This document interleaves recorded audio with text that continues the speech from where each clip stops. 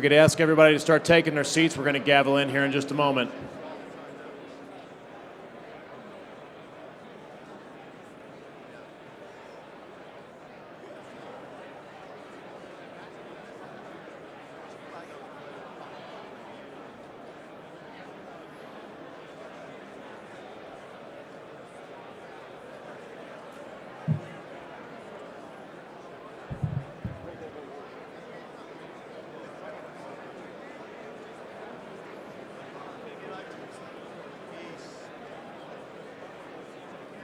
Yes, sir.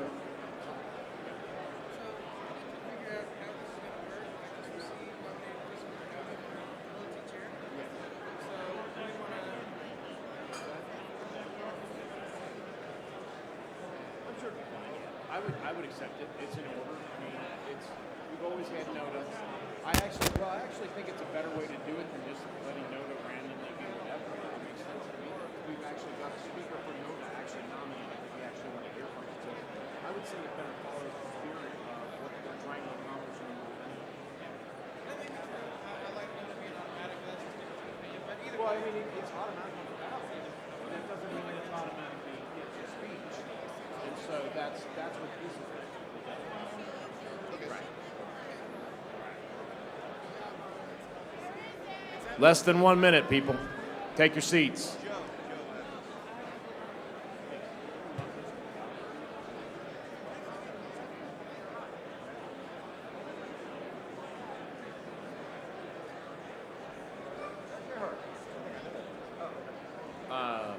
Eric Gerhardt, I have your cell phone.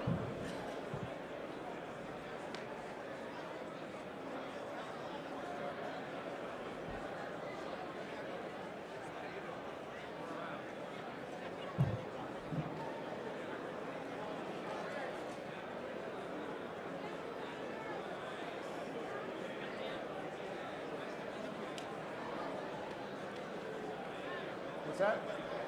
Thank you. Eric Gerhardt.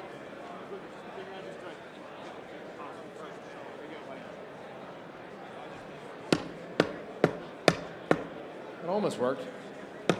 Yeah, this table's a little weak. Good morning! Welcome to day 2. Those of you that were disappointed I wasn't here yesterday, I hope are not more disappointed today than I am. All right, in the order of the agenda.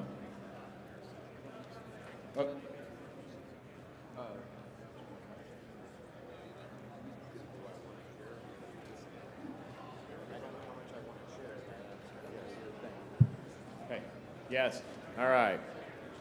So those that don't know, Ms. Bilyeu is indisposed this morning, and so I've been asked to preside, and that's how I ended up here. So that's that. All right. So in the agenda, we are at the chair's race. I believe we have nominations for how many candidates, Mr. Secretary? we have not nominations. I'm sorry, petitions. Yes, we have petitions for Mr. Dasbach, Mr. DeRazio, Ms. McCardle, and NOTA. All right. So at this time, we have nominating petitions for those 4 candidates for chair. So they are eligible to be nominated from the floor. Mr. Chairman. Wait, I'm sorry, I'm still getting used to getting blinded. So, voice of God, where are you? Mic 1, Dan Lewis, delegate of Illinois. Okay, hang on. Raise your hand. I actually don't even know which one's mic. Okay, thank you. Microphone 1. There's microphone 1. Awesome. All right, we'll get this going. Yes, microphone 1. Please identify your name and state, please. Dan Lewis, Illinois.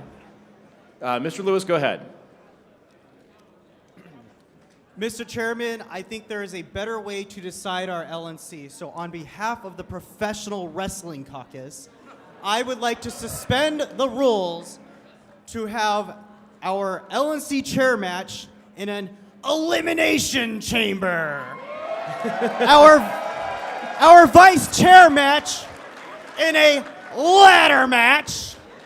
Secretary and treasurer in a tag team tornado match. And lastly, our at-large match, our at-large election in a casino battle royale. Sponsored by the Professional Wrestling Caucus and the Cracker Barrel Caucus. While the secretary very much appreciates the motion, he's going to need it in writing if you want it in the minutes. Angela says that she All will right. wrestle in that elimination chamber. Okay, there's been a motion made. That is a lot of seconds.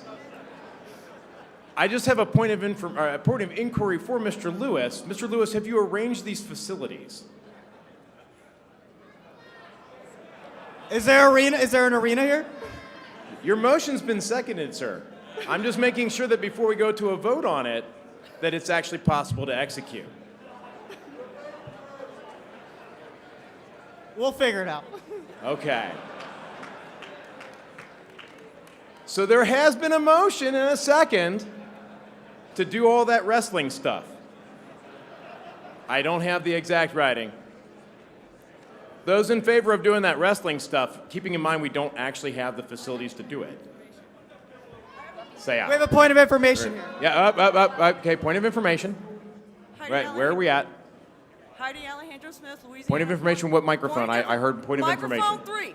Microphone 3. Or this one. That's one. I'm Okay, sorry. I don't know which one's 1 or 3 either. I'm I sorry. don't know neither. Yeah. So, Yes, over here. Heidi Alejandro Smith, Louisiana, point of information. Yes. We do have available room back here by the bar. Okay. All right. So we're out of vote. Those in favor of doing the wrestling thing, let's just do it voice. How about that? Say aye. All right. Those opposed? All right. Aw, We've got the man. silly fun stuff out of the way. The motion fails, but thank you, Mr. Lewis, for the motion this morning. Mr. Chair, Let's keep it light today. Let's do that. Mr. Chair, Yes. would it be in order to begin the nominations? Yes, it is in order. I hereby nominate Angela McArdle for chair of the National Libertarian Party. Sir, I'm pretty sure I recognize you, but could you state your name and delegation, please? I'm Scott Horton, and I'm from Texas. Thank you, Mr. Horton. We don't require seconds on nomination. Okay. Mr. Horton, thank you. Ms. McArdle is nominated. Are there any further nominations on the floor? Yes, one more. It looks like over here on this side, which I don't remember what microphone number. Number 3. Jessica Etheridge from South Carolina. I nominate Steve Dasbach. Mr. Dasbach. And I apologize. I should have asked Ms. McArdle, but I assume by the response that she was at the microphone. Mr. Dasbach, you accept the nomination? Good deal. Thank you. What was the name, Steve? Can you, Mr. Chair, microphone 3. You read off a list of people that had submitted petitions. Can we get that list on the screen for people to see, please? okay. And while the secretary is doing that, who was the nominator again for Mr. Dasbach? I'm sorry, we didn't catch the name. I think it was South Carolina, but I didn't catch the name. Jessica Etheridge. Thank you very much. While we get this up here, So, all right. just be at ease for a moment.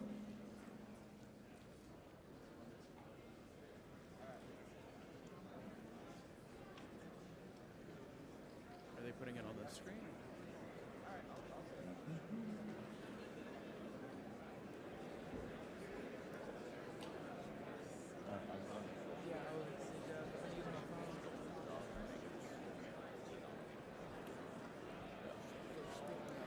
Mr. Melman, I have a nomination at microphone 1.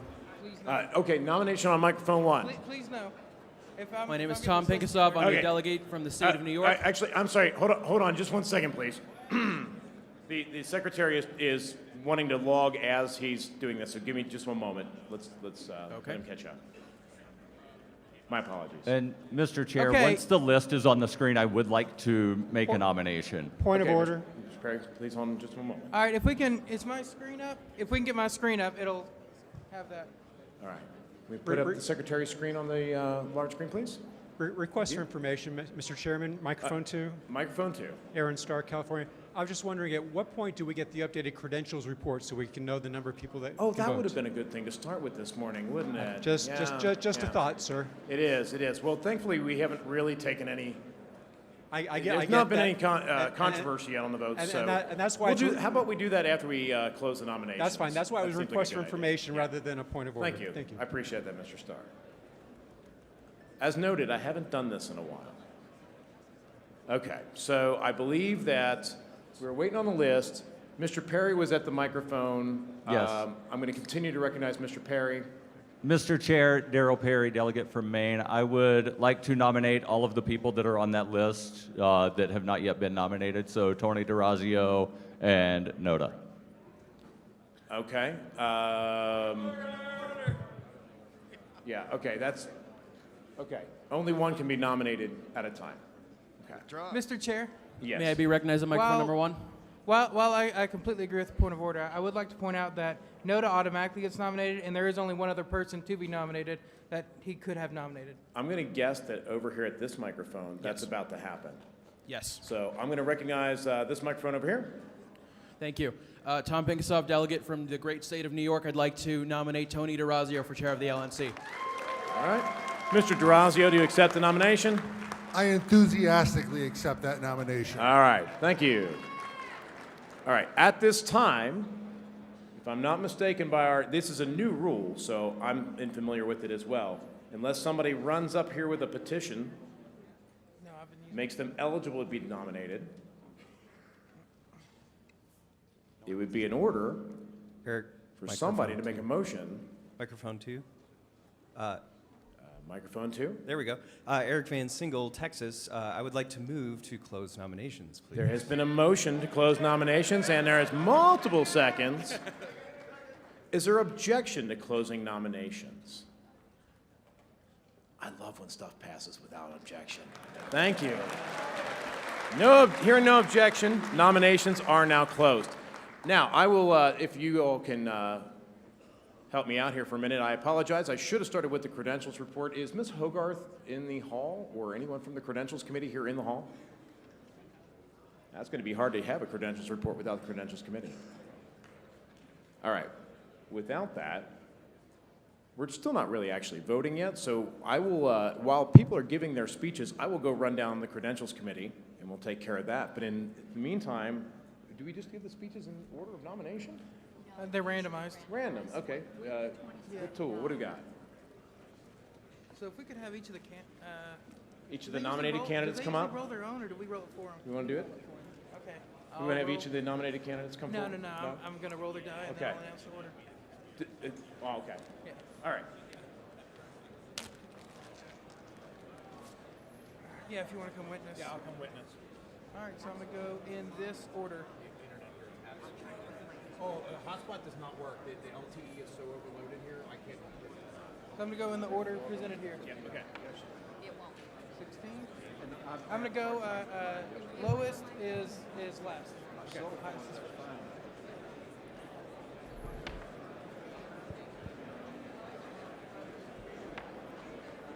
Uh-oh, tie. Yeah. We're going to roll against Mr. Chair? Oh. Yes. We're just doing chair. What's that? What? Mr. Chair?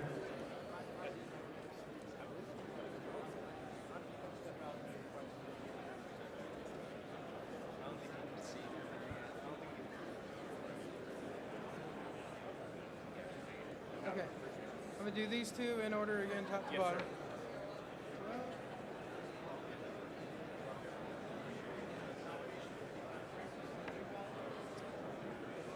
Oh, that's not a bad idea. That's not a bad idea. So it looks Actually, what I'll do is this. Okay, I witnessed all that. All right, somebody has asked that, how can we make things more efficient? That's not a bad thought at all. If you've got a nominating petition out there on the floor, Mr. Chair? you can turn that in at any time. Yes. I hear. Hi. Hello. I have an update on a report on the credentialing report. Yes. It's going to be here in 10 minutes, according to Ms. All right, 10 minutes. Thank you very much. 10 minutes for credentials. All right, Mr. Wolford. Yeah. All right, if somebody can put my screen back up on the projector. All right, you'll see on the right, there are the candidates, to the right are the roles, and to the far left is the order they will be giving speeches in. So first, Mr. D'Orazio, second, Ms. McCardle, third, Mr. Dasbach, and fourth is Noda.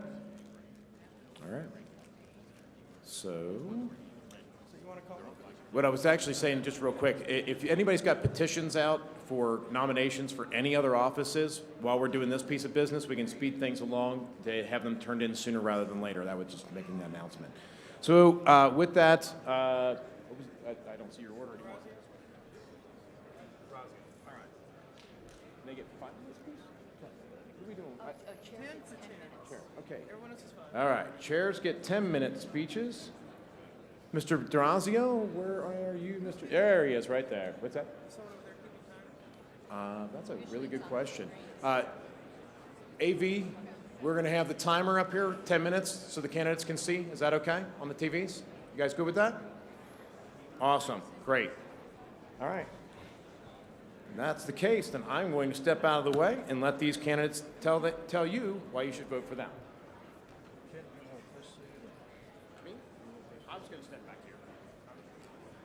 Good morning, everybody. I heard a couple of them. Thank you. I'm Tim Yao, the state chair of the great state of Michigan Libertarian Party. I was expecting more heckling from the Ohio side. But I'm here to talk to you about my friend Tony D'Orazio. It's kind of weird to stand before you and in essence tell you, hey, I like this guy. He would be perfect for the Lion's Den. Normally, friends don't let friends run for LNC chair. On the other hand, he is committed to the idea and no one has been able to sway him. So here we are. Tony is the only candidate in this race committed to inclusion, committed to growth through retention. In other words, no purges. Committed to acceptance and liberty for all. He isn't here for special interest, for self-interest. He is doing this out of the love for the Libertarian Party. Plain and simple, he is here to bring people together. He has brought warring factions together and helped them find ways to operate like a productive, well-oiled machine, and he can do it again on the national stage. And let's face it, that is what we need more now than ever. In conclusion, let me remind you that we are libertarians. We have made it a habit to vote for the one who wasn't allowed on the debate stage.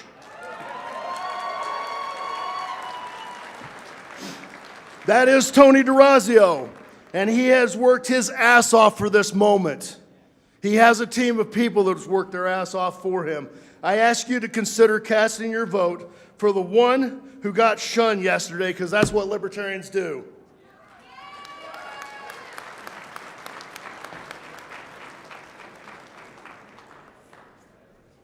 Good morning, everybody. I'm not going to be able to follow that just quite as well, but I'm going to do my best. I'm Tom Pinkasov. I'm a delegate from the state of New York. I have a few positions in the local party, but you guys don't really care about that. You are here to learn about Tony D'Orazio and why he's running for chair. Tony is a friend of mine. He is like a brother to me. I've known him for a couple of years now, and I cannot be more proud to endorse him and support him and nominate him for chair of the LNC, even though he really shouldn't be doing this to himself. Tony is doing this for the party that he has given a quarter of a century to, half of his life. He has been in the party since 1996 and tirelessly volunteered and given money ever since. We're not at the point where we need a candidate who will give everyone a seat at the table. We need a candidate who will get people back to the goddamn dining room. So I ask that you guys join me in supporting Tony D'Orazio for chair of the LNC because he wants to do this for some reason, so let's give him a shot.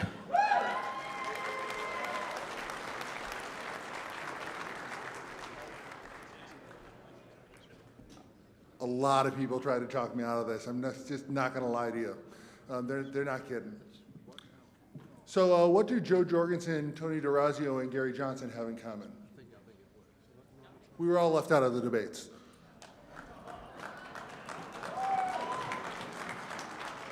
But it's not the only thing that we have in common. I can sit here and talk to you about all my plans for the party.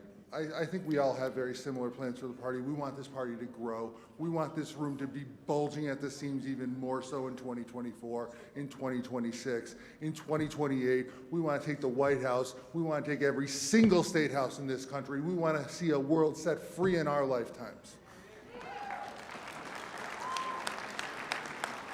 We have the best platform in American politics, one that speaks to that world set free in our lifetimes, one that speaks to personal responsibility and personal freedom, and against the goddamn cult of the omnipotent state.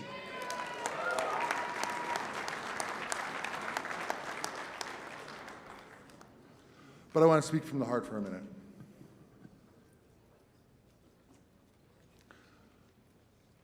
I first became a libertarian in 1996. I was party shopping like so many of you have. Maybe you were Democrats, maybe you were Republicans, maybe you just didn't know where you were, like 40% of the American population. I discovered a man named Harry Brown when I was doing that party shopping, and his platform, which was essentially burn the government to the ground, it scared the hell out of me, not gonna lie. But I did my research and found out where he was coming from. I gave a call to the Libertarian Party of New York one night after work. I figured, you know what, I'm gonna get maybe a voicemail, I'll leave my address, they'll send me some literature. No. A woman named Dottie Lou Brokaw answered the phone. Never forget this. This is a conversation that changed my life. She came inside for an hour. We talked about Harry Brown.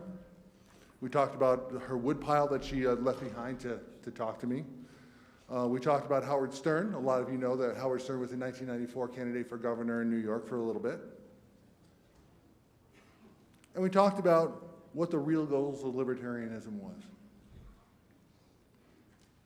Moving towards a world set free in our lifetime. That's a phrase that she used. It's a phrase I've heard repeatedly since then. And it's a phrase that you're going to keep hearing me use over and over again as your chair.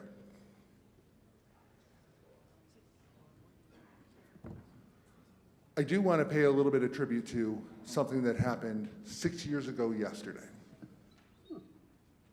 How many of you were at the 2016 convention? Show of hands. Quite a few of you. By the way, how many of you, is this your first convention ever? First national convention?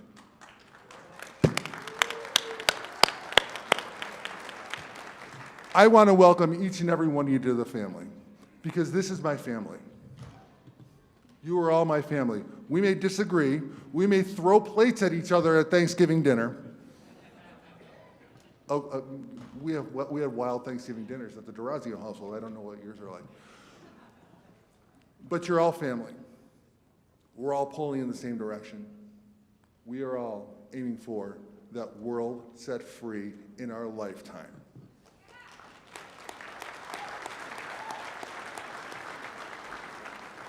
At that 2016 convention, which really energized me, I was not there. I was watching it on C-SPAN, unfortunately. There was an exciting presidential debate. John McAfee, Gary Johnson, my friend Austin Peterson. Like 3 claps. I know a few of you are going, Austin who? Sam, I know you're saying Austin who. I know you're saying Austin who.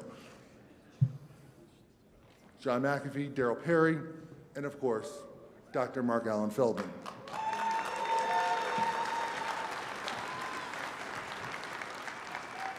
From the great state of Ohio, go Buckeyes, I don't care what Tim says.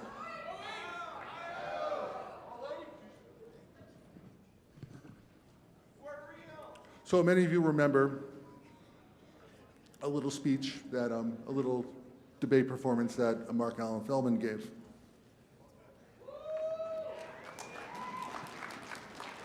about being that libertarian.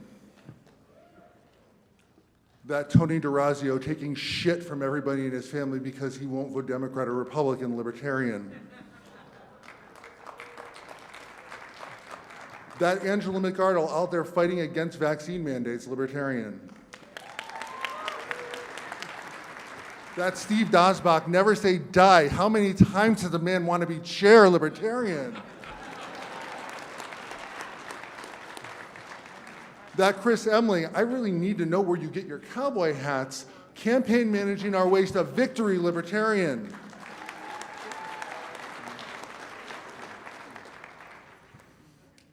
The Jen Moore leading the Libertarian Party of Pennsylvania to 170 victories last year, libertarian. The Larry Sharp standing in front of the party, leading us from the front in New York where we are getting our ballot access removed again and again, libertarian.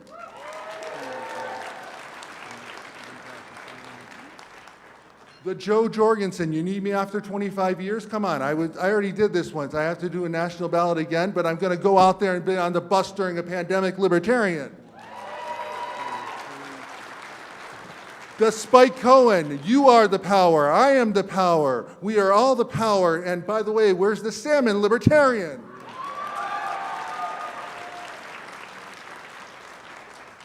The John Phillips, you can fuck right off, libertarian.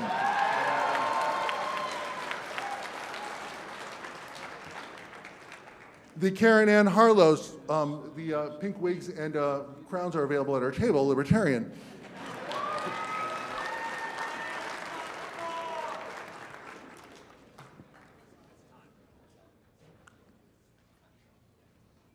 You're all my libertarians. Whether you've been in this party for 1 day, 1 week, 1 month, or your lifetime. You are all that libertarian. You are all out there fighting for liberty. You are all out there defending candidates. You are all out there screaming, end the Fed. Someone is gonna get up to the microphone at some point during this convention, asking for a point of information from the chair, asking if taxation is theft. 1-800-ELECT-US, LP.org.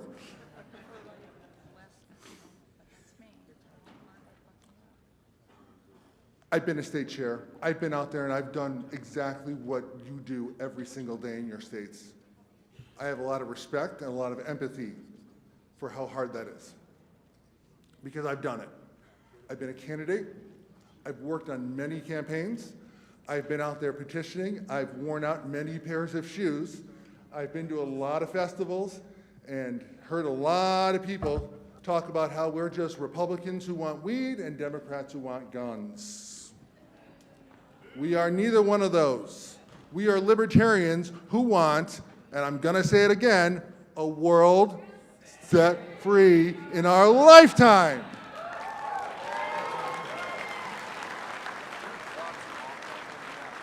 I'm out of time? Okay, well then I guess I have to wrap up because the clocks are off. I guess we don't know how to keep time, libertarians.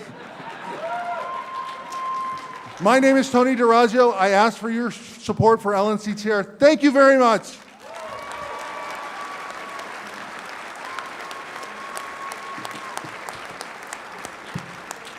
Thank you, Mr. DeRazio, and I apologize for whatever reason. My clock said well over 10 minutes there, so I apologize to those, to Tony on that. And those that follow know that we are actually trying to keep real 10 minutes, so you may want to bring your own timer up as well. We have a credentials report. Let's do that real quick. Good morning, folks. For Saturday, we have 1,129 people checked in. Eligible, let's see, delegates and alternates who are eligible to vote in their state because of unfilled delegations. So a voting population of 1,005. That gives us a quorum, yeah, that's good. That gives us a quorum of 402. A majority of 503, I'm looking for Aaron. Check my numbers. 2/3 number of 670, and a 7/8 of 880. Thanks.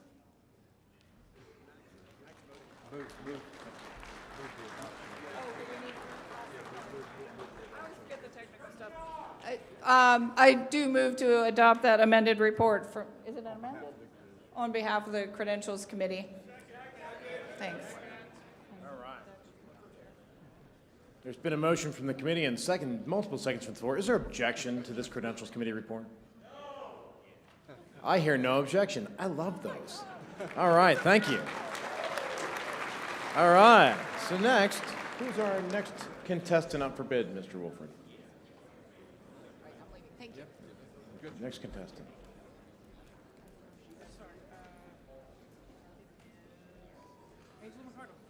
All right, our next candidate to be heard is Miss Angela McArdle.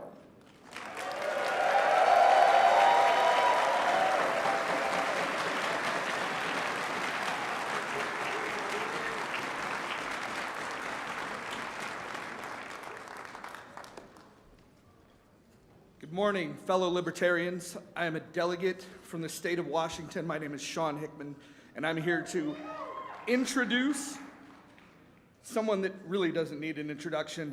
He's the host of the Scott Horton Show, the director of the Libertarian Institute, editorial director of antiwar.com, which you should all visit frequently.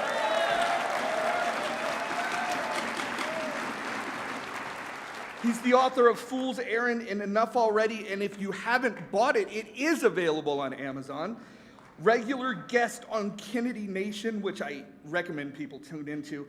But most importantly, he is the guy that kicked the shit out of Bill Kristol at the Soho Forum last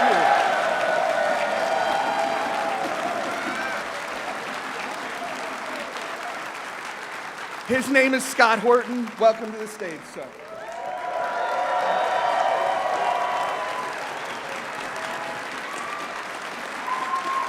Thank you, everybody. Appreciate it.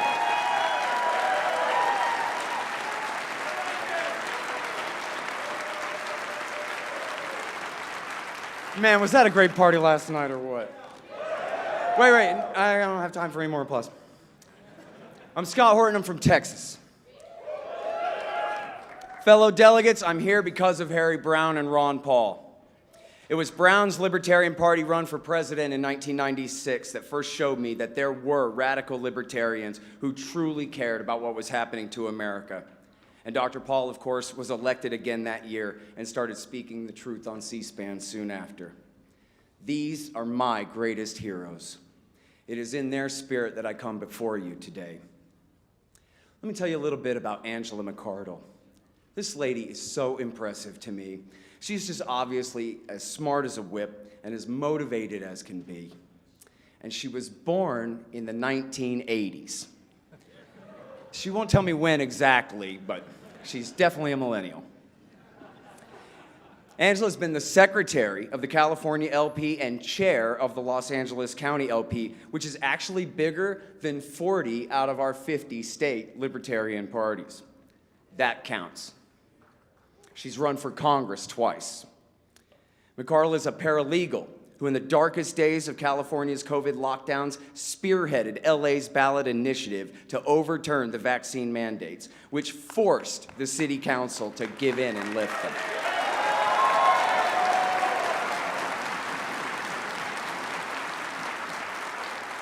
Angela and the entire LA and California Libertarian Party deserve a hell of a lot of credit for that. McArdle argued against the vaccine mandates at the Soho Forum in New York and won. She organized one of the largest anti-lockdown rallies in LA, organized a black market to keep salon workers employed during the lockdowns. She produced an anti-lockdown documentary called The Unseen that aired at the Anthem Film Festival. And perhaps most important of all, she provided pro bono legal defense to countless businesses that defied California's lockdowns. I wish I had the time here to really describe for you the depth and heroism of the work that she did on this. True story. At the Texas convention in Dallas, I asked Steve Dossbach to quit the race and endorse Angela. I know, it was kind of a long shot. But what I said to him was, I've been everywhere in this here land for the last few years giving anti-war speeches to Libertarian Party state conventions. Made some good friends too. And in almost every state, I heard the older leaders say this was the biggest convention they'd ever had, or had in many years. Like my anti-war speaking tour, this is due to the Mises Caucus and the major effort that they've made to bring the movement into the party.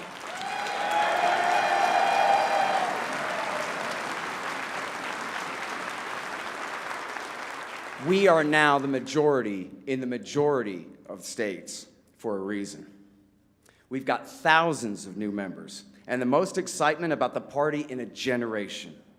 Instead of acting like King Canute, trying to turn back the tide, the wave of the future, you should be opening the door wide and welcoming this massive movement of millennials and Generation Z into the Libertarian Party.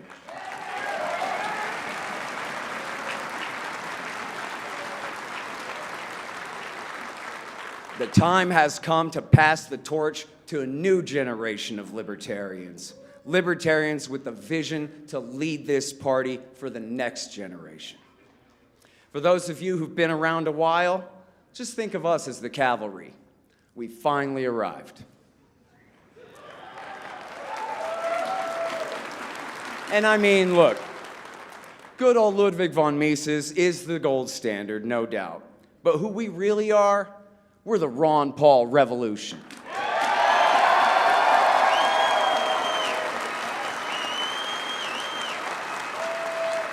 We are the libertarian movement.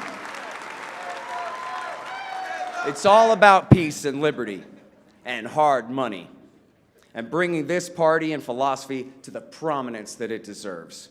This is such a huge opportunity. While the other two parties continue ruining everything, the National Libertarian Party under McArdle's leadership will focus on obstructing and ending the worst things our government does first: war and world empire, the remnants of the COVID regimes, the Fed, inflation, bank bailouts and corruption, gun control, the income tax and IRS, and plenty of other departments and agencies along with them, because we are going to lead the call for a truce in the American culture war. Most Americans are as sick of it as we are. It's crucial that we put a major emphasis on the 10th Amendment and strong federalism, decentralized authority, so that Americans can live and let live and stop fighting so horribly over control over so much centralized power. Now is our chance. We will dominate the political conversation in America in the years 2023, 24, and beyond. Let's have the courage and the vision to take a bold stand for liberty. And let's do our best to emulate the good doctor. First and foremost, decency. Then, a solid commitment to libertarian principle, real history and economics, rolling back the state, and achieving liberty in our land, in our time. That is what we will see under Angela McArdle's leadership. Because this is the future I want for the party and the country, I hereby nominate Angela McArdle for chair of the National Libertarian Party of the United States of America.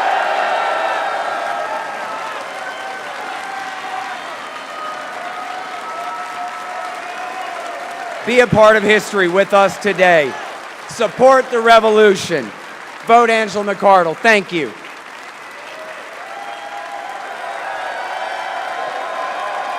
Hey, guys.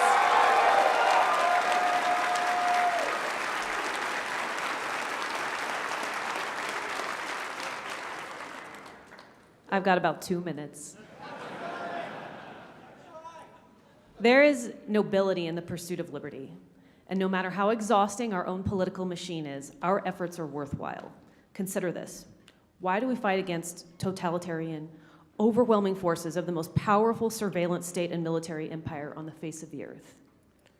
It's because of the children you tuck into bed every night, because they deserve a better world, because of your hopes and dreams and the work you've put into building a life for your family and your loved ones. It's because there's goodness in this world worth fighting for. Consider this. The state of the world is pretty rough, but people are getting paid in Bitcoin. Truckers and nurses led protests for freedom. Peaceful secession is actually being discussed all across the political spectrum. There's a growing food freedom and medical freedom movement, and we're blessed to live in the information age where it's easier to spread our message. We have a great responsibility to cut through the noise and guide people out of the political wilderness, and we have the ability to do it. I am going to help you mold this party into a force to be reckoned with. We are going to lead the charge against the state with principled messaging, enthusiastic candidates, and single-issue coalitions. We're going to fine-tune our processes and become more and more effective. This convention is a refiner's fire. There's pressure and heat and some pain, but we are going to come out golden with a deeper understanding of our purpose and how to achieve our goals. So let's get ready to contend with the state. We're about to begin an incredible journey together, and I'm really excited. Let's rely on the wisdom of our elders while leveraging the enthusiasm of our youth. Let's become strong enough to wrestle with angels and take on any obstacle that God, nature, or the state sets in our path. It takes a lot, but let me shoulder that burden with you. Thank you so much to everyone for showing up and helping to make this possible. Thank you for believing me, and thank you for all of your support. I'm so excited to work together. And thank you so much to Austin, who has been so supportive and has really made this possible. He's an incredible provider. Please shake that man's hand. Thank you, guys.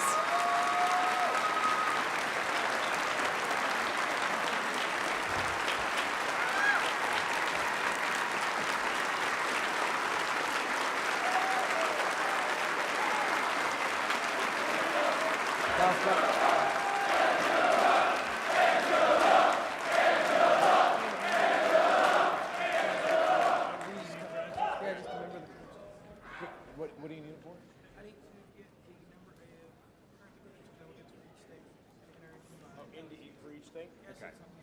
We need a member of the Credentials Committee. The Secretary does, while we're giving this last speech, or potentially last speech, maybe.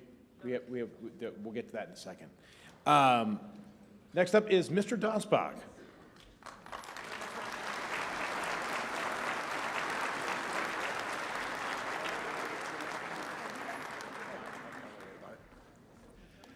Thank you all. I'd like to start by thanking former LNC Vice Chair Karen Allard, current South Carolina Vice Chair Jessica Etheridge, and Mayor Kalish Morrow from California, who were slated to come up and do the nominations for me. But after yesterday, I decided that I wanted to take a different approach in this and make it less about me and more about our future. I've been involved in this party for a long time, the movement even longer. I was involved in starting a libertarian group at Michigan State University back in 1974. Became involved in the party in 1979. A friend of mine and I contacted the national headquarters to ask who was running the Clark campaign so we get involved, and they said, funny you should ask. And my friend Joe Haltman was suddenly running the Clark campaign in Indiana, and I was working with him. So, and I'm sure that many of you have found yourselves in a similar position where you joined and all of a sudden you were in charge of something. Yeah, I see a few nods there. And I got involved in this party not because I expected victory tomorrow, but for my children and my grandchildren and for the generations that follow. Because we have to be looking to the future. And that future involves building a broad-based libertarian party and libertarian movement that goes far beyond where we are now or where we have ever been. There are 30 to 60 million people in this country who hold generally libertarian beliefs. That is who we need to be reaching out to. Yesterday, at the end of the chair's debate, Mark Montoni brought up, as part of his question, a key point. We need to be thinking not in terms of tens and 20 and 30,000 members, but hundreds of thousands and ultimately millions, because that's what it will take to beat the Democrats and Republicans and truly turn back the cult of the omnipotent state.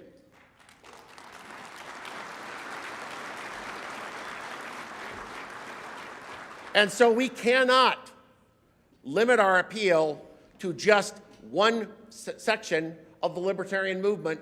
I don't care which section it is. We can't limit ourselves just to radicals or just to pragmatists. We can't lean ourselves just to the left or just to the right. We can't focus on just a single caucus. We have to reach out to all libertarians, and we have to welcome all libertarians.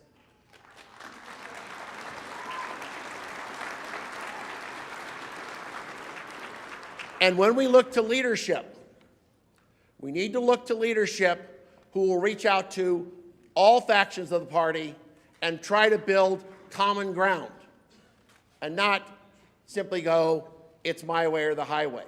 That's an attitude that has to pervade this party from all levels if we want to succeed. Because we can't afford to turn anyone away who is in our libertarian quadrant.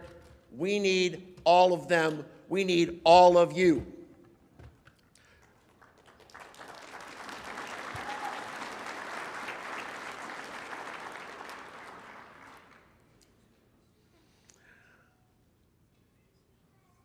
One of the things that has been the most frustrating to me in my 43 years in the history of this party is we have seen things tried over and over again with the same results. And we sometimes forget that we've done those things. We've tried really edgy messaging. We used to have a name for it. It was called the Libertarian Macho Flash. It didn't work. We've done strategic planning. We did one in 2001. I sat through all of the boring sessions doing it. And they revised it and everything else for the next few years. And our membership and our support was stagnant. And in fact, there's only been one period in the 50-year history of our party where we had sustained growth. It was the 9 years that I served as chair and then as executive director, not because of me personally, but because the party focused on growth.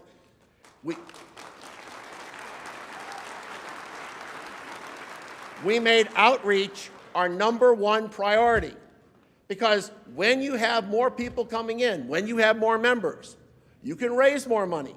You can have a professional communication team that can get hard-hitting releases and tweets and everything else out in minutes or hours, not days, weeks, months, or ever.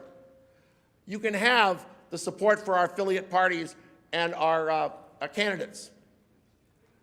And you've got, for our affiliates, you've got the personnel you need to organize unorganized counties, to make sure you don't have to keep reorganizing the same county over and over and over again. You've got the pool to recruit candidates, and more importantly, to recruit campaign managers and campaign staff. One of the hardest problems our candidates have is to put together a team to support them as candidates. In fact, one of the things I'm especially proud of this campaign cycle is the campaign manager for our Secretary of State candidate in Indiana is a woman by the name of Stephanie Dasbach, my daughter-in-law.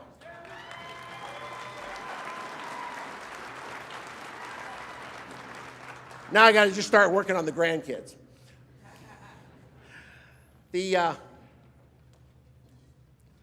We need that focus on growth, and the opportunities are out there. Registered libertarians have grown from less than a couple 100,000 when I was chair way back when to over 700,000 now. We should be reaching out to those people as they register and asking them to join and get involved. We've got over, I think, 700,000 people following our Facebook page, 500,000 that were following Joe Jorgensen, people that are following and both the tweets and the Facebook for Spike, for Joe, for Justin Amash, all kinds of libertarians out there. We need to be reaching out to those people. The audience is out there. The people are out there. We don't have to change their minds. We have to find them and let them know that we're here. I've talked over the years, decades, to countless libertarians asking, how did you join the party? What made you join? And it almost never is it, well, I talked to some libertarian and I went, my God, I've been wrong my whole life. I've suddenly changed my entire worldview. That's not what happens. What happens is they heard a libertarian, typically a libertarian candidate, most often a presidential candidate, and they said, my God, where have you people been all my life? That's what I believe.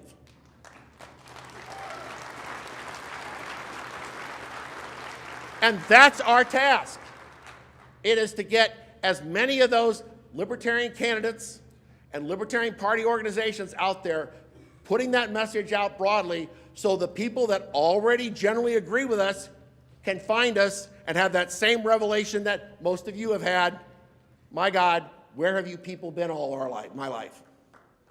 So I would ask for your support for chair as an indicator of your support for a broad-based libertarian party. But most importantly, whatever happens at this convention, go forth and work together to bring us liberty in our lifetime. Thank you.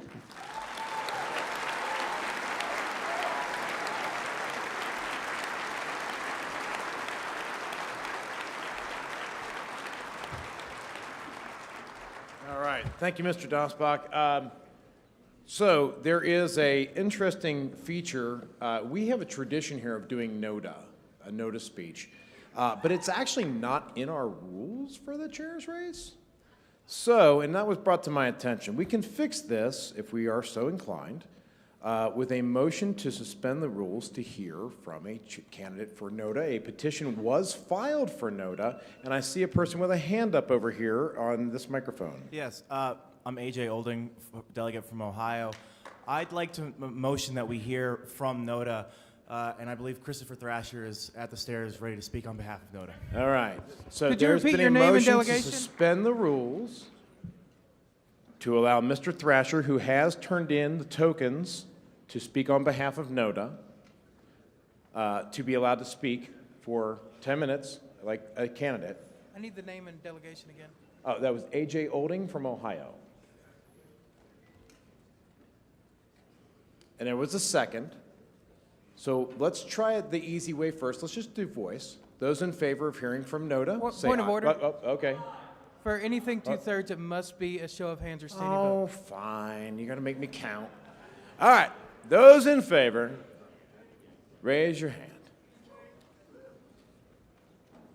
By the way, this is a lot harder from this perspective, just in case you're wondering.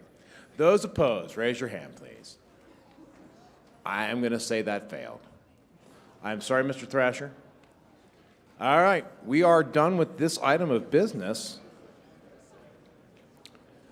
We are now to... Microphone 2, seeking to be recognized.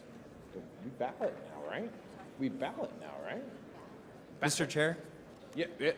Hi. Hi. Microphone 2. Yes, microphone Eric 2. Van Single from Texas. Yes. I would like to make a motion to suspend the rules for NODA to speak for 2 minutes. All right, there's been a motion for NODA That to might not speak. be well received, but the reason for doing so, I saw Not Yep, fair debatable. enough. Not debatable. All right, motion to suspend the rules to hear from NODA for 2 minutes.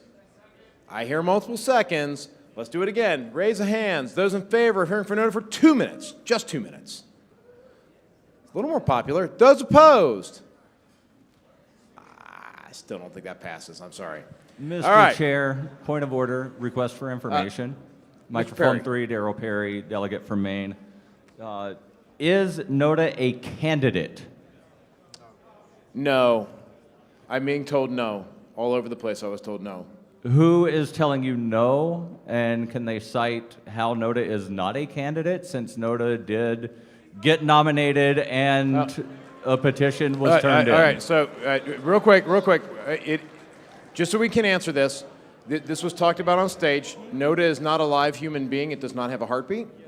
So it can't even accept a nomination. It is therefore a concept. Legitimately, there is a case to be made as NOTA as a candidate, NOTA as a concept. In our tradition, it's always been as a concept. And without getting too deep into the nuances of alternative voting methods, Mr. Perry, I believe we're ruling that it is a concept. Point of order, Mr. Chair. Yeah. Yes. I hear Mr. Thrasher. Yes. As I recall, the petition that was submitted as per the rules did have a name associated with it. Is that correct? It did list you, Mr. Thrasher, as speaking on behalf of NOTA. Yes, sir. So would that not, in effect, make NOTA a person in this case? Point of order! Mr. Thrasher. Point of order! Stop grabbing the microphone! If I may, Mr. Thrasher, I'm going to quote a previous chair. I would like to ask you to read the room. Mr. Chair, I'm sorry. I would still very much like to hear your ruling, sir. Mr. Thrasher, I'm sorry, I couldn't hear you. I would still very much like to hear your ruling on my point of order, sir. Good, sir, I might add. All right.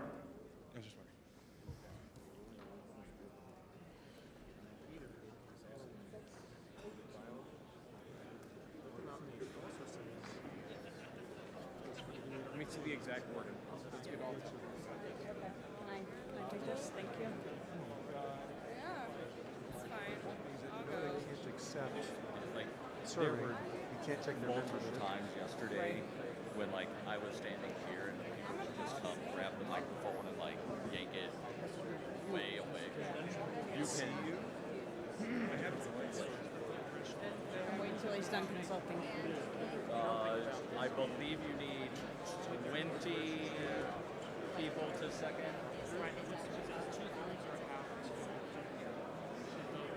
Oh. No, we would need to suspend the rules. I'm going to, no, I'm going to try doing a request for information of whether or not the petition turned in from Thrasher can be considered a nominating petition for Thrasher. Here's the question. To nominate him as a candidate. Because his name was on the petition. And no, it was NOTA, but his name was also on. And the reason I asked is NOTA a candidate of all candidates nominated? So is NOTA a candidate? Right. And I know we've had this debate multiple times in previous years. Sometimes it's a candidate, sometimes it's not.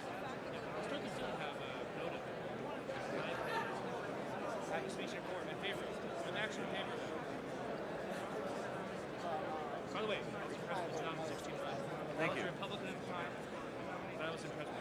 Thank you. Yeah.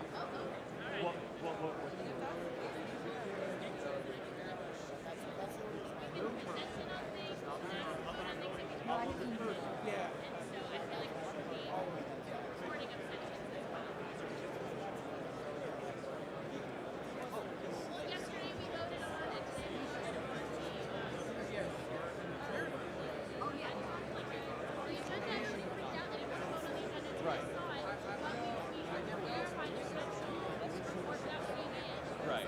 Okay, it's like, no!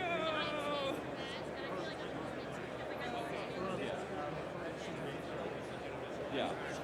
I'll let you raise your... All right. Hi, everybody. We're back. Let's. I apologize. Just want to make sure we're doing everything crossing T's and dotting I's. All right. So in our convention rules, Rule 7, we create a specific exemption to be able to hear from none of the above. It is explicitly listed in Rule 7. for president and vice president. Right. In Rule 8, we then go to officers and national committee, where no such exemption or carve-out exists. I didn't write them. I didn't write these. I was on bylaws committee. Y'all want to get through a lot of business? There's a lot of stuff we propose to clean up. I promise. So, I am going to rule that without a suspension of the rules, that NOTA cannot speak for anything other than president and vice president. I appeal the ruling of the chair.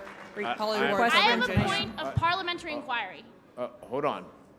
I heard the appeal of the ruling of the chair first. So that was where? That was over here, right? Holly Ward from Virginia. Holly? Hi, Ken. Hi. Hi. Go ahead. All right, so you're appealing the ruling of the chair. I am. As you know, Ken, I gave part of the notice speech to the LNC for you when we had that vacancy. It's a long-standing tradition to hear from NOTA. I feel a certain some way about silencing people that want to vote for NOTA. I would hope as libertarians we all feel a certain some way about silencing our options at a ballot. All right. I will point out that it is a long-standing tradition. I will agree with you on that. I will say that by the rules, rules always trump tradition, and so that's why I ruled the way I did. That said, I will now point out that we are spending more time than we would have if we had just given 2 minutes of speech. I'm just going to point that out, that in typical libertarian fashion, we're spending 10 minutes to save 2. So, all right, there was something over here at this microphone. Janie Wolf, South Carolina. Ms. Wolf. Is there a reason we're not measuring or counting abstentions when we vote on motions? I know that we've been presented with a couple of different motions where we're asked to vote on something that we haven't even seen, and abstentions were not recorded. So typically speaking, motions are of those voting unless it is explicitly outlined that it is of the entire body. Okay. So if a vote is of the entire body, so 7/8 of the entire convention, that would then the abstentions would absolutely be counted. But if it's just a normal vote, then we only count the ayes, the nays, we calculate those out, and it's just of those voting. Does that make sense? Yes. Okay, thank you. Mr. Chair. Where? Number 2. I call for orders of the day. Okay, orders of the day. All right, we are at the end of nominations, although there was a appeal. Where were we actually at? Mr. Chair. The appeal. No, there was an appeal from over here from Ms. Ward. Thank you. Yes, orders of the day would have us settling the appeal of the chair. Correct. Thank you. Is that Mr. Longstreth out there? I thought I heard that. Hey, how's it going? All right. So, all right. Yes, the appeal of the chair. I don't even remember. It is debated. Okay. So Ms. Ward gave her reason and rationale, and then I explained my side of it.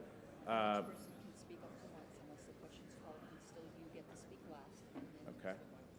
Okay. So.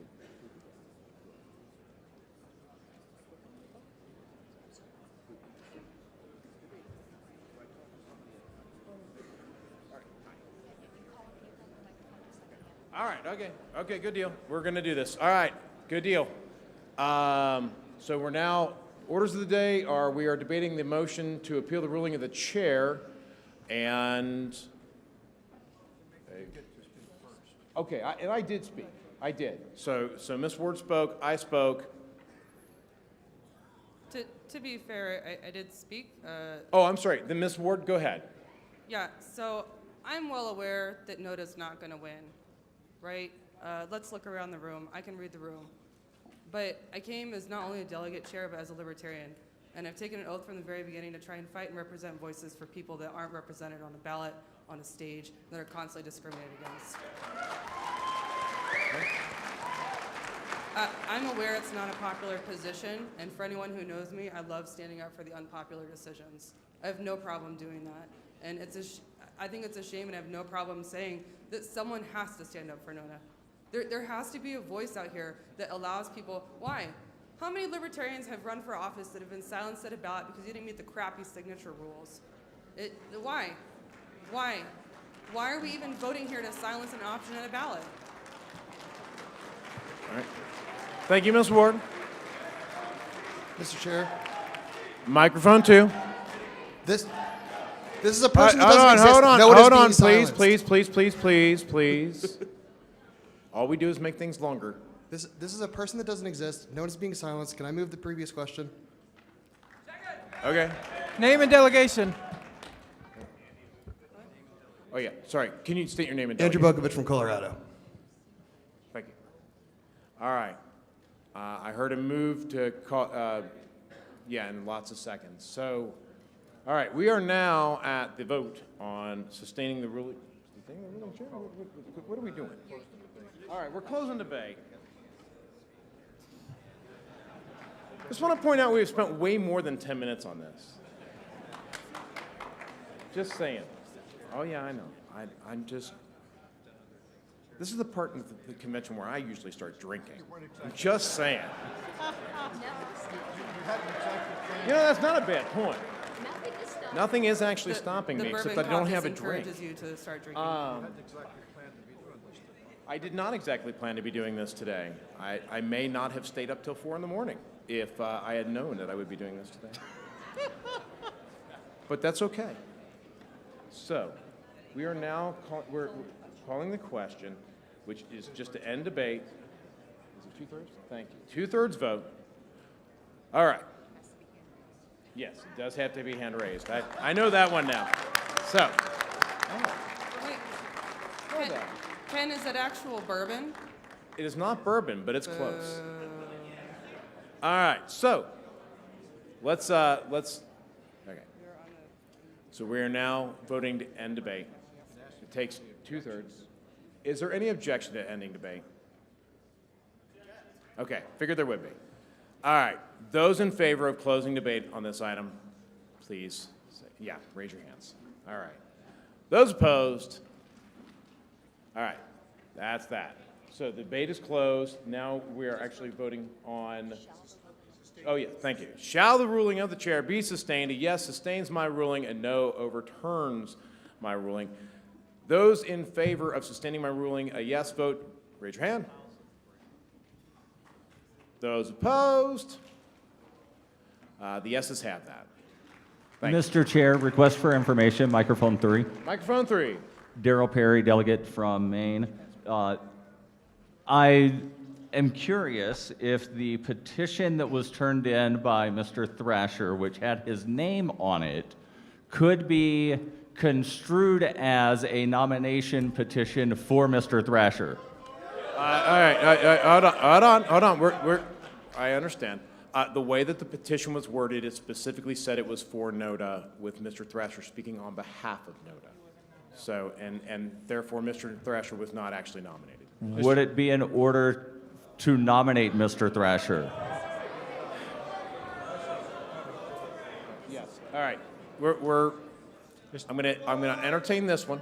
I'm gonna say that, technically speaking, I think we can still suspend the rules, or no? There could be a suspension of the rules. Oh. Right. You hit. I am not seeking to suspend the rules. I'm asking, would it be in order to nominate him? Not at this time. Okay, thank you. Thank you. All right. All right. Are we voting now? Is this what we're at now? Are we finally voting? We voting? We have election sheets. This is awesome. This is the part that actually counts. We're voting. Uh-oh, Mr. Starr's at the microphone. I'm worried. No. Okay. No. All right. Listen, folks, you may not like him, but he's always right. I'm almost always right. I'm not kidding. All right. So, all right, we're voting, right? We're voting? We're voting? This is really yes, quick. please, Mr. Secretary.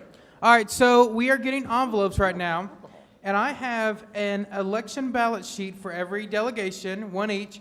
So I need one, and exactly one, in a minute, don't get up yet, representative from each delegation to come up and get their sheet.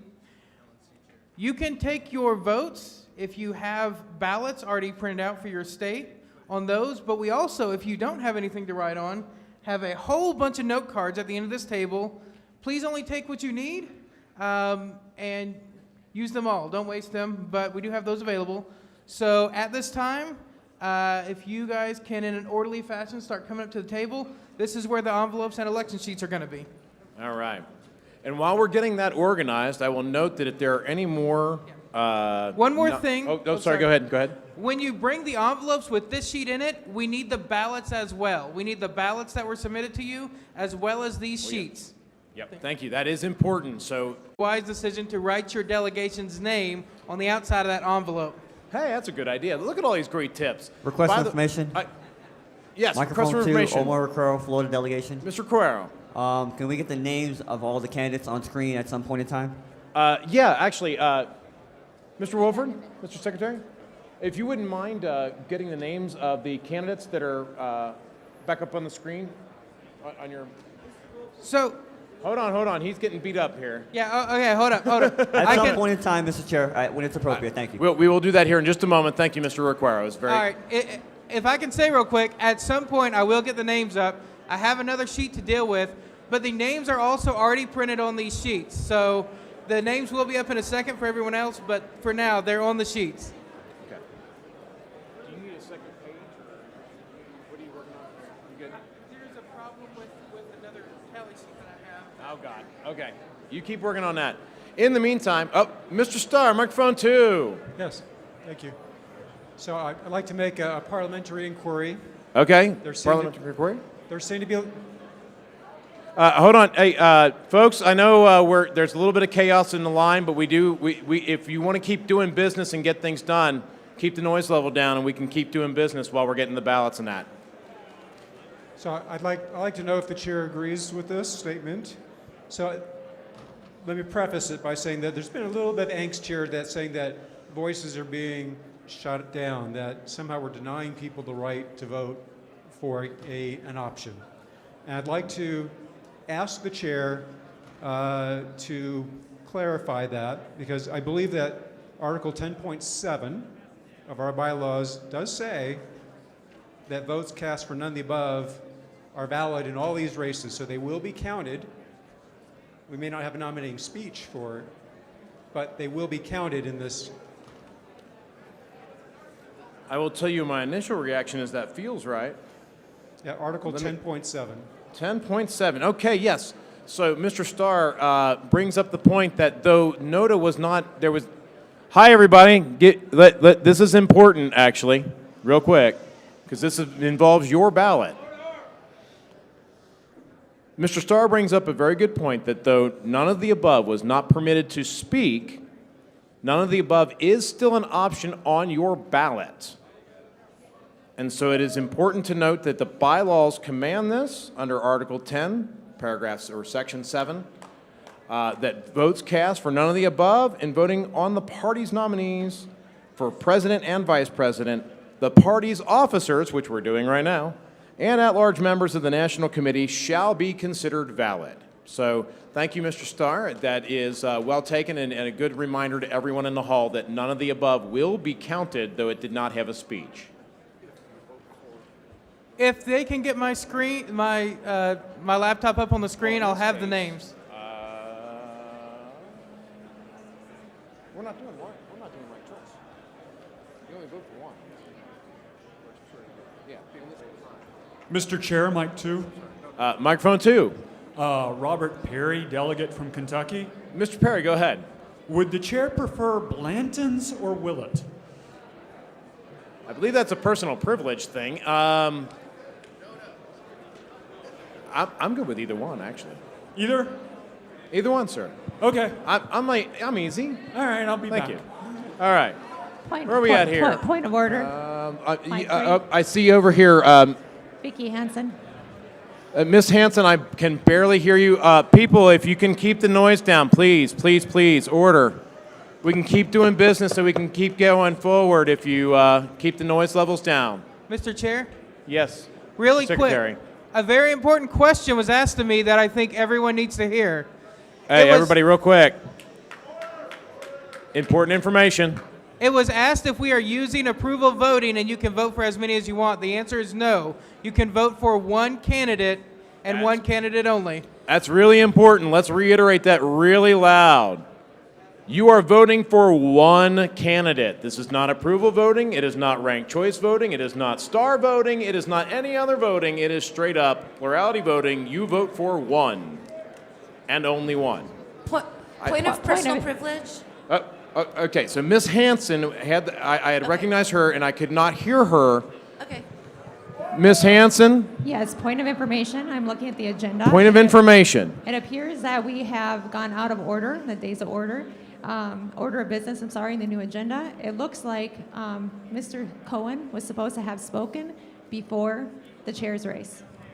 Who was supposed to have spoken? Spike Cohen. Tasha's husband. I am corrected. Tasha's husband. Oh my gosh. Okay. You know, you are correct in that. I would suggest that perhaps we pretend like that didn't actually happen, but maybe during the tally, if Mr. Cohen is here in the hall,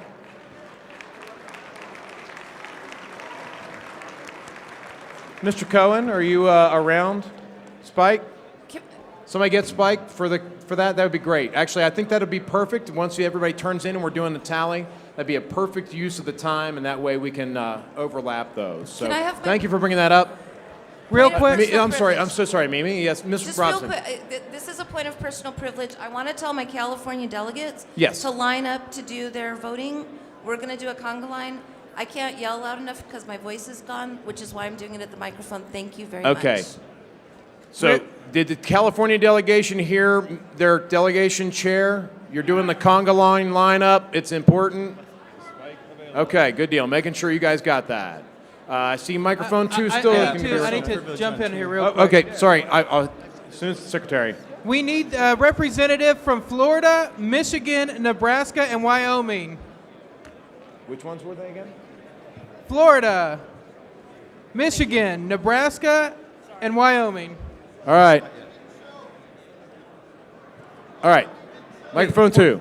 Eric Van Single, Texas. I have a. All right. I'm sorry, sir. I'm having trouble hearing you. If the hall could quiet down a hair, please. We've still got business going. I know it's exciting to vote for chair. I know this is what we're here for. It's exciting. I'm here for the bylaws committee report. Me but too. Yeah, bylaws geeks unite. Microphone two. Yes, Speak into the microphone and, Yes. and shout over these people. Shout. Hello, Eric Van Single, Texas. Point of personal privilege, and what you're just talking about is my point of privilege here. I can't hear. Okay, yes. I would request the chair to indulge me in standing at ease while we're handling the votes here. Okay. There's people yelling right now. I can't even have a conversation with you. All right. That's to not a conduct bad business point. is not As the gonna be good. delegations, different sized delegations have different things to wrangle, and so it can be hard to tally votes. So we're going to stand at ease Thank for you, a few Chair. minutes here, while Mr. Cohen is also tracked down for our tally speech. Mr. Chairman, microphone 3.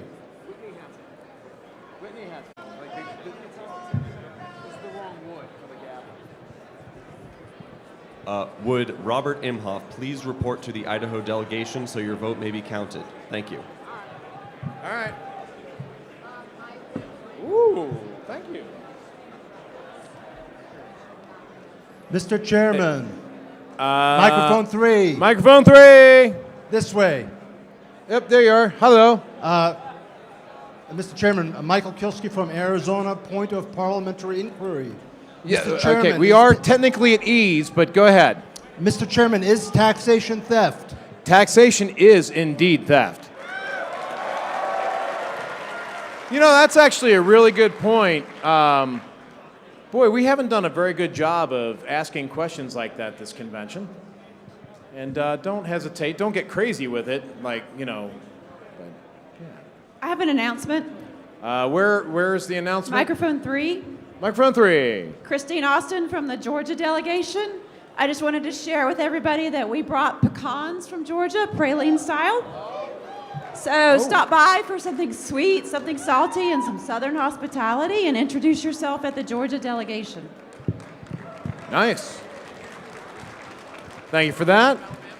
All right, I'm looking at the other microphones. Mr. Microphone 1. Point of Microphone information. 1. say there's somebody out in the YouTube world watching this, or someone out in the hall who might want to give to the party or learn more about the Libertarian Party. Is there a website or a phone number that they could go to make that happen? Mr. DeRazio, I am so sorry. It is actually very loud up here. If you could repeat whatever that was you said, and I mean, eat the microphone. Okay, can you hear me now? Excellent.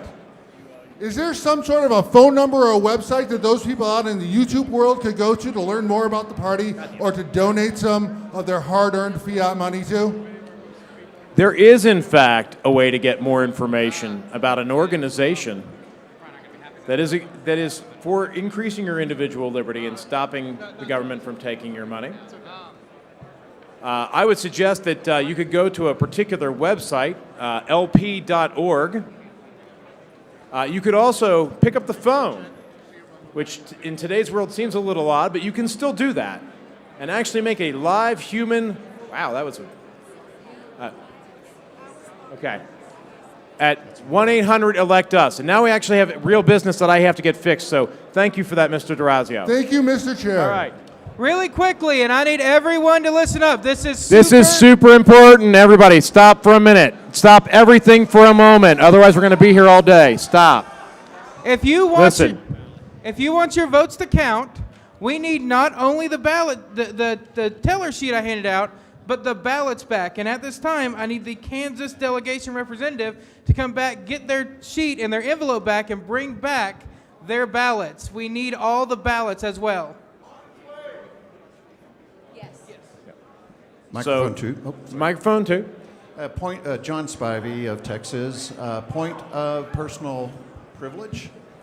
I would like to ask the chair if he could remind everybody here as they are having conversations, to move out of the aisle. Oh, that's a good idea. People who have mobility issues may have difficulty passing.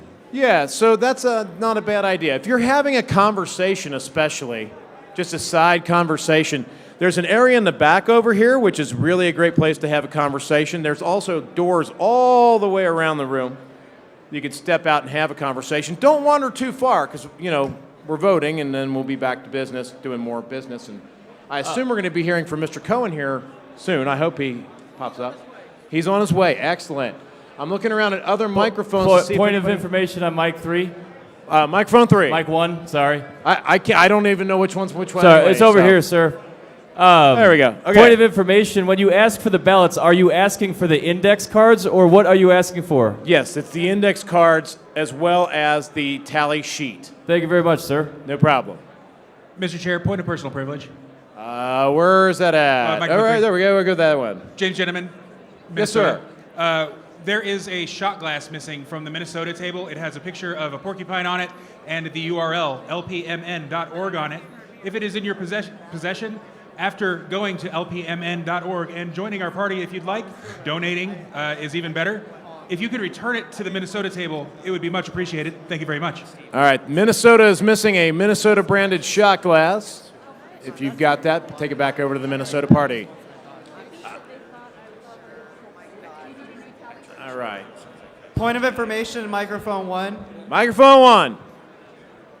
Would Shoney Bear be a possibility as a candidate if NODA wins the election? I'm not sure that the Shoney Bear has joined as a member of the party. Oh, he is a member. Well, I mean, if Shoney Bear can prove that they are a member and would accept the nomination. So, Microphone 2. I'm being assured that Shoney Bear is actually a member by multiple people up here. So, all right. Mr. Chair, request for information. Angela McArdle, Ms. California. McArdle, I am now not able to speak anymore. Yes, go ahead. After our voting conga lines die down, would it be in order for us to hear the treasurer's and/or audit report? And if not, would it be in order for us to hear Spike Cohen if he was so available while our tellers are counting votes? I'm actually hoping that Mr. Cohen does arrive, and because we did accidentally skip. Oh, hey, there's Spike. Hey, Spike. All right, that's excellent news. Mr. Cohen, we accidentally, inadvertently skipped over you in the schedule a little bit earlier. Well, I mean, it was the very first order of business, so we actually just let you sleep in. I mean, if that's what you wanted, I don't know. But that said, we are still voting. The conga lines are still going in a few places. Then we're going to have the tally.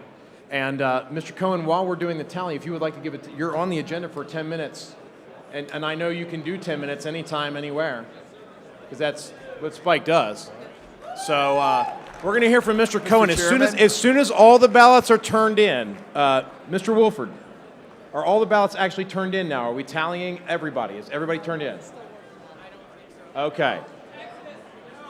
All right. I want to wait until all the ballots are actually turned in, because until that point, there's going to be people yelling at their delegates and telling them to do this and that. Microphone one. So let's wait for that. And as soon as the last ballot is in, and everybody can stare at the last date and be like, "Come on, guys." Point of information, California. Okay. Microphone 3. Over here. Yes. California. California. Like Texas also has some hospitality to share. We have banana chocolate chip bread and banana oatmeal chocolate cookies. That sounds wonderful. Come see the lady with the purple blue hair. Thank you. All right. I see a hand raised over here on the side. Yes. Microphone 1, it's Scotty Bowman from Michigan. Scotty Bowman. As a point of personal privilege, I'd like to ask if the delegation could join in a chorus of Kumbaya. I mean, we're at ease right now, so if people wanted to sing, they could, but it might also interfere with the ability of the delegation still trying to vote. So perhaps we could wait till we break for lunch, Mr. Bowman? Perhaps, pardon? Could we perhaps wait on that till we break for lunch, so that the delegations can finish yelling at their delegates and stuff, and get all the stuff turned in, and we hear from Spike, and we get a few more elections done? Sounds like a great When we idea. break for lunch? Okay. Yes. All right.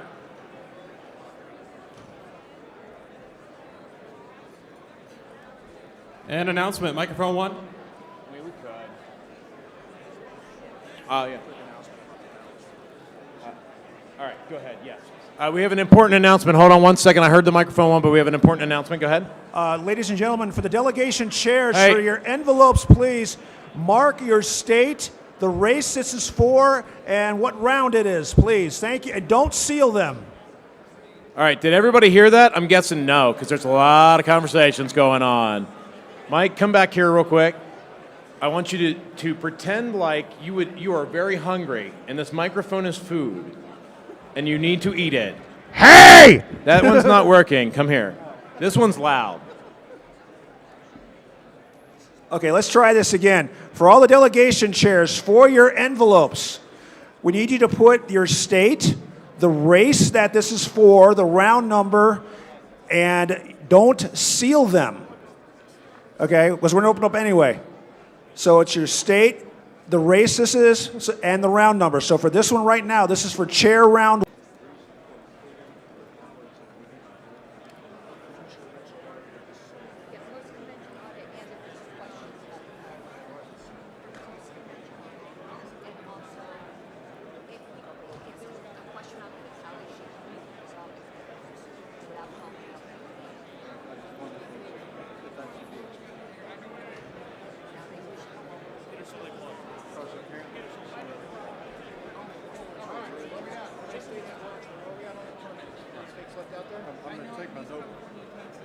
Okay. Oh, yeah, please. That's fine. Yeah, sorry. Yeah, no, I appreciate it. Wheel it off the table just because that's kind of weird. Is it not weird at all? Okay. I mean, that's cool. Mr. Chair, microphone 3, point of personal privilege.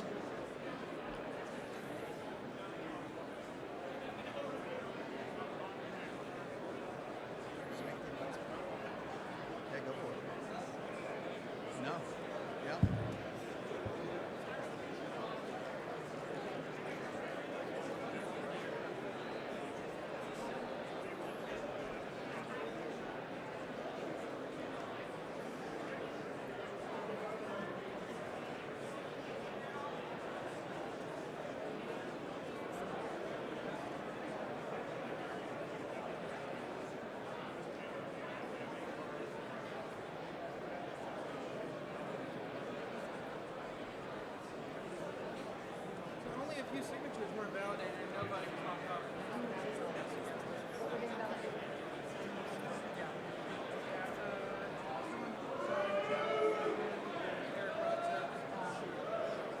Yeah. They just don't remember. Sure, sure. Or they didn't pay attention. Yes? Oh. Yeah, he wants to put something on.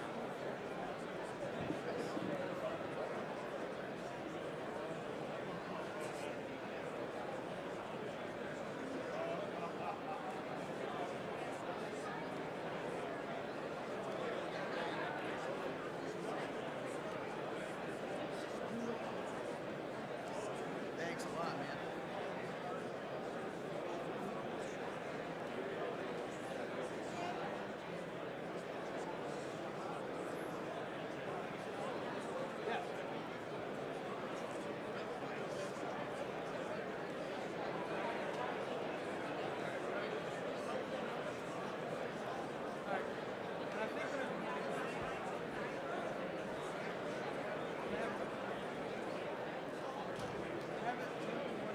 Yeah, that's the credential. But it is credentialing getting you the number of I don't know to worry about. somebody might.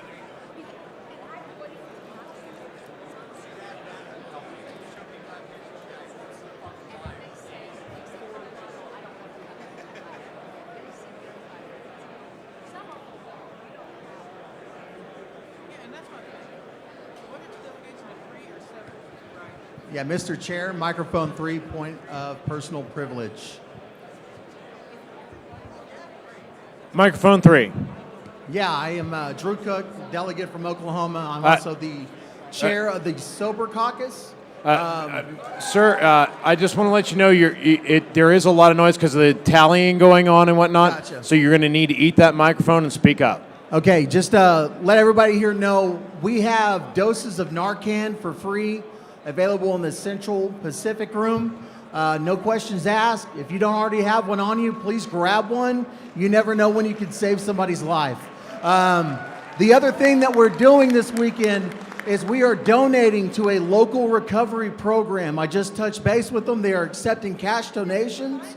If you would be interested in helping us spread volunteerism and charitable acts of service, please come find me at the Oklahoma delegation table. Thank you. Thank you, Sober Caucus. The Minnesota delegation chair, if you could come up here to the tellers. Announcement for microphone 1. All right, which states are we waiting on? I'm sure California. I feel so bad every time Mimi has to do the giant count of 150 people or whatever. I think it's still California. That would make sense. That makes sense. Mr. Chair. Oh, I'm hearing my name. It's weird because it's not really. Number 2. Number 2. Number Number 2. two. There you go. Will Hobson, delegate for Oregon. I just wanted to make a statement that there are flyers available on some tables for the Yemen Relief and Reconstruction Foundation that's doing fantastic. Hold on one second. Sure. I am not hearing you enough, so you're going to have to get in closer. Sorry. There you go. we go. There are flyers on some tables talking about the Yemen Relief and Reconstruction Foundation. It's a really great charity doing awesome work in Yemen, trying to undo the damage from the wars that have been going on there. If you'd like more information, you can come find me at the Oregon delegation. I can tell you more about it. But if you go to yemenfoundation.org, they're really excited that libertarians were supporting them, and they'd love to continue to have our support. Yeah. All right, thank you. Mr. Chair, microphone 3. Microphone 1. All right, hang on. Oh my gosh, everybody needs me. Hold on. It's okay. My announcement at 1 does not need the chair. All right. I have an important question because they're starting to do some tallying. Are there any delegations who have not turned in their ballots yet? Is California still working? Okay, it's all good. We're just checking in. If you guys are last, and that's totally understandable because you're literally 10% of the party. let us know when you get it turned in, and we'll start the tallying and spike and all that good jazz. They're working on tallying now, but I mean. Well, right, but yeah, once California's turned in, then we'll bring spike up. Mr. Chair, microphone 3. All right.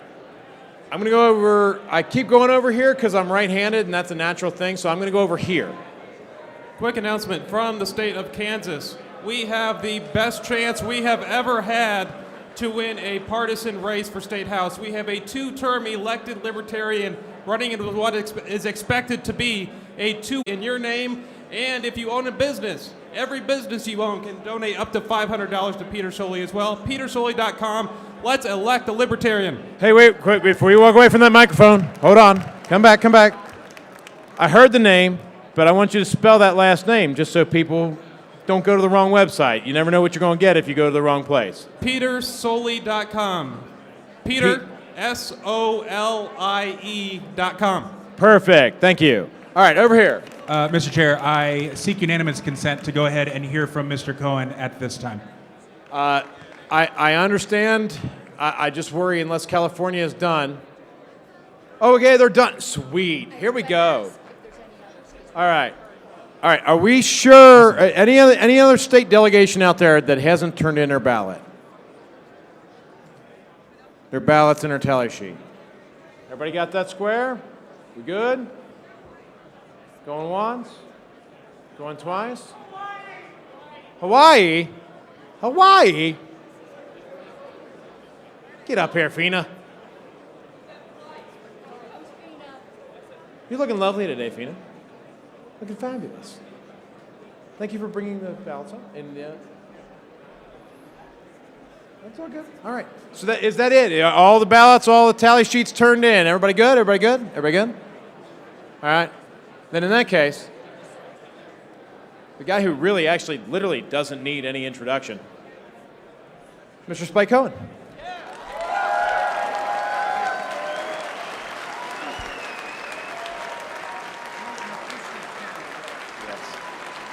Nevada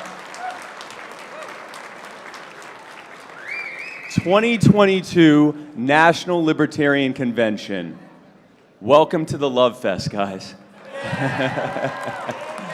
Oh, man. Who here is ready to fight for freedom?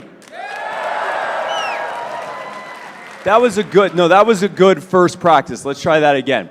Who here is ready to fight for freedom? There we go. I am at the Libertarian Convention. Who here is ready to end the wars that government has declared on us and on innocent people around the world? Who here is ready to create a future that is freer than we could ever imagine right now?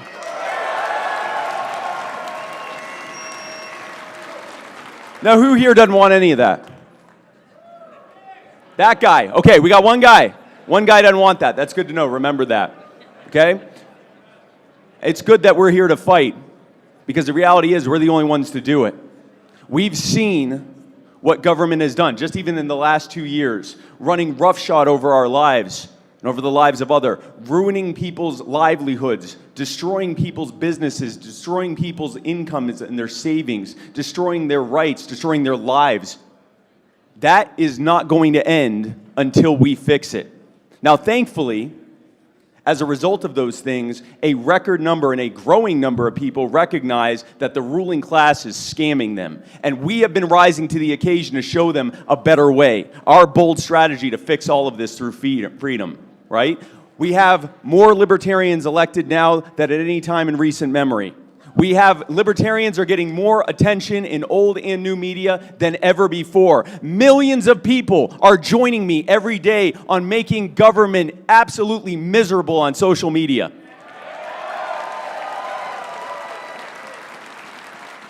We're doing the work. And that's good, because as we know, in a statist society, it's not enough to just not be a statist. We must be actively anti-statist. We all know that. We all know that. Everybody here is acutely aware of that. Oh, man. So I'm going to say something that some of y'all might not like. But thankfully, as a libertarian, I'm used to doing that. So whoever wins here, and we're about to find out very soon, whoever wins here, it's time to move forward, because what we don't need to do is create a new duopoly in this party. We do not... Anytime you feel like clapping, I will stop for you, okay? Okay? This is about you. You want to clap for me, I will stop talking. No. Thank you. Thank you so much. We have a situation where, to a lot of people in this room, you can't just be in another faction or another caucus or disagree with your faction or caucus. They're Nazis. They're blue-pilled loser cucktards. There's a new word you can use. The people who disagree with me, they're not individuals, they're a collective, and I have to treat them that way. I have to look at only the bad actors on their side and ignore the bad actors on my side. I am insistent on creating a duopoly because it doesn't serve me in the least. Let's be very clear. The only difference between the duopoly that's being created in this party and the one that already exists is theirs has power because theirs actually works for them. The purpose of the duopoly isn't that that's a good way to run things. It's to keep everyone distracted from the nonsense they're doing behind the scenes. This doesn't work for us.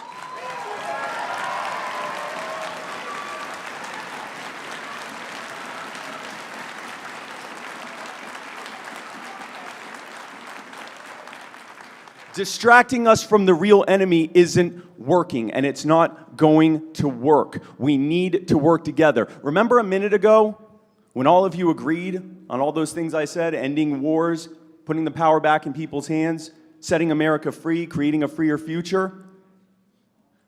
We agree on way more than we disagree on. And all of the people in this room are here because you have made fighting for freedom a major priority in your lives. These are not the people you want as enemies. We already have enemies. Don't make enemies out of people who agree with you.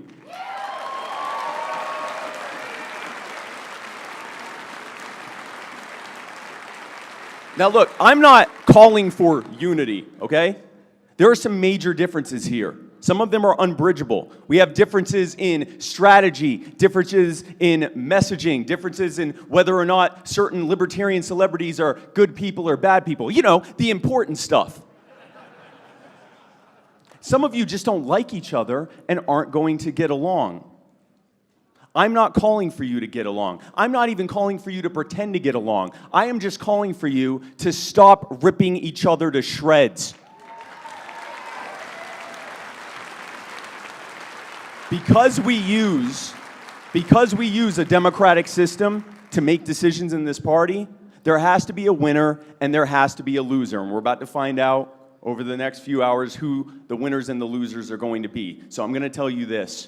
If you came here to stop a takeover, you need to know, whether you win or you don't win, you need to know that the motivation and the desire from that takeover came from a frustration with the status quo, a frustration that you likely share, and that if you win, you're going to have to show them how you're going to fix that status quo and move the party forward.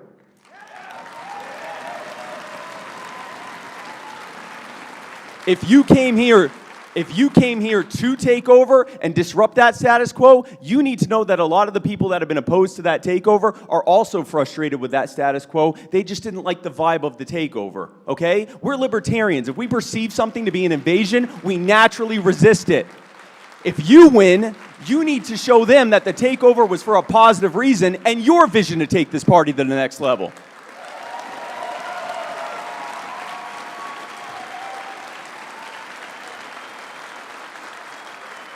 And if you are here to try to get people to work together no matter who wins, God bless you.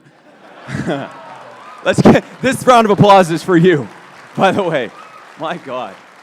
Jesus Christ.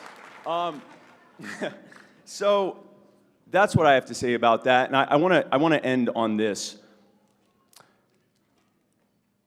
Because of the nature of a political party, we have to argue on how to move forward. Also, for the vast majority of voters out there, A political party doesn't seem like something for them to get involved in. They don't want to get involved in party politics. What we are doing here is necessary. What is happening at this convention is necessary for us to have ballot access, for us to run candidates, all of that stuff. This is necessary, but let's not delude ourselves.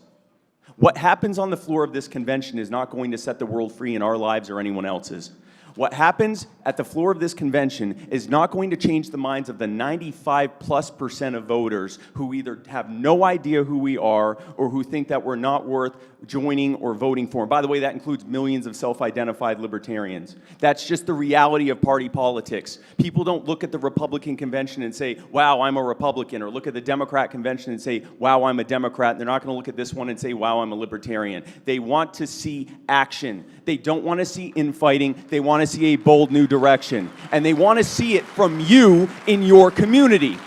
Go to your city council meetings and your county council meetings and speak the truth to those corrupt fools and organize and invite for other people to join you. Hell, invite me, I might join you. I like that. I like doing that. Build coalitions with people who agree with you on even one issue and win on that issue with them. Cyberbully the government on social media 24/7 until they delete their accounts. That gets the biggest applause. No, that one's my favorite too. That one's my favorite too. The other ones might have been more important, but that one is truly my favorite too. Let's be clear. Show your neighbors how liberty works in practice and action and not just theory and philosophy, because long before they join us, long before they vote to put a libertarian in the White House, they need to see how liberty works where they live, which, by the way, is where you live. Work to set your community free and bring people into the movement. Stop. Oh, go ahead. Thank you. Stop waiting, if you were waiting, stop waiting for some great libertarian savior to come and magically get everyone to vote libertarians and vote us into the White House where we can trickle down liberty on everyone from Capitol Hill. That's not how this works. This is not Space Jam. Bill Murray is not coming out of nowhere at the last minute to save the day. No one is coming. Absent our action, things are only going to get worse. You don't like double-digit inflation? Wait till your dollars are as worthless as Zimbabwean dollars. You don't like food and formula shortages? Wait till you're lucky to find anything at the store, like in Venezuela. You didn't like lockdowns and mandates? Wait till they put you in camps like they did in Australia. Or weld your door shut so you can starve to death like in China. This isn't from some dystopian novel. This is happening right now, and it will happen here unless we stop it.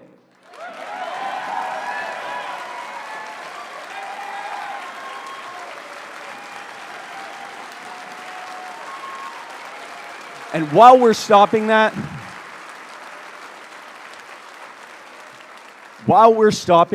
let's put a stop to everything else they've been doing. The war on guns, the war on drugs, the wars overseas, the war on your income, your savings, your livelihood, your family, your way of life, your personal health choices, your rights, your freedoms. Let's put an end to it and bury it for good. No one is coming to save us. We are here to save us. We are here to spread liberty in our communities. We are here to put liberty and freedom ideas into our cultures. We are here to show people a better and new way. We are here to set America free. We are here for nothing short of a revolution. So let's do it. Now, who's with me?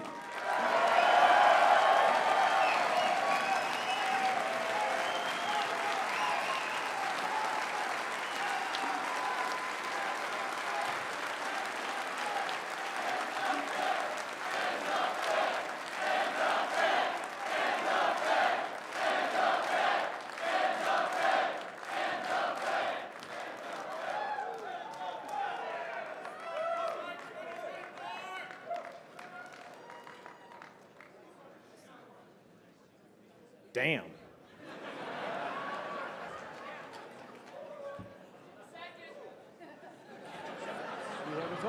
All right. Hey, guess what? Good news. We have results. Mr. Wolford. Okay. So for anyone who hasn't done this before, here's what the procedure is going to be. In a second, I'm going to share my screen on the overhead, and we are going to scroll through each state, and the delegation chair from each state is going to be looking at the screens and validating, as well as everyone else, that the totals on the screen match what they turned in. So be prepared for that. I'm going to scroll slowly, and then at the end, I'm going to go to my results sheet, and I will display the results with percentages. So as long as everyone's ready, please put my screen on the overhead.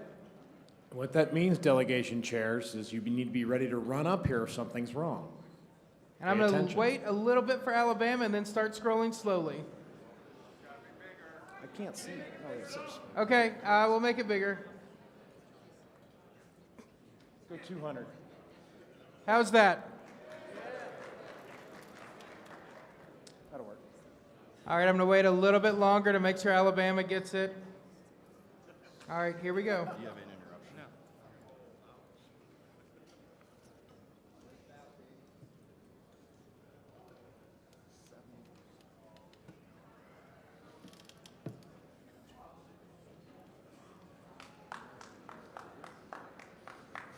She's sweeping a lot.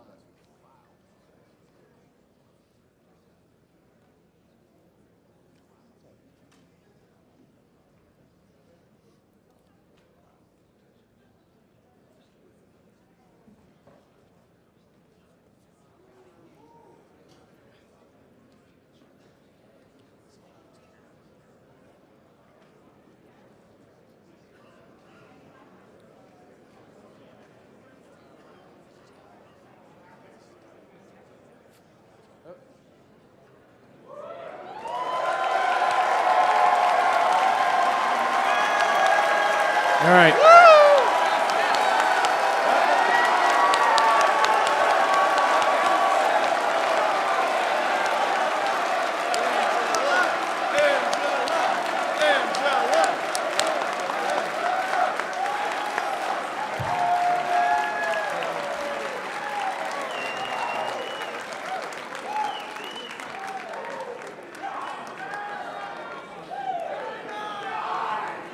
Nice. All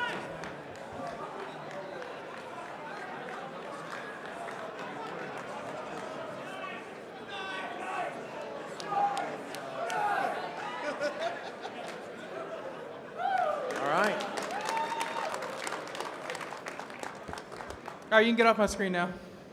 All right. So in the first ballot, with over 69.5%. Nice.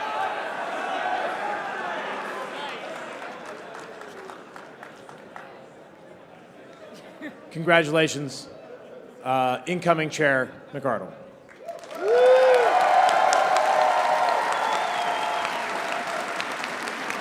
All right. Next on the agenda, moving things along, is the Secretary's race. Okay. That is what is next on the agenda. I promise. Mike. Oh, in case the chairs wanted to run for vice chair and submit, that's so smart. People thought this ahead. Wow. All right, so yeah, those that did not make chair, if there is still time, anybody who actually, there's still time until nominations are closed. People can continue to submit petitions, yeah. So just keep that in mind that you can still submit petitions, run around, collect your signatures, bring them up here. But in the meantime, we are moving on to the Secretary's race. Mr. Secretary, are you running for Secretary? I am. So if I Oh, can... dear Lord. So now I have two people that are my qualified secretaries that are both running for secretary, and I need a secretary. So I would... Yeah. Oh. The plan was, with the body's indulgence, we're going to work together on this ballot, so that way we're both looking at it. All right. I would ask the question of the candidates. Are you the only two candidates who have had nomination paperwork submitted? Okay. With the body's indulgence, since they're both here and they both agree, is that okay that both secretary candidates work together? Yeah, yeah. Is there objection? Let me ask this the other way. Is there objection to this? Awesome. All right. So with that said, hey, we can all watch this. Look at that. Look at that. Look at this. No, All I right. want Ken to roll it. Okay. I mean, I haven't rolled a 20-sided die in quite some time. Whoops. Once upon a time, I used to do a little bit of D&D. Okay, roll first. All right, here we go. What am I rolling for? Nomination speech. Nomination speeches. All right. So highest or lowest and who? Highest goes first, and yeah, we gotta do nominations first. Sorry, but highest is gonna go first, and she's going to be the first roll. But we need to do nominations. Oh yeah, we need to do nominations. Ha ha. Yeah, that's important. All right. So this new procedure. I apologize. So the two candidates who so far qualify to be nominated are, in order, just near me, Ms. Karen Ann Harlos and Mr. John Wolford. They are the two candidates who qualify to be nominated from the floor at this time. That means somebody needs to make a motion and nominate somebody. Microphone two. Oh, microphone two. Two. Hey, Eric Van Single, Texas, and it is my privilege and honor to nominate John Wolford for secretary. Mr. Wolford, you've been nominated. Do you accept that nomination? I do accept. Excellent. Mike 3. Microphone 3. Dave Benner, Tennessee delegate, volunteer forever. I move to nominate Karen Ann Harlos for the secretary position. Thank you, Mr. Benner. Ms. Harlos, do you accept the nomination? Of course. Yes. All right. Are there any other petitions for any other candidates for secretary at this time? If there's no other petitions, then no one else can be nominated, so there would be a good time for somebody to make a motion to perhaps close nominations. Microphone 3, I move to close nominations. Matt Losby from Idaho.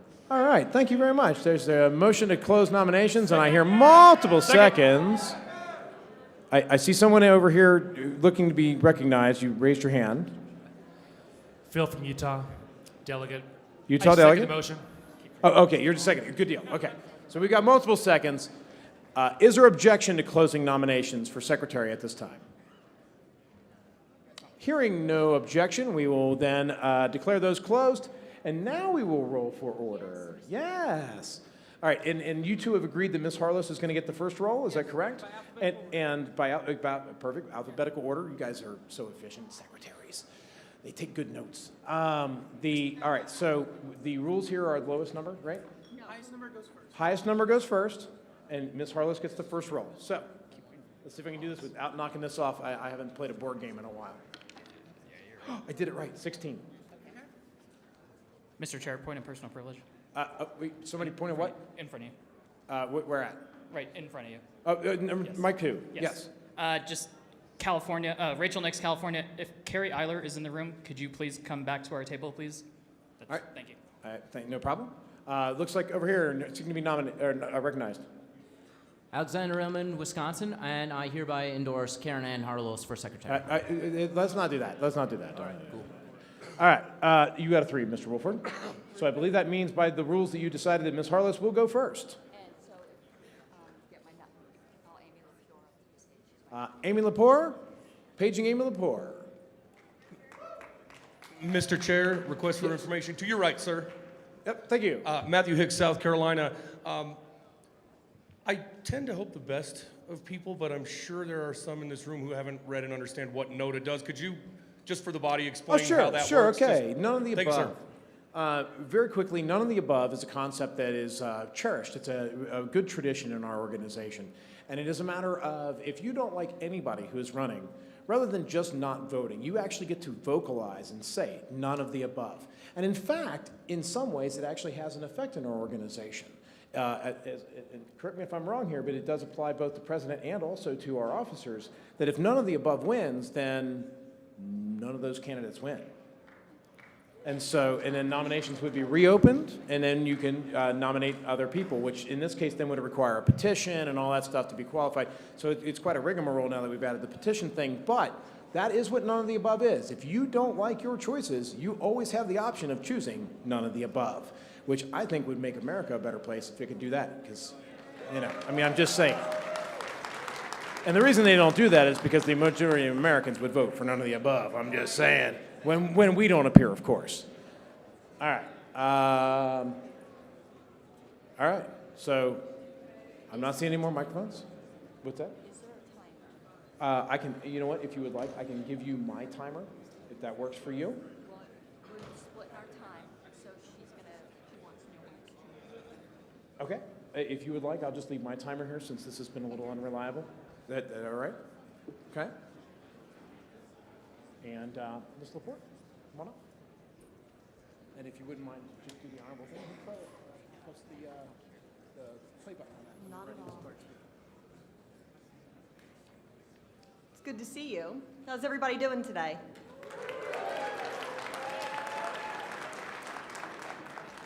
My name is Amy Laporte, and I am the Vice Chair of the Libertarian Party of Delaware.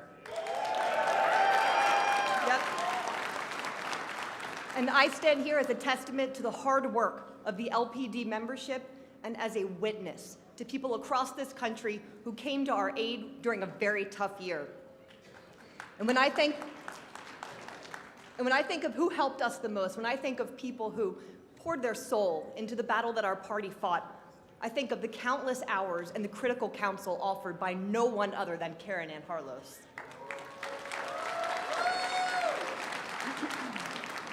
I stand here today because of Karen Ann Harlos.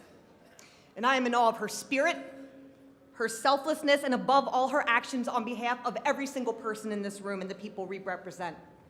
She is a guardian of the truth and a tireless advocate for the underdog. She has given voice to members finding themselves out of favor with the party elite, and she is a champion for affiliates subjected to fraud, trickery, and the same politics that we all claim to be sick of.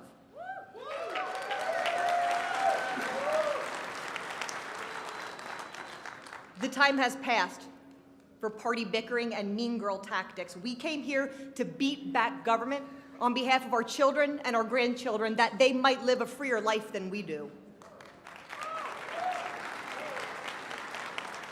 For far too long, this party has presented trepidation instead of valor, timidity instead of courage, passivity instead of boldness, and that is a dark place for a movement to be. But when I look for a light that will guide this party into a braver future, the light I see casts a pink hue and comes in the form of Karen Ann Harlos.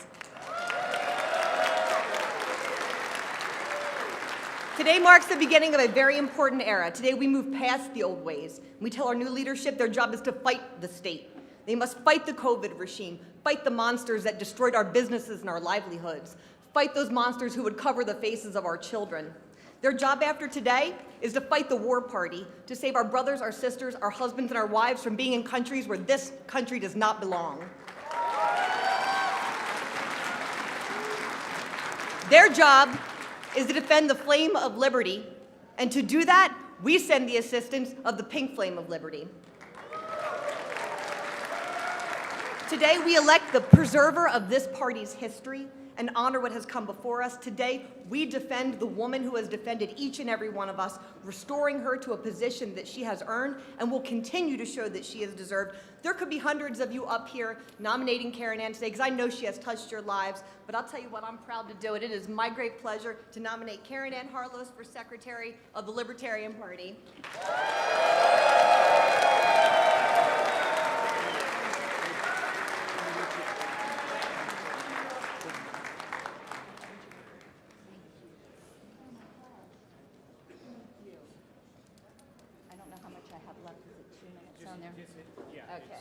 Let me just grab my computer here. All right, thank you, Amy. It was my deepest honor to defend Delaware. It was my deepest honor to defend New Hampshire. It was my deepest honor right now to continue to defend Massachusetts. And let me tell you, if tomorrow you need my help, and you're being the underdog with people in positions of privilege, it doesn't matter whether I agree with you now, it would be my deepest honor to defend you. This year has been very, very tough. But in a way, I'm grateful for it. Because you want to know something? When you guys elected me in 2020, that position was precious to me. And when I defended New Hampshire, I knew it would cost me my position. and I did it anyway. And I would do it again. I am grateful. I am grateful because not all of us know what we're going to do when the time of testing comes.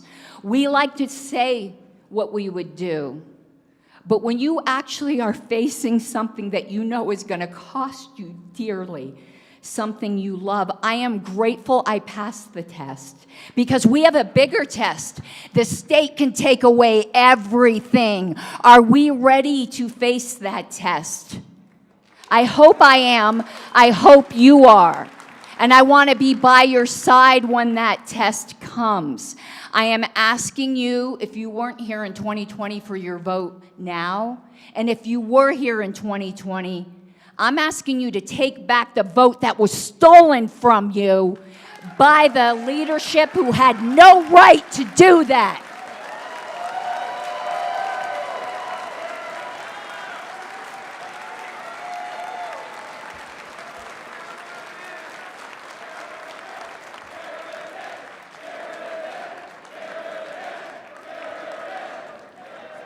All right. Thank you, Ms. Harlows. Mr. Wolford?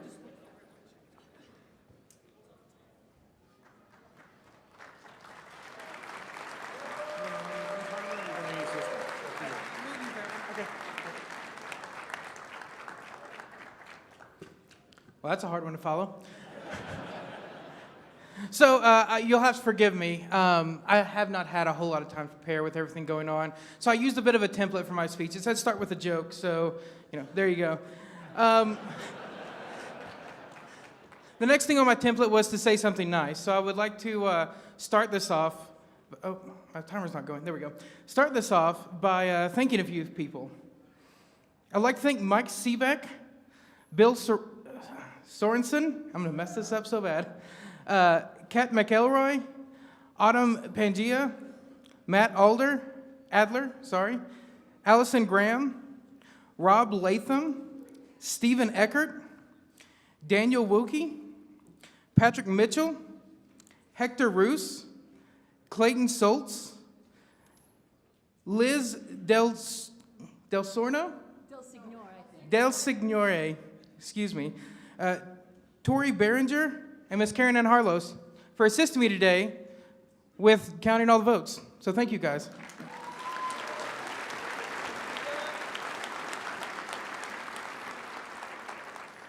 The next thing that my template told me was you need to talk about yourself a little. So here we are. How did I end up here and why am I here again? Well, as you know, there was some controversy on this last LNC, if anyone's heard, that while I do not think it's healthy to rehash here, it did leave a vacancy in the secretary's position. And I had just been elected as an alternate one meeting before. I have not really been involved in national that much. I've actually focused more on my state.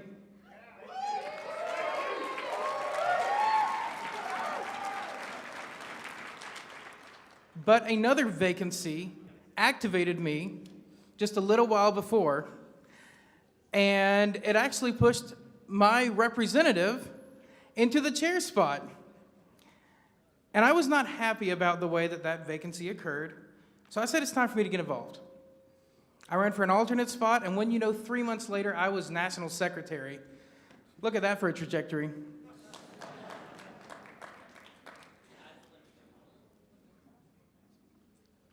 I have spent the last 6 months or so doing this job. It's a very difficult job, very detail-oriented, and I have made my fair share of mistakes. But during that time, I have heard from people that there are some people in this party who do not feel that they are ready to work with my opponent. And I believe in choice, and I want to offer the delegates a choice in this matter.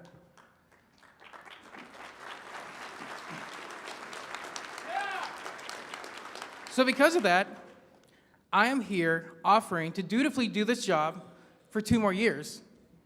But I'm going to be happy either way because we have 2 very qualified candidates for this office.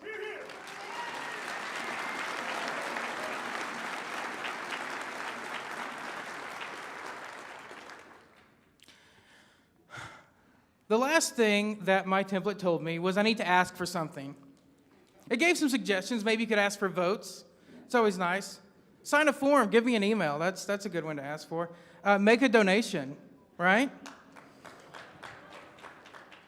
I looked over it, and I decided none of those were right for me. Weren't right for this convention. So here's what I'm going to make my ask while I'm up here. We have had and are continuing, a contentious convention. And we all understand the reasons that we've arrived here. They've been hashed out over and over in countless calls to unity. But here we are. So what I am going to ask each and every one of you to do during this convention is to take this opportunity to go find somebody you don't agree with who lives geographically near you and shake their hands.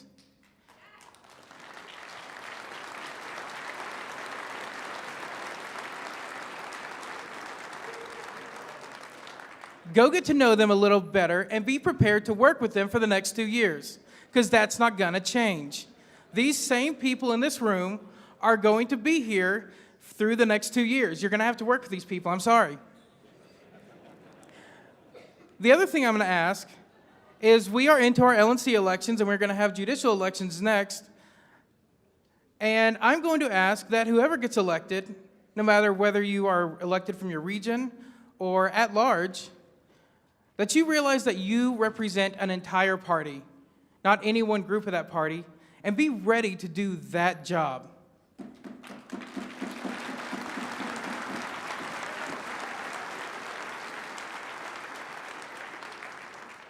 I had a little bit more to say about coming together, but I think you get the message, and my time has expired, so thank you.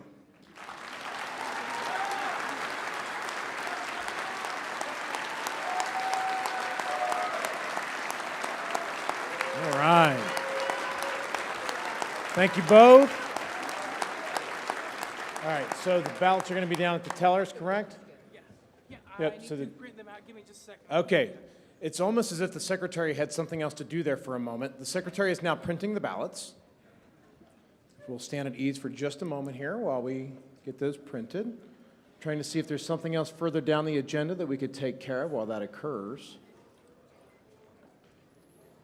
Mr. Chair, microphone 2. Microphone 2? Hey, point of personal privilege, and it's related to my last one, honestly. While it's quiet and everything, cool, we can move on with business, but I have a very hard time hearing and concentrating with the noise. I have a noise aversion. So if we could stand at ease while, the stuff is happening, it would be greatly appreciated. Yeah, absolutely, sir, yes.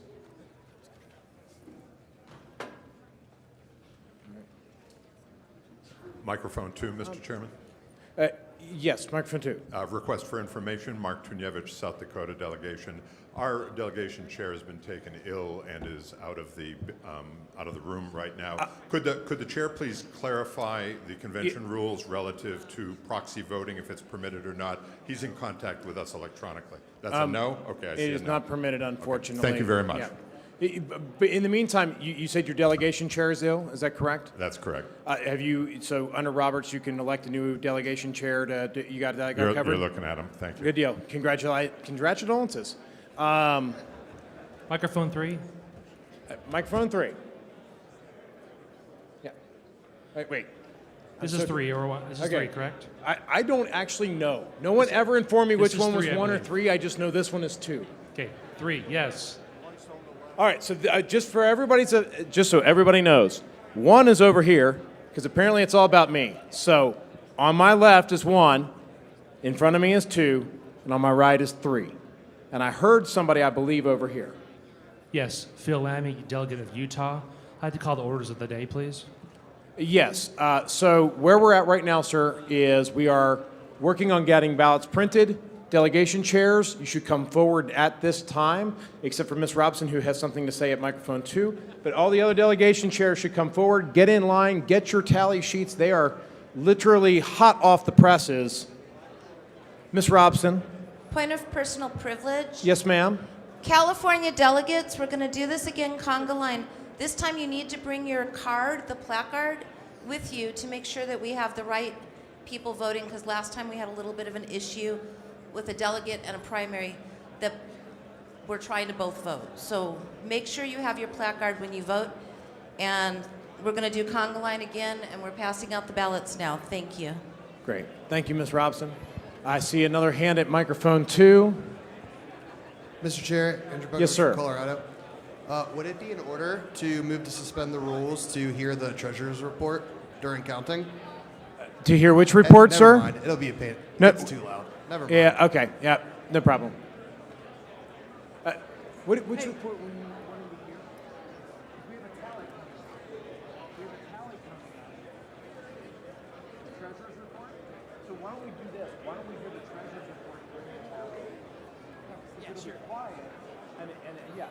That would be awesome.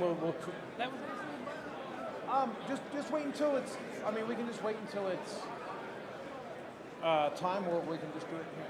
Let me get it over here. I love this idea. Since it is just before the treasurer's race, perhaps it would be good to hear the treasurer's report before the race. That makes a lot of sense. Yes. Can you take this to Austin County?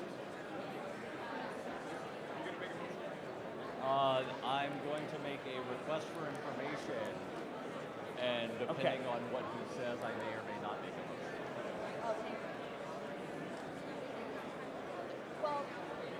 Okay, so where we're at right now, just so you know, they rearranged things, so we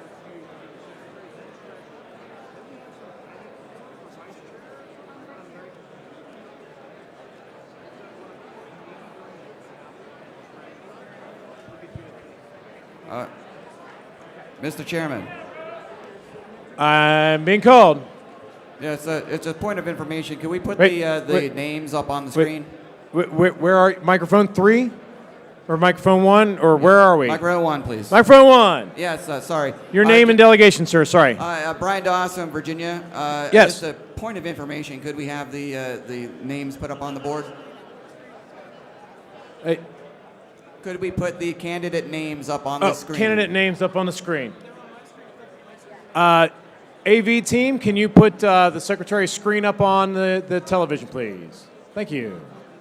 Actually, you might need to shove there or something like that, right? Mr. Chair, request for information, microphone 3. Microphone 3. Darrell Perry, delegate from Maine. Someone called orders of the day earlier, and I'm not seeking to make a motion. I'm seeking clarification. Yes, sir. Awards were scheduled for Saturday morning. Would it be possible that the awards could be presented during the voting and tabulation of these ballots? It absolutely could. Obviously, it would Could it require... be done without the need for a suspension of the rules? Technically, we would need to, but we could also see if we could just get away with that without objection. Yeah. Mr. Perry, if you wouldn't mind come up here just a second. Sure.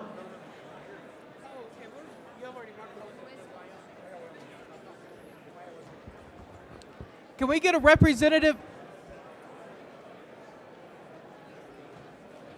Excuse me. Can we get a representative from the Ohio delegation at the teller's table? Did I hear that Ohio is not here? Oh,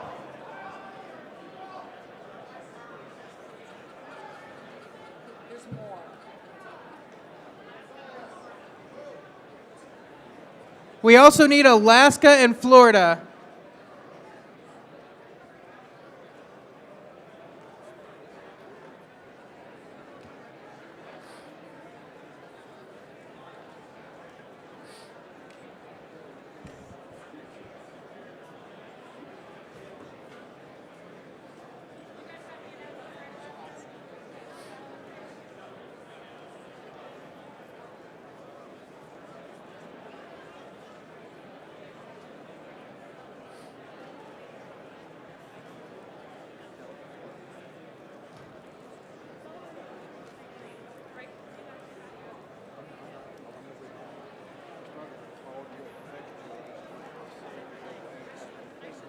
Mr. Chairman. I actually was out. We were examining the bylaws report.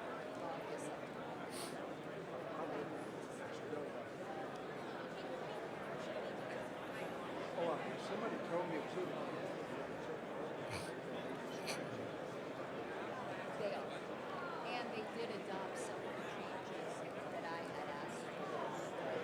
I like to negotiate with government as well. And not all of them, but they made it so that we could accept some. Not perfect, Mr. Chairman, but the Roberts was out on it. I think they're better shot. Nobody wants it.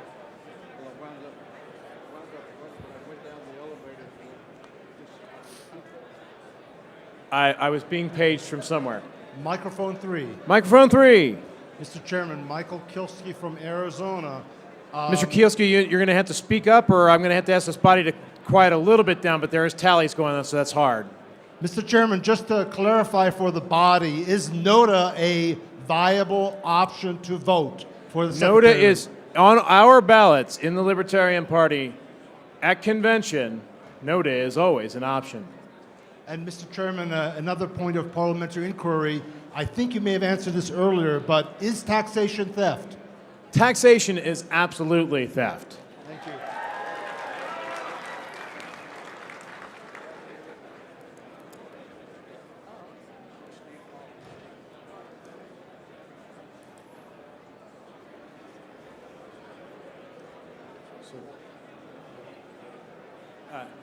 Is Mr. Hagan here?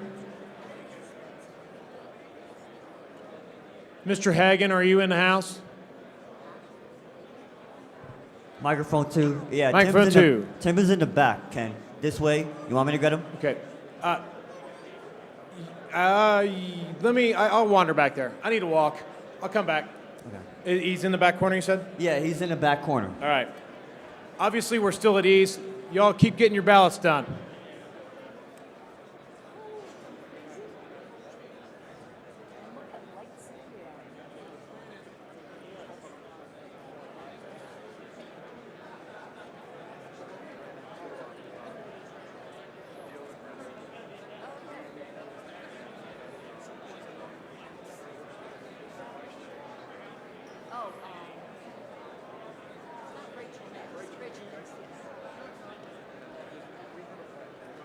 Rachel is a dog.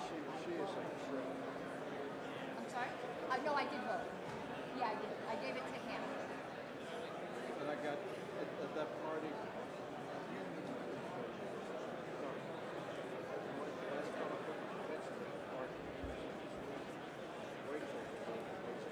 Oh, no, she's hilarious. Oh. Oh, right here.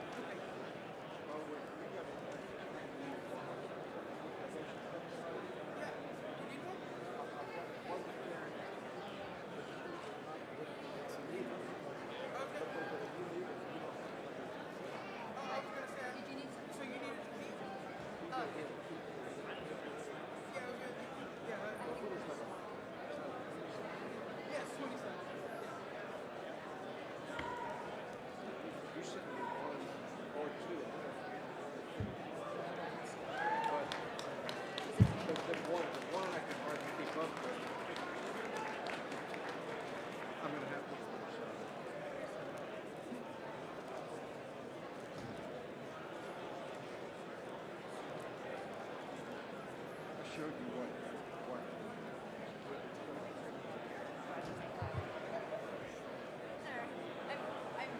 pretending to be a picture of myself. So my friend said that there's a adorable skinny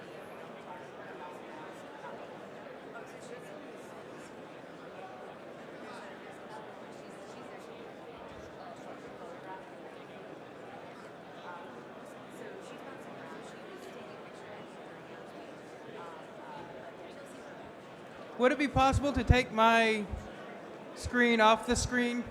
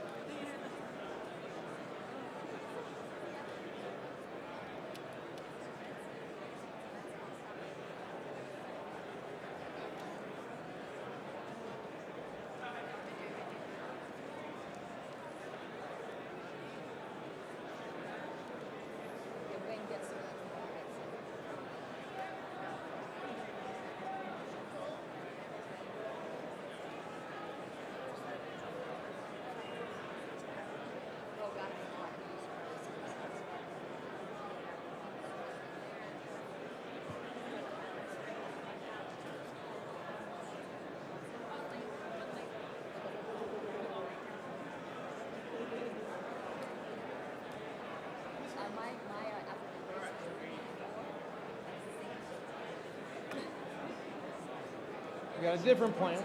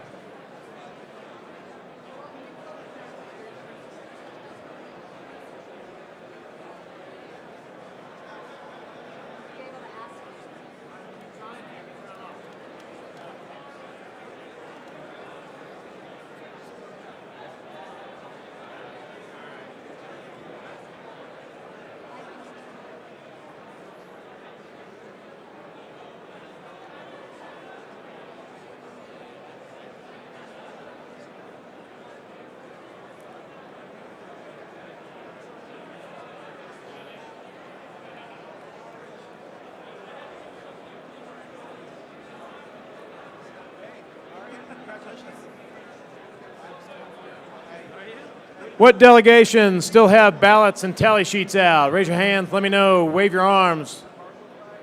Wave your hands in the air like you just don't care. I got Texas. How you all doing back in California? I got one of the Carolinas, South Carolina. California, Okay. we're still counting. I figured if anybody's still counting, it's always California, and that's not your fault. I get it. I get it.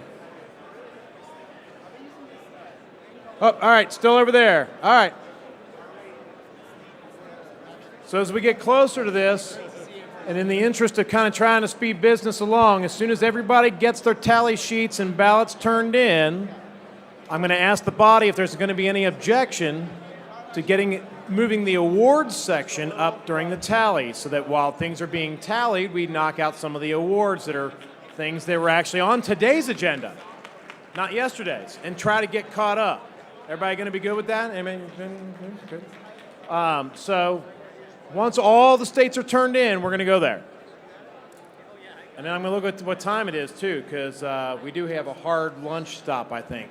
So, all right, we got about 25 minutes. What business can we cram in here in 25 minutes, people? Right? Awards? Okay. Let's do it. I believe. Can I, point of inquiry? I can't do that. That hurts. I think I hear it a microphone. Oh, microphone one. Hi, Hollywood, Virginia. Just wanted to know. Holly, Miss Ward, you're going to have to speak up a lot louder, unfortunately. I'm so sorry. Not a problem. Just wanted to know the status on the in memoriam presentation. Yes, so the in memoriam presentation, I was going to ask the body if they would indulge us during the tally of the treasurer's election, because that's also another thing that was on today's agenda, and then we have the stuff from yesterday. Has it been confirmed that it's complete? I'm sorry, can you repeat that? Has it been confirmed that it is complete? I was told that it wasn't finished yet. Oh, I have not been informed of anything. Okay. It is done. I think the presentation is done. Thank you. Perfect. Mr. Chair. Mr. Chair. Thank Number two.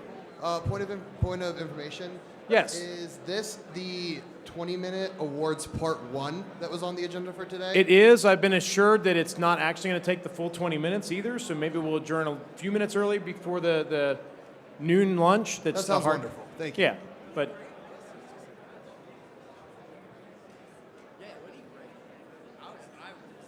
how are we doing out there, people? I don't know about you all. I had to skip breakfast. I may or may not have stayed up at the bar until about 4:30. I like talking to our people. It's a lot of fun. I gave the same exact speech about 100 times. Anybody who talked to me yesterday heard that speech. So if you don't want to hear it again, you probably don't want to hang out with me today. Just saying. But I am real happy. Everybody's doing good here. All right, what do we got?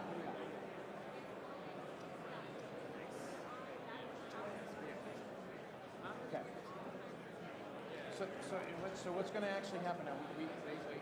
Call me up, dude.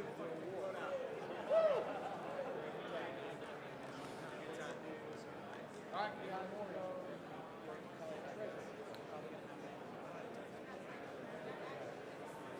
Yes. I'll just play it. Yeah. Perfect. All right. I love it when a plan comes together. Dun, dun, dun, dun.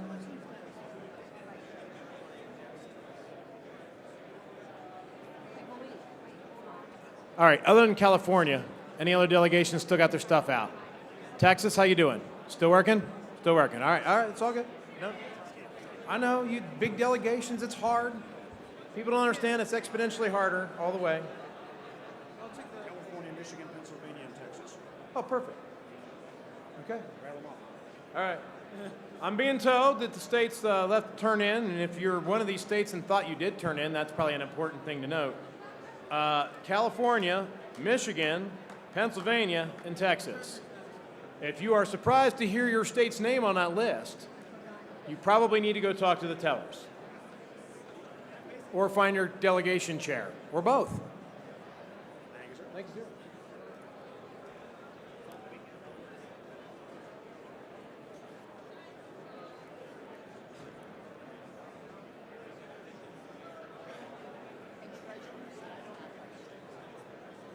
Yes, secretary, then treasurer. Did I say that wrong before? No, Okay. I just. Okay. I forgot.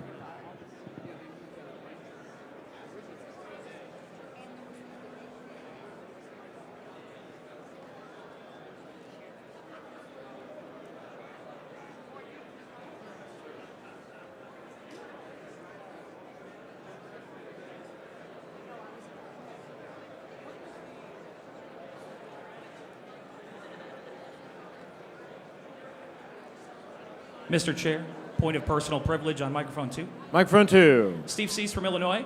As we are getting ready to tally these votes, I would just like to speak on behalf of Mr. Bill Redpath, our candidate for governor.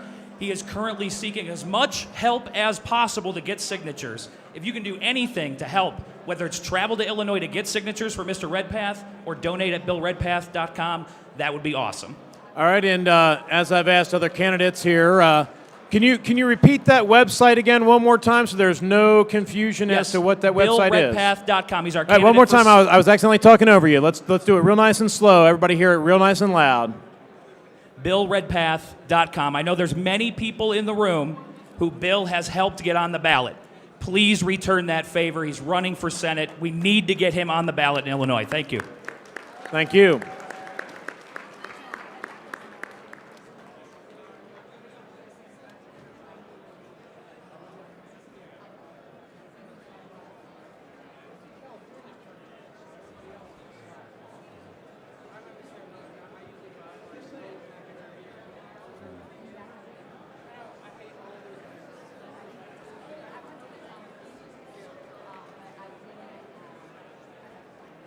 Mr. Chair, microphone 2.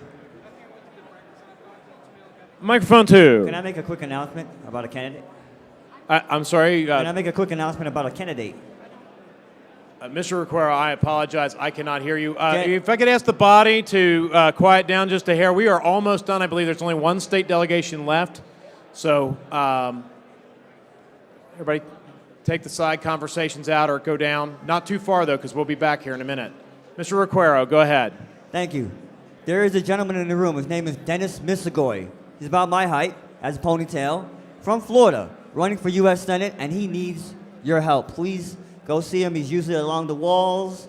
He's not a delegate this weekend, but he's not hard to find. Please support him. Thank you. Mr. Requero, could you repeat his name and where and what he's running for again, please? Dennis Misegoy, running for U.S. Senate against Marco Rubio.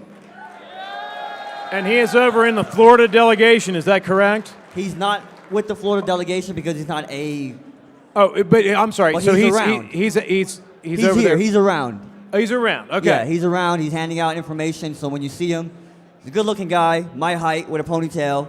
You can't miss him. Yeah, I met him last night. Thank you. Thank you. Mr. Chair, microphone 1. Microphone 1. Thank you, Mr. Chair. This is Dennis Pratt from the free state of New Hampshire. At lunchtime, we will have pizzas over in New Hampshire. So please come and learn about the Free State Project over in New Hampshire at lunchtime. Thank you for that.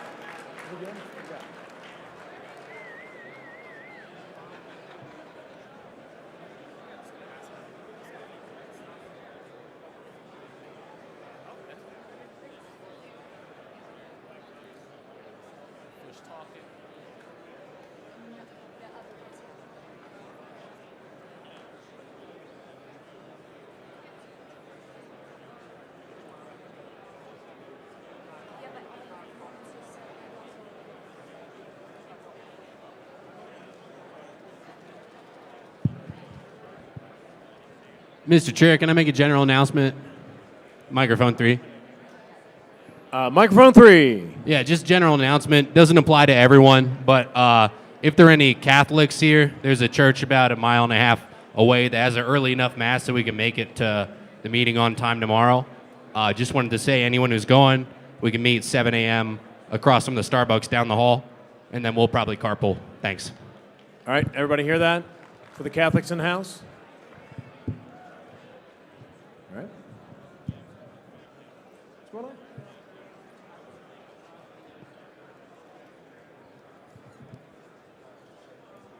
Mr. Chair, microphone 3, point of personal privilege real quick.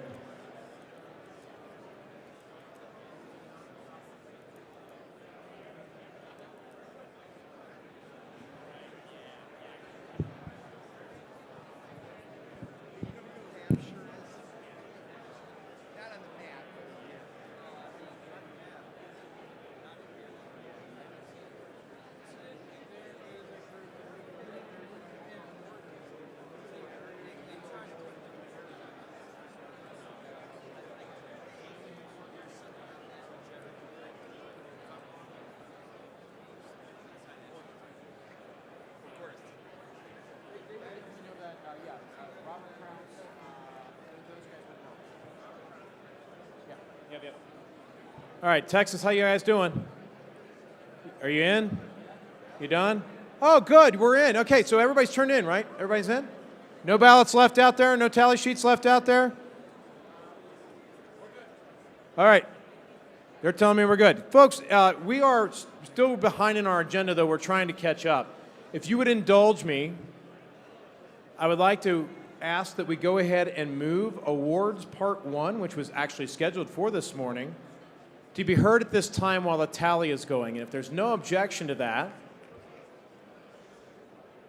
there's no objection to that, right? Just making sure. There's still some conversations. Yes? Oh, results are 2 seconds away. Microphone All 1. right. I want to get through some of that. Yeah, microphone 1. Microphone 1, Omar Crow from Florida. Yes, Mr. Quero. Yeah, I would like to move that motion that you were trying to move. It's inappropriate for the chair to move it. Move with, I'm sorry? I would like to move to the awards ceremony. To have the awards Part 1 at this time? Yes. All right. There's been a motion. Is there a second? All right. There's been many seconds. Is there objection? I heard one objection. Real quick before we go on. Why has everybody got to be that guy? Real quick before we go on, I need the name and delegation. What's that? Name and delegation. I didn't catch it. All right. Who was the Mr. Requero made the motion from Florida. There were Mr. Requero? There were multiple seconds, and there was one objection somewhere. There might not be an objection if I can personal privilege real quick. Do you want the results Request now? for information. Okay. All right. Yes? It's up to the body. It is up to the body. I'm being told that there are now results in the secretary's race. Would you like to hear those results first? Who would not like to hear those results first? Okay, that's just what I wanted to make sure. So, what I'm going to do is I'm going to pretend like we didn't have that motion. We're just going to hear some results. How about that, real quick? All right. And then we'll get back to Mr. Requero's motion at that time. So let's get the results.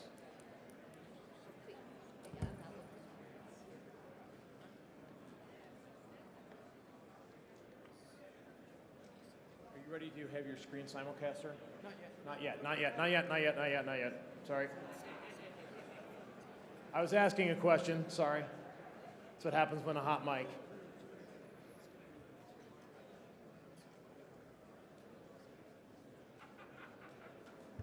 All right, go ahead and simulcast. All right. Same procedure. Be ready to look at your delegation totals. I'm going to give Alabama just a second to catch up. So remember, delegation chairs, you're supposed to be looking at these, making sure there's nothing wrong. And if there's something wrong, run your butt right up here.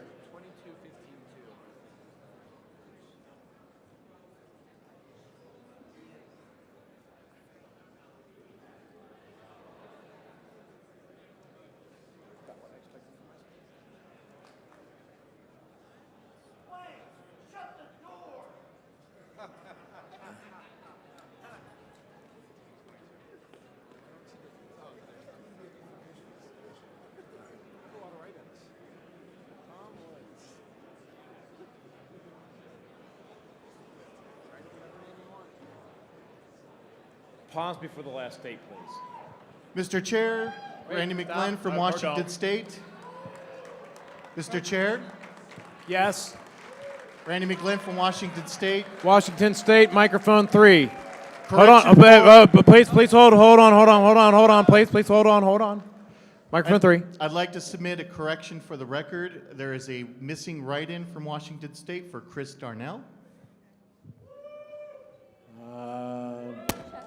We will double check on that. It does not obviously substantive affect the results, so we will ask the tellers to check that. But thank you for that information. All right. Mr. Chairman, microphone 1. Microphone 1, is it? Yes. Yes, sir. Scott Baker, Indiana. I move we do the awards ceremony right now. Hold on. Let me announce a winner. And then we'll totally get back to Mr. Require's motion that is actually still on the floor.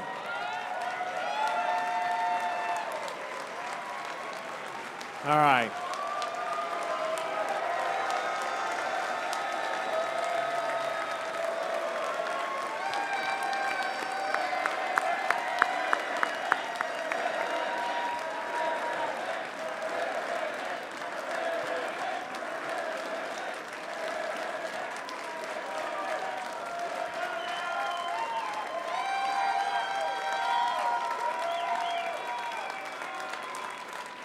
All right.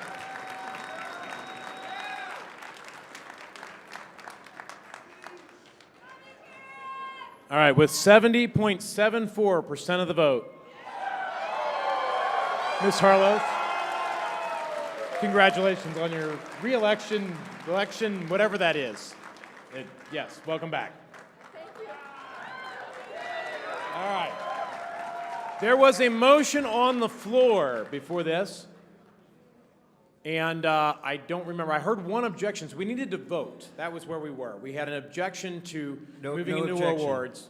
Objection withdrawn. Microphone 2, Eric Van Single, Texas. Yes. Were you the objection, sir? Yes, and it's withdrawn completely. Okay, It was- awesome. It was just because I heard 2 seconds for the... All right, so I'm going to re-ask again then, just to be sure. Is there any objection to going, so where we were, there was a motion to suspend the rules to hear the awards part 1 right now. There was a second, multiple seconds, and I was asking the body if there was any objection to moving to awards right this moment. Are there any objections to moving to awards at this time? Cool. Awards. You are on. Thank you. Oh, okay, there is an objection. Sorry.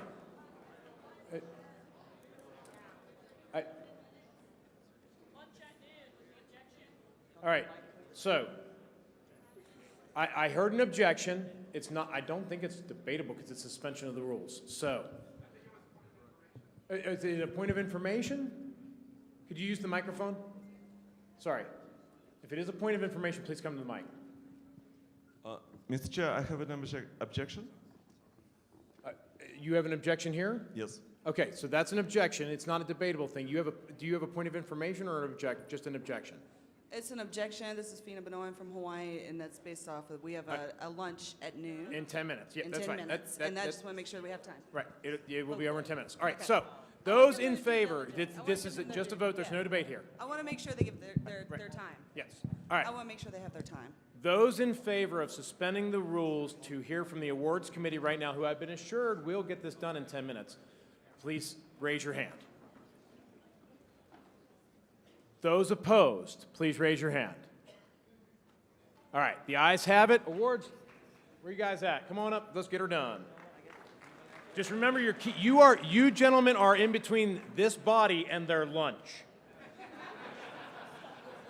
Just keep that in mind. So, but there are certainly people that need to do the work.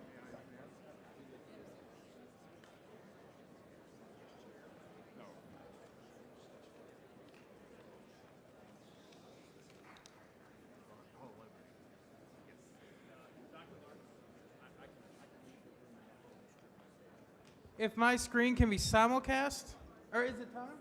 Yeah. Yes, if you would. Go ahead. Good morning, ladies and gentlemen. My name is Jim Lark. I have the honor of serving as a delegate from the Commonwealth of Virginia. I also have the honor to be a member of the 2022 Awards Committee.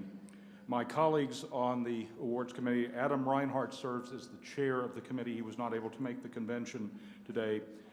With me, Tim Hagan, Jared Hall, and Joshua Smith. And let's see, I can now see the monitors there. If I may, Mr. Secretary, thank you. As noted here, the Hall of Liberty, which was established in 2012, it honors lifetime and/or significant achievement that has helped move forward the Libertarian Party and the greater libertarian movement. So far, 16 libertarians have been inducted into the Hall of Liberty. If you would be so kind as to advance the screen, these are the names of those. May I ask that you give these people a round of applause?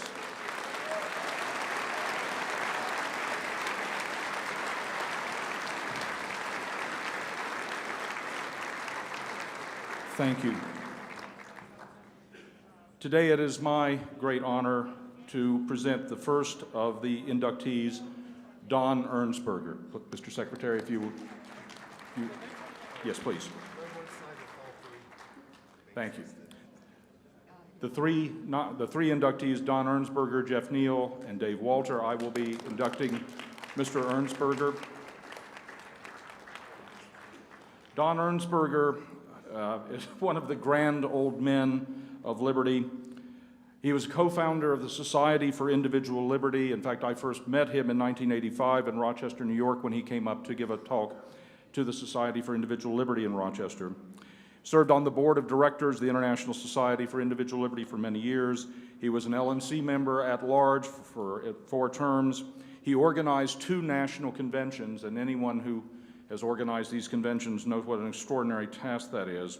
He assisted tremendously in the organizing of local libertarian committees, gatherings, and the like.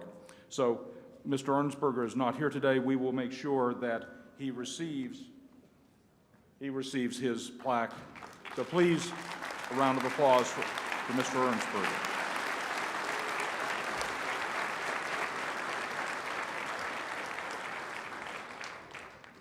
Yeah, if Mr. Neal can come on up here. And Jeff Neal's a...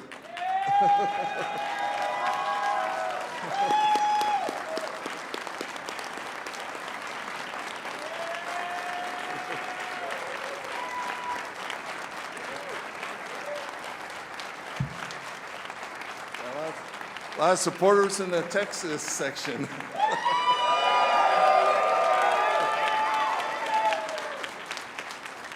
Jeff Neal is a two-term chair of the Libertarian National Committee, serving from 2002 to 2004 and from 2012 to 2014.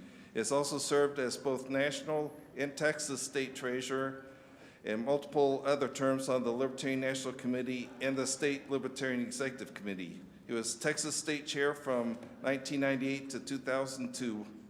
He has served on presidential campaigns, including Mary Ruwart's and Michael Badnarik. He has been serving as the chairman of the International Alliance of Libertarian Parties since 2015. And during his second term as LNC chair, he took the goal of buying a building to serve as a headquarters, and Jeff orchestrated the fundraising necessary to secure the down payment for the building. Please induct Mr. Neal into the Hall of Liberty.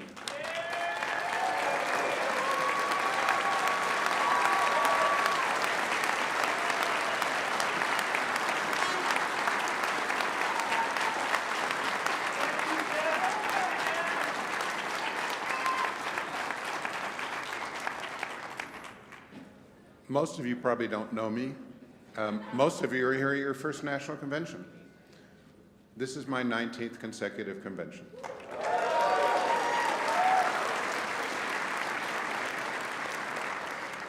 And I need to start off with recognition of somebody who was without measure of value and contribution to me. And it's my wife, Nancy Neal.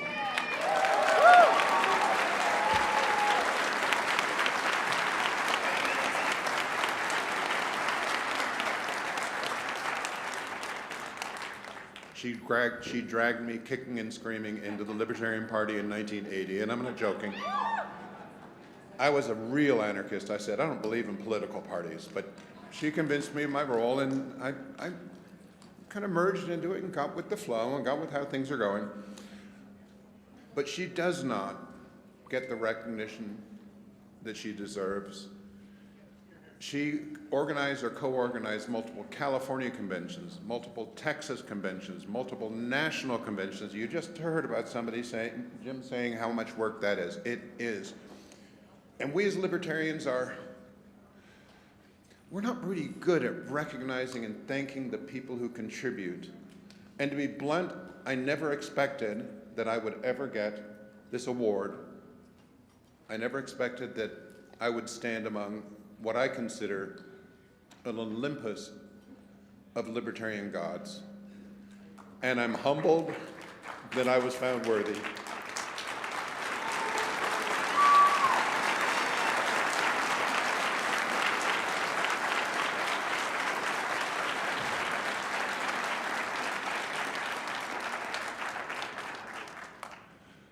So as a linkage, a mention from I'm a naturalized American citizen born in England. I'm going to close with an English term. I'm totally gobsmacked. Thank you.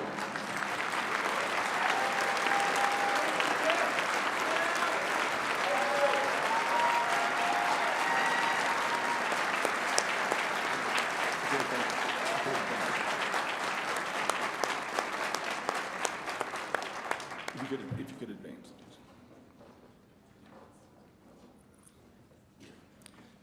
The third inductee is Dave Walter. Mr. Walter, with Don Ernstberger, co-founded the Society for Individual Liberty along with Jarrett Wolstein. Dave and Don were sort of like the Martin and Lewis of libertarian organization building. Dave served as LNC chair during the 1988 to 1991 combined term, if you will. Served as vice chair from 1987 to 88, and then LNC treasurer before that, 83 to 85. He was one of my colleagues on the board of directors of Liberty International, and again, someone who was involved with Don Ernstberger in organizing the 1989 and 1996 LP conventions. And so again, Mr. Walter is not able to be here, but we will make sure that he is aware of this. If I may request, please give all three of the inductees an appropriate round of applause.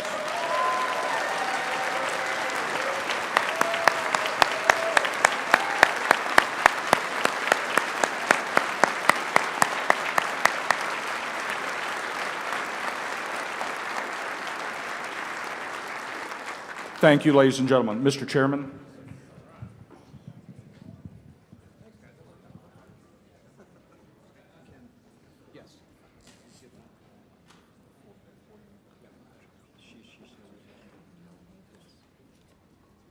All right.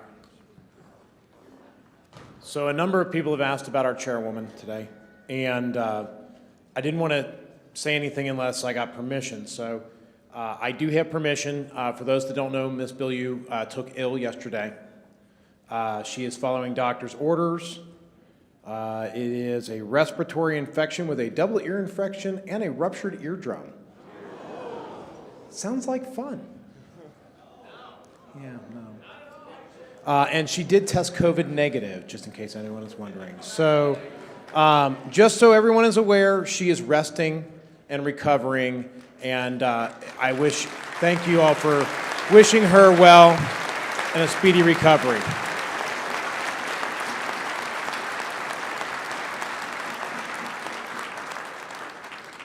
All right. Hey, look what time it is. It's time for lunch. If there's no objection, let's go to lunch. I mean, it's on the agenda. Let's just do it. It's a fixed item. We come back. That's a mighty fine question. When do we come back? All right. According to the schedule, we are out for 90 minutes. 90 minutes. So it'll be 1:31 from this moment. 1:31 Pacific time. We will be back. And we are catching up, but not fast enough, so we will crack the whip and get it on. Okay, thank you. I'll make sure that she gets this. Is Paul's probably not on the floor either. Hang on. I'd love to have lunch. Yeah, hang on a second. When is it on the agenda?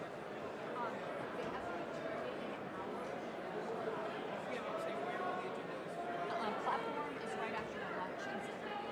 So probably we could have lunch meeting right after now. So yeah, but that's it. I'm gonna clean this up a little bit.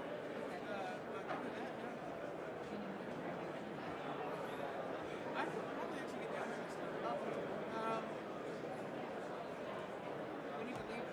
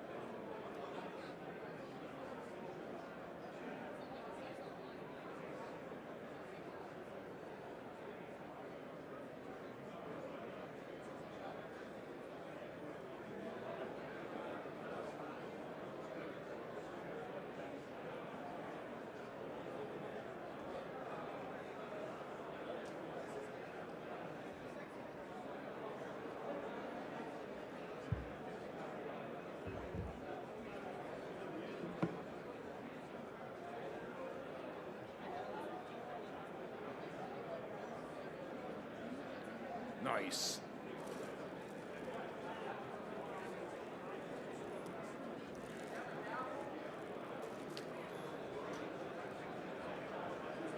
Oh, nice. Thank you.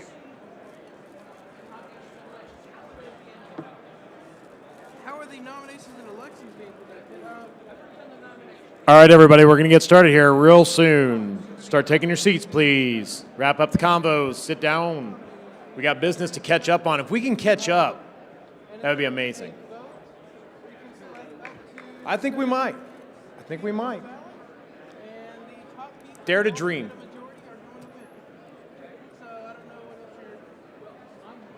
Hit that next.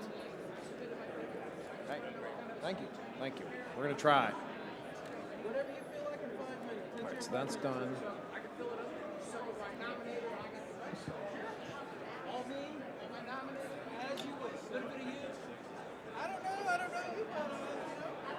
I don't know that I can do anything about that. I guess Wolford maybe. I mean, how do you have any idea how long? I mean, we got to go. We can't. I mean, is it a matter of that's already done? It's just a matter of tallying, or what the hell's going on? I mean, I can't hold the convention body up for a region now. I'll give you a couple minutes. Get it. Go. Yes. Got him. That's awesome. That's excellent. I'm going to hit this shit next. I'm excited. I tried to get the I've never had this until the bourbon panel yesterday. It's amazing. That's really good. Will it? It's real good. Did you buy this? Or? Okay.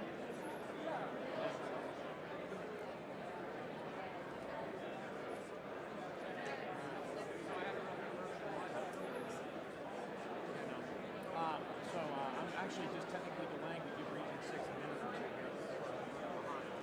I can't delay it for the convention. Right, I know. I know.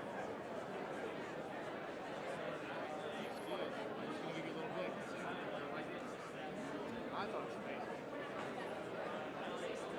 Yeah, want one more?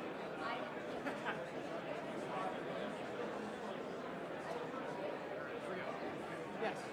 Yes. It's really weird to look down on, just for the record. Like, this is the weirdest thing, because I'm usually short and I'm looking up at people, and it's like, thank you, Judge. I appreciate that.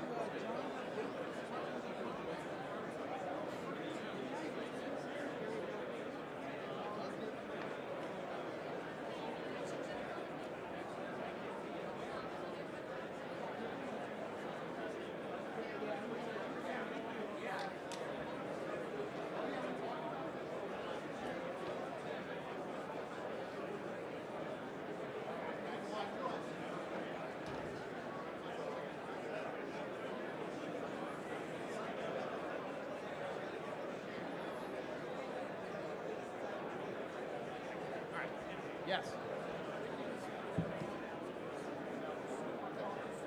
Oh, okay. Do you have the info? Actually, can you just go to a mic and do it? Okay, I'll get it. I'll bring it to attention. I'll give you mic just because you announced it, and then we're going to get back to it today. All right, here we go. All right, everybody, please take your seats. Let's get it on.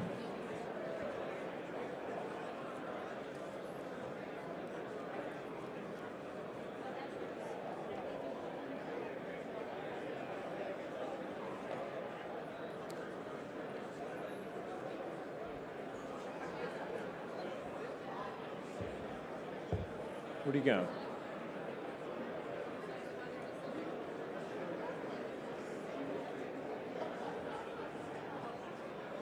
All right, if everybody could take their seats, please. Get business going again.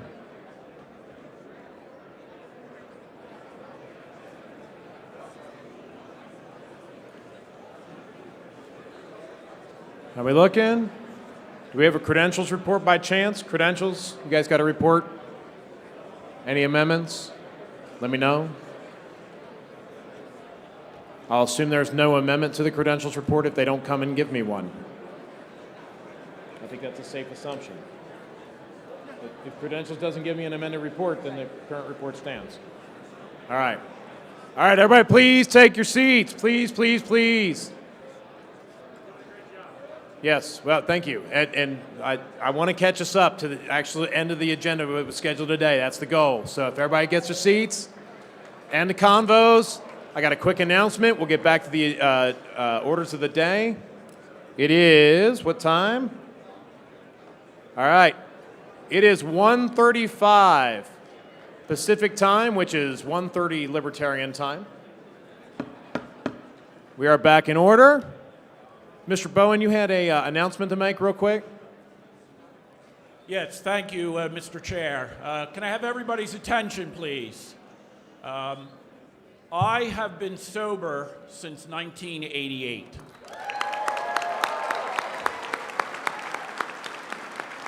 Thank you. More importantly, some of you may not know, and we wanted to get this out this morning, but with Whitney being sick, we missed the announcement. There is a space up on the 3rd floor in the Central Pacific room on the 3rd floor that is being hosted by the Sober Caucus of the Libertarian Party. And if anyone feels the need to stop up just to get away, that will be open during business hours and into the evening. And even if you're not, we'd appreciate you maybe going up and saying hello and being friendly with some of the people who might be struggling through a tough time. Conventions are pretty raucous and partying, and some people do have some trouble with them. So everyone is welcome, and I just wanted to let everybody know where it is. Thank you, Mr. Chair. Thank you, Mr. Bowen. All right. Okay, perfect. Oh, wow, you guys got ahead of the game. That's excellent. All right. So next on the agenda are treasurer elections. And at this time, there are 2 candidates who have turned in paperwork to be eligible to be nominated. And that is in alphabetical order. That's hard to do. Mr. Hagan and then Mr. Hagopian. Are there any other nomination paperwork out there for treasurer floating about? Anybody, anybody? Bring it in if you can before nominations get closed. Yes, and that's what we're going to do right in this moment, yes. So, with that said, with the 2 candidates that are able to be nominated, I will now recognize... Mic 1, please. Microphone 1. Yes, Mr. Chairman, I'm Mark Rutherford, a delegate from Indiana, and I'm proud to nominate Tim Hagan for treasurer of the Libertarian National Committee. Thank you, Mr. Rutherford. Mr. Hagan, do you accept the nomination? Yes, I do. Thank you. Mr. Chair, microphone 3. Microphone 3. Will Daugherty, delegate from the state of Oklahoma. I'm honored to nominate the Libertarian-in-Chief, Todd Hagopian, for treasurer. Thank you, Mr. Daugherty. Mr. Hagopian, do you accept the nomination? I accept. Thank you. All right, thank you. Dan Lewis, Mike 1, has NOTA had their petition in?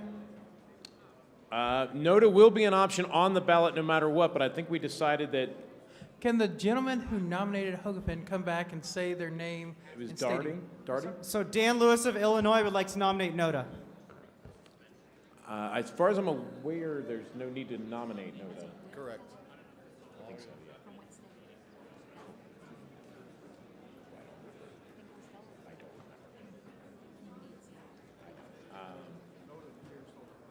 NOTA's going to appear on the ballot either way. Mike 2. Just one moment. The nominator for Mr. Hagopian, the secretary didn't catch your name. Actually, none of us did, and I'm so sorry. I actually repeated it, but I missed the state and the delegation. It's Oklahoma. Just so we get the paperwork right. My name is Will Daugherty. State of Oklahoma. Oklahoma, thank you. All right. Nathan Moxley from Texas. Move to close nominations. All right. There is a motion to close nominations. There's a lot of seconds out there. Is there objection? Okay, there is an objection. All those in favor of closing nominations for treasurer at this time, please raise your hand. Those opposed, please raise your hand. The ayes have that. Nominations are closed. All right, and because our crack staff up here was getting ahead of the game, we already know the order. And what is the order? Mr. Hagen's roll will be first. So let me pull that sheet up. Wait, the roll? Oh, the roll. I'm sorry. I thought we had already done this part. No. So we're rolling for order now. Yeah, sorry. so the first roll will go to Mr. Hagen. That's all good. And the die run away. That one. All right. That was my problem every time I play D&D, man. 17.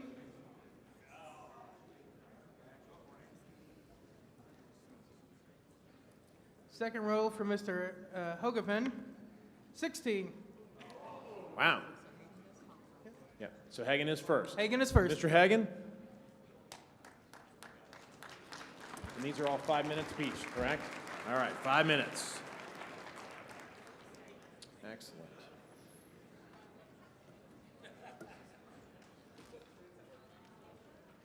Do you need a clock, or do you want me to provide one? Do you want a timer, or do you want me to provide it? Okay. That'd be perfect. Yeah, 5 minutes. Perfect. Thank you. We started at about 5 minutes and 5 seconds. Hang on a second. Okay.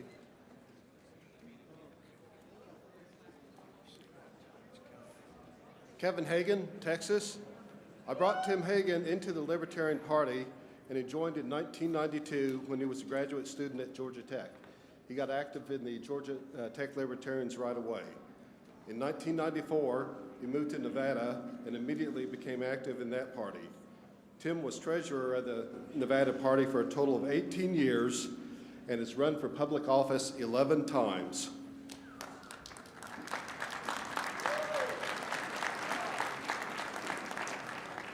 Tim Hagen has been treasurer of the LNC for 10 years. In that position, he pushed to use the surplus and funds to pay off the mortgage on the office that we own.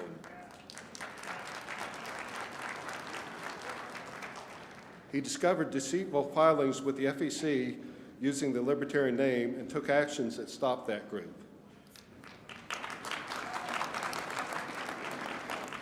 Tim Hagen's budget priorities include the Frontier Project, continuing regional training, and ballot access.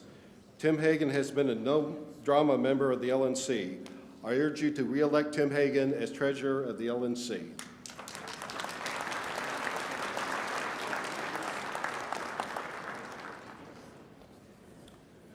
Good afternoon. My name is Mark Tunievich, and like many people in this room, I have a long history and involvement in this party.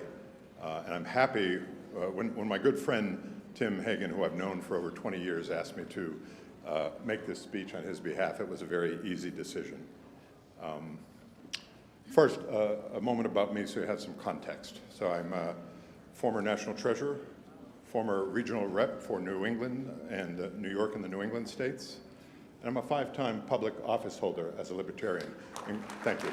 Including as a conservation commissioner in my hometown, my home state of New Hampshire, where I also served as chair for 2 terms.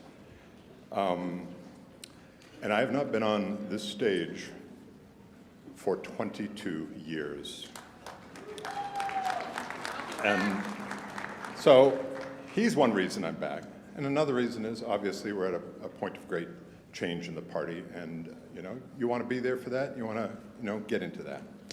And first of all, a quick apology before Tim. The apology is for those of you who were unfortunate enough to hear me doing Green Day songs at karaoke last night. I'm really sorry that you had to sit through that, but there you have it. So we are indeed blessed with 2 fine candidates for treasurer this year, and who both have a lot in common.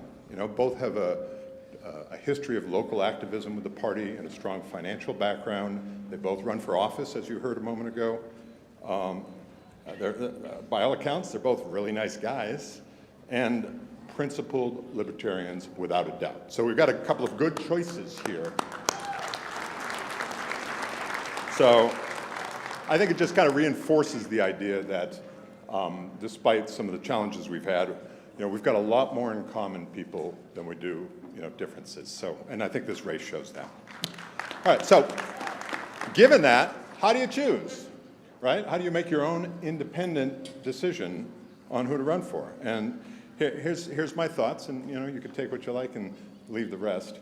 I think over the last 10 years with Tim, indeed, from the treasurer's role, it has been no drama.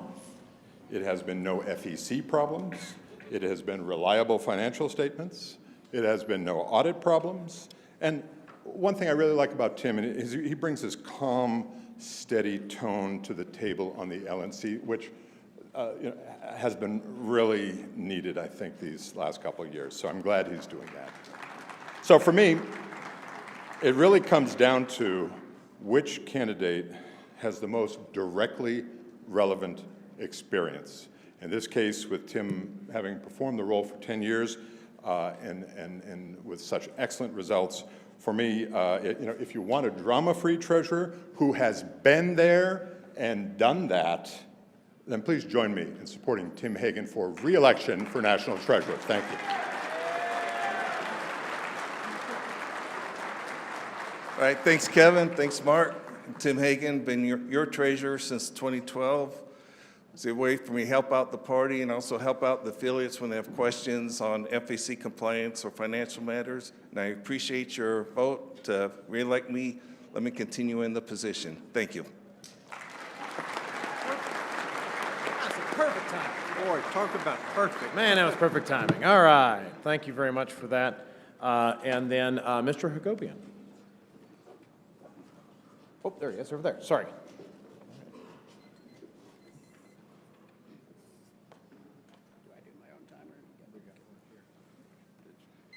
Giving you about 10 extra seconds just to get started. Thank you. Hey, folks. My name is Todd Hagopian. I'm running for LNC Treasurer. Thank you all for coming down. So, I want to spend the first 30 seconds of my speech dedicated to my opponent. Tim Hagen is a valued treasurer of the Libertarian Party. He has spent the last 10 years dedicating his life to this movement. I realize that he's done a great job, and he is probably the nicest guy in the entire party.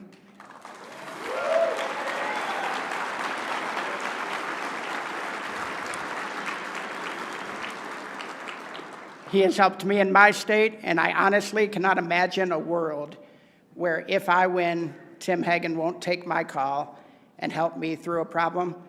And I can't imagine a world where if he wins, I won't take his call and help him with the problem. The Libertarian Party is going to move on together.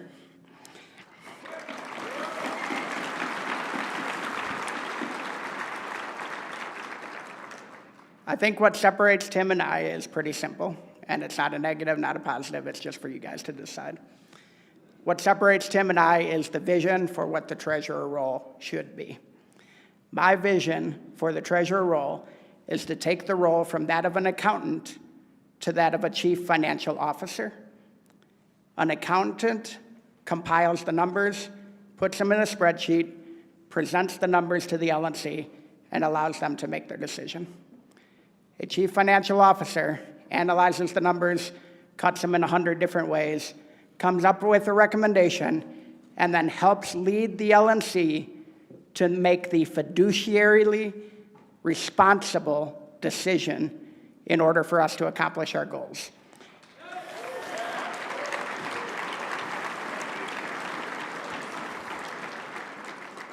The LNC is in trouble right now. We literally ran out of money and had to take a loan. That happened for a couple of reasons. We probably budgeted too much revenue. We can argue that, we can figure it out, we'll see how the year pans out. But what we definitely did is we straight line budgeted. and I'm not going to get into the minutia of finance, but essentially, any business owner knows cash flow is king. When you straight line budget, you do not know how much money is going to come in every month and how much money is going to go out every month, and you run out of money, and that's what happened. What we need to do is turn around what we're currently seeing in the LNC. My background is turning around businesses. At Whirlpool, as a senior manager, I turned around an $800 million business that was losing $270 million a year. We made money before I left.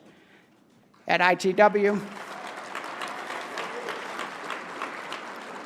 I was the global marketing director for a $42 million business. It was a $67 million business by the time I left.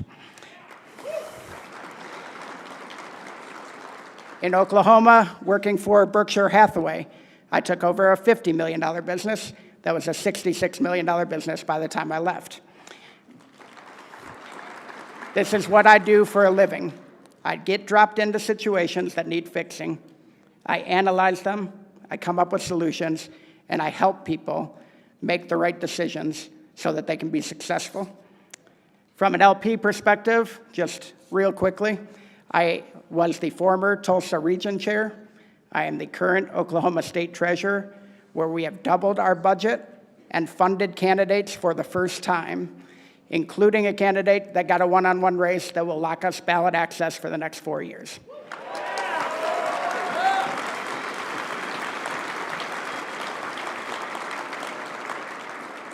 From a candidate perspective, I've been a local candidate, as a school board candidate, and a current county assessor candidate.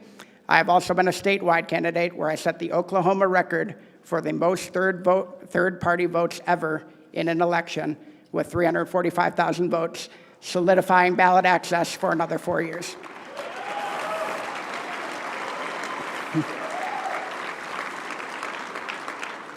I want you to forget about caucuses. I want you to forget about the political quiz. Forget about my worst tweets, please. We're offering two different things. Do you want an accountant or a CFO? That's your call. Thank you, guys.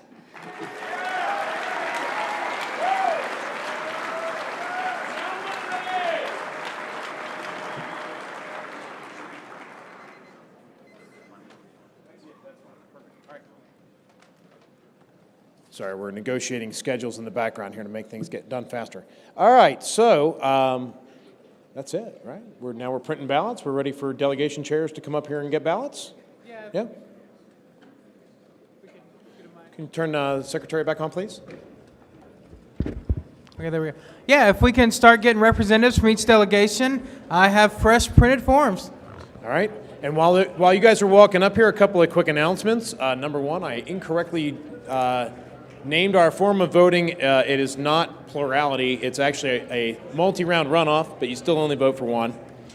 And there's also been a request that for those that have accessibility issues to try to keep the aisles cleared in order for people to be able to get to the microphones. So just a couple of notes there on housekeeping. Coming up, if there's no objection to it, after you guys all finish voting, and while the tallying is going on, we will see the in memoriam section, the video of the Libertarians who have unfortunately left us since our last convention. Following that, I believe we are then to go to the vice chair, and if the timing is about right with what was fixed originally in the proposed agenda, Ms. Jorgensen would then speak while we're tallying the vice chair election, if that's okay with everybody. Kind of trying to cram it all together so we get it all done today. So, oh, we have an updated credentials report real quick. Yes, here we go.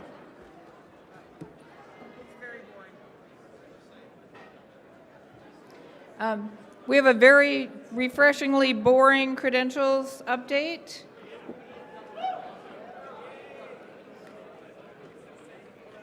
Hang on. We have had a few other people check in today. So we're up to 1,133 attendees.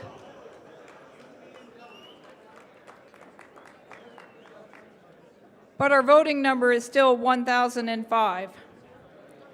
So the quorum majority, 2/3 and 7/8 numbers have not changed. Do I need to repeat them, do you think? Okay, but I'll give them anyway.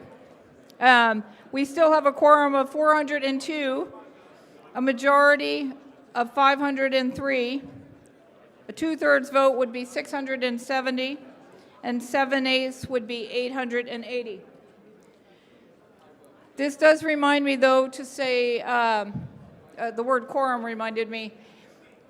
It's Saturday afternoon. If you are very excited by these officer elections, but you have to head home today, and I don't mean like head back to your hotel room. If you're leaving the convention today, check out at the credentials desk so we can remove you from these tallies. Is that clear? Cool. Does it have to be, I thought it was just an update in the afternoon. Ken, then you need to. Right.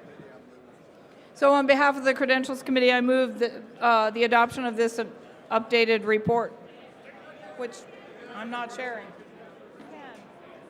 Can you chair this really quick? No, I've moved it, reported. All right. It's been seconded. It's been moved and seconded. Sorry, I was dealing with administrative. So moved and seconded. Is there any objection to the amended credentials report? Cool. That's accepted without objection. By the way, as a reminder, if you find stuff that is not yours by chance, I just had someone say that they had lost something. If you find stuff that's not yours, please take it to the registration desk. That is the lost and found.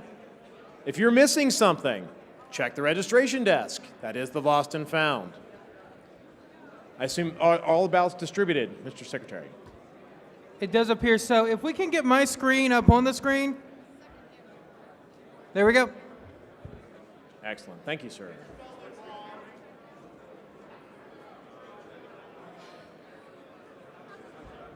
I'm hearing something that's spelled wrong.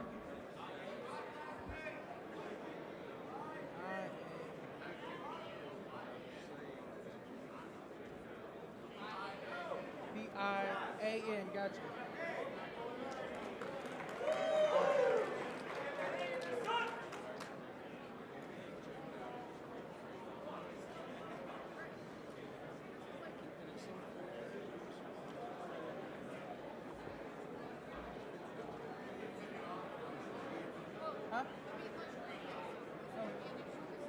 Can we leave my screen on for a little while they vote?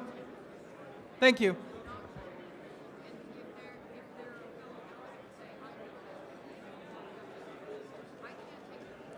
And while this is all going on, I will note that the next thing up is the vice chair election. So if there are any petitions for vice chair that have yet to be turned in, now would be a really good time to do that.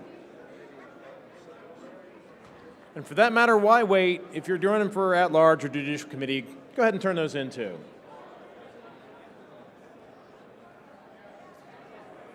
Yes.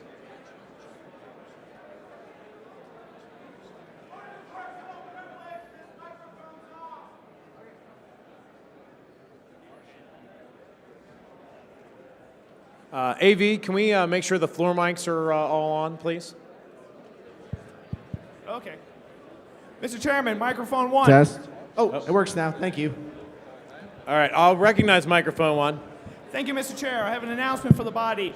Morgan Rigg, delegate for the great Hoosier state of Indiana. Yes, Mr. And Rigg. my apologies for you being redundant and using the words great and Hoosier in the same sentence. I'm holding here a copy of the world's smallest political quiz. This was done by the advocates for self-government for the Libertarian Party of Indiana. I've passed these out to all the other state delegations. If any of the other state parties would like to get these particular cards, which includes the most up-to-date questions and also contact information for whoever wants them, they can get in touch with our state party chair, Evan McMahon. He will hook them up. Help them out. Thank you, Mr. Rigg. So those state delegations looking to get updated world's smallest political quiz literature, go see Evan McMahon, chair of Indiana. Thank you, Mr. Rigg. Thank you, Mr. Chair. Point of personal information, Mr. Chair. I think it's microphone 3. Microphone 3, yep. All right, Derek Ruthman from Ohio. Like our neighbor, the delegation from Pennsylvania, who's first. Ohio has the second. Sir, you're going to have to speak much closer to that microphone. Okay, sorry. thank you. I'm sorry. All right. Like our honored neighbor, the delegation from Pennsylvania, who is first, Ohio has the second largest concentration of OG libertarians, or plain folk, living in the United States. After Lancaster County, Pennsylvania, Holmes County, Ohio, is the second largest Amish community in the world. About 70 miles south of Cleveland is a relatively rural Holmes County, known affectionately as Amish country. The area has a population of around 40,000 Amish people. And our second inquiry, the father of our own, Tricia Sprinkles, CENTCOM chair and JC candidate, was the editor of the Budget and the Amish newspaper. All right, thank you.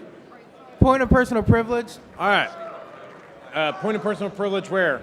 At the secretary's desk. Hey, secretary. Okay, yes. Yeah, I'm just going to ask the delegates, if you approach the microphone, could you please begin by stating the purpose for which you rise, even if it's just an announcement? Because when people walk up and just start talking, my cackles get raised. I think I might need to type something in the minutes. So if it's an announcement, just let me know so I don't need to go over that sheet. Yeah, sorry, and he did. He was just real soft. That's, yeah. Now we got the mics going. And that is a good thing. When you're at the mic, don't be afraid of it. It won't bite you.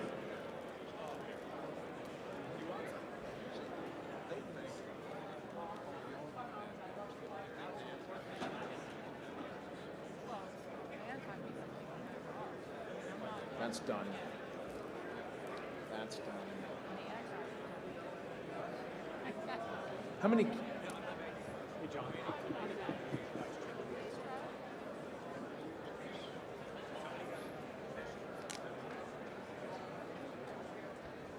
Can you please remove my screen? I need to go look at something.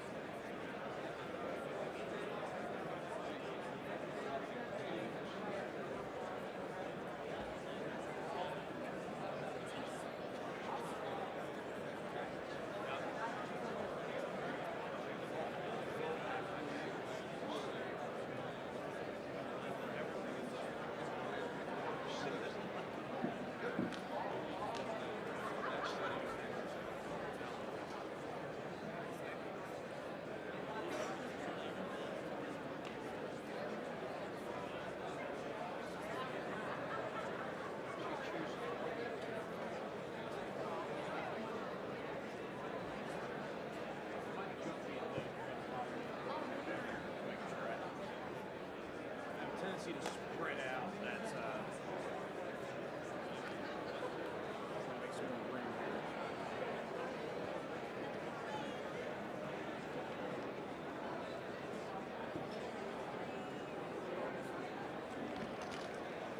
This can go away. Yeah.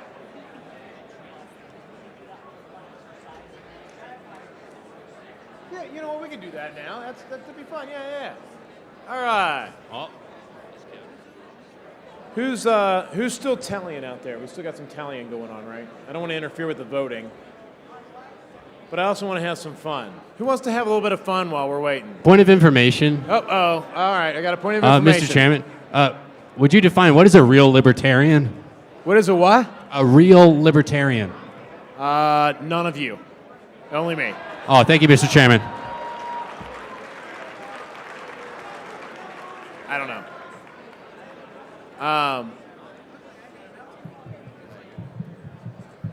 but I do enjoy having fun. We got to lighten up things. One of the things that we've done typically in the past is we'll have this thing where we'll ask everybody, and I don't want to interfere with any tally, so if there's a lot of tallying going on, I don't want to seriously make that take precedent. But something we've done in the past is we have people stand up and stay standing depending on how many conventions this is for them. And that's just kind of fun to kind of get an idea and, just kind of see our growth and also our institutional length as far as, how long we've been going. So, for those of you that this is your first convention, at least, if you've been to at least one convention, this is, by the way, everybody, please stand up, because you're here. Yes, if this is your first convention. Or if you've been to at least one, which is everybody, because we're all here. All right. Please remain standing if you've been to at least 2 conventions, national conventions. No, well, yeah, it does. We're not going to relitigate that, please. I still have PTSD. All right. If you've been to at least 3 conventions, please remain standing. If you've been to at least 4 conventions, please remain standing. All right, if you've been to at least 5 conventions. If you've been to at least 6 conventions. 7 conventions.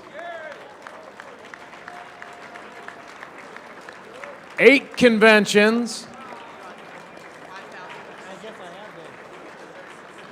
9 conventions. By the way, this is where I am actually sitting down now, just so you all know. I can't sit and talk. 10 conventions, 20 years, 10 conventions, at least 10. It could be longer than 20 years. Yeah, let's give a big round of applause for the 10. That's awesome. Thank you. All right, do we keep going? You want to keep going? All right, we'll keep going. All right, we're going to go a little faster because otherwise it's going to take forever. 11, 12, 13,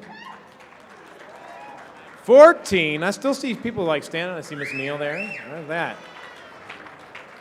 What number was I on? Sorry. I was on 14. All right, so then 15, 16. Miss Neal, I'm going to call foul because I don't think you're old enough to be here this long. I'm just saying. It's not true. I'm not trying to call you a liar, but just saying. What was it, 16? 17. 18. 19.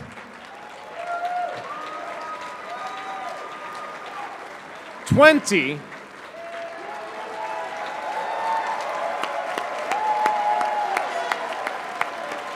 All right, who remains standing at this time? Can you put your hand in the air? Is there anybody left?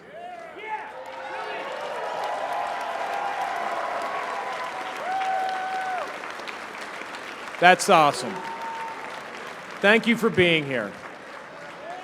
Thank you. All right, do we have all the ballots in? Did I waste enough time? Okay, South Carolina chair, you are needed at the tellers. Is everybody else cool? So far, okay. So people are still tallying, right? Okay, so we're back where we are. South Carolina needed. Few people finished in tallying. Sorry that I may have interrupted the tallying, but that's fine. Gotta have fun.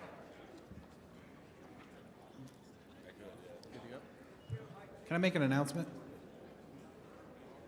It's going, which is why I'm... Microphone 3, can I make an announcement? Microphone 3, yes. Yeah, my name's Sean Osborne. I'm a delegate from California, also blind as a bat. I have a podcast called the Liberty Blues Network, and I wanted to invite anybody who's running for office to come on the podcast. Come over and talk to me, because my blind ass will never find you. Bring a card over. That way I can, have your number and stuff and get a hold of it, and we can make it happen. So anybody that's running for office, please come see me. Real quick again, the name of the podcast, and where are you sitting in California? Yeah, California. Liberty Blues Network. Thank you very much. Thanks. All right. Microphone 2. Microphone 2 is dead as a doornail, apparently, AV folks. Microphone 3. Microphone 3. Phil Lammy, delegate from Utah. Point of information, what is taxation? Well, the short answer is theft. The longer answer is extortion at the threat of violence, which is just theft. So.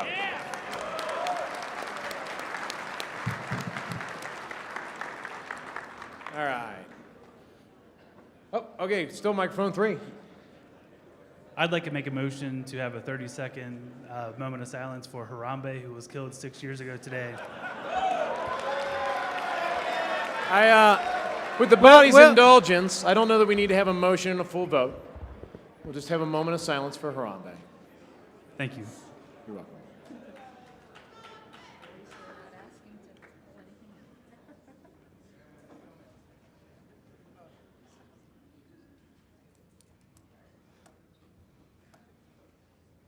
All right, that's good.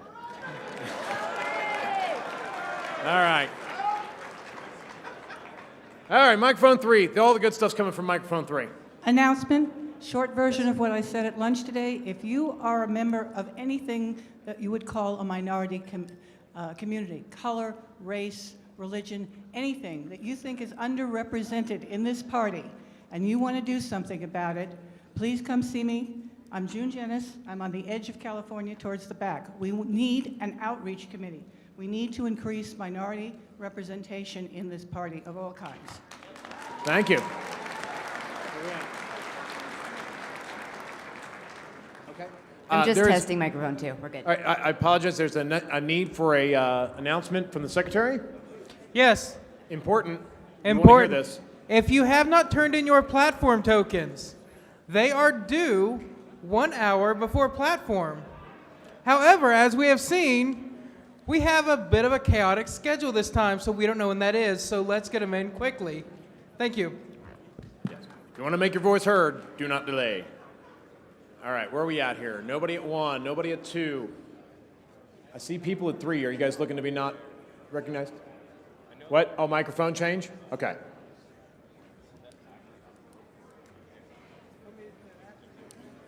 Hi, Ken. Hello. Microphone 2. Point of personal privilege, I guess. I just wanted to, for those of you who might be new or haven't been to one of the, I guess, 9 conventions I've been to, I'm Avens O'Brien, and I take photos of all of you. And just as you were asking everyone to stand for how long they had been here, I was thinking, I didn't catch who had been here so long, but I would love to get photos of you, I'd love to get photos of the newbies, I'd love to get photos of everybody, because everyone knows that after the convention I have like 10,000 photos that I have to edit and then post months later. Sorry about that. But I just wanted to let all of you know, if you're running for office and you want candidate photos, if you just want pictures with your friends, your state chairs, whatever you want, I am here to take photos to make Liberty look good. So come help me out. Thank you. And I'm in the California delegation if anyone's looking for me. Which delegation? California. California. See Ms. O'Brien. Okay, and we are just, we have California left to tally again, no pressure. We know you got 1/10 of the body. Microphone 3 I know was there. Go ahead. Eric Cranley, Kentucky. Quick question for the chair. Which gun laws do you consider constitutional? All of them. Constitutional? None of them? I mean, you're talking federal law, right? Or state law or local ordinance? I mean, really all of them. Okay. Because I don't look at it as a constitutional issue. I look at it as an individual human rights issue, to freedom to defend yourself. And I don't care what a piece of paper says. I have the right to defend myself. So, I mean, that's all I'm saying. That's Announcement at the secretary's desk? Yes? Can we have Chris Lucchini come to the front? Mr. Lucchini, you are needed at the desk. Also New Hampshire. Oh, and New Hampshire. Not all of them, just one of them. All right. I think there was somebody at microphone 2 that wished to be recognized, if I remember. Yeah. Hey, how you guys doing, everybody? My name is Michael Lima. I'm running for Hayward City Council in the heart of the Bay Area for California. It would really help me out a lot if you guys could just visit lima4hayward.us for like algorithm purposes. It's Lima, Lema, the number 4 Hayward.us. You guys would help me out a lot. I really appreciate it. Thank you guys so much. And I'd just like to thank you for remembering to actually spell your website, so I didn't have to ask you. Let's see. I haven't gone over to microphone 1 in a while. Is there somebody at microphone 1? Yeah, I have a quick point of information. Yes, sir. Is inflation theft? It is definitely a form of theft, and it's a rather ugly one that people don't even realize they're being robbed until you go to the grocery store, and if there's something you can buy, it costs a lot of money. I don't know about you all, but boy. All right. Where are we at? Let's go back over here to 3. Good afternoon. Matt Hackenberg from Pennsylvania. So I'm currently running for governor of the state of PA, and if anyone is not fully aware, the gubernatorial race in Pennsylvania is going to be one of the most center point campaigns nationwide for gubernatorial campaigns. It is going to be a contentious race, and I'm hoping to give the nation a taste of what the Libertarian Party is and what it has become, to unapologetically refute and oppose the traditional parties who have been filled with murderers and thieves who've oppressed us and crushed us and destroyed our wealth, our safety, and our nation over the past of our lifetimes.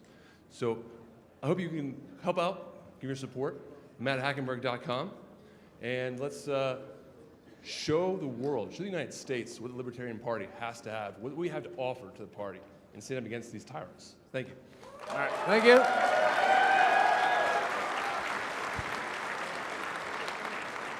How are we doing over here?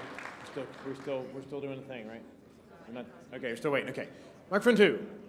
Mr. Chair, this is Robert Perry. Hello, Mr. Robert Perry. Delegate from Kentucky. I believe I've met you before. Okay. I just wanted to play a quick word association with you, if you would indulge me. Just okay. Don't give it a lot of thought. Do you want me to do it, or you want the body to do it? I want you to do it. Okay. Just say It'd be more fun if you got the body to do it. The body to do it? Yeah. We'll get the body to do Okay. it. All right. Just say the first thing that comes to your mind. If I say no victim? No victim?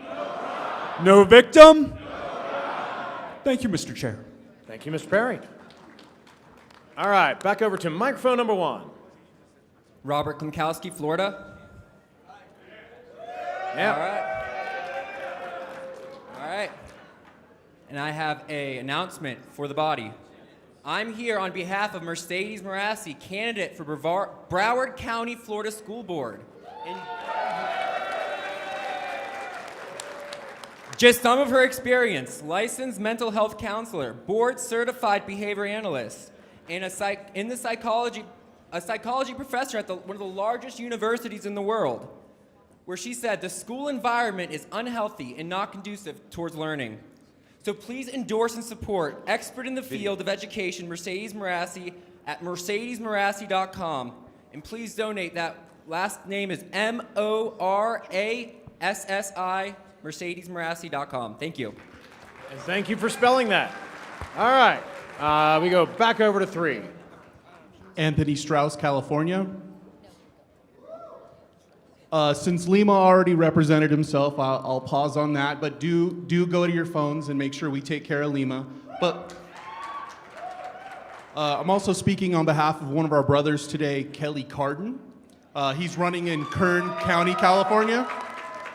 So if everybody with their hands on an electronic right now can go to a browser, I'm not fucking around.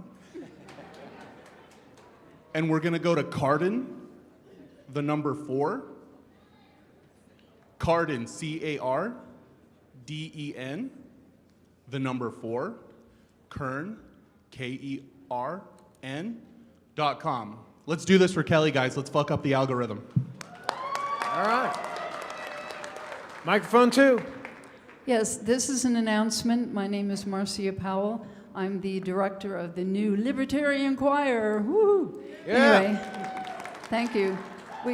We sang Thursday night at the reception, and then we're going to sing again tonight at the gala. So if you miss either one, I'm hoping that National will send out an email to everyone so we can prepare for 2 years from now. So I'm taking prospects to make the choir twice as big in 2 years. But the other thing is that my cell phone disappeared Thursday night, and the hotel doesn't have it, and it's not at the registration desk, and it's an Apple 6 iPod, I mean just an Apple 6 cell phone in a light green case. And it's hard to communicate to my singers without my cell phone. So if anyone has any data, this is what I look like. Thank you. Yes. Oh, we have results, so I'm going to put everybody else on pause because we're back. That's important. All right, where are we at here? Mr. Secretary. All right, if my screen can be displayed, we're going to play the game again where we scroll through slowly and make sure they're all right.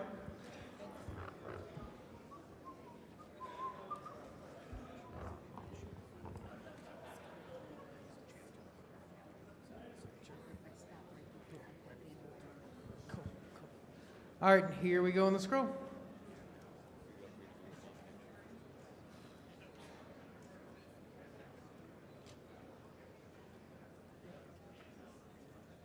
We're done with that part for now.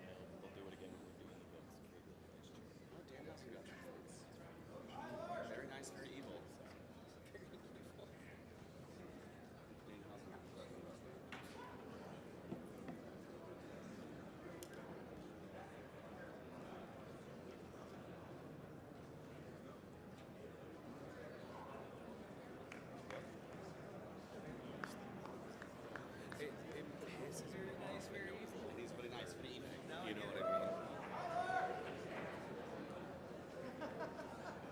Does anyone have any? All right, we ready for results? I see no one approaching the mic. Any delegations see any issues with their ballots? Tennessee has a issue.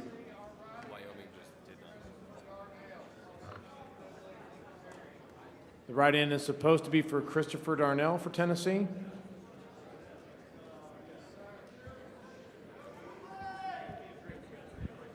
Wisconsin has 3 votes for Tyler Dankey, not Christopher Darnell.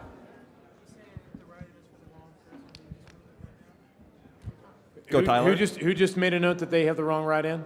Mike Sneeze from Wisconsin. I'm the vice chair of the delegation. Okay, Wisconsin, and who was your write-in for? Tyler Dankey. There's 3 for Tyler Dankey. Go Tyler. All right. I get the feeling the write-ins may have been resorted or something. Something may have gotten shifted. I'm wondering. Any other issues? Yes. Michigan.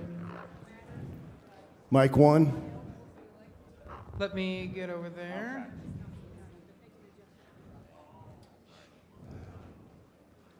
Okay, Michigan. Yeah, ours was not for Tyler. It was for Cher.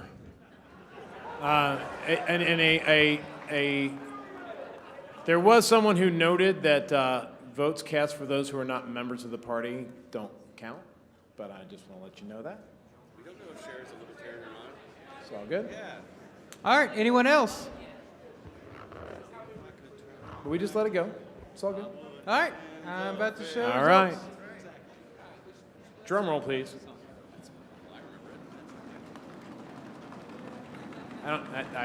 Okay, now I regret saying that.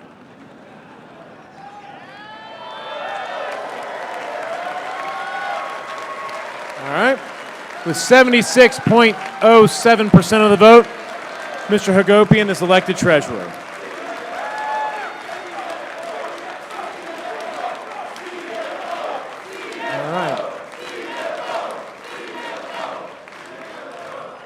All right. Very good, very good. My understanding, and I had a panel to do last night, you guys already did the vice chair and officer candidate forum last evening, is that correct? Okay, good deal. I was drinking bourbon in a bourbon panel, so it's the truth. All right, so we are actually to today's agenda. Welcome to today. Mr. Chair, microphone number 1, please, Mr. Chair. Where, what? Over here. Yes. Point of personal privilege. I'm Billy Pierce from the state of Texas, where the stars at night are indeed big and bright. Deep in the heart of Texas. Thank you. Point of personal privilege. There seems to be something going on with the Wi-Fi. And for many of us, communicating digitally or looking up things that are referred to is an important part of participating. Is there something that the body or the committee can do about the Wi-Fi? It was definitely part of what we expected. Yeah, I have tried turning it off and turning it back on again. Yeah. So I am an IT guy, but unfortunately I'm tied up. Right. So I'm going to ask the Convention Oversight Committee if one or more members of them could go nag the hotel staff to see what's up with the Wi-Fi. And it may actually just be that they need to turn it off and back on again. Like, that's a thing sometimes. Right. Anything that can be done would be very helpful. It could be that they've run out of DHCP addresses, all that kind of. I'm not going to get technical on here. The point is that they need it. What's that? Problems all day. So if someone from the COC could go talk to the hotel about getting the guest Wi-Fi working again, that would be wonderful. Point of information with the Wi-Fi. Yes, where is that Mike at? 3, Drake Lundstrom. Yes, Drake. From Ohio. If you set your computer to forget the network and re-log in, the way the hotel authorizes it, you have to reauthorize each day or so. And if you just try to rejoin it, it doesn't bring back the authorization screen. So try to forget the network and then rejoin it. That worked for me. I just want to point out we have the smartest members. Just saying. There you go.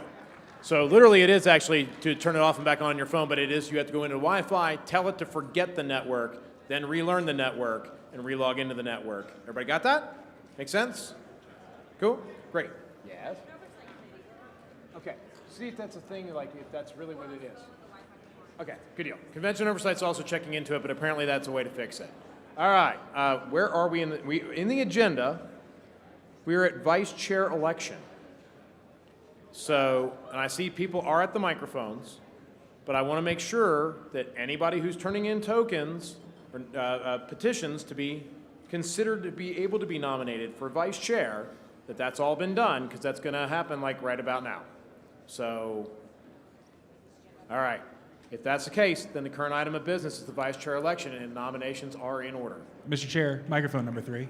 Which microphone was that? Number 3. Number 3, microphone 3. I am James Jenneman, delegate from Minnesota, and it is my honor and privilege to nominate for vice chair my friend, my brother, my colleague, Mr. Joshua Smith. Joshua Smith is nominated. Mr. Smith, do you accept the nomination? Mr. Smith? Where are you, Mr. Smith? He's in the center aisle.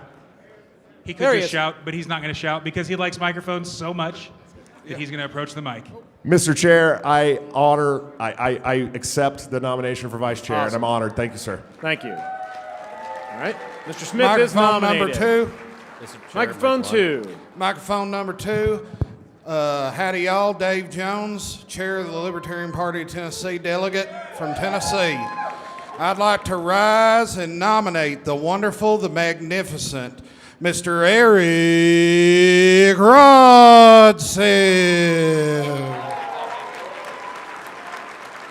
Now, I can't answer that in that same tone, but Mr. Rodsap, do you accept the nomination? It is my deep and humble honor to do so.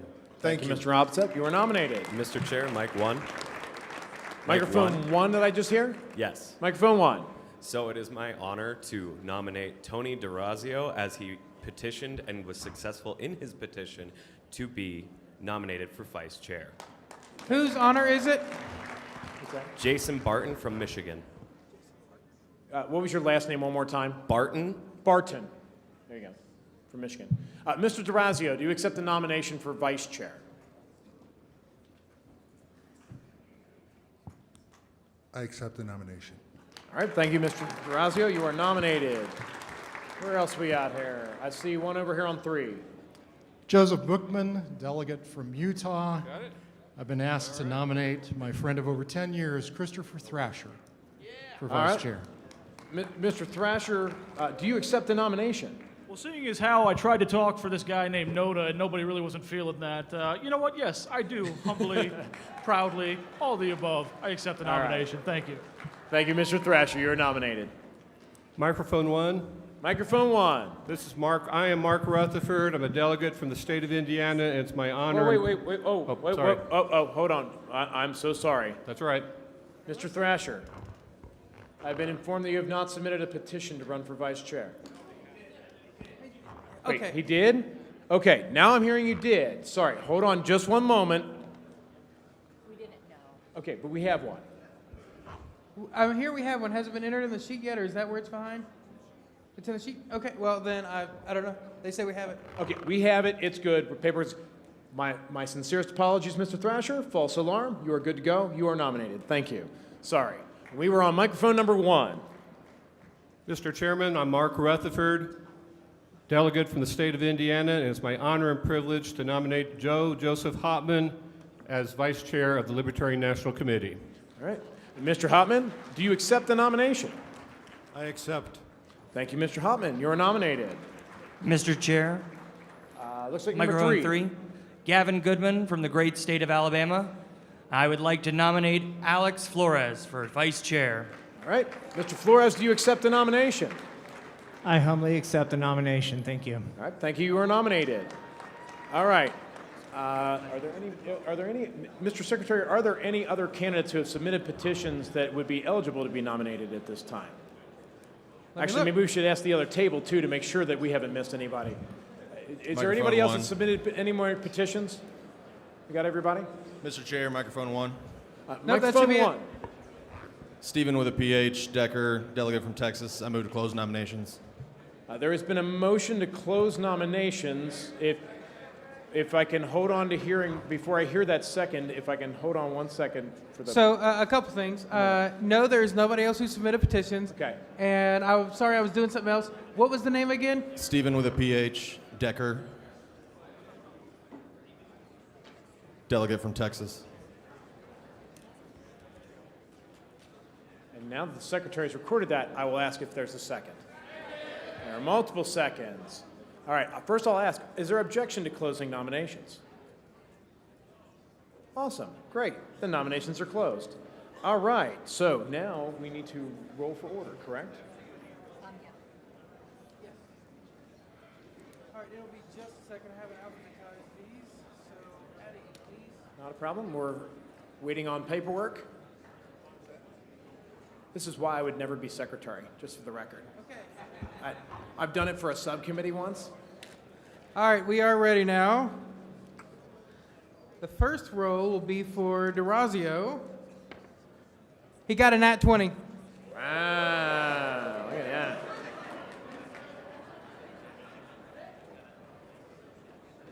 Next, we have Flores with an 18. Man, I'm taking you to the casino. I just wish I could roll this good in D&D. Next up, Hopman with an 11. Next, we have Rodsep with a 13. Smith, 17. And Thrasher, 15. I'm putting this dice away.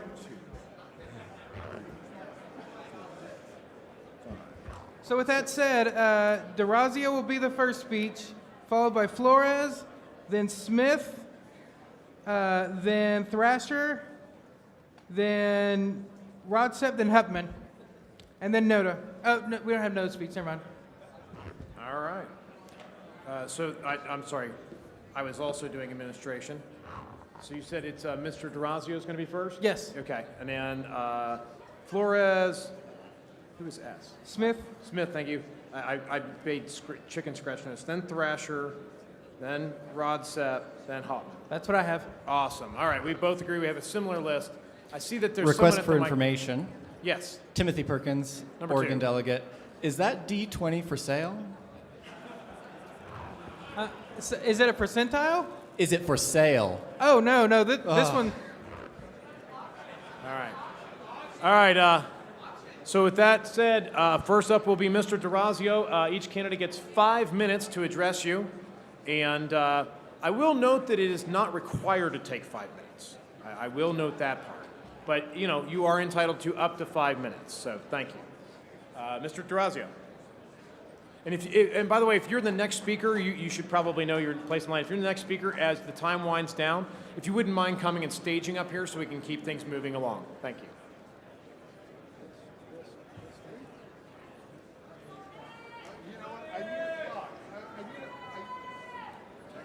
I need a clock with 5 minutes on it and not whatever was on it last time I was up here. Yes, that's fine. That'll be fun. It's going to be. All right, cool. It actually gives you a few extra seconds. Well, thank you. I appreciate that. For those of you who don't know me and have never heard my voice before, my name is Tony D'Orazio.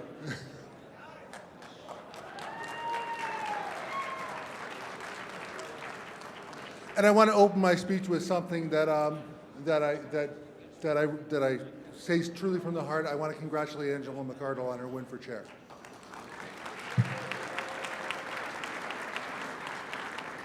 We ran a clean race. We ran a good race. We all ran great campaigns. Mr. Dasbach, Mr. Emmerling, you also ran great campaigns, and it's truly my honor.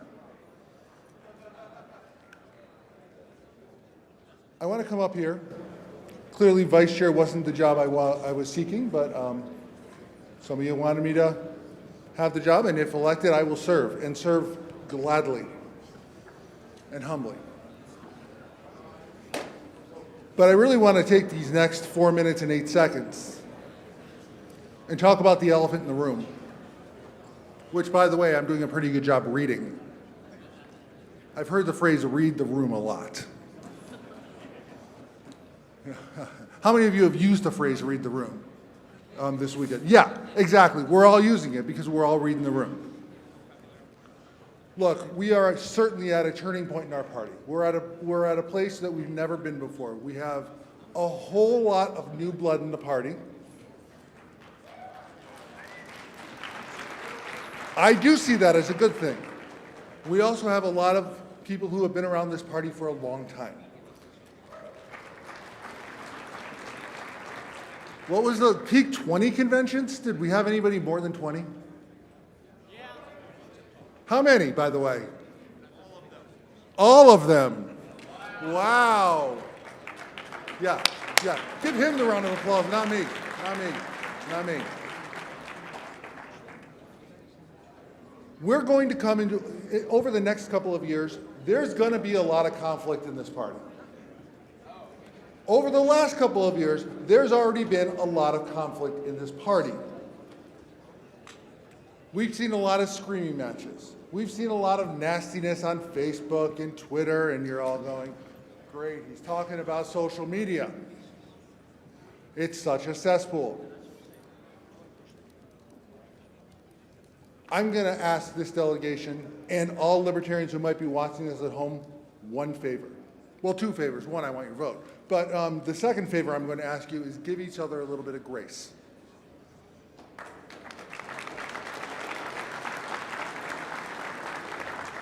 This is going to be a steep learning curve for everybody in this room and everybody in this party. We're going to have to learn how to get along. We're going to have to learn how to fight for liberty together. It's not going to be easy for us. We're going to have some growing pains. We're going to make mistakes, because guess what? There are no people in this room that are not human. Humans make mistakes. Let's give each other the grace to make mistakes. Let's talk about issues. Let's stay away from the personal attacks. Except saying that libertarianism is a mental illness, because it kind of is. I'm kidding. It's not. We're all here for the same reason. We want to fight, in the words of my friend Tom Arnold, the goddamn cult of the omnipotent states.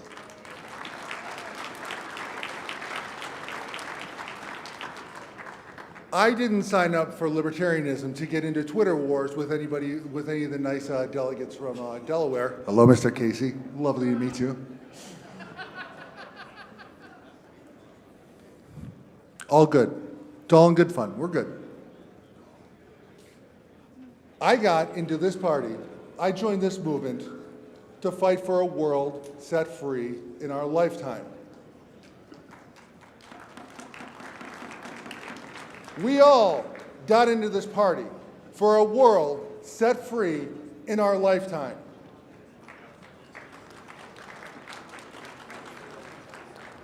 I'd like to spend the last 28 seconds of my time giving Mr. Moment a hug, because he needs one after today.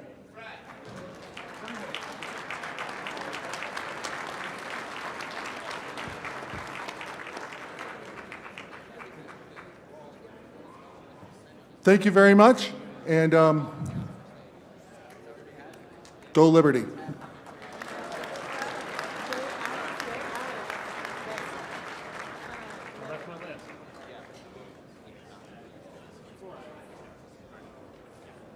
Next is Mr. Flores.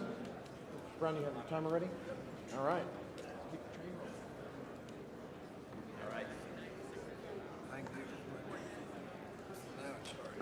All right. Thank you.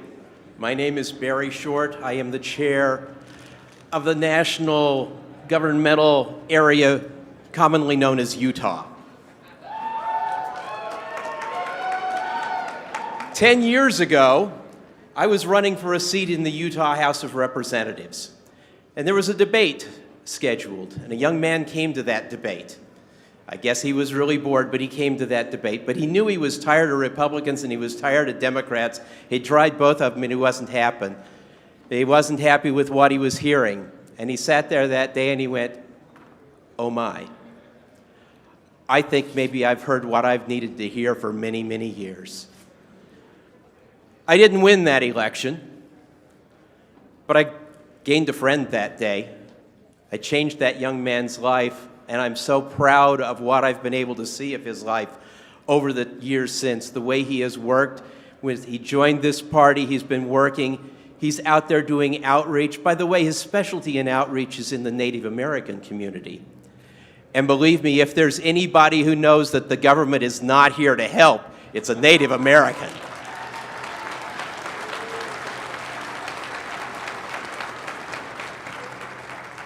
I've been just thrilled to watch his growth, and I am thrilled today to nominate Alex Flores for Vice Chair of the Libertarian Party.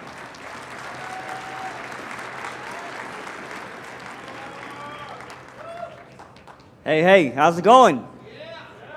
My name is Omar Recurl. I'm a delegate from Florida. You might remember me from the last convention when we had a 6-hour bitch fest that had to be ended. I am a former vice chair of the state of Florida, 2 terms.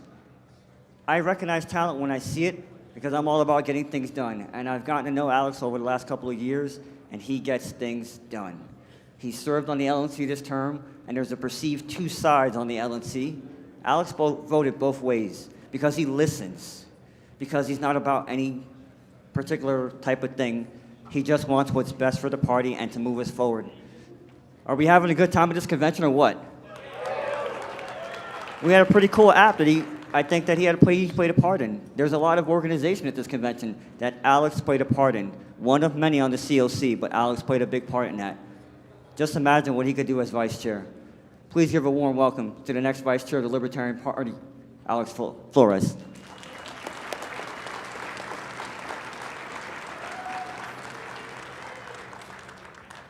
Thank you. And thank you all for being here, all of you, every single one of you. Thank you for helping the LP make history this year. This is our biggest convention in LP history, and I'm honored to be here with all of you.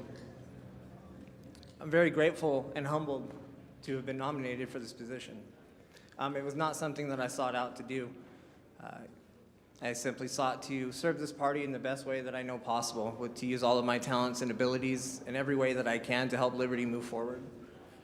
And I can promise all of you that regardless of however you vote today, I'll continue to do that.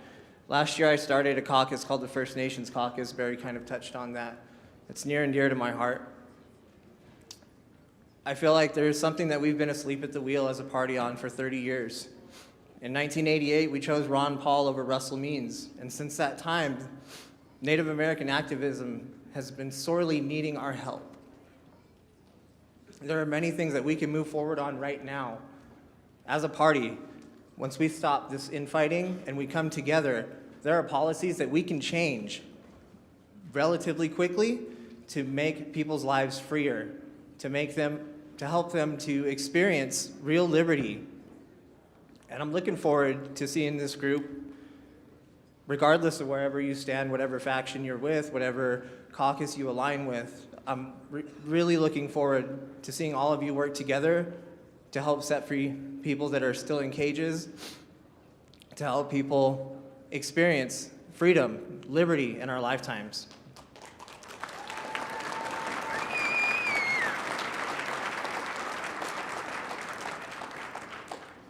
Again, thank you all. I know another caucus that I am involved with is the Libertarian Caucus. We're actually throwing a pizza party tonight during the gala. If you want to come to that, everybody is welcome. We take cash donations, Libertarian Caucus. You can donate there, PayPal, Venmo, Cash App, any of those. We'd be happy to help you all, have you all with us.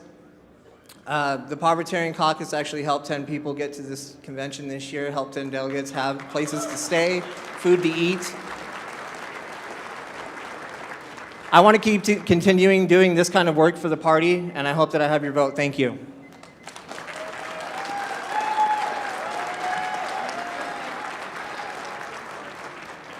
All right, thank you, Mr. Flores. Next I have Mr. Smith.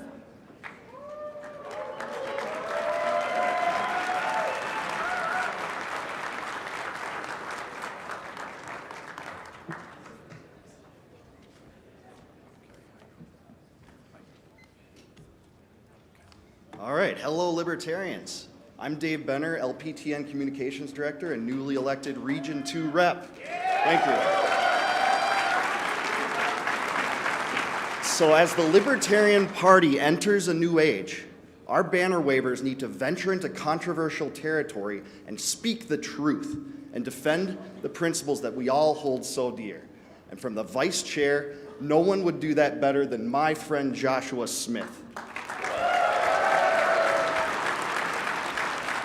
And he wouldn't stop there. He will work hard, replace Angela for her whatever duties that she needs being replaced for, and continue to serve as one of the most effective recruiters in this party's history. So with that said, please help break this cycle and give your vote to Joshua Smith.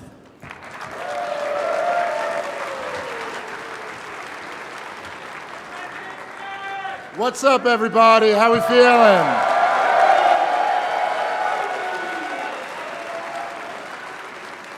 I am Dave Smith. I'm a delegate from Jersey. I am here to support Josh Smith for the vice chair position. I'm watching the clock. I don't want to take all of his time because I'm not Scott Horton.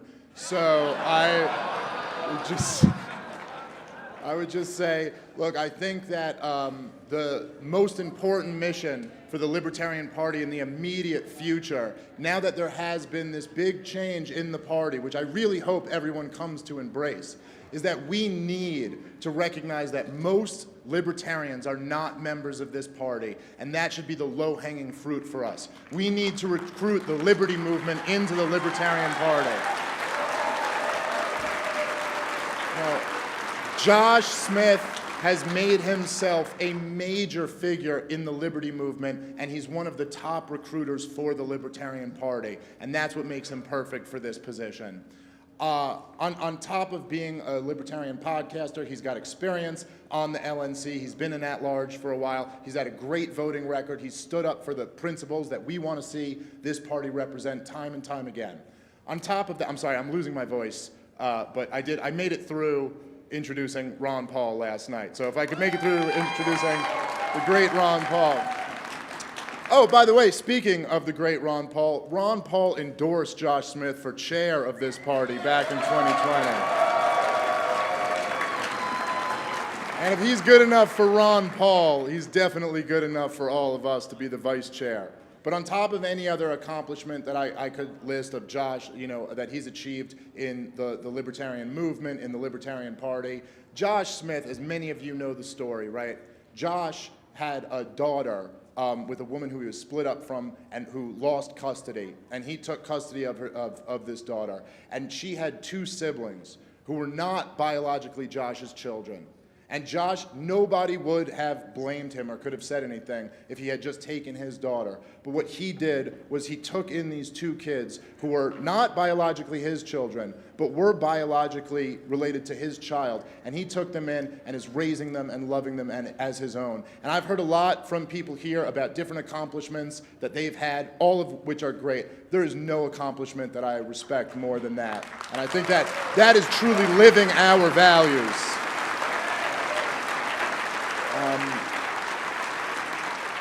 Listen, thank you so much to everyone here. I've been having a great time. Not much time left, so let's hear from the man himself. Josh Smith, everybody.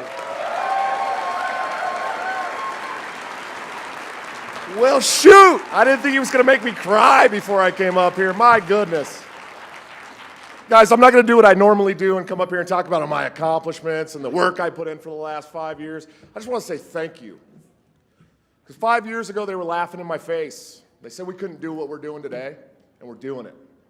And I appreciate you. And I just want to thank Michael Heiss. I want to thank Dave Smith. I want to thank Angela McCardle. I want to thank all of the people in this room that showed up to make their voices heard. It means the world to me, who started this 5 years ago on a mission where I didn't know if we'd ever accomplish it, and we have, and I appreciate you. But aside from that, I also want to give a shout out to the people that laid the groundwork. And we need to talk about this. This room is full of a new generation of libertarians that are fired up activists and ready to take on the state. And that's the most beautiful thing I've ever seen in my life. But there's people that laid the groundwork. There's people that took the arrows before we came. There's people like Bill Redpath from Illinois who worked on ballot access.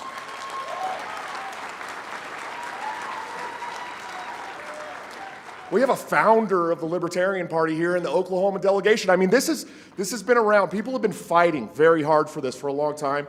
And I just want you guys to remember them when you take this new mission on and we take it outside to the state. So thank you guys so much. Please give me your support for Vice Chair. I promise you, I'm always gonna do what you expect me to do, but it's always good things. So thank you.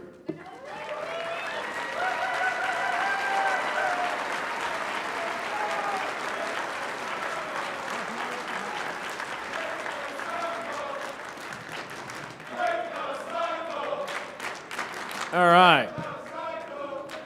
The fourth candidate in the list is Mr. Thrasher.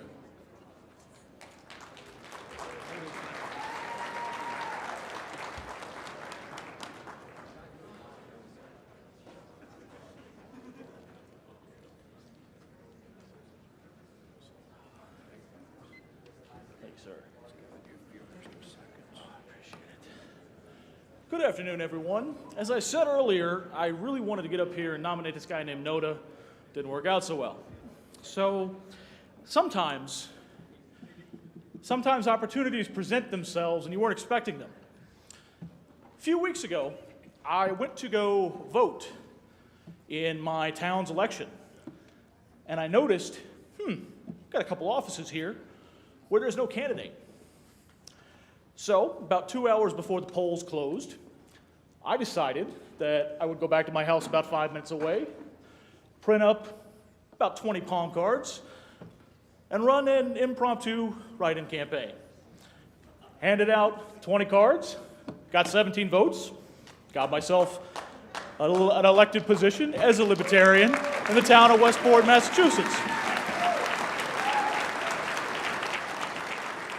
As you can probably tell from the accent, I'm not originally from Massachusetts. In fact, I've actually had the pleasure to live in just about 20 different states at this point. I've been to national conventions since 2008. I'd really have to think about what number this is, because I think I've only missed one or two. I was not in Orlando in 2020 because at the time I was actually traveling to Maine to make sure that they got ballot access to the Jorgensen-Cohen campaign. So I had to zoom into that one. But every single convention that I've been to, I've sat in a different delegation. And it's been wonderful because I have friends. I look out through this room and I see so many friends in so many different places in this country, and it just warms my heart. And interestingly enough, I'm a delegate from Massachusetts. And no matter how this convention body decided to vote on which delegation to accept, I would be able to say that. I was the only person who was listed on both delegations to be here today. And there's a reason that I did that. It's because the enemy is not in here. The enemy's out there. Yeah. I have been trying, some would say in vain, but nonetheless, I have been trying to find a solution to the situation in Massachusetts, and I truly hope, ladies and gentlemen, that at some point one can be worked out.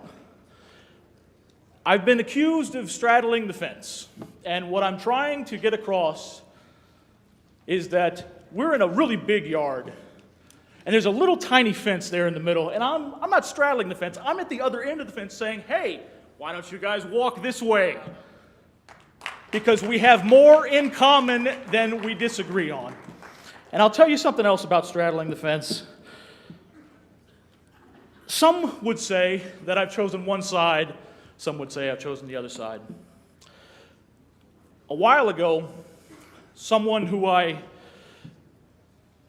called a friend in the past, and someone who I truly hope to call a friend in the future, said on a podcast that I had accepted 30 pieces of silver in order to cast my lot with one side of the Massachusetts equation or another. And a few minutes ago, I walked over to my delegation table, and I found this.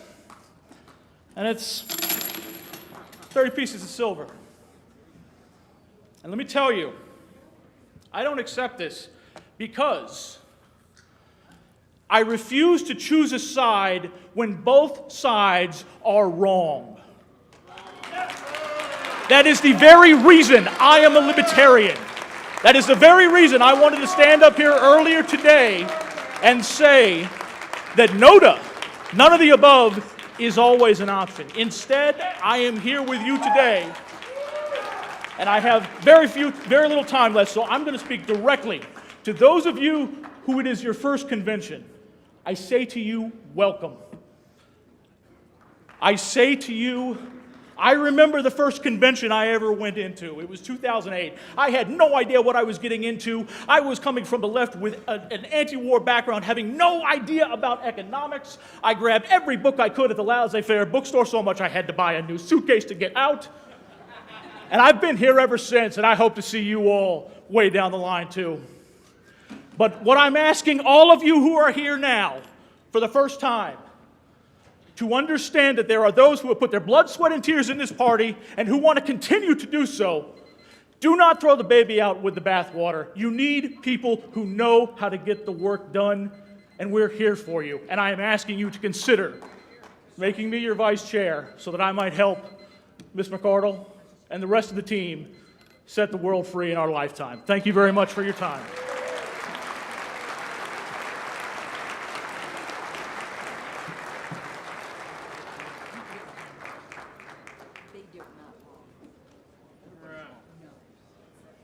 See here. Next, I will do a little bit of cleanup, and then Mr. Rodsap. Mr. Rodsap?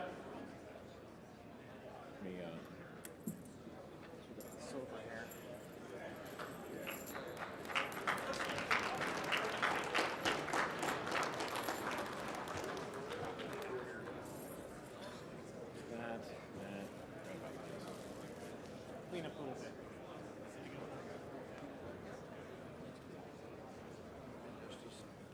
Very good. This is total time for everybody. Thanks so much. Howdy. I'm Sean Haw, Libertarian for North Carolina State House District 31. It is my incredible honor and a distinct pleasure to nominate my neighbor and one of my dearest friends, Eric Raudsep, to be the next vice chair of the Libertarian National Committee.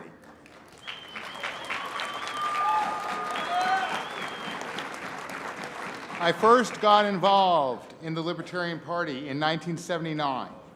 I've been active in the Libertarian Party of North Carolina since 1994. Eric represents everything I have been working for all this time. A growing Libertarian Party, a united Libertarian Party, a party that succeeds because we are helping people live better lives, a party that speaks out loud to the issues people really care about, a party that welcomes anyone who simply wants more liberty. Please join me in voting for Eric Raudsep for vice chair. Thank you.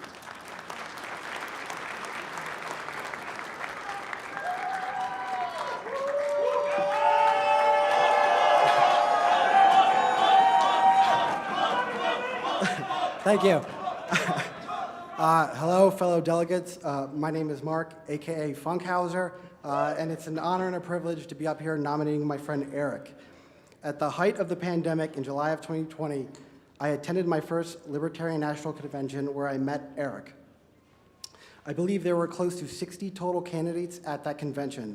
Only one of them made any effort to speak to me, and that was Eric. Eric made me feel seen, heard, and inspired me to get involved locally. Eric is hardworking, accountable, and most importantly, Eric is kind. If you don't know who Eric is, it's probably because he keeps a low profile on social media and doesn't cause drama. Now this is important. If you know me, this is important. Eric keeps his head down, his mouth shut, and he does his job and he does it well. Vote Rodsap. Thank you.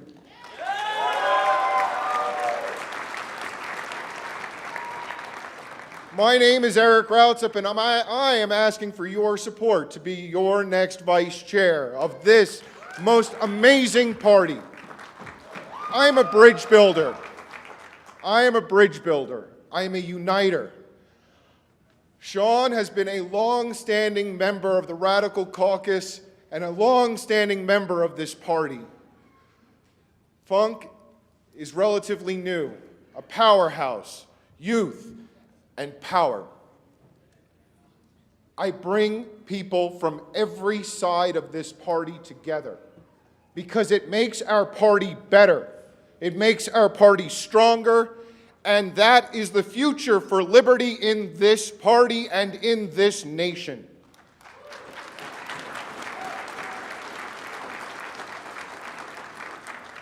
It's been said before, and it'll be said again and again and again. The real enemies are not in this room, it is outside of this room. And it is only if we stand together for the fight of our lives against this government who encroaches on our freedom and our liberty every day will we ever succeed. In summation, I will ask our chair-elect to say a few words. Thank you, guys. I know this is a contentious race. I just want to say that I need a diligent hard worker who is going to assist me with some of the most boring, tedious, I'm so sorry, miserable work in the party, and I'm going to try to make that Eric Rodsap. I need an operations person, and he is the guy, and I am so freaking excited to work with him. Let's make this happen.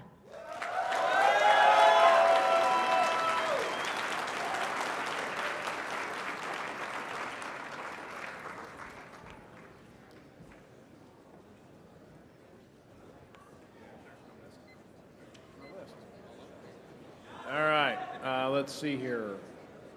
That was number 5, so that leaves, last but not least, the 6th candidate, Mr. Joe Hopman.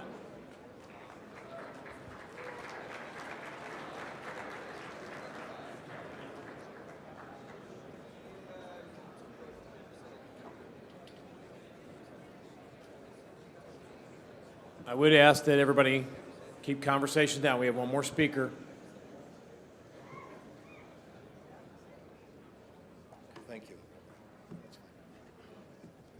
Okay, my name's Joe Hauptman, and for those of you that's your first convention, welcome. For those of you who've been to a few like myself, my first one was in 1981, welcome.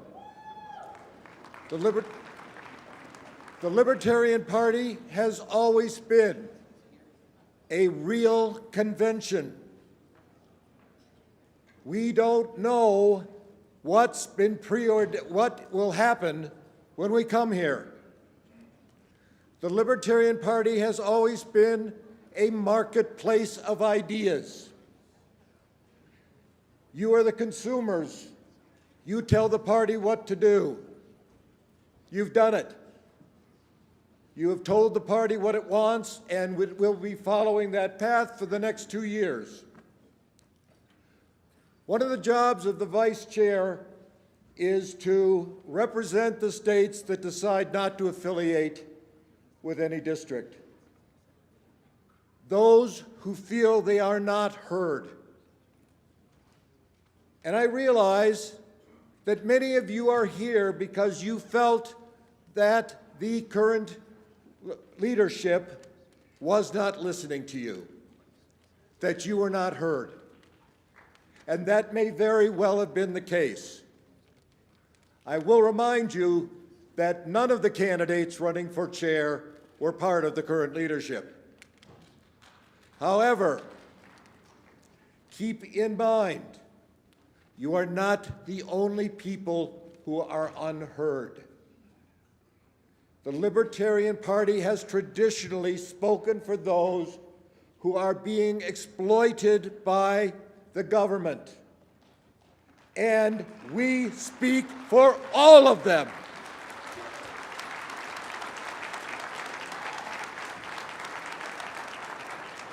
I do not wear a shirt that says, "Do not tread on me," because quite frankly, I have yet to meet anyone who wants to be tread on.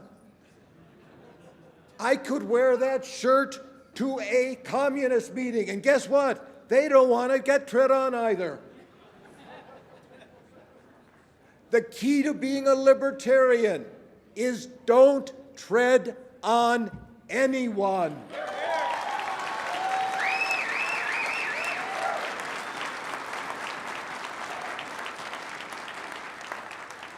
Angela has said that she wants to hear diverse voices. I think those who have heard me speak know I am not, if elected, will not be a yes man. Okay? That I will be willing to speak to the power that you have legitimately elected to lead this party. This is not the first change in leadership I've gone through. It's happened before, it may happen again. The current leadership, the new leadership, has made many promises. You have 2 years to make them true. If you do, and actually I hope you do, then your opposition will wither. It will disappear. You will have done what you said. If not, this is simply the 2-minute warning before halftime. And we will go through this all again in Washington. I hope that's not the case. I hope that this is something that only happens every 2 years at convention, because we are opponents of each other. We are not enemies of each other.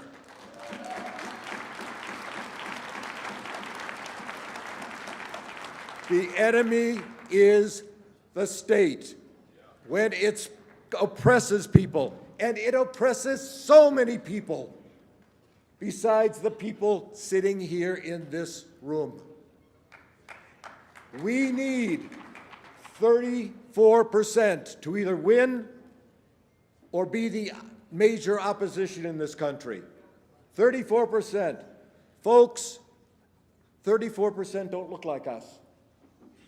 They aren't in the financial situation we are. They do not have the goals that we are. For many of them, their American dream is to know their house is not going to be taken away for taxes. We have to represent them too. Thank you. Okay. All right. So that concludes our list of candidate speeches. And so we are now to the voting part of this. Are you ready to go? Are they down there? The ballot's down there? Ready to go? Excellent. Delegation chairs, if you wouldn't mind coming up here and getting a ballot for your state. So during the tally, after each vote, while the tellers are tallying, we've done something further along in the agenda. And one of the things that was scheduled to occur today on the original agenda, and if we had followed the timeline and it had followed everything, would have been Dr. Joe Jorgensen at 2:25 p.m. today. And so I would like to ask that while we tally this vote, after everybody gets done tallying, or voting and turned in, while the tallying is done, that we hear from Dr. Jorgensen. Should show the names up for you. It looks like I've got a microphone. We need the names on the screen. Oh, yes, the names again. Thank you. Thank you. So, everybody good with that we hear from Dr. Jorgensen while we do the tally this time? And that's also, by the way, catching us up with the agenda we had today. So.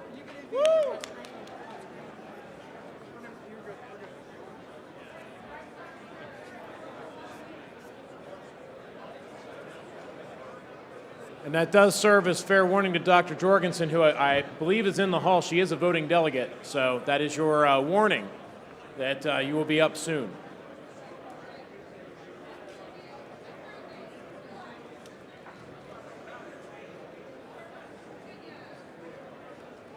And also, Spike's not back yet.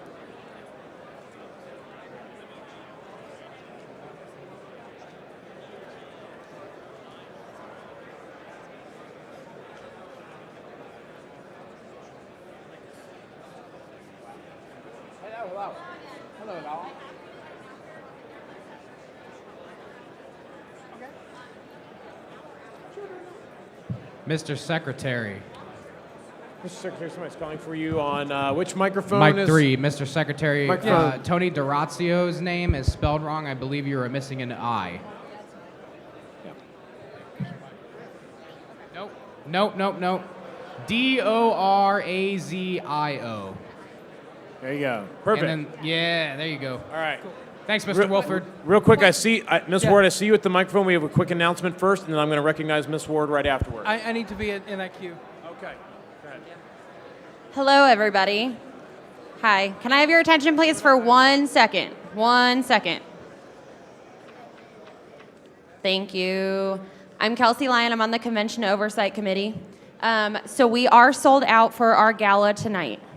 However, we do have gallery seats available, so you will get to see all the speakers, participate in auctions. The only thing you will not get is food. We do have a bar, all of that. So those are $30. If you guys could go to registration, you can get tickets there and tickets at the door. Thank you.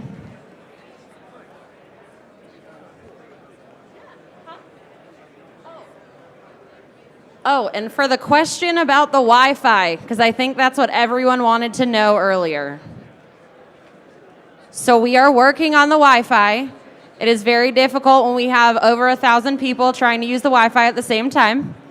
But we are working on that issue. Thank you. I have... Mr. Chair, request for information, microphone 3. Just one moment. One moment. So the secretary is interrupting here, so we get that. Then Ms. Ward, and then I'll hear Mr. Perry. Yeah, I just want to mention on the delegate sheets, we did this in case any of the ballots went long enough that there's multiple pages. People, hey. Important information from the secretary for a moment. We did this in case any of the tally sheets went long enough to have multiple pages, which I expect to happen later today. There is a place to sign and a place to initial. Make sure you do both. That is important. The other thing I want to announce is if Florida and Maine can come, please get your tally sheets. Thank you. Florida and Maine, get your tally sheets, and the sheets must be signed and initialed. Ms. Ward, microphone 1. Yes, I have a point of inquiry. Point of inquiry. I have a delegate that's currently missing. If they are not present, oh, no, he's here. Thank you. I withdraw. Okay, good deal. I love it when problems solve themselves. That's my favorite kind of problem. Mr. Perry, microphone 3. Yes, request for information. The 30 pieces of silver that Mr. Thrasher left on the lectern, is that considered a donation to the party? I'm not a silver person, so I don't know if it's actually silver. But if somebody is like good with that, I can tell you it sounds like silver. But let's see here. What do we at? What do we have? It looks like, is there someone at microphone 3 wishing to be recognized? Yes, Kenneth Olson, California. I just wanted to remind the delegates that the sex worker panel begins at 3:15 over in Redwood Room 8. please make your way over there, take a break from all this, and enjoy the panel. Thank you. All right, thank you. It looks like microphone 1. Kenneth Welch. Be sure to Blanco speak County. up, sir. If people could try to keep the noise to a minimum unless it's related to tallying. Kenneth Welch, Blanco County, from deep in the heart of Texas. I'm running for county commissioner in Blanco County, where ever since I've lived there have been 32 elections. 31 of them were unopposed by the GOP. Wow. I'm running for county commissioner to give our citizens choice. Excellent. This is a winnable race, and I intend to win it with your help. Please go to welchforblanco.com. That's welchforblanco.com. I need your help. Thank you. All right, and Welsh and Blanco are spelled how you would expect that? WELCH for Blanco, BLANCO.com. Thank you for that. All right, let's see. Microphone 2. Microphone 2, Omar Crow, delegate from Florida. Request for information, Mr. Chair. Go ahead. What time is Dr. Jorgensen speaking? Dr. Jorgensen will start speaking as soon as all of the delegations have turned in their tally sheets and ballots, and the tellers start tallying. That's when we're going to have Dr. Jorgensen speak. Okay, one more question. Where does Yes. that put us on the orders of the day when she speaks or after she speaks? What's that? As a question of the orders of the day, where does that put us Oh. after she speaks? So after that, we have at-large and judicial committee elections, and then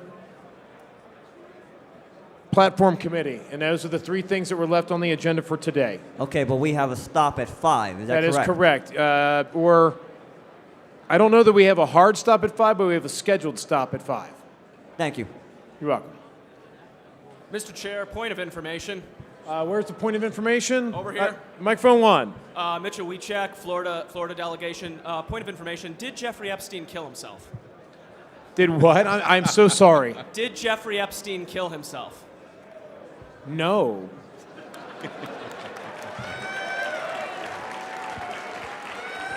That's like the most obvious thing ever. Gee, let's see. Guy has a lot of dirt, died, and all of a sudden all the cameras are off and he's dead. Huh. Okay. I see somebody at 2 here. Josiah Baker, Tennessee delegation. Point of just personal privilege. We are actively proselytizing our glorious volunteer state. For anybody that does not feel welcome for freedom, we're getting shit done in Tennessee. We did the only police reform in the entire country, ban on no-knock raids, ban on chokeholds, and we did this shit as a nonpartisan group. Please come talk to us. We work with everybody. And by the way, our state song talks about feds never returning in the hills during Prohibition. So please, join us in Tennessee. Mr. Chair. Actually, I'm just going to go for it. Alabama, right? Can we get someone from Alabama up to the teller's table? Microphone 3. Kansas also. Someone from Alabama and someone from Kansas. Yeah, Mike 2. Mike 2.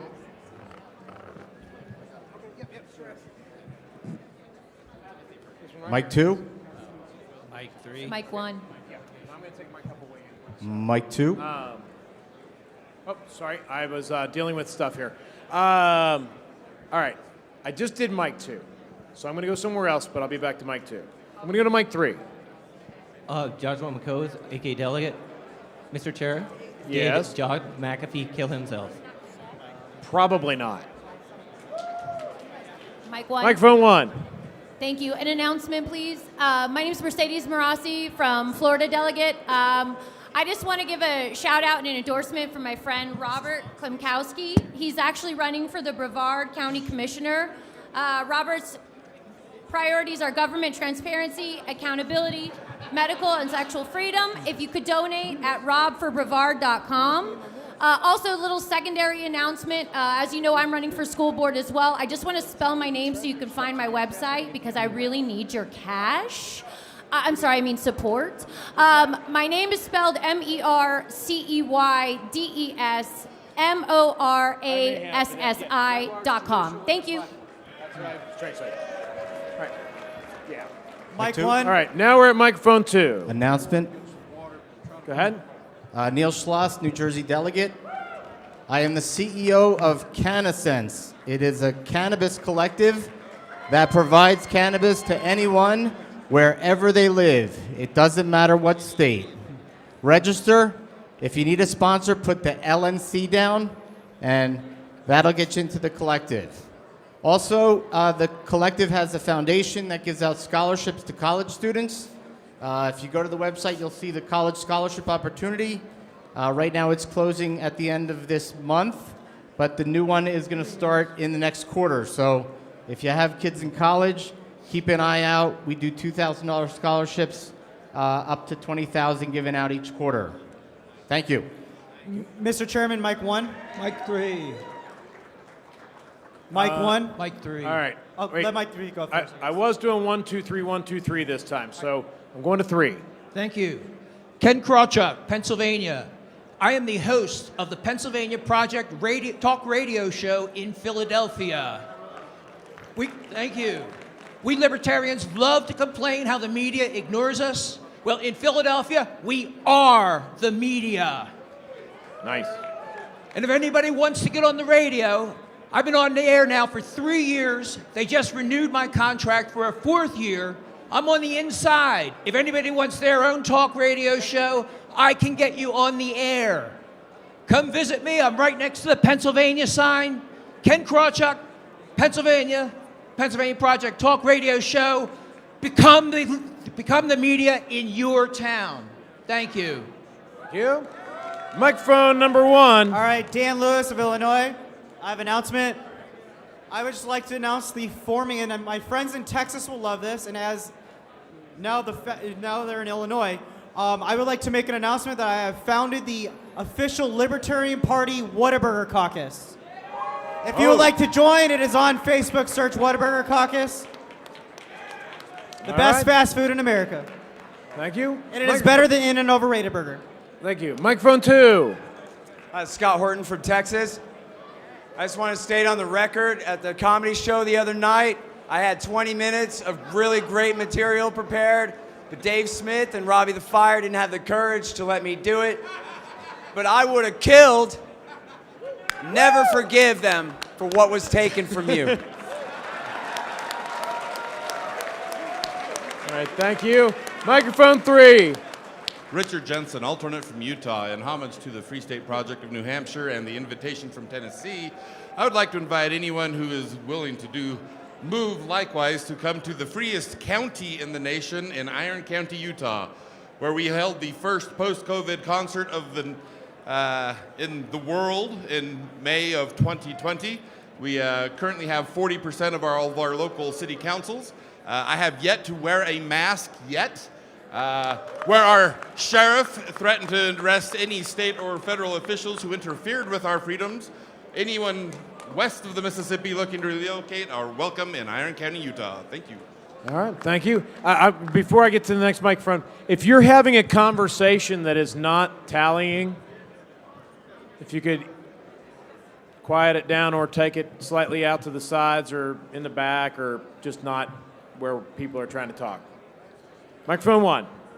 Mr. Chair, mic 1. Yes, sir? Jeff Pitts, Nebraska delegation. I have a very important question. Yes. It's very simple. Black guns matter or all guns matter? Can both be true, sir? Can both be yes? They can both be true. Because I'm trying to settle a debate amongst my caucus. I would say yes. going on, man? If it's an or question, my answer would be yes. Thank you, Mr. Chair. Yes. Microphone 2. Rudy Hernandez from Texas. I just did an announcement. I wanted to say that one of our vice chair for LP Dallas couldn't make it today, but he's running for Texas House District 100. So, you're gonna, here you go. just an announcement. Rudy Hernandez from Texas. So, Joe Roberts from LP Texas, he's running for Texas House District 100. He's the vice chair for Dallas. I just wanted to tell anybody if they're willing to support. He's a very good guy.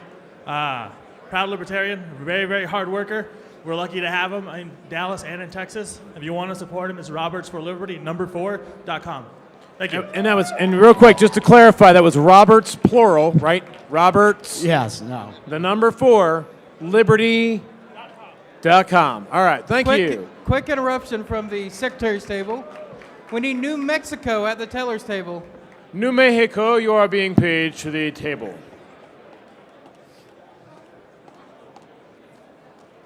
All right, microphone 3. Yes, I'm Toad from Massachusetts, and I invite everyone to check out the Tower Power Hour podcast, which is the official Tower Gang podcast, and Showdong. All right, thank you. Microphone 1. Hello, everybody. My name is Eric Mulder. I am the Libertarian nominee for the U.S. House of Representatives, Colorado District 6. You should visit my table outside. Thank you very much. Number 26, and get an End the War on Drugs button or a Live Free sticker, because I'm the only candidate who believes in it. And that's the bottom line, because Eric Mulder said so. All right. Thank you. Microphone 2. Robert Bavaro Spina, California delegation. I'd just like to get a round of applause for Ken Molman and the great job he's doing today. Woo! Thank you, but thank you all for not roughhousing me too, so just saying. All right, microphone 3. Hello, Drake Lundstrom from Ohio. Mr. Molman, I've heard a lot about this CRM project at National. That seems really cool. Can you tell me more about it and how having Ohio's data in it proves that Ohio's real? I feel as though this is, I feel like I'm 5 years old. My father's just lobbed a wiffle ball at me. So for those that don't know, LP National has several projects, actually, that we do, core projects to help the states. One of which was training, right, that we just had this weekend. How many of you went to any of the training that happened on Thursday? Did you enjoy it? Was it good? Because, I mean, it was standing room only, the sessions I saw. Seemed to be very good. National provides those types of services. They also provide some IT services as well, including an optional CRM service, optional email service, etc. National does provide these services to states. They are optional because we are voluntary associations here. We do not force anyone to do it. If your state is on the CRM and needs help, you can ask for help. If your state's not on the CRM and you'd like to look at it, you can probably come talk to me or staff or whoever takes over for me after I'm done here on Monday or today or whenever I'm done here. But the point is, and this is where I really thank you, Mr. Lundstrom, for this question, because I've been wanting to plug this all weekend. If you would like to support the Libertarian Party, if you're a member here of the party who would like to support the projects that help the states, that help put candidates on the ballot, that help build your county parties, to help you build your state parties, you can go out to lp.org/donate, because there are lots of really cool projects that we would like to do, like add a new feature to the CRM that costs $10,000. It would be really cool if we raised $10,000 and we could do that. And you can go out to lp.org. You can donate to a specific fund, if you like ballot access or CRM or whatever project you want, or just give to the general fund at lp.org/donate. Thank you, Mr. Lundstrom, for that question, because I've been wanting to plug that all weekend. A follow-up question? Yes. Related to what you were just talking about. Yes, Some follow of up. those trainings that you had on Thursday, are those available online or for video or anything like that? So that those of us who had travel issues can still see the material? I actually do not know the answer to that question. Is there a member of the Convention Oversight Committee in the House that can raise their hand? COC in the House? Anywhere? Thank you. I just COC? Hello, COC. I just need a thumbs up or a thumbs down. Or that distance, I might need one arm up versus two arms up. That's pretty far away. The question that's been asked is that whether or not any of the day of training stuff, the excellent training that occurred on Thursday, has been recorded for those that ended up having travel issues because of all the stupid airline nonsense that many of us dealt with, not only are we paying 3 times as much, but you get 3 times less service. It's great. Okay, so I am being told that it will be, it's not online yet, but it will be online in the future, and I assume that we will then send it out to alternates and delegates and maybe everybody that's a member of the party. Okay, so... thank you for entertaining my question. Thank you. That's a great follow-up. Thank you. All right, so we just went from microphone 3. We cheated on 2. We're going to pretend that didn't happen. Microphone 1.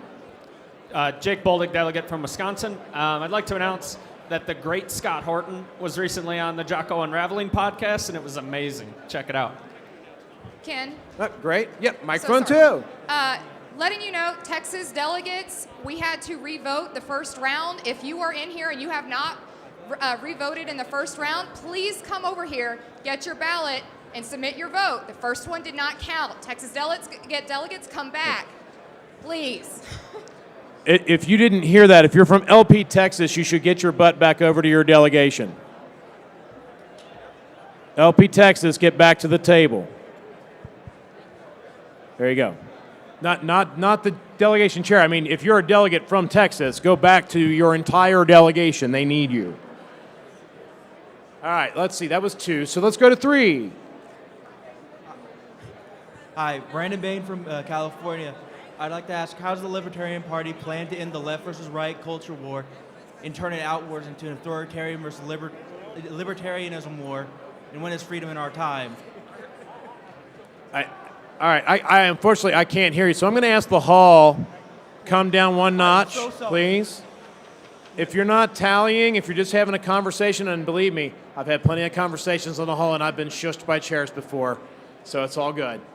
No harm, no foul. It's just time to take it down a notch. Thank you all very much for that. If you wouldn't mind repeating what you said there at microphone 3. Hi, Brandon Bain from California. I'd like to ask, how does the Libertarian Party plan to end the left versus right culture war and turn it into an authoritarian versus libertarian war, and when is freedom in our lifetime? All right, thank you. All right, microphone 1. Hi, Tony DeRazio from the great state of New York to say 2 things. 1, New Hampshire, Tennessee, Utah, stop trying to steal my people. Number 2, the LPNY is currently in the midst of an existential threat to our ballot access. While several of us are here voting for the things that are important to this party, many more libertarians are back in New York fighting for ballot access and trying to get Larry Sharpe for governor, Andrew Hollister for lieutenant governor, Thomas Guider for United States Senate, Sean Hayes for Attorney General, and William Schmidt for Comptroller on the ballot. We need 45,000 net signatures. I would love your support. If you could go to LPNY/donate and throw a buck or 2 to our ballot access drive and to our lawsuits to try to get our ballot access back that we should have kept but was stolen by the state in 2019, I would really appreciate it. Thank you so much. Mr. DeRazio, before you walk away from the microphone, I have a quick question for you. What is the deadline on that petition drive? It's May 31st. May 31st, so it's like this week. Yes, it is. So anybody at home who's watching that may be in New York that hasn't, for instance, maybe they just found out about this, needs to hurry up, print out a petition, get it to LPNY, and submit that thing immediately. There are people running around the state willing to get your signature if you haven't signed a signature. So New Yorkers, if you have not signed a petition, send an email to info@lpny.org and we will get somebody to you to get your signature on a petition. Thank you, Mr. Thank you very much, Mr. DeRazio. All right, microphone 2. Jonathan Richter from California. 2 years ago, I started the Libertarian Party Ranked Choice Voting Caucus on Facebook. I think it's important for all libertarians to understand that the real enemy to our success... I'm going to ask you to hold on again. It's getting a little noisy again, and I don't know that it's all tally. So I'm going to ask anybody who's just having a side conversation to take it way off to the side. Side conversations, please go way off to the side. Thank you. Please start over. I think that the reality is, again, I started the Ranked Choice Voting Caucus, and the reality is that our system of elections, first past the post, is fixed to always come out to a duopoly and not allow any third parties or independents to break through because people are convinced they're wasting their votes. And what's 100 times worse than the wasted vote syndrome is the wasted money syndrome. People will never give us money to what they perceive to be a futile effort, which it is, until we fix our elections. I urge everybody to join the Ranked Choice Voting Caucus. We need to be on top of this issue. It's popular. It's the only thing that will save us. Thank you. All right, thank you for that. I just heard that all the ballots are in. Are all the ballots in? Okay, Texas is still working it. Okay, I'm just making sure, because as soon as y'all are done, Dr. Joe's coming up. No pressure. Get it right. Just making sure that I'm not cutting into Dr. Joe's time. Mike 1. I'm going in order.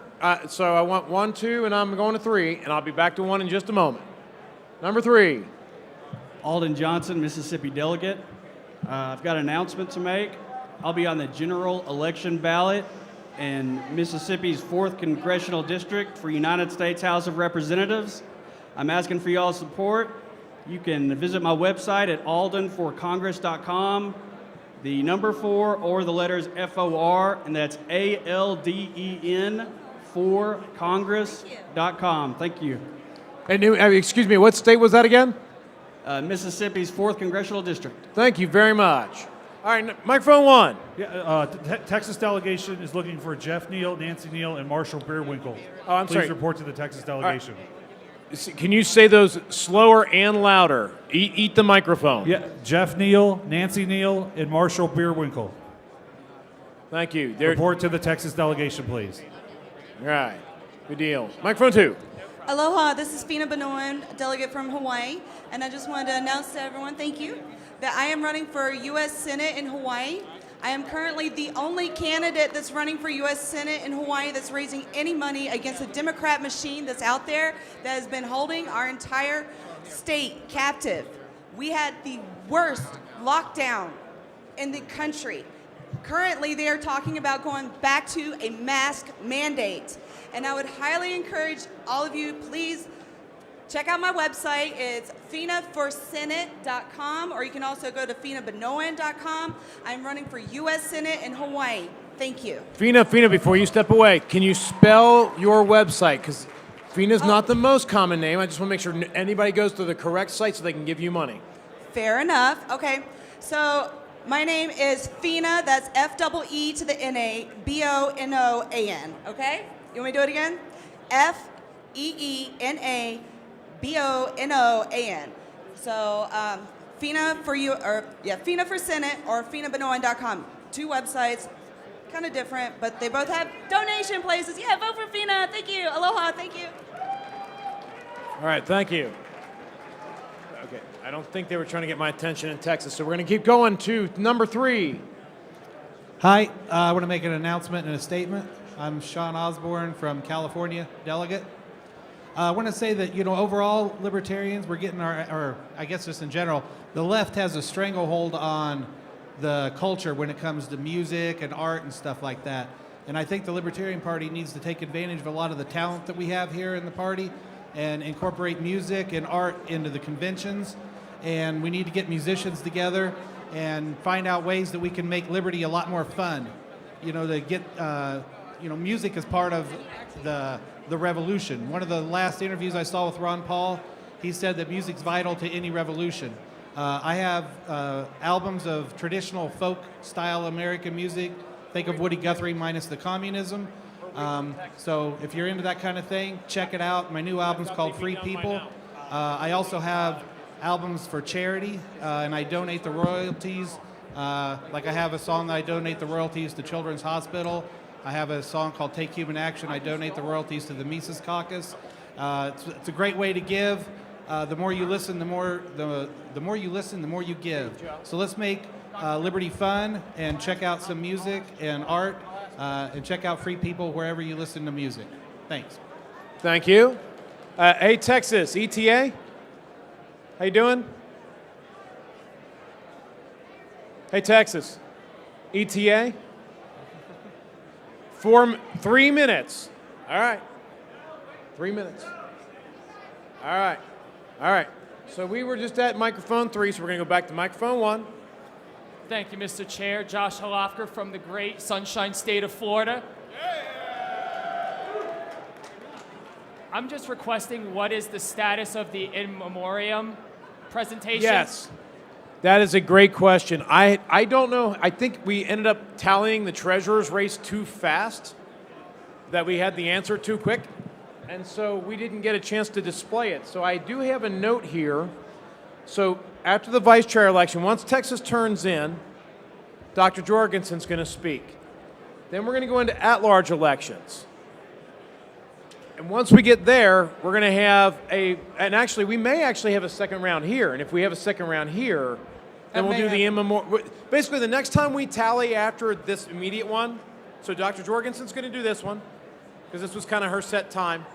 And then the next time we have a lull during a tally, we're doing the in memoriam. Absolutely. I have a correction from Texas. Yes. It's going to take them 3 minutes to finish getting their votes in, but... Oh, never mind. Ignore my correction. All right.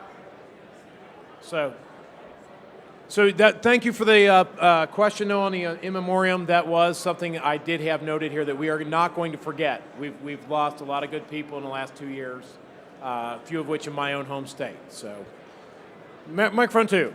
Hello. Matt Hartley from California, and I have a point of information. Point of information, people, if you're in a side conversation that is not related to tallying, please move the side conversations out to the sides and low volume. Thank you. Number 2. Scott Horton has twice alluded to having 20 minutes of stand-up ready, and I want to hear what he has. And so I was wondering if it would be in order to ask him to deliver his stand-up to this convention. All right. So there's a couple of ways you could handle that.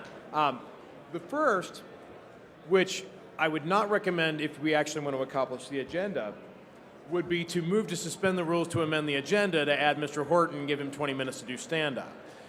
I wouldn't recommend that route because we have votes and stuff, and it would take and add another 20 minutes to the agenda. The alternative would be to work with Mr. Horton to schedule some time outside of the business when there's nothing else going on, and put something together wherever. Like midnight last night, we did a midnight, what was it called? Midnight Massacre, unofficial debate thing. Like, we just did it. And so that was cool because we didn't interfere with any of the business at all. And so those are kind of the 2 ways to do it. Up to you guys how you want to do it. And obviously, Mr. Horton would need to agree to such a thing because we are all about consent. So, thank you. If she wants to, go. I'll stop. It's all good. Like, we're right. Oh, no. So where we're at, supposedly Texas is turning in. Where are we at? Yes. Okay. Yes. They claim they were arrested. Yes.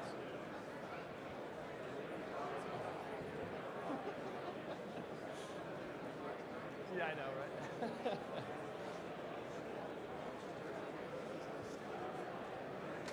Yeah.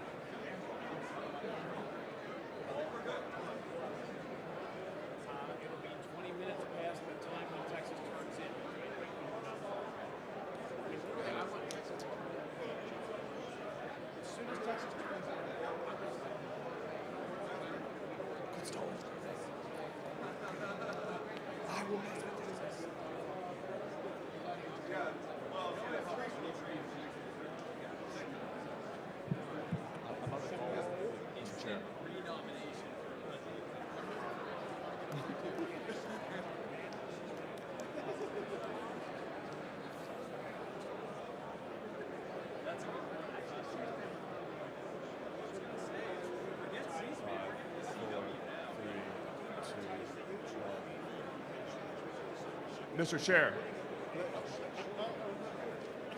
Yes, I'm sorry. We're Microphone 3. all right. Microphone 3, and I'm going to get back in order here. I apologize. We're trying to figure all the logistics out here.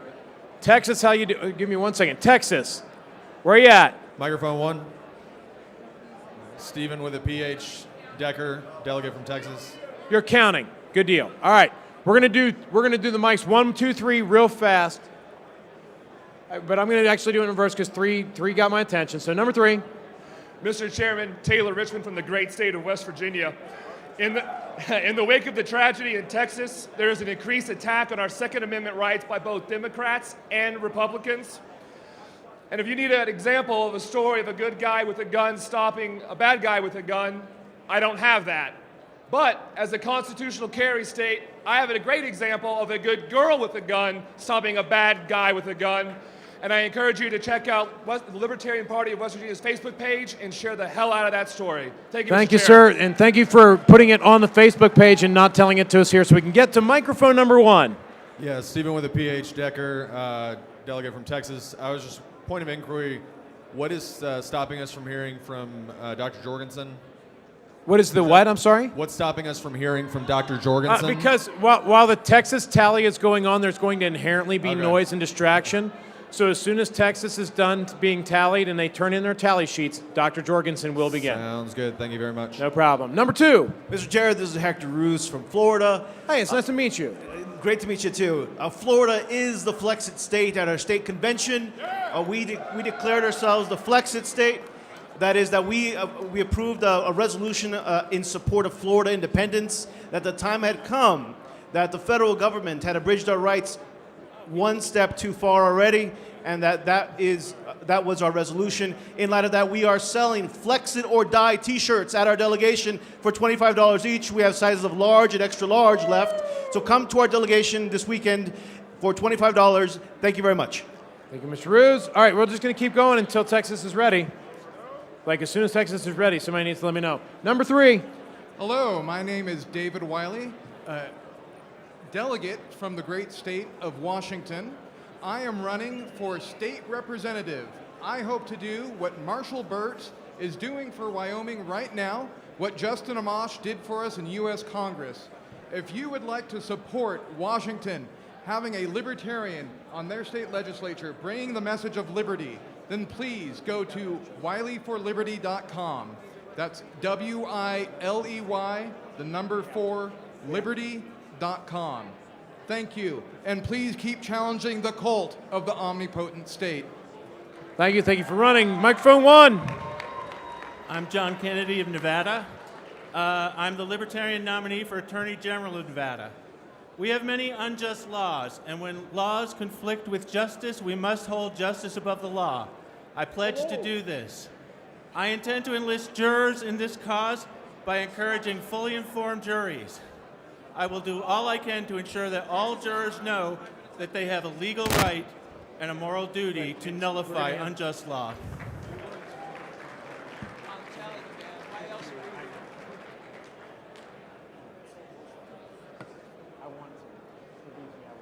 All right.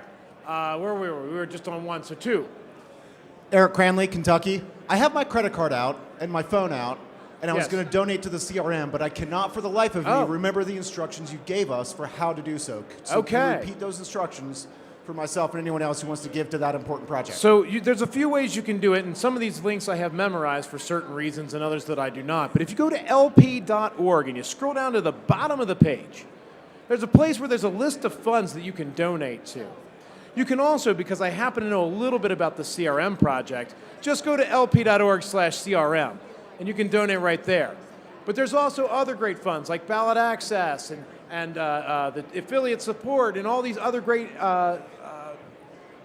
funds that you can donate to directly. Or, of course, if you want to give your newly elected LNC money and flexibility to spend it, just go to lp.org/donate and help them have the money to run this party. Thank you. Thank you. Microphone 3. I motion to rule that Just Like Birds podcasts aren't real. It was the what? I motion to rule that Just Like Birds podcasts aren't real. Oh, it's for the I can't hear you. Something's not real. Just like birds, I motion to rule that Just Like Birds podcasts aren't real. Somebody's podcasts aren't real. Yes. Just like birds, podcasts aren't real. I heard this now. All right, so there's been a motion and a second.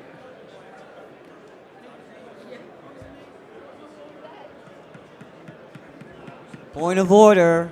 There's a vote All right. taking place. There is a ballot taking place, a vote taking place. All right, so for those that are paying attention here, there has been a motion made. Who made the motion? That is a really good question. Sir, what was your name again and state? Alex Keller, Ohio, delegate. Alex Keller from Ohio has made the motion, and it has been seconded, by the way, that like birds, podcasts are not real. Orders of the day. Well, the orders of the day are we're waiting on Texas to turn their tab in. I guess it's technically not, but I think we can dispense with it pretty quickly. So I'm just going to roll with it. Microphone 2. There is objection. Yes, so there is objection. Is there debate on this item with Mr. Keller? Would you like to Point speak? of order, a vote is being taken right now. What? Yeah, there is a vote being taken. I'm going to ask. I mean, I kind of feel like Yes, ma'am. This guy. She's So I was elected back in 2016. I just want to get this fucking announcement. I'm sorry, your secretary-elect asked me if votes are real. I have it up on the chat. So, That's impressive. I'm doing a debate. all right. Ken told me to. You know what? Why don't we do that? I was going to do it afterwards, but why don't we do it now, and we'll just get it out of the way. Guys, if you'll indulge me for a second, we've got a really special auction item, and I was going to do this after the Joe speech, but we're waiting on this tally. It's done? Of course it's done. Come on, you guys are killing me. All right, and Dr. Joe is here. So, all right. Brian, hold on. Now it turns out that everything's all good, and we're not waiting anymore. No, the votes are in, but they're still. Right, I know, you're tallying. That's fine. But that was the whole point. The votes are in. That's all I was waiting on. And Dr. Joe's right here. So we're going to do this thing. Hey! All right, so some of you may know her as Dr. Joe. Some of you may know her as Dr. Jorgensen. And some of you may know, actually everybody here should know, that she was our 2020 presidential candidate for president. Apparently I've either lost my brain or I'm drunk or something. I don't know, and I apologize. You know Dr. Jorgensen. She's awesome. Please give her a big round of applause and welcome Dr. Joe.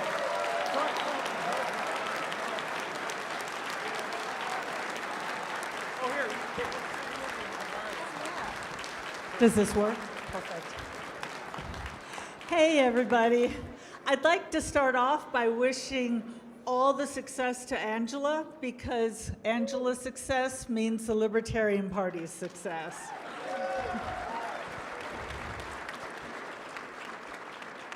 There's something I'm even more committed to than freedom. And without this, there really is no freedom. What I'm talking about is my commitment to the truth. To see freedoms threatened, when we see our freedoms threatened, we have to see the truth in order to understand what freedoms are being threatened. Now, when we bring others into the movement, they need to trust us. And in order to gain their trust, we cannot lie to them. Libertarians believe that every person has the right to do what they want and be who they are, as long as they don't stop anyone else from doing what they want and being who they are.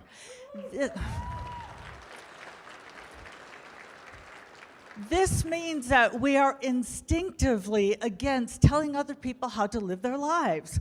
But that doesn't mean I can't call out BS when I see it. And it doesn't keep me from pointing out a moral and cultural crisis when I see one. The way we do politics is determined by culture. And culture is determined by people. So anyone who wants to change politics, and I'm sure every one of us in this room wants to, or we wouldn't be here this weekend, has to care about both of those, about culture and politics. And right now there's a crisis in America, and it can be simply stated. Our culture no longer values truth.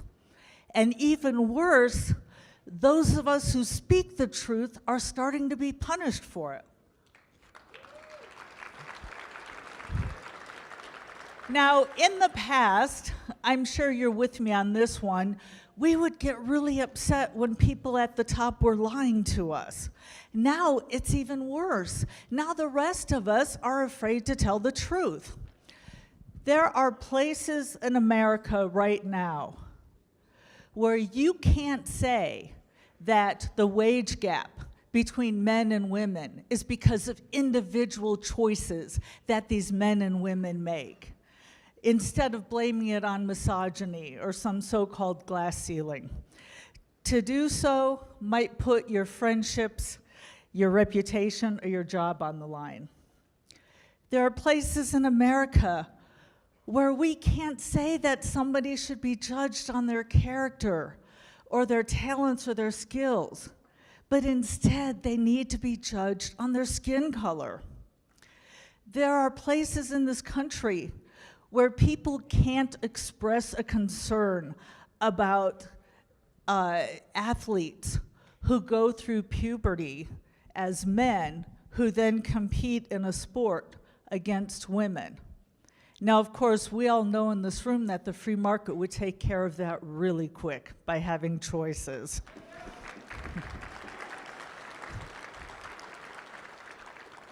And last, speaking of the truth, the top government officials actually lied to us and admitted to lying to us when they said that wearing a mask would do nothing to help COVID. And then they later admitted, oh yeah, well, we were just lying because we didn't want you to buy them all up. And if you're gonna look at truth and really talk about stretching the English language here, the term anti-vaxxer, according to all rules of the English language, would mean somebody who was against vaccinations. In other words, somebody who would go running, screaming from vaccinations, not be vaccinated, and tell other people don't be vaccinated. And what do we have instead? We've got people, first round of shots, second round of shots, booster, second booster, who simply say people should have a choice. And yet they're labeled as an anti-vaxxer. That's an assault on not only our truth, but our English language.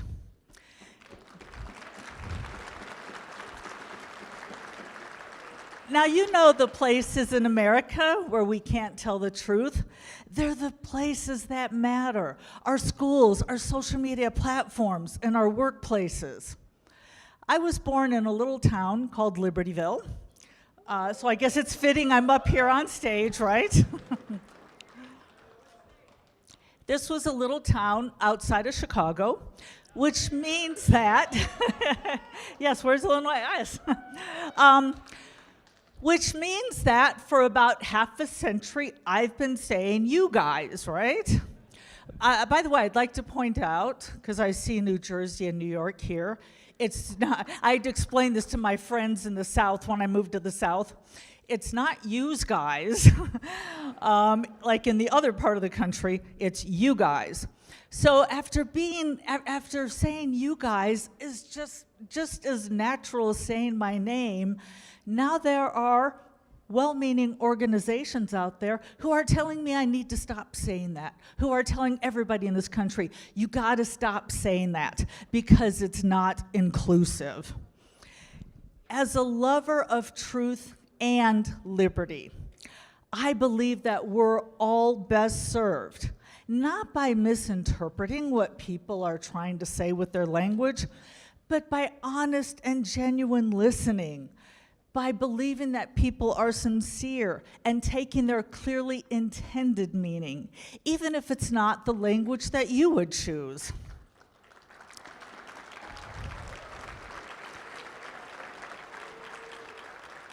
There are parts in this country where saying what I've just said could get me canceled.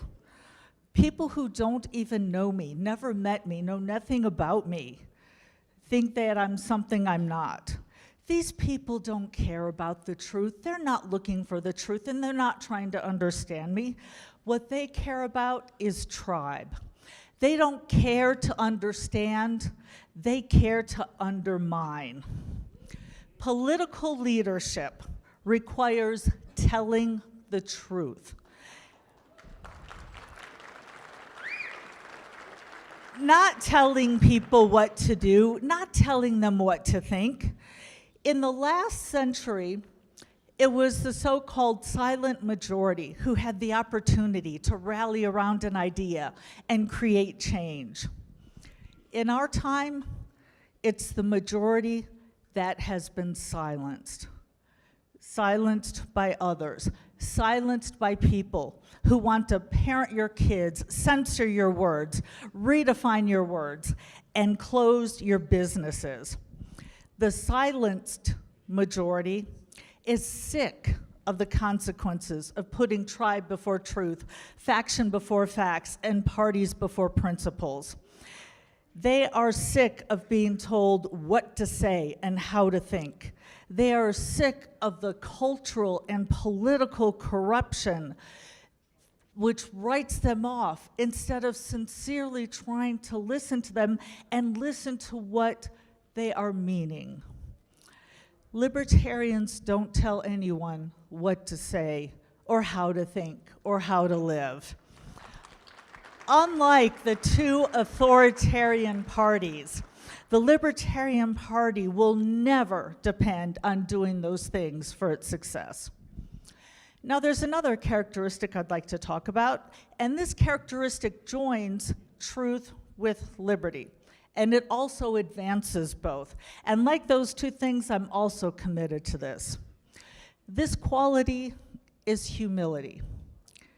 I've got 3 reasons for this. First of all, when it comes right down to it, libertarianism means telling somebody, you know best what's best for you. It's telling somebody, I don't know enough about your life to tell you how to live it. And if you think about it, that's humility. Secondly, humility means being able to learn from each other through the exchanges of ideas, the unapologetic sharing of facts, perspectives, and beliefs, so that we can get the information we need to make the best decisions for our lives. And finally, third, if we don't want others telling us what to do, and God knows I don't want people telling me what to do, then we have to extend others the same courtesy. In sales, they say you get what you give. Today, on issue after issue, each side is being done with being consented to by the others. Surveys and polls are confirming exactly what I saw on the campaign trail, which is that most Americans don't think that the problem is just the other side or the other party. Rather, it's how people are treating each other and how they play the game of politics. And I'd like to give you an example from my hometown. I was walking my dog along around Halloween, looking at all the decorations, and there was one house that had headstones scattered about, fake headstones, scattered about the front yard. Rest in peace. And it was different local laws, different ordinances, city council people. I didn't agree with most of them, but so be it. Fine, we can all have our difference of opinion, right? And then I got to the last headstone, and I stopped dead in my tracks. and no pun intended, by the way. The headstone was of a person, first name Ann, middle initial T, last name Vax, anti-vax. And if that wasn't bad enough, the inscription read, she did her own research. I was shocked by the callousness. Why is somebody making a joke about people who have lost their lives in a pandemic? You know, when has this become acceptable in our society, and how? And I immediately thought back to my own childhood, when people were given more latitude for their choices, when people had the natural right to make their own choices. For instance, take smoking. I imagined, I can't even think of one of my neighbors putting a headstone with the first name Will, middle initial N, last name Hale, right? Will and Hale. Guess he didn't read the Surgeon General's report. I mean, you didn't see that kind of stuff going on in the 60s. Since when is it okay to mock the death of smokers, people who are making their own personal choices, to make a political statement? And I should add, this is coming from somebody, I've never smoked a cigarette in my life. I don't like smoke. I'm the opposite of Ken. He was talking about how the first time he was around smoke, he loved it. I'm the opposite. Don't like being around it. But the last thing I'm going to do is mock somebody for making their personal choices. And if you look back to the 60s, when people made the decision to smoke or not smoke, it wasn't so divided by party line like it is right now. With COVID, we've got the Democrats pointing their fingers at the Republicans. Oh, they're just careless and they don't care about society because they're not wearing a mask.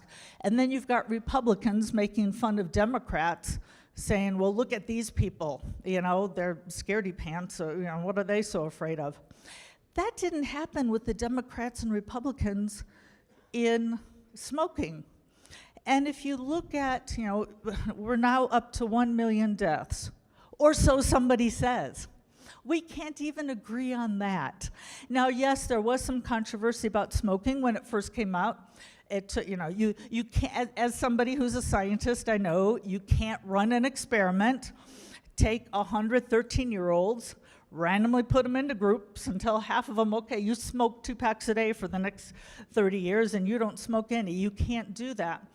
So it took them a while. It took them to 64 till they could finally say, okay, without a true experiment, we can say that smoking is bad for you. And yes, Ayn Rand famously told her doctor, oh, it's correlational only, I'm not going to quit smoking. But it was more of an individual thing. It wasn't the Democrats against the Republicans on smoking. Right now, it's not just one side versus the other as far as beliefs, such as zoning or school boards. Now it's how we treat each other. And so now when we do talk about some of these things, it's getting into these, let's mock people for dying. Let's mock people for making their choices that led to their death. Now, yeah, maybe in the 60s, heck, maybe in the 30s or 40s, the politicians would do that, but not the average people. I'm committed to telling the truth because it's the right thing to do. But it's also politically powerful at a time when more people than ever are scared to do so. And I'm also committed to engaging people in humility. First of all, because again, it's the right thing to do, but also because it's powerful, because we've got to show people that you don't have to be talked down to by these holier-than-thou tribes who are out there. It's been a long time since our country was reminded of our best self. What we need to do is look up as a nation to our highest universal values: liberty, truth, humility, not partisan politics. In these times, libertarians can make headway by showing the silenced majority in our words that their gut instinct is right all along, that truth does matter, and humility will help you find it. And having both of these things, we have to point out, depends on freedom. I'm both a teacher and a libertarian, which means I love to explain things, perhaps over-explain them. But this isn't the time that we need to explain things. This is a time when we can do so much more in America. Instead of explaining liberty, we don't have to. We need to tell the truth, not apologize it, and we get somewhere with freedom and liberty both. So thank you so much for that.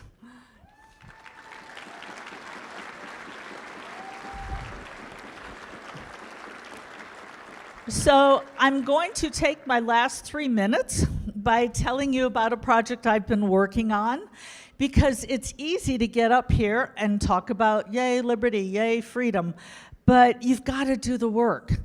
And I mentioned before how in schools, you can't say the truth anymore. Basically, liberals own academia, and we've got to do something about that. So I'd like to welcome Dr. James Lark on the stage.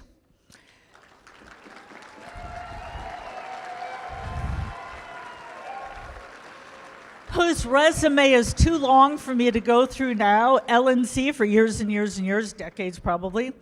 But Tara DeSisto is the one who organized this, but it was Dr. Lark's motivation that has got us going.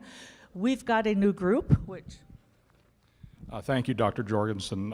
By the way, before I launch into my little discussion of ALE, which many of you will associate me and beer, this is Association of Libertarian Educators.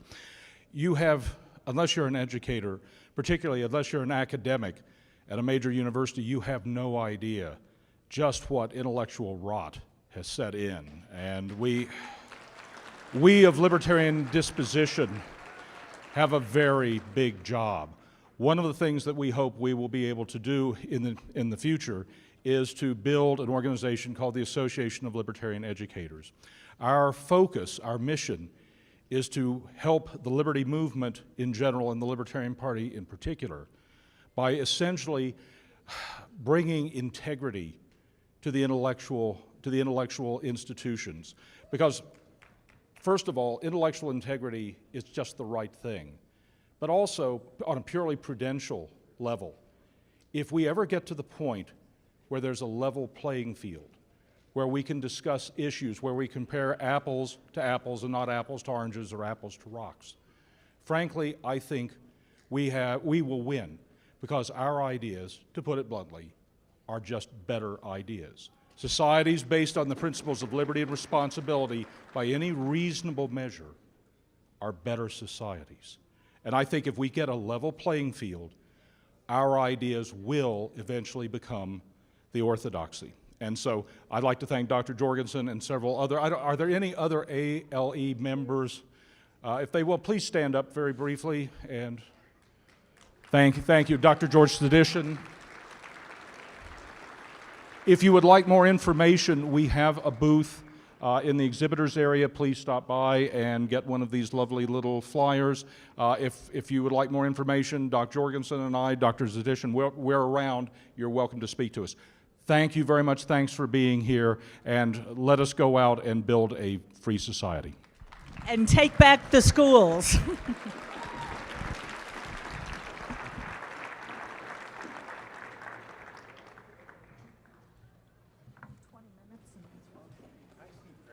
Very nice. Thank you.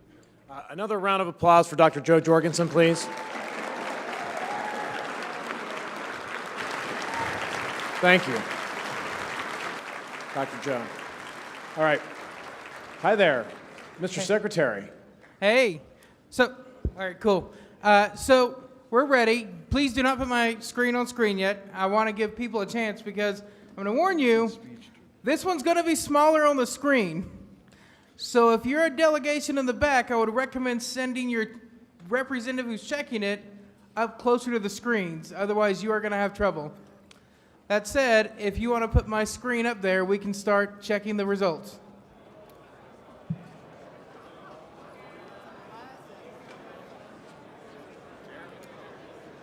That's what happens when people write in.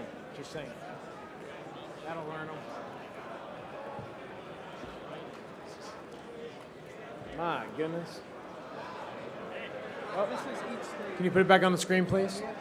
We seem to. There we go.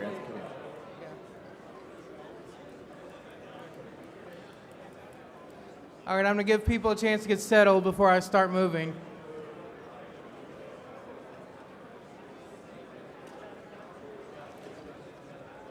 All right, I'm about to start slowly scrolling. I'm going to go even a little slower this time.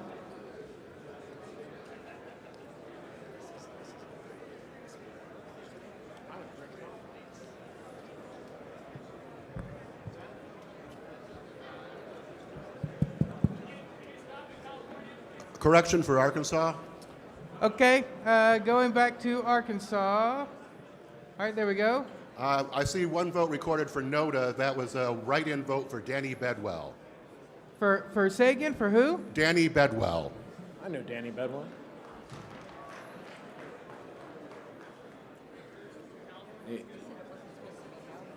It's not listed currently on the list.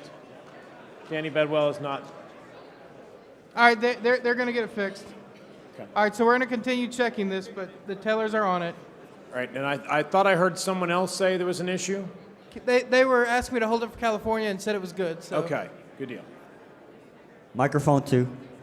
Microphone 2. Omar Crow, Florida delegation. Request for information, Mr. Chair. Yes. Why are some of the write-ins counted if they didn't have a petition with at least 15 signatures? You want me to explain that? So they weren't nominated. They didn't get to give a speech. But it has been what we've always done, that people can write in anyone who qualifies. I understand. Thank you, Mr. Chair. Yeah, no problem. Well, and I would say that I see a few names there that probably don't, one of which is at least someone or some being that is deceased. I'm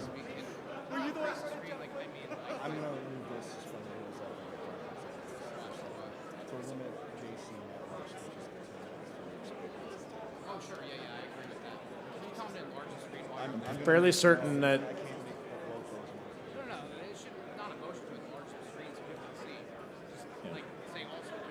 I can say with certainty, I'm fairly certain that Harambe is neither a party member nor alive.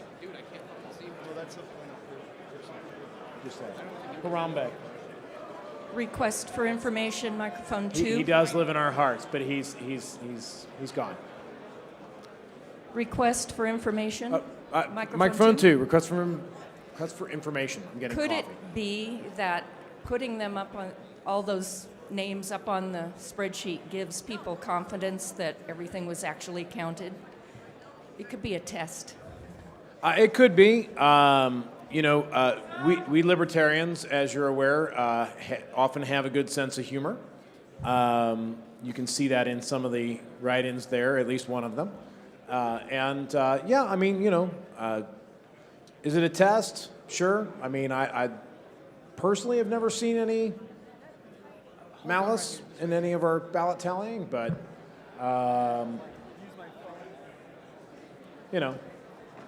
it could be.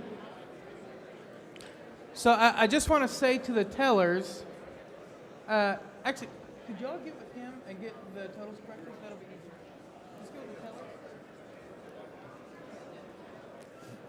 I see people waiting at all three microphones. Is someone looking to be recognized at this time, or are they just camping out waiting for the next thing? Microphone 3.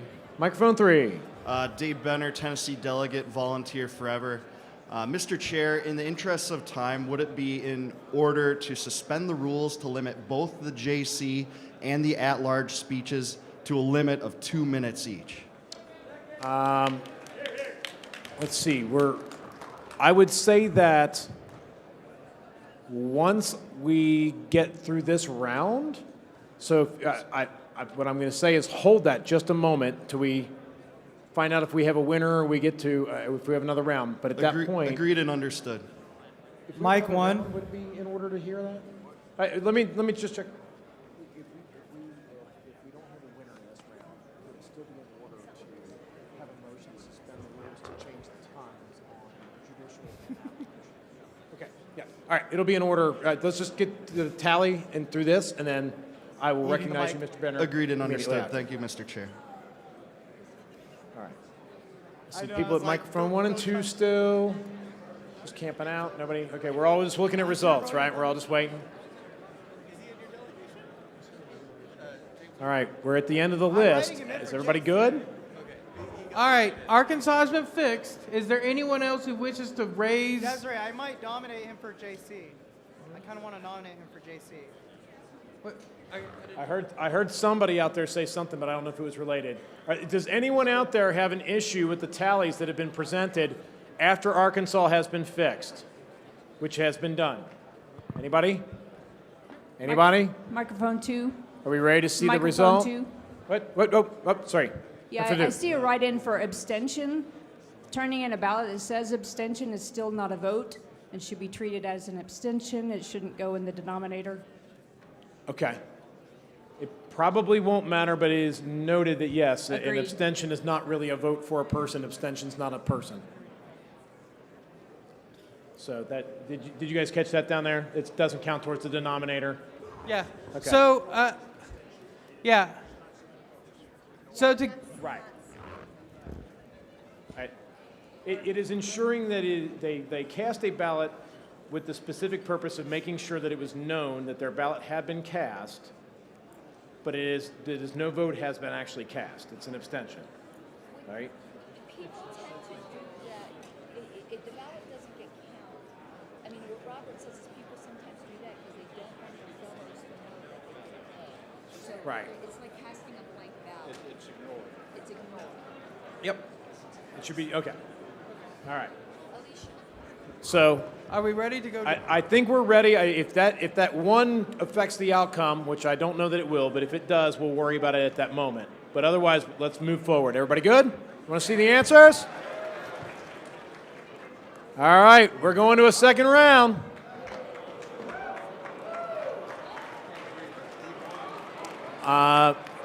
In the first round, Mr. DeRazio, you have been eliminated. Remaining in order is Mr. Thrasher with 4.37, Mr. Flores with 5.18, Mr. Hopman with 7.41, Mr. Rodsep with 35.43, and Mr. Smith with 38.17. So, Mr. Chair. what that means, for those that don't know, for those that's new, you're going to get, the delegation chairs are going to come up and get a brand new ballot. We do this all over again. Mr. Chair. And while we do that, this time, Mr. DeRazio will not be an option on the ballot. Microphone 2. Microphone 2. So I'd like to save some time here. Hold on one moment, please, people. And Mr. Starr, if you could speak a little closer to the microphone. I'm going to make a proposal that saves time, I think. I mean, right now our rules require that we drop the person with the fewest number of votes each round until somebody emerges with a majority. People, noise down, noise down. This is important. All right, can everyone hear me? Can everyone hear me now? Okay, I have to lean down a little bit to do this. Okay, the way our rules work is that for each round of votes, we drop whoever has the fewest number until somebody emerges with majority. Given the number of candidates we have, that's going to take quite a while. So I would make a suggestion that we limit this next round to just the top 2 candidates right now. However, objection. However, there's a problem I need to fix first, and I'll explain that. Article 15.2 says the convention special rules of order may provide a mechanism under which, when no candidate initially receives a majority, the candidate receiving the fewest votes is removed from consideration. And the way it's written, it makes it sound like one person gets removed only after the first round, and that's it. So what I would propose is a change to the bylaw so it will instead read as follows. You can't fucking suspend the bylaws. The convention special rules of order may provide a mechanism under which, when no candidate initially receives a majority, candidates receiving fewer votes may be removed from consideration in subsequent rounds of voting until one candidate emerges with a majority. Okay, and where's this proposed amendment?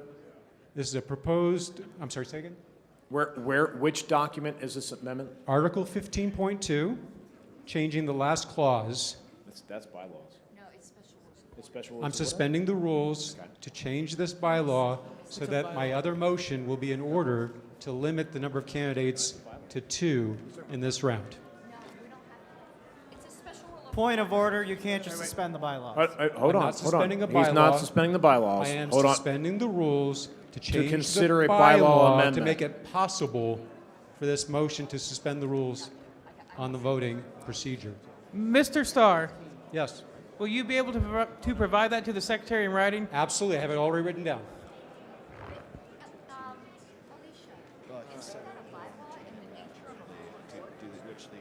Mr. Starr, Yes. I understand what you're saying.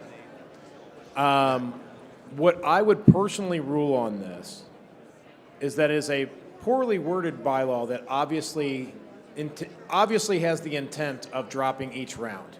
I agree with you that it is poorly written, but given that it will take 2/3 to suspend and then 2/3 to amend, and we would go into the bylaws debate at that time, I do agree that it needs to be cleaned up. But I think it's obvious. It's one of those things where if bylaws are ridiculous on their face, if the interpretation is ridiculous, because obviously we have to come to an answer at some point. So the non-absurd interpretation is that we only have the option of dropping one person each round. Correct. Until that's the non-absurd. I think that that's very time-consuming. I would agree with that. I would like to do something that is legitimate under parliamentary rules, to change the bylaw to make this possible, to have a much more efficient election process. You're looking to make it so we can drop more than one candidate per round. You bet. Okay. So that's what this will do. So basically, it would read, once again, the convention special rules of order may provide a mechanism under which, when no candidate initially receives a majority, candidates receiving fewer votes may be removed from consideration in subsequent rounds of voting until one candidate emerges with a majority. Once that's in place, it'll take a 2/3 vote to change the rule where you can drop more than just one candidate. So the default will be, as it always is now, which is that we're dropping one candidate per round, but it makes it legally possible for us to then suspend the rules to drop more than one candidate. Okay. Okay? Point of order. Not yet. Go ahead, Mr. So this is a and- motion to suspend the rules to change the bylaw. Yes. It would be a motion to suspend the rules to amend the agenda to adopt. Suspend the rules and amend the bylaws. Right, to amend the bylaws to. So it's one action. So, Yeah, okay.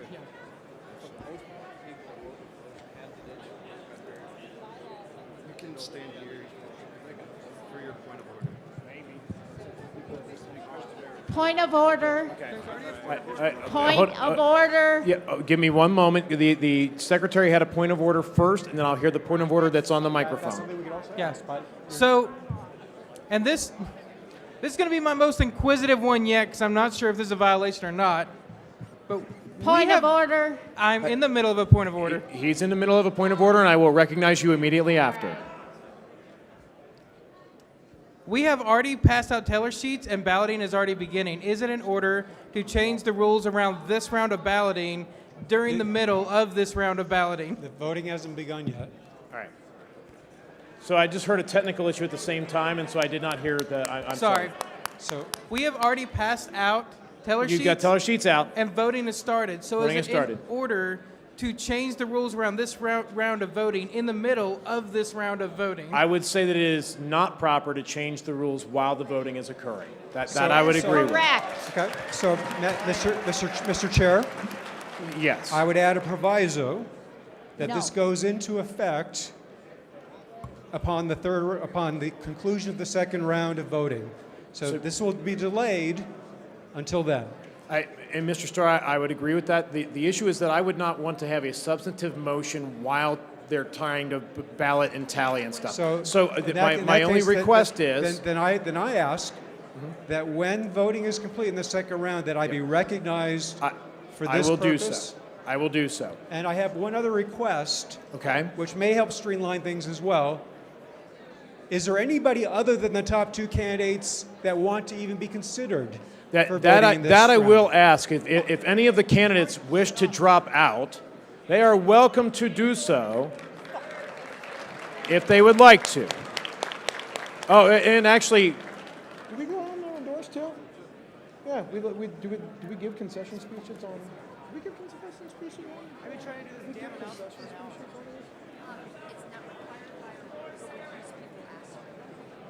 Can I give a trade-off? Can I promise somebody a minute if I drop? All right, how about this for a trade-off? I want to see if the body objects to this. Anybody who drops out right now, I'll give them a minute on stage to say whatever they want. Is that good? Yes. Everybody good with that? Does anybody object if anybody wants to drop? What? You're not in. Try and make an announcement to the You public. can't drop out if you weren't in. Point of information, That doesn't mic count. 1 was skipped twice. All right. There was a point of order over here on microphone 3, and I Sorry, would like to point hear of the point of personal order. Yes. You keep referring to the bylaws. I believe we're talking about the convention rules of order, which are separate and apart from the bylaws. So the whole bylaw issue is null and void. We're talking about the convention rules of order. I'm from South Carolina, Sylvia Arrowwood. Hi, Sylvia. So, Ms. Arrowwood, unfortunately for us, this is actually a bylaw. It's Article 15, Section 2. And it is actually in the bylaws that it specifies the convention special rules of order may provide a mechanism under which when no candidate... All right, order for a second, please. Just a second so we can get this, because this is going to come up again no matter what. So, in the bylaws, not in special rules, this is the bylaws. Article I know, we 15, waste- under alternative voting procedures, and this is the bylaws. Section 2 says, the convention's special rules of order may provide a mechanism under which, when no candidate initially receives a majority, the candidate receiving the fewest votes, is removed from consideration. Agreed, but as the secretary stated, we're in a second round or we're in the process of voting. You can't is true. change in the middle. We're definitely not going to change it while we're tallying. That's for sure. While people are actively filling out ballots, we're not doing it right now. Yes, between rounds. Yes, but not after the ballots. Not after the ballots have been the tally sheets have been distributed. So that would be insane. Attention, can we please get Utah and Vermont at the teller's table? Mr. Starr? True. Mr. Starr, could you come?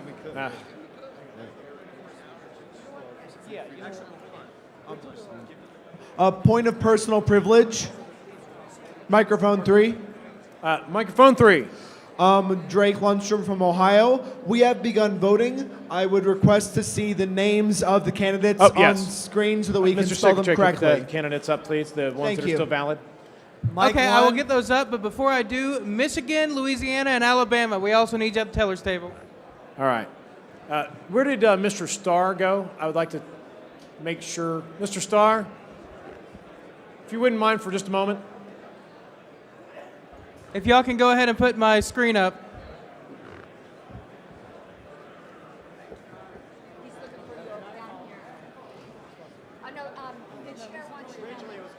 When he skipped me over, I was like, oh, yeah, we're going in order. If we can get my screen on the screen. There we go.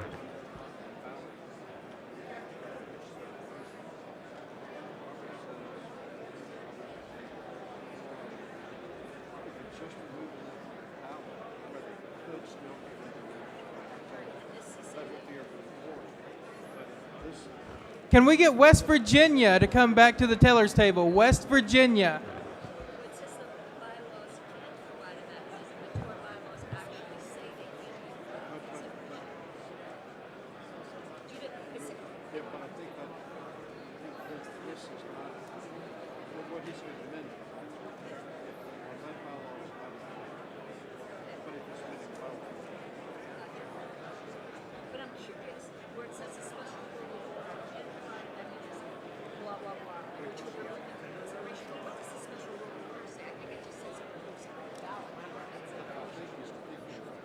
Yes. Tasha. Agreed. Thank you.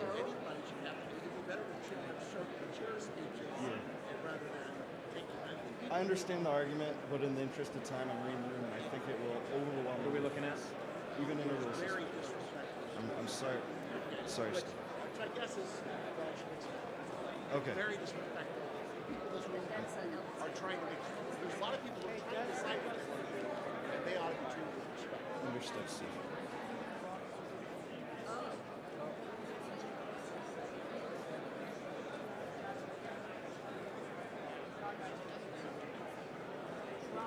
I know. Yeah.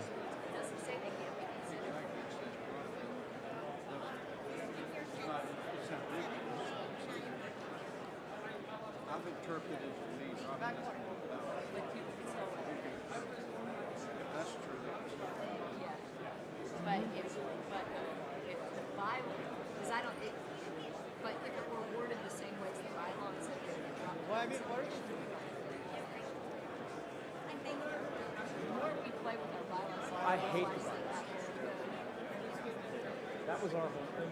What trash do we think we can clean up this time? Like literally, that's what the big focus of the bylaws committee this time was. Is this is broken. This is Paging Vermont to the teller's table. Vermont.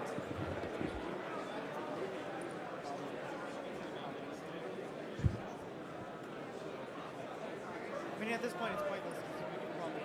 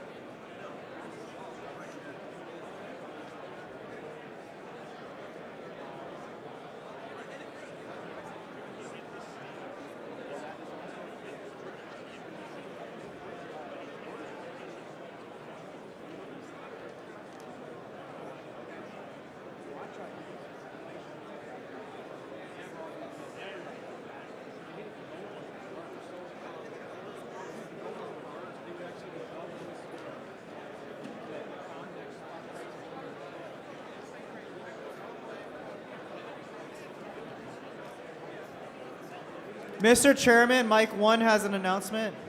Microphone 1. So, on behalf of the Povertarian Caucus, I was informed to make this announcement. The Povertarian Caucus is hosting our annual pizza party in Hospitality Suite 2951 in the Resort Tower at 8 p.m. If you can help contribute, please donate through PayPal, Cash App, Venmo, or see Alex Flores for cash donations. Everyone is welcome regardless of your ability to pay. We hope to see you there. Thank you. Point. Microphone 3. Thank you, Mr. Chairman. Dave Benner, Tennessee delegate, volunteer forever. I move to suspend the rules to limit the JC and at-large speeches to a maximum of 2 minutes each. Mr. Benner, we are literally in the middle of voting. Hold that. Wait. As soon as this election is announced, it will be in order to do that. Mr. Chair, at the end of the last round of voting, you actually said you would re-recognize me. I'm so sorry. It's a little bit chaotic up here, so please don't let me forget. Sure, thank you. Throw No something problem. at me, whatever. You got it, man. All right. You got it, Mr. No, Chair. I'm sorry. You are correct. Yes.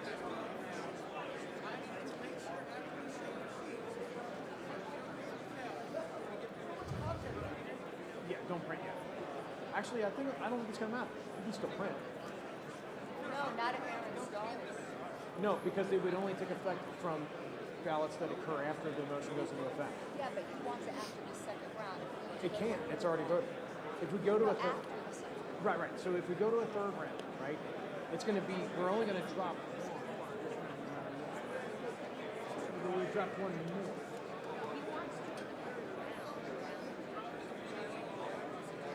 Correct. If this goes on.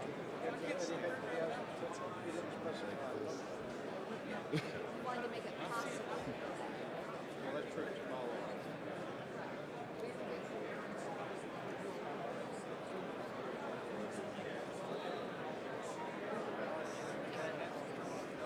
Yeah, I get it. I thought that was going to be I like this because but I get it. They're doing their best.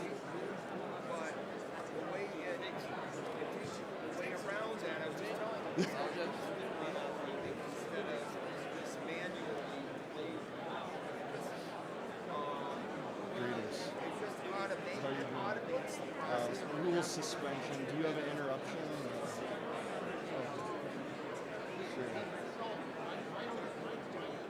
Okay. I'm attempting to make the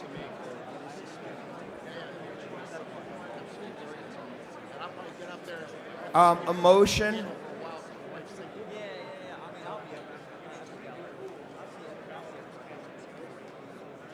what I'm saying? Because round two ballot, this ballot right here is under one set of rules.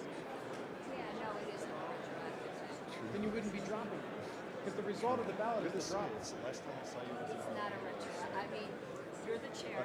No, but I mean, I see what you're saying. I'm just saying that to me anyway. By the way, you can do a retroactive. You're a long time apart. I know you can. This is, but you can do that. Right. Okay.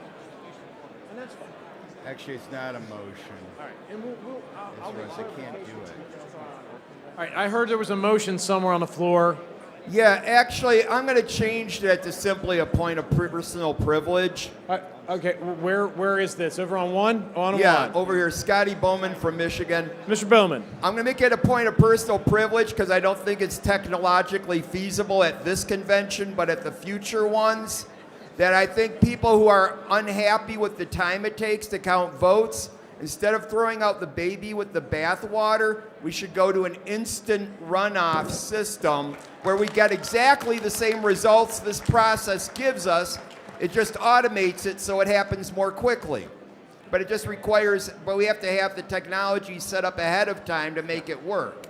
And I would note, Mr. Bowman, we would also have to have the bylaws in place to enable the Convention Oversight Committee to have the rationale to buy the equipment to be able to, yes, Mr. Bowman, you are correct. It could be done in the future, it couldn't be done this time. Omar, okay. How's everybody Mr. doing Chair. out there? Yeah, well, wait, where? Number one, microphone one. We're coming up on orders of the day in like 10 minutes. I would move to suspend the rules to extend time. Okay, give me a second. I want to get hands up here.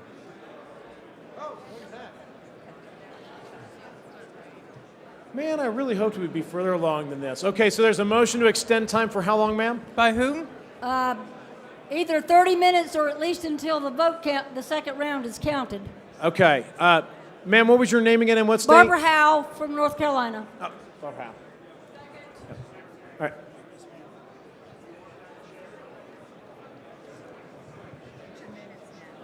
right. Anybody second? Okay. Microphone All right. 2. So there's been a motion made to extend time for 30 minutes from now or by 30 minutes, by adding 30 minutes By to the end? 5:30. By 30 to the end of the agenda. So it would extend our ending time to 5:30 p.m. Is that correct? Yes. Okay. So there's a motion on the floor to extend our time here today that we would adjourn at 5:30 instead of 5, which is planned, and it has been seconded. Now there are people on here's the problem. There's people voting right now. Any objection? So, what's that? Okay, I will ask. All right, if I could get everyone's attention real quick, and I'm so sorry for interrupting the tallies. Is there objection to extending our time tonight to 5:30 so we can try to get more done? There's objection. Okay, Yes. there is objection. All right, then we're going to wait. We'll wait till the tallies are done. We'll come back to that motion. I don't want to interrupt the rest of the tallies with rising votes and stuff. People are distracted, so we'll come back to that. Microphone 2. Microphone 2. Omar Crow, I have an announcement here. I'd like to give the mic over to a candidate from Florida who would like to speak. All right, candidate from Florida. Hi, my name is Dennis Misigoy. Back in... Hey, oh, boy, yeah. Back in November of 2016, I ran for public office at the most local level I had available to me. I won 63% of the vote against an incumbent, had a full spectrum of experiences as a Libertarian elected, even in a nonpartisan office, getting trounced for 2 years at the start of it, then inspiring some in my community to get involved and actually being able to bring some good success, increase transparency, and cut a lot of spending. Today, I'm running for U.S. Senate in the state of Florida against a well-known incumbent you might have heard of, Marco Rubio, one of the worst that's out there. So I came to libertarianism from the Ron Paul campaigns of 2008 and 2012. The two big issues back then were monetary policy and foreign policy, and I can't think of a time when it's been more important now with the issues that we're facing. So if you could, I've put cards on pretty much everybody's seat at some point within the last couple days. If you don't have that, the URL for the website is misigoy.com. That's just my last name, Misigoy, misigoy.com. There's a big old donate button in the corner, or you can scan the QR code on the corner of the card if you have it. Thank you. Thank you, sir. Paging Alabama to the teller's table. Alabama to the teller's table. Point of inquiry. Let's see. Microphone 1.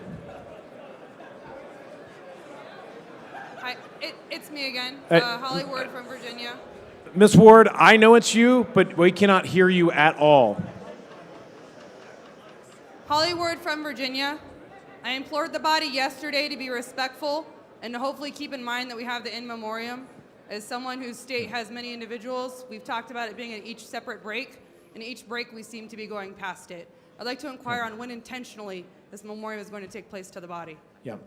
My plan was to do that during this tally, but we can actually do it now if we wanted to, if somebody's... I mean, there's people... The issue is that we have these breaks of the tallies. I definitely want to do it. We've also lost people in Kentucky, my home state. I definitely want to get to that. It's a matter of what is the right time to not interrupt the business. I understand. I just want to make sure it's not looked past. And Right. I ask the body to be respectful, and if it's not during a break, that's fine. I'd just like to know when it is. Okay. I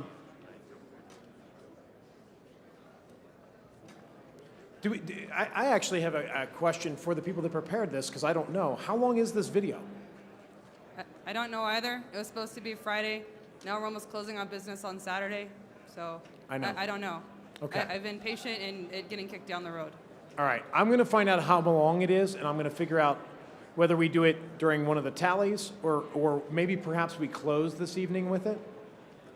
I would just like to ask that the body is respectful of that, and that at some point during this convention, we can all at least honor the people that we've lost. Yeah. Thank you. Thank you, Ms. Ward. If someone from either, actually, I know who to ask. It's 25 slides. About 12 minutes.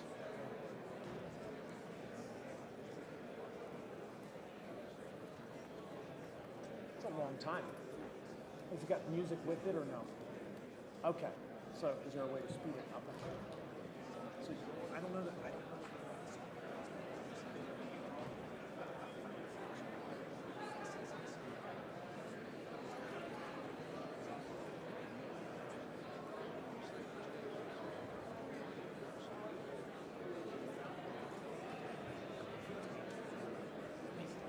Just let me know when that's ready.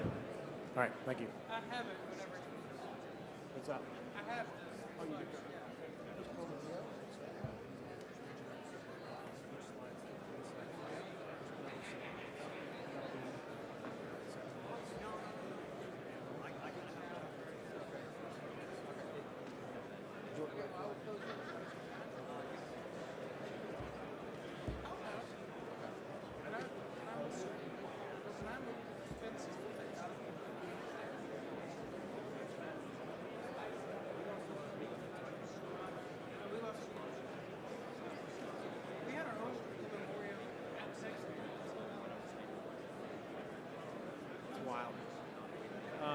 so one's clear. Are you waiting to be heard on two?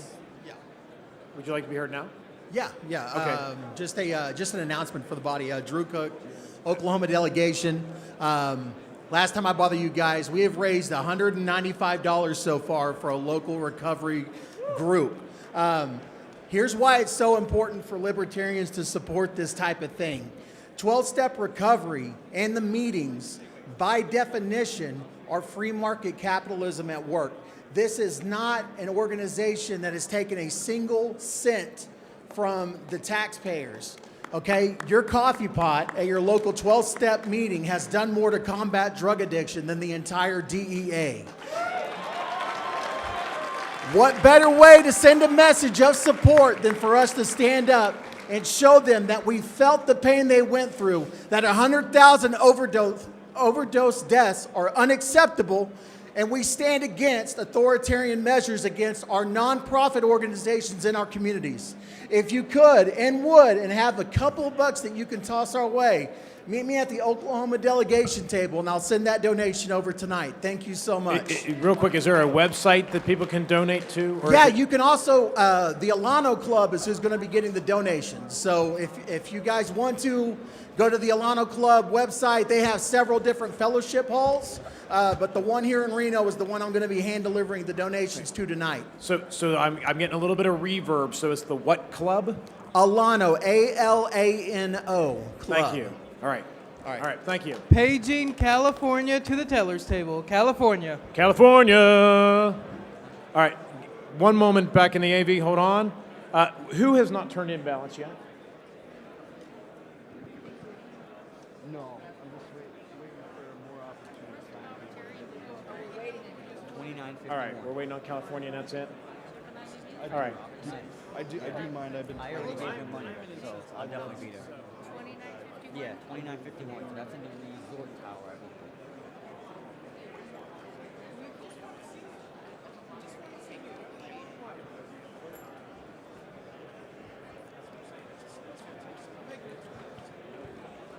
What's up, Perk?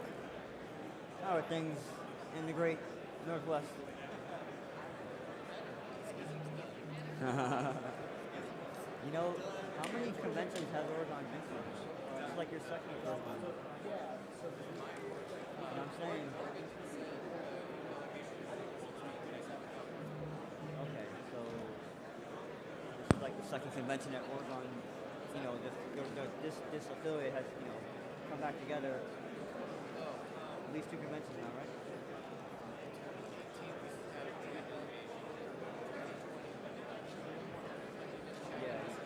Yeah, you had that. You had that split. This is the way it should be. All 50 of us here. It's great. It's good to see you guys.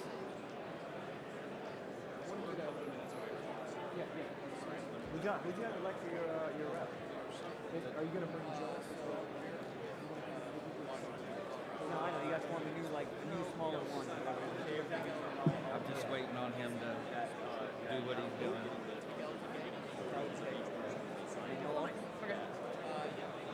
All right. Microphone one. Where are we at? Microphone one. Point of parliamentary inquiry. Yes, your name, sir, and delegation. Yes, it is Russell Brooksbank, Indiana. Mr. Brooksbank. Would it be in order at any point in time to move to put a hard time on the token ballots, a deadline? I know our bylaws state it's an hour before the platform committee, and since we really never know when an hour before that happens, would it be in order at any time to say, hey, 4:30, we're done? Stuff, yeah. Just checking to see if it's a rule or a bylaw. It is a special rule of order. It's a special rule. I believe it's in the convention rules. It's a special rule of order. Dave. All right. I say Dave every day.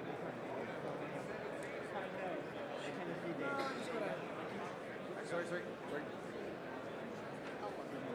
Are you guys there?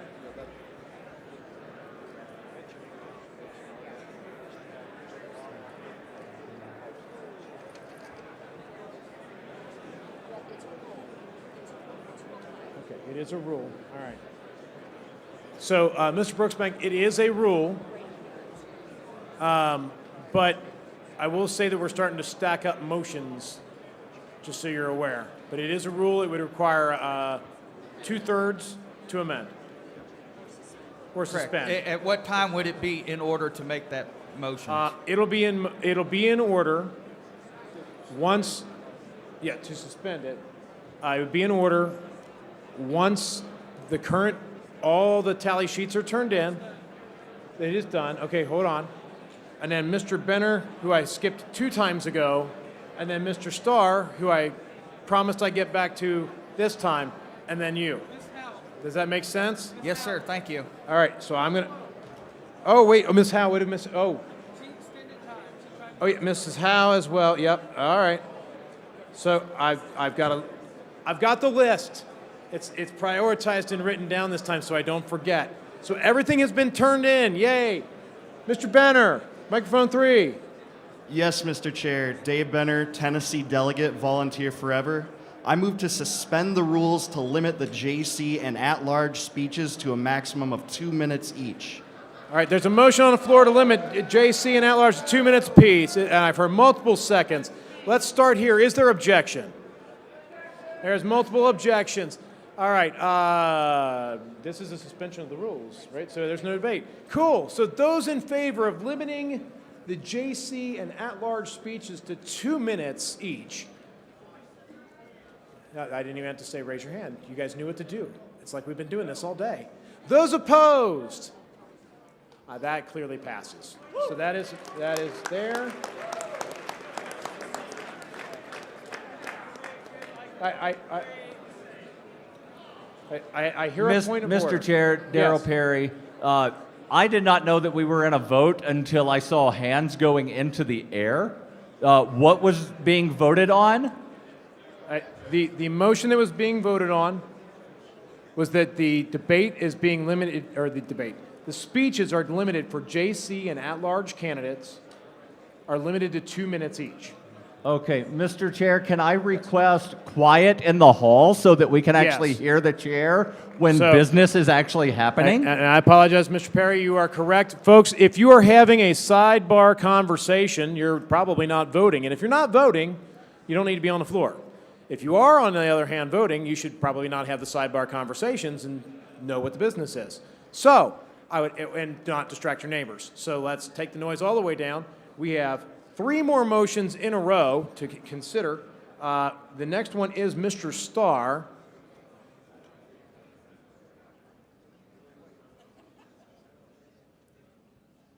That'll be followed by Ms. Howe and Mr. Brooksbank, just so they're queued up and ready to go. You want? Yeah, go ahead. You start. Okay, we've been researching the question that is associated with the motion Mr. Starr raised earlier. And upon a lot of research, there is a footnote which has convinced me that the bylaw related to this is in the nature of a rule of order, and my opinion is it can be suspended. Basically, there's a footnote in section 4632, which says this can be done with suspension of the rules. So I think Mr. Starr wishes to make a motion to suspend the rules to limit voting to the top 2 in the next round. Okay. I'm going to ask, oh, my parliamentarian went to the bathroom. That's so sad. That's sad. I actually agree. I was going to say, so these two are actually, and I just like to ask the guy that gets paid to do it. I mean, it's a thing. So I actually agree with that interpretation, and I would rule that it is in order. And so what was the exact wording of the motion again, so that everyone can hear that? So for this 3rd round of voting, that would be limited to the top 2 candidates.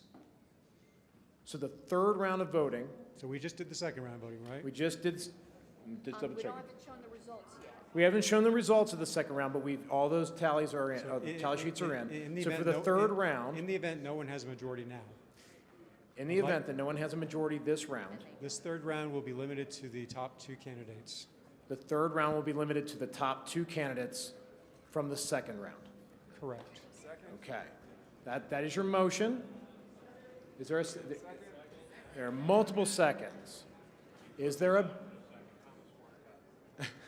is there an objection to this motion? I figured there would be, so I just had to ask. It's all good. All right. Those in favor of Request for information. yes. Are we allowed to have any debate on this, Mr. Chair?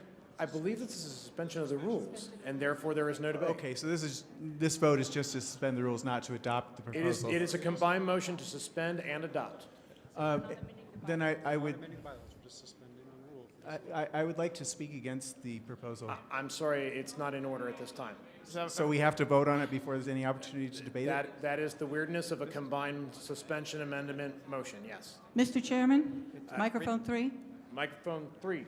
I would hope that only one round will be necessary, but in the interest of NODA doing very well in the next round, I would like to suggest that Mr. Starr slightly amend his motion to a third and any subsequently necessary rounds. Is he willing to accept that? I suppose it's possible that no one can get a majority in the third round with only 2 candidates and NODA being an option, so sure. For all subsequent rounds. Okay, can you do me a giant favor? Actually, Somebody needs to restate this whole thing. Let me suggest this instead. Let's figure out if it's a problem first. Let's get through this round. If it's a problem, then we'll bring up another motion. And actually, at this point, I'm going to rule that it's a motion that's been made, it's been seconded, and therefore friendly amendment is out of order, because otherwise we're going to go into friendly amendment disaster area. All right, so. Microphone 1, request for information. Request for information, microphone 1. Matt Chalco, Virginia. I think this was pretty much just answered, but I want to ensure that we're going to go to 2 candidates and leave NODA as an option, correct? Yes. Okay. NODA is always an option. Mr. Chair, microphone 3. Microphone 3. Markup in good New Jersey delegation. I believe that this motion is out of order because it amounts to changing the voter procedure in the middle of the vote. The vote is not only the tallying of the vote, but the 6 candidates went into this. Order, Mr. Chair. That's why it requires 2/3. Yeah, so I have a point of order. I am It's interruptible. I'm sorry. No, I am making point of order that this previous motion. He is explaining why he believes it's out of order, which that is fine, because it is, you can't just say it's out of order and then I have to guess why. So. Mr. Chair, I have a point of order. I'm sorry. There's already a point of order been made. Only one point of order at a time, please. One at a time. So there's a point of order. So typically the way this has been done is that in between rounds, we have the result of a round of voting at this time, right? So while we are electing to 1 seat, we have finished 1 round of voting. We are now narrowed down, and we are about to hold another election at which, if no one is elected, another ballot, at which no one is elected, then we will have another ballot, and if no one's elected, another ballot.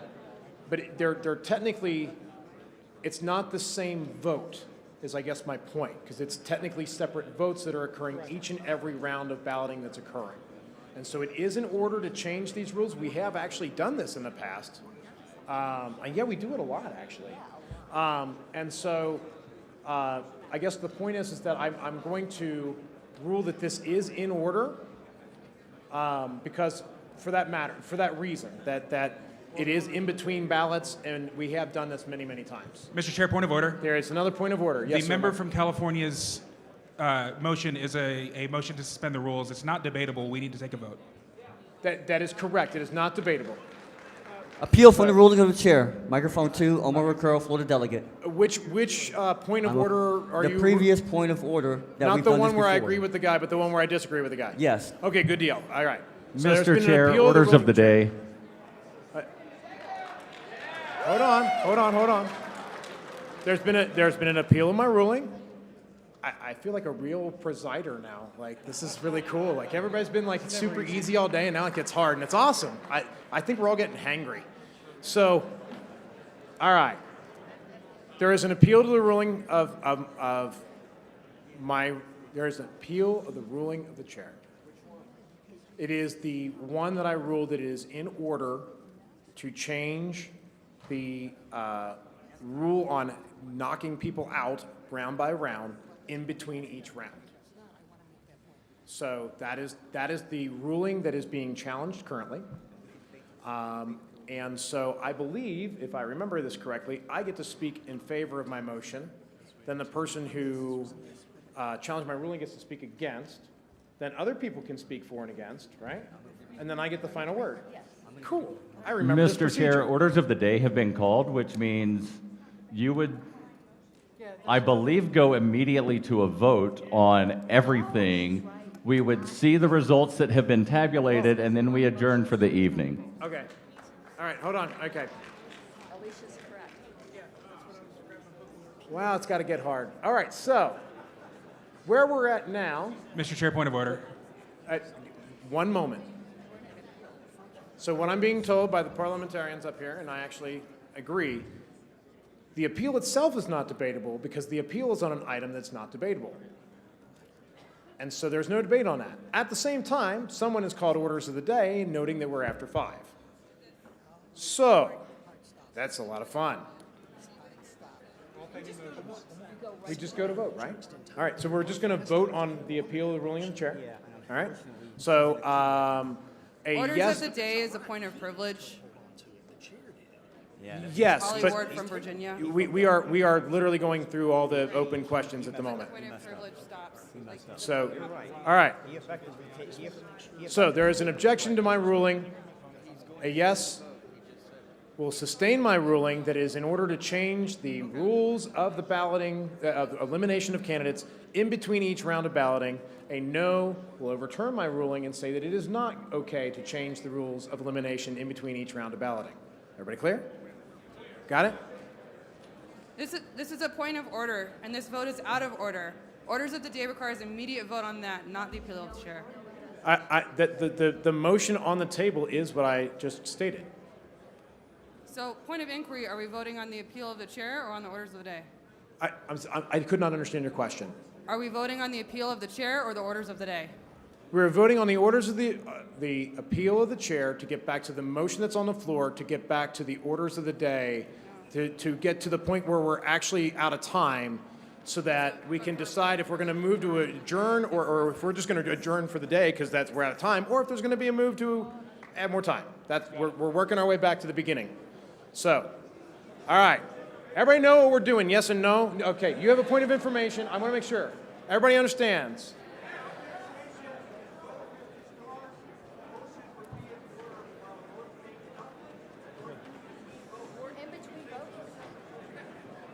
So, all right, there is, so the question was whether or not it's in order during a vote or in between votes, right?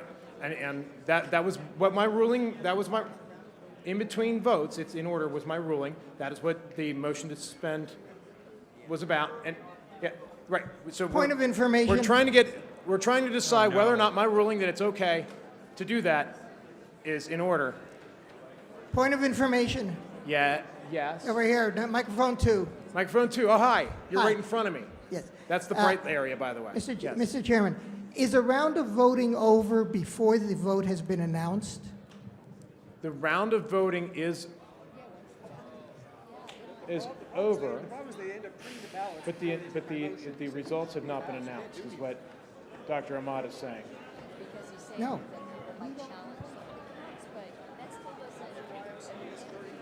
It's a good question because we're talking about it. So we haven't announced the results around.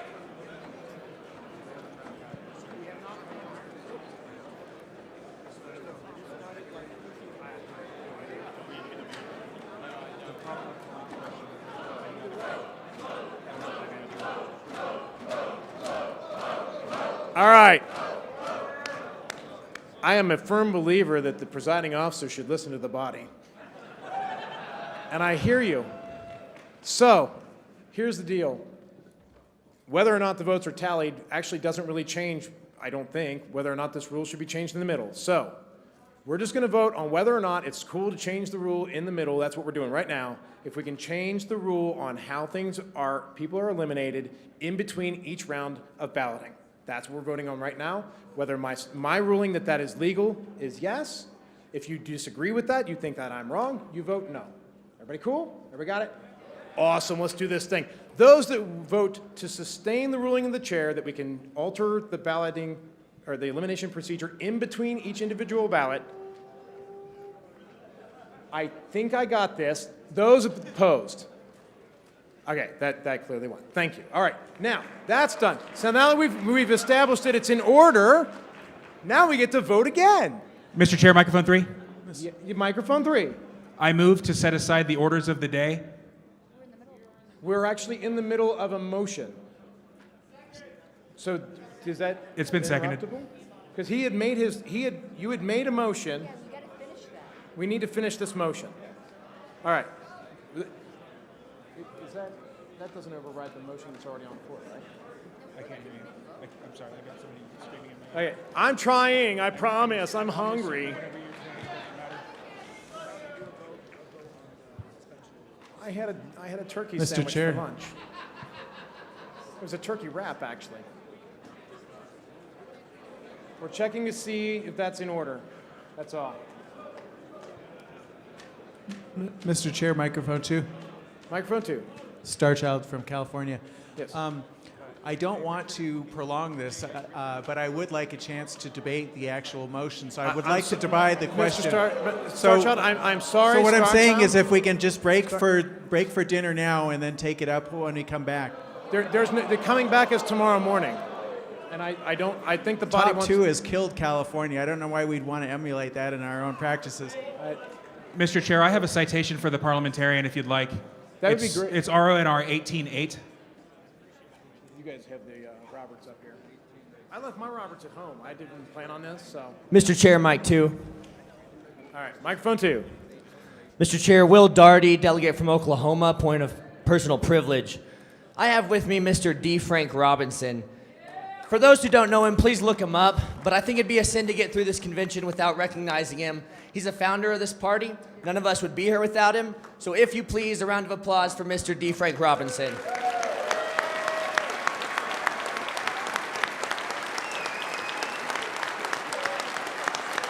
what we're doing already. That's what we're already doing. Okay.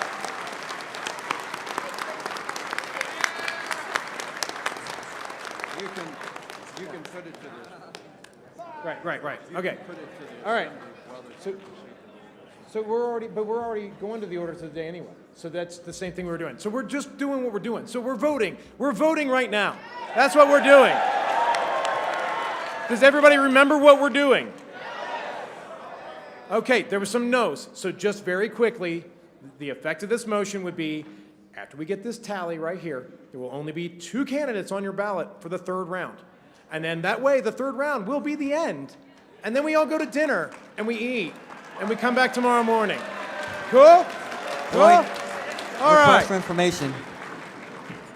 Yes. You just said that the 3rd round would be it, but you're assuming that we're going to get that done right now. Orders of the day were called. We might go. We might have to leave and then come back and vote tomorrow. Yes, no one should leave. Put it that way. There's still business to do. Like, they don't leave.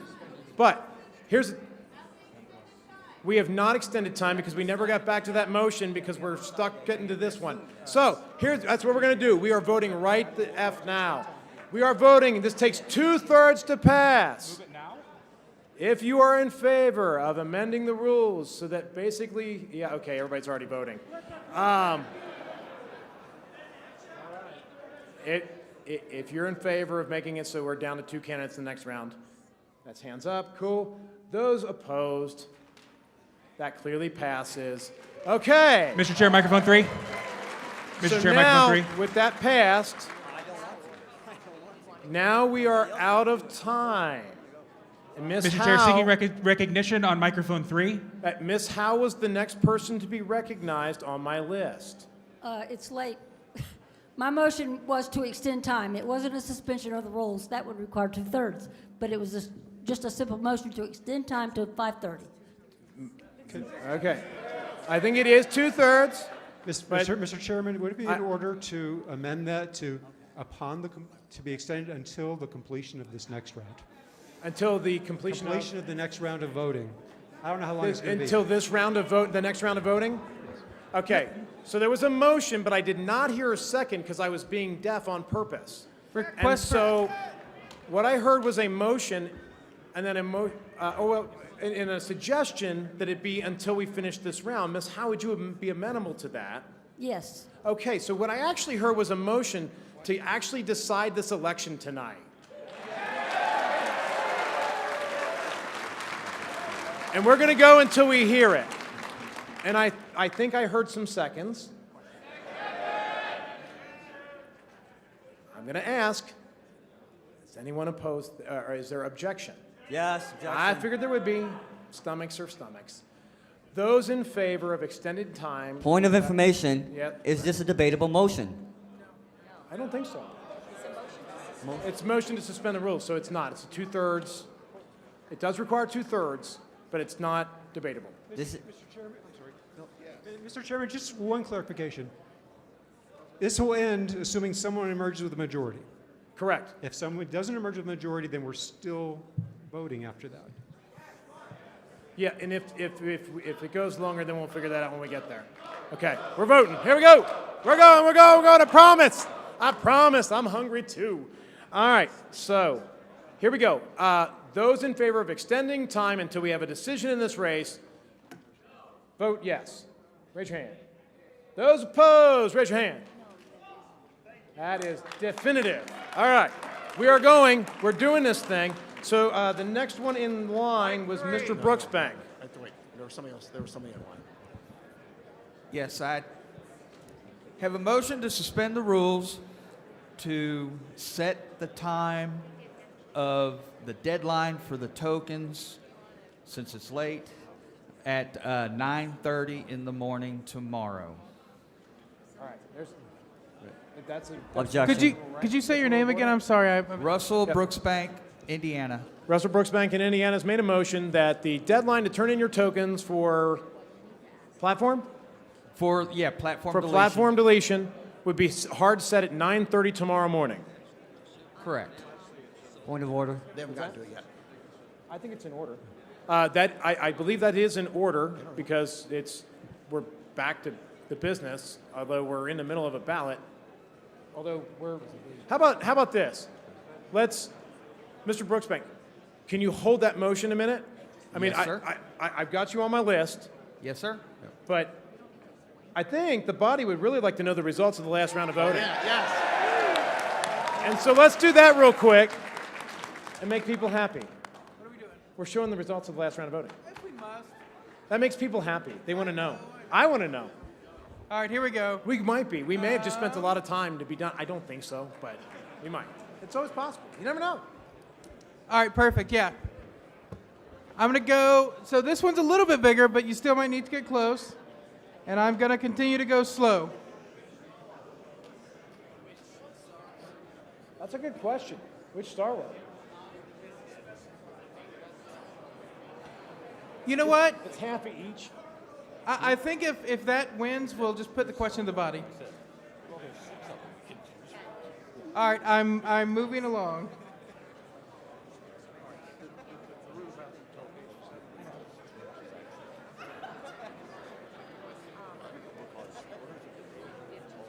No, they call all pending questions.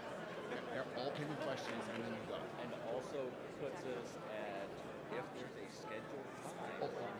You mean the extension? The extension. The vote to extend, I don't think it was. I don't remember whether that works or not. I don't remember. Because we were past 5 o'clock when I called orders today. Yeah. I want to do your thing. So, Well, they've got all right. So I understand. I'm in the same boat. Once this is decided, he's going to start. Something that said, I think it's wrong. I'm not sure. That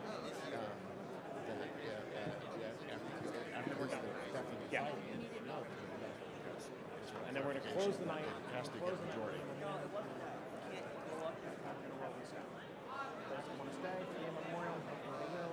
If they don't, then so be it. But it's not official convention business anymore.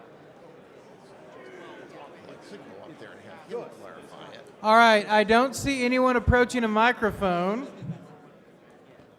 Any delegations out there that want to challenge what they just saw up on the screen for their states, now's the time.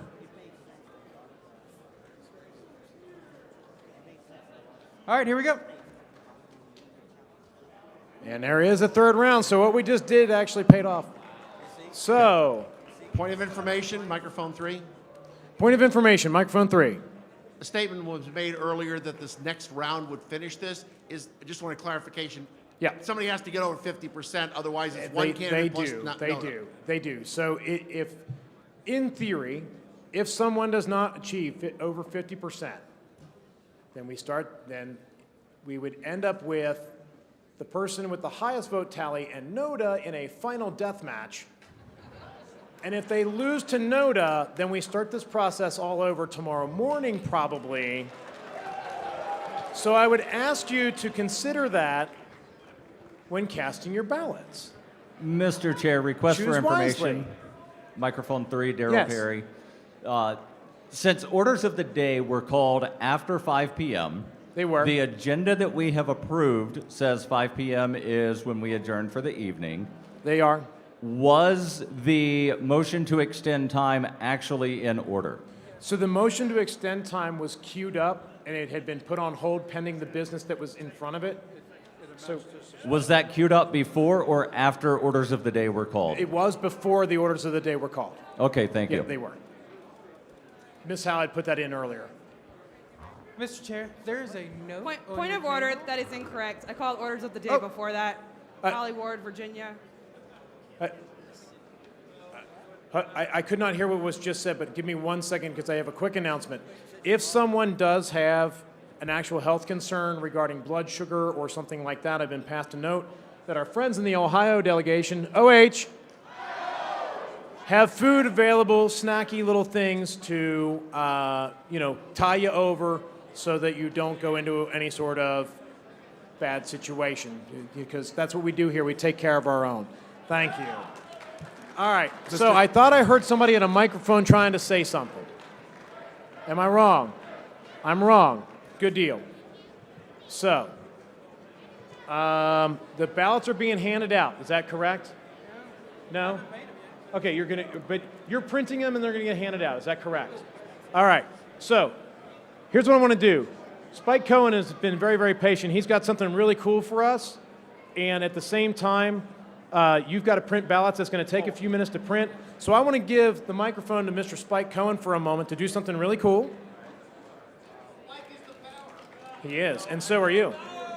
Yes, and then watch delegation chairs. Pay attention. Watch for when the ballots are ready. Your tally sheets are ready. Get them. But here's Spike. How's everyone doing? Yes. Yes. The excitement has been, I'll tell you what, if you think it's exciting down here, wait till you're sitting up there, and it's way more exciting. So I have something very important to talk to each and every one of you about in this moment, and I need your attention, please, please, because in this moment, I'm going to say what might arguably be the most important thing that I or anyone else says in this entire convention. It is that important. In this very moment, right now, as I am speaking to you, Dan Smots is recording B-roll video footage that is going to be used in future reference of me speaking to the body of the convention. And that is important. Thank you. Oh, thank you so much. Thank you. Thank you. Yes. Oh, my gosh. Oh, no. Oh, thank you. Thank you. Unprompted. Wow. How incredible to get a round of applause completely unprompted or unscripted. Now, here's why I'm really up here. Thank you. Here's why I'm really up here. I know what you're thinking, Spike. This has all been incredibly exciting and proactive and productive at the same time. But that's not really why I'm here. I am here to spend ridiculous amounts of money, which I've already done, but I want to spend more money, and I want to take home something that literally no one else will ever be able to have in history. But Spike, that's not possible, is it? It is. That's why I'm here. I am about to auction off something that does not exist in any other form and will not exist in any other form again, and it is this. I have a custom Liberty 2022 Unmasked 50th Anniversary Libertarian Party Convention tumbler, which has been signed by me, Joe Jorgensen, Tom Woods, Justin Amash, and Dave Smith. And I can guarantee you that those 5 signatures will never be made on a tumbler ever again. For a myriad of reasons. Now, no, we're not going to get into that, but we all know that. So anyway, this tumbler, there's only one of these tumblers. So we're going to have an auction right now. We are going to auction off this tumbler. 100? Oh, yeah, we're going to be starting at 500. We're starting at 500. I hear 500. Do I hear 550? 550. Do I hear 600? Oh, 1,000. I got 1,000. Do I have 1,100? Oh, everyone got quiet, huh?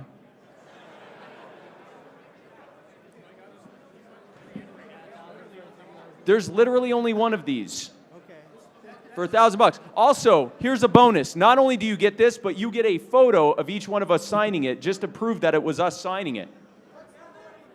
What's the money for? All of it goes to the Libertarian Party. I'm sorry, I didn't make that clear before. All of the money that you were, it's me. It's just you're giving it to me. No, all of it is going. I mean, you all just applauded me. Clearly, you want me to have $1,000 at least. No, all of the money is going to the Libertarian Party. So we're at 1,000. Do I have $1,100? Did I just hear 11? I need people to be louder if we're bidding. Do we have $1,100? I have 11. We have 1,000. Do I hear 1,100? $1,000. I mean, we hit it fast. That's amazing. $1,000 going once. What's that? Someone said 1,100? 1,100. I have 1,100. Do I have 1,200? I hear 1,200. Do I hear 1,300? I hear 1,200. Do I hear 1,269? Because we're all a bunch of trolls. Do I? What was that? Oh, God, that's not a bid. Okay, so we're at 1,200. Do we have 1,300? 1,200 going once. Oh, by the way, just want to let you know, additional bonus, it comes with a custom straw. And let me tell you about this tumbler real quick. Sure. I just want to reiterate, number one, this is more unique than the actual Highlander. For those that are old enough to remember the Highlander movies and Sean Connery came back to life. Like, there is literally only one. So we start there. Number two, the money is going to the National Party. The people you literally just elected today desperately need that money to operate the party. Sorry for leaving it in the condition we did. Sorry. Ooh, I don't think it does. It's a donation. But it's a good and kind. Yeah, it's for a good. It doesn't. Stupid rules. Yeah, I'm pretty sure. Oh no. Okay. All right. Anyway, the point is, support your brand new. You guys just elected, like very popularly, very happily. The money goes to the people you literally just put in office to help build the party. What? I'm not empowered to do that. Okay, we're not going to do with this what we did with everything else at this convention. So here's what we're doing. We're at 1,200. Do I hear 1,300? By the way, this tumbler will keep your hots hot and your colds cold for several hours, an ungodly number of hours. It will stay the exact same temperature that you put, whatever liquid that you put in this. This is made by Defy the Power. If you want to go over to their booth, they sell some incredible stuff, and they are very generous to give us this as an opportunity to be able to raise money for the party. I am at 1,200. Do I hear 1,300? Point of inquiry. Point of inquiry from whoever said that. Point Robert Perry, jackass from Kentucky. Yes. Does Would this count toward a lifetime membership? No, we just found out it does not because it's for a good or service. So apparently not. I don't know why that is, but it is. Oh, it wouldn't be tax deductible, but I don't know unless their rules. Do their rules specifically say that it wouldn't count towards? So it wouldn't be tax deductible, but with the rules. But that also means that it wouldn't be applicable to their lifetime membership. Okay. All right. Yeah, it's not. Point of inquiry? Is that a legit thing? What if we gave it away for free to someone who gave a $1,500 donation? This is being recorded. Let's not give out tax advice. Yeah, Just no, we can't. FYI. Do it. Okay, so 1,200 going once, 1,200 going twice. Did I just hear 1,500? Was that 5 or 6? 1.5 or 1.6? Okay, 1,500. We're at 1,500. Do I hear 1,600? My God. Do I hear 1,600? What's that? Keep going. Do I hear 1,600? We're at 1,500 going once, 1,500 going twice, a once-in-a-lifetime opportunity, 1,500 going 2.5, sold for $1,500. If you want to come up, we will tell you the information on how you can get this, how you can make your donation. Thank you so much. I can't see with these lights who made it, but thank you very much for your kind contribution, and thank you all for being a part of this. Thank you.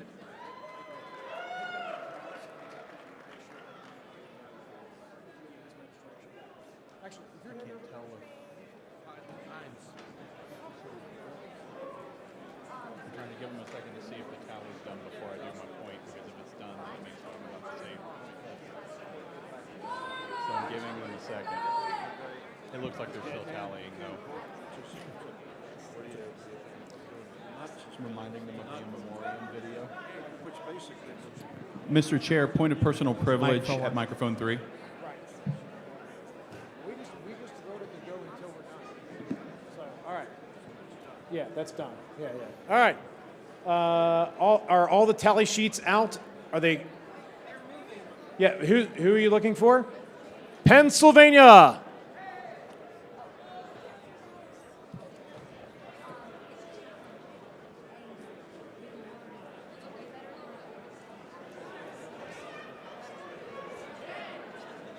Are you looking at me? Are you waving at me or are you waving at other people? All right. That guy? Somebody? I don't know. People are waving around. Okay. Yep. Florida, we need you up here as well. Florida. Mr. Chair, point of personal privilege at microphone 3. Microphone 3. Yes, sir. I just wanted to remind you your earlier statement that during the tally of this vote, you had already queued up the in memoriam video to be played, so that would not be. That is forgotten. correct. So my plan for this is either once this tally comes in, if the tally sheets come in, or alternately, we will close this evening with in memoriam. We will not leave here without playing the in memoriam. Thank you very much, sir. Yes. That is happening today. Mr. Chair, microphone 1. Mr. Chairman, on number 3. Charlie, hold on one moment. I just make sure there was. I was going to say, I think there's a microphone 1. Microphone 1. Mr. Chair, this is Alex Flores from Arizona. I just want to say that I endorse Eric Rodsep for vice chair. Please don't. Let's not go this route. Oh wait, you were a candidate. I'm sorry. Okay. All right, you're fine. You're good. You okay? Sorry. Let's not get crazy with the endorsements on the mic, though. Mr. Larkin. Yes, Charlie Larkin, Massachusetts. For those who are looking for some munchies for whatever reason, Massachusetts. Also Charlie, has- can you lean in, please? I'm sorry. If anyone, for any reason, is looking for some munchies while we're waiting, Massachusetts has plenty to share. Feel free to stop by. Thank you, Mr. Larkin. Thank you, Massachusetts delegation. All right. I see lots of people leaving, or moving, or doing something. You're conga lining. I see what's going on. Good luck. Mr. Chair. Big delegations. Being paged from somewhere. Point of personal privilege. Microphone 3. Mr. Chair, I was just now reminded by a friend of a young lady named Jenny. We are friends with Jenny's parents, and earlier this week... Sir, can you lean in just a little bit into the microphone? You were talking about a woman named Jenny, and that's all I heard. She has daughter of friends of ours, and earlier this week, Jenny took her life. I would like to speak to the body and tell you that I know that given the size of this gathering, that there are some of you who have thought of this in the past or may think of it in the future. And I urge you to talk to someone because your life is valuable, who you are is important, and you have people in this world that love you. Please do not leave it on your own. Thank you. Thank you, sir. And I'm sorry for their loss.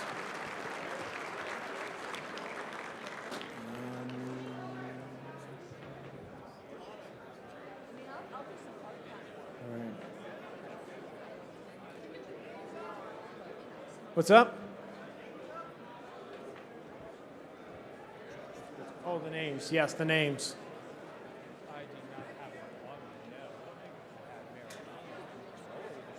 Oh, no, I did not. Thank you. All right. Those of you in regions who have not turned in, it's the agreements, isn't it? Or is- Okay, you have to form your regions. If you're a state that's currently not part of a region, or if your region hasn't finished its paperwork or any of that kind of stuff, according to our rules, our bylaws, which may not be suspended, only amended, you have until midnight local, 11:59:59 local time tonight to form your region.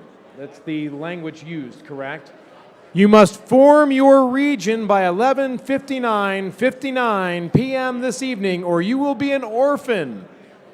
And I was a vice chair in charge of orphans previously, and it's not necessarily the best place to be. So, all right, Mr. Starr.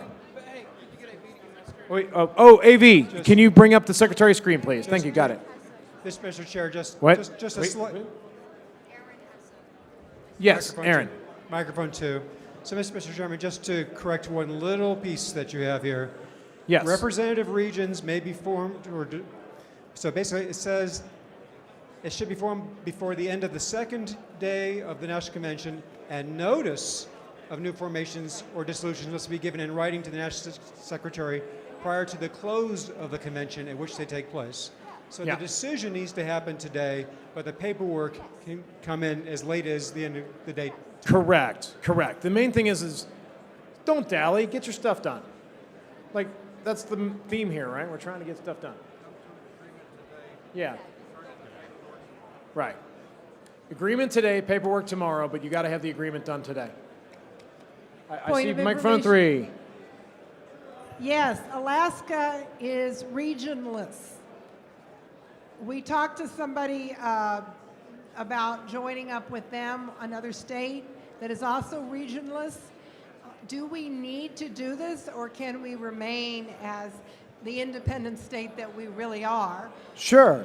So, as a point, to answer your point of information, no state is required to join a region. Okay. It is all voluntary. You can join contiguous states, although with Alaska that's hard. There are no contiguous states. But we have no contiguous states. Right. You are literally surrounded by other countries.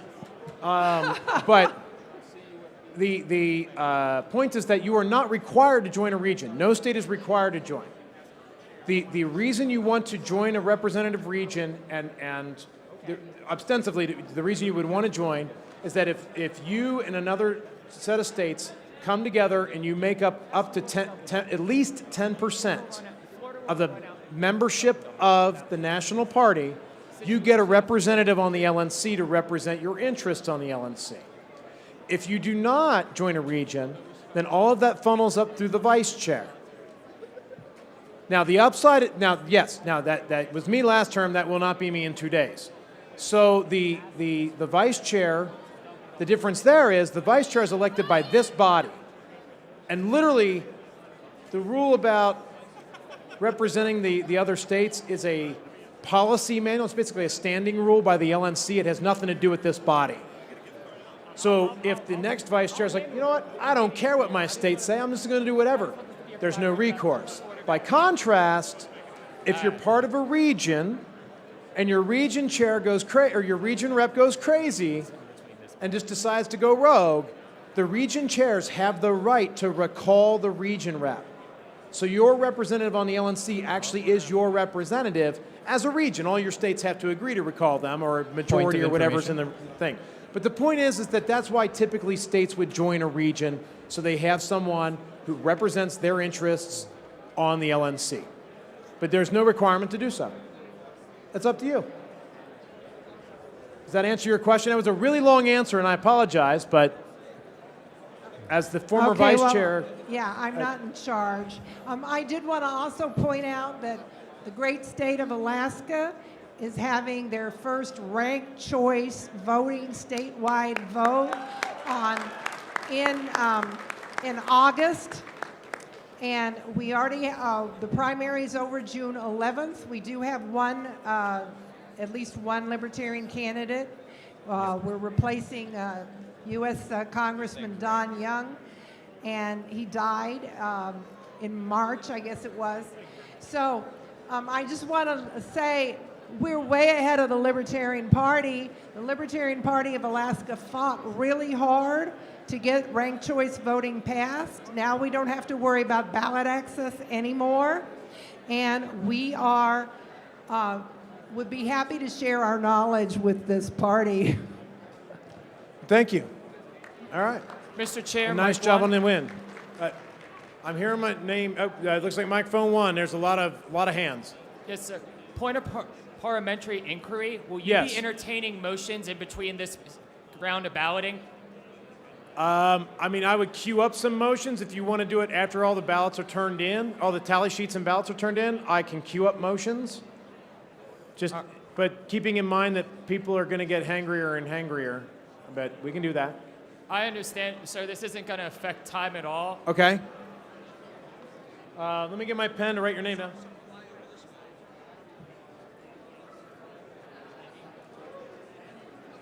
Can you restate your name, please? Josh Holofka, Florida delegate. Josh, what was the last name? Holofka, Hlavka. I know, the consonants are scary together. I actually know your name because I've looked at the Florida data way too much, cleaning up the CRM. I love you too, I recognize Ken. your last name. It's scary. It's really wrong, actually. The H and the L are intimidating. I get it. Yeah. Okay. And Mr. Brooksbank, I still have you on deck. Mr. Brooksbank, you're on deck next. Once we get done, once everything's turned in, you're up. So stay by the mic. And then, Mr. Hlavka, if I even mangled that a little bit or got close. Mr. Molman, I cannot hear you. I'm so sorry. Okay. Mr. Brooksbank is going to be heard immediately upon all of the ballots and tally sheets being turned in. Mr. Brooksbank from Indiana has the mic first, and then you, Mr. Hlavka, did I say it right? Yes, sir. Yes! You will be the second person in line to make a motion. Thank you, Mr. Yes. Mr. Chair, point of parliamentary inquiry. Yes. Microphone 3, Matt Losby, Idaho. Since we have resolved as a body to adjourn for the evening after this round is completed, would the pending items be dealt with tonight or tomorrow morning? It would depend on the nature of those items. So Thank if you. there's a motion to extend time, for instance, or whatever, but yes. Thank you. Microphone 3. Microphone 3.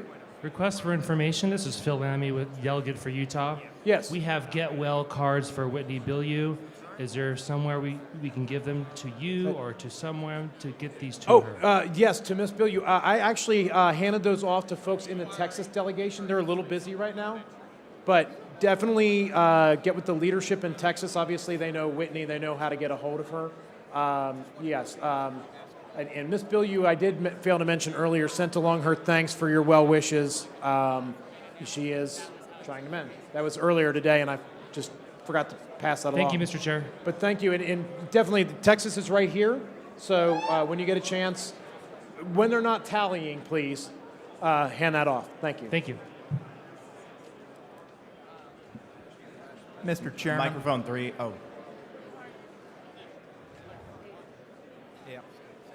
Mr. Chairman, Paging- point of personal privilege, microphone 1. Really quick before we do that, paging Georgia to the teller's table. Georgia. Can you say that louder? Who? Georgia, to the teller's table. Georgia. Georgia.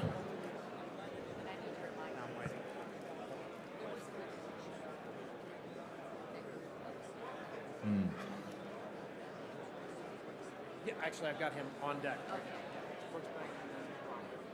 Yes, I agree. Yeah. That's why I started writing them down. 'Cause I'm like,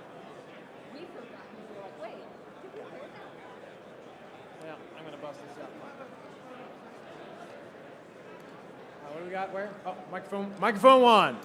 Mr. Chairman, it's a point of personal information. Yes. Microphone one and the delegate. Hold on 1 second, microphone one. If you are just having a conversation and not actively tallying, if you're just talking, please take the conversations to the far edges or out the hall. If you're tallying, please don't leave. Please finish voting. If you're, yeah, here we go. That's perfect. I love that volume level. Number one. The delegate is Mara Stevens, M-A-R-A is the spelling.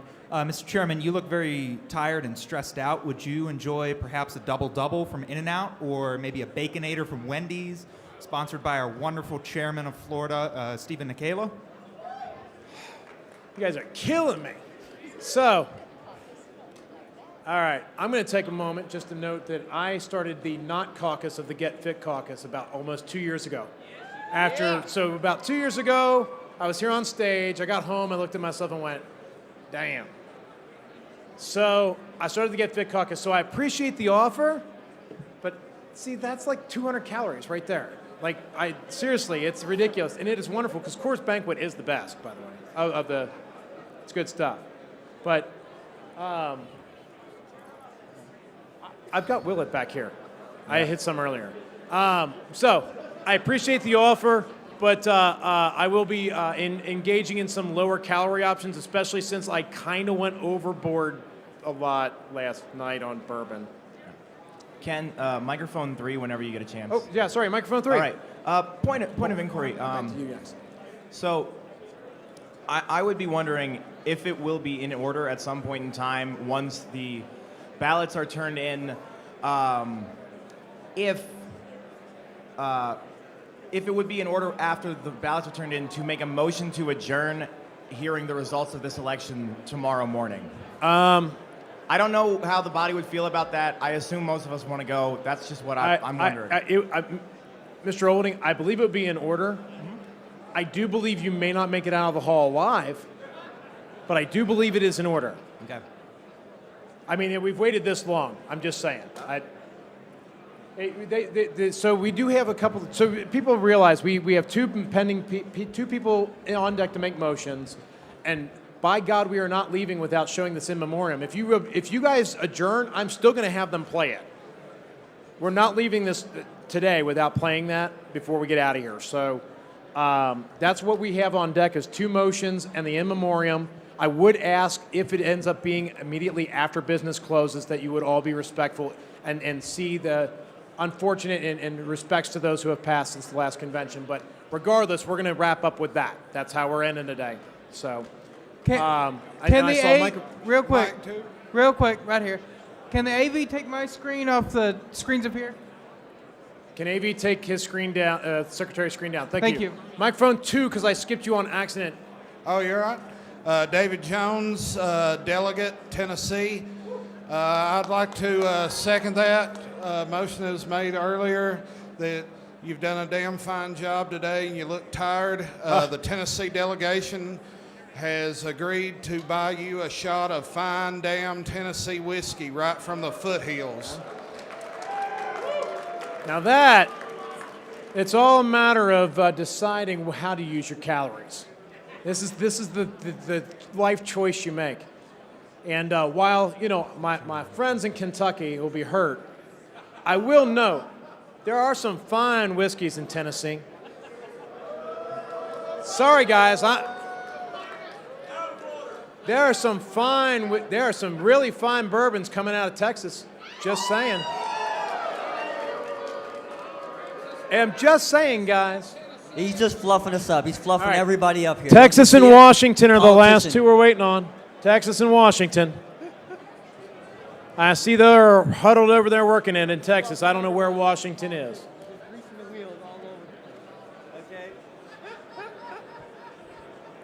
I disagree with that. I've had a lot of really good Tennessee bourbon. I have, or Texas bourbon, excuse me, and I've had good Tennessee whiskey.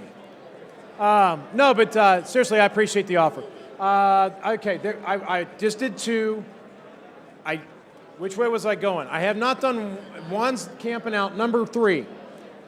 Josh McCoe's AK delegate. There was someone paging me. Just trying to figure out who that was. Hold on 1 second. Hold on.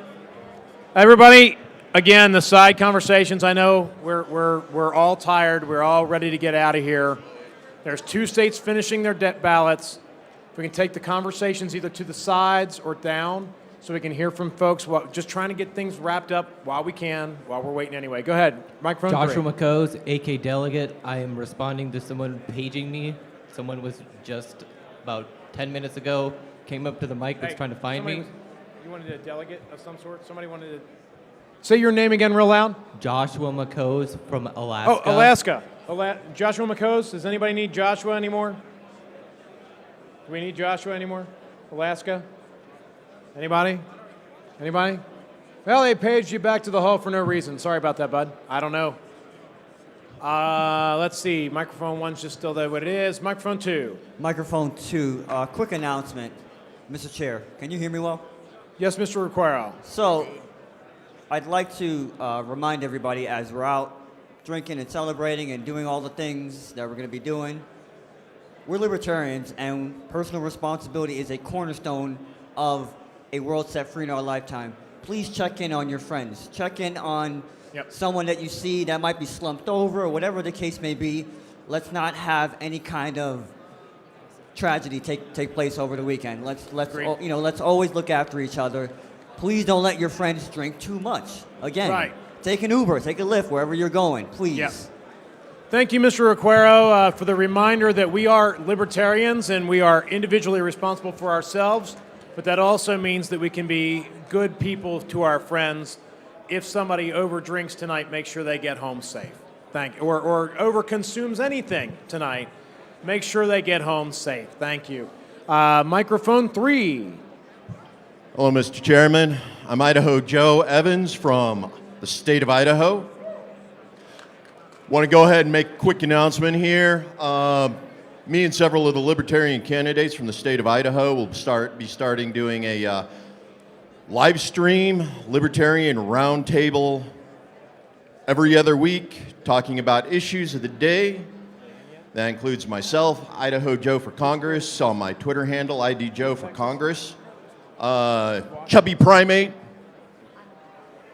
that's his Twitter handle, a couple others, and special shout out to Darian's wife. He's one of our delegates here tonight. Thank you for your time, Mr. Chairman. Thank you. Let's see. I'm not seeing anybody new over at 1. They're just waiting. Microphone 2. Robert Perry, delegate from Kentucky. Yes, sir. While if we had more time, I would challenge the chair's assessment of Texas bourbon. I would like to point out that Texas has a brand, I believe it's called Lone Star bourbon, that makes a delicious honey liqueur. So I would like to, I believe the honey's from Round Rock. That is delicious. All right. Thank you, Chair. All right. Now all of a sudden we're getting into a bourbon testing. We did this in a panel yesterday. Just saying. You all missed it. It was awesome. Not everybody. There was like 15 of us there, and we all had like 6 shots of bourbon. It was good. All right. Number 3. Yes. Mr. Chair, point of personal privilege. Delegate Harrison Kemp from the state of Maine. I just want to brag about my state for a second real quick. Last year, with no money and no elected representatives, we were able to ban no-knock warrants in the state of Maine, and we did it.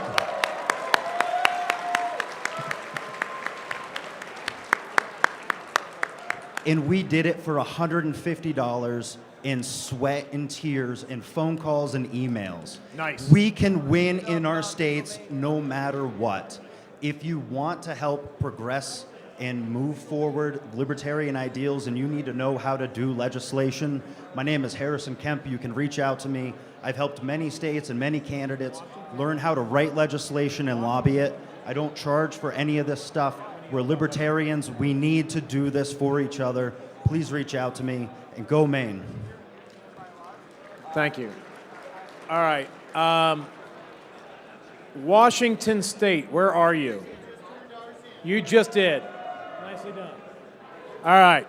So we are now, unfortunately, we have one delegation with a technical issue, and that's going to take a little while because it's one of our bigger ones, because that's inevitably what happens. It's not the biggest, though. So here's what I'm going to recommend. They're working. Hey, Texas, I have a question for you. Can you guys tally while we do the in memoriam? Or is that impossible? It would require quiet. That's the problem. Is that possible or no? Okay. All right. I just figured I'd ask. What? I know, I heard. I was trying to see if we could do the in memoriam or not while you were doing that. It sounds like no. So, all right. All right, well, we're still waiting here then. Actually, let's see. Mr. Wolford is his hand up. He's running up the stairs. He's running to the stage. He's got a plan. He's got an idea. So Texas just said that we can do the memoriam if we want, right now. They just confirmed that. Okay, they're going to go ahead and move out of the way and not make noise, because I don't want to be disrespectful. No, they're moving now. All right. All right. Then while Texas retallies, we're going to do the in memoriam. Everybody good? All right. AV guys, we are go. Thank you guys for putting up with all of us. As always, they're awesome. Jerry and the team, good job. And I would ask for quiet during this, please.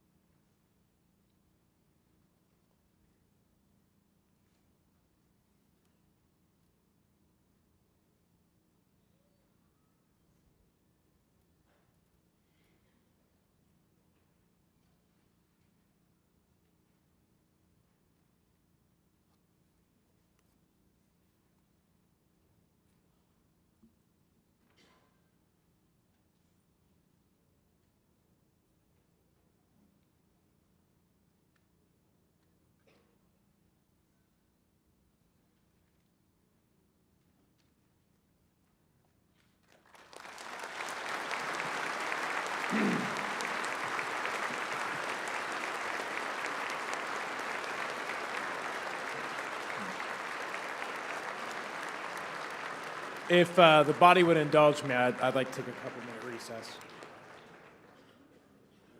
Stand at ease for a couple minutes.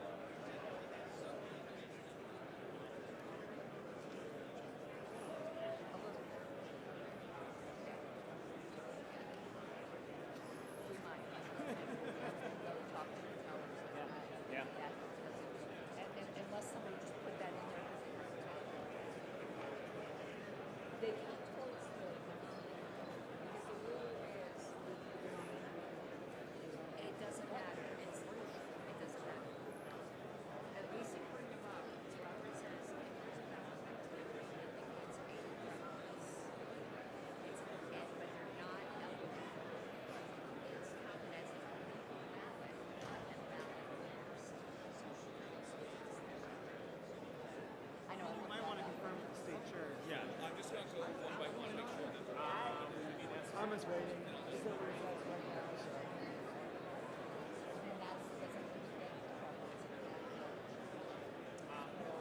I will ask the secretary. Are we going for? Yeah, I mean, it would be a good idea to. James. I think it'd be a good idea to consider that. We go over the camera and thing. I don't know that we're going to get to any bylaws or platform at all. I like the bylaws. But I know. Have those proposals started is mine. Ken, sorry. Hey, how's it going?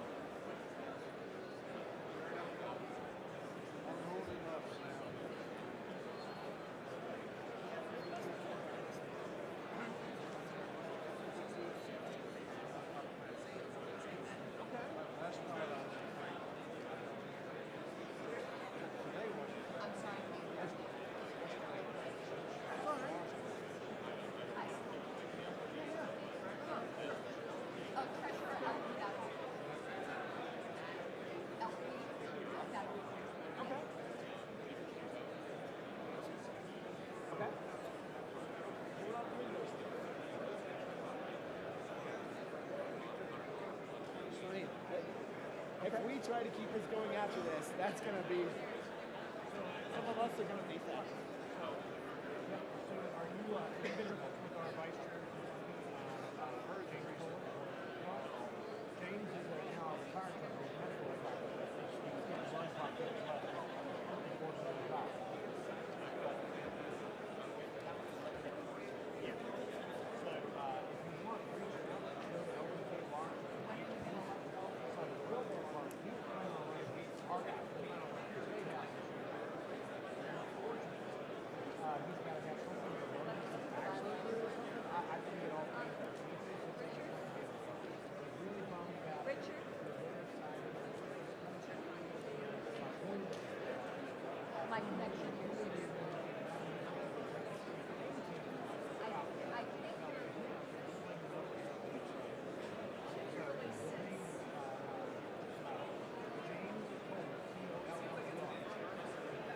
absolutely can. Give me a second.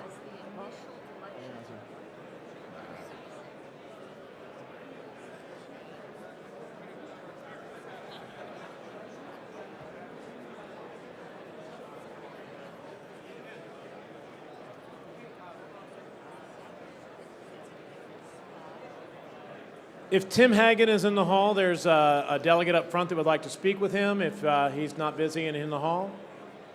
Okay.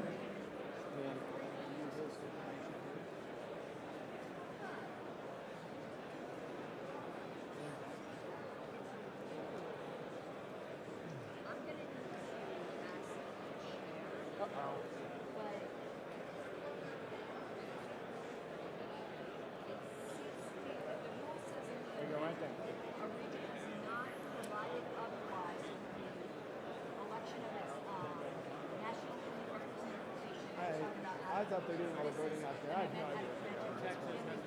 Excuse me, sir. They all went outside. Mr. Molman. Uh-oh. Somebody's calling for me somewhere. Over yonder, I think on microphone 3. Microphone 3? No. Microphone one. Sorry, I apologize. Stephen Nikala from the Florida delegation, chairman of Florida. Okay, sorry. Yeah. I just wanted to recognize Vicki Kirkland from Florida. She's been in the LPF for many, many years. She had passed away in the past year, and I just want to recognize her as a solid libertarian through and through, has gave so much value and so much of herself to the party. So I just wanted to express my love to her and to the delegation today. So thank you for. Thank you, Mr. Nikala, for that remembrance of Ms. Kirkland. All right, I'm going to do the 1, 2, 3 thing real quick because I see somebody at 2. Are you trying to make a motion right now, number 2? Right. Number 2, microphone 2. You're not paying attention. Microphone 3. I have a fast announcement. After the gala and the Povertarian Pizza Party, there is going to be a trashy prom. If people want to join us for karaoke starting at around 10 p.m. at the Sneakers Bar and Grill, it is open to everyone, all caucuses, including Spike and his nipples. All right. Let's see here. Still on 1. Here.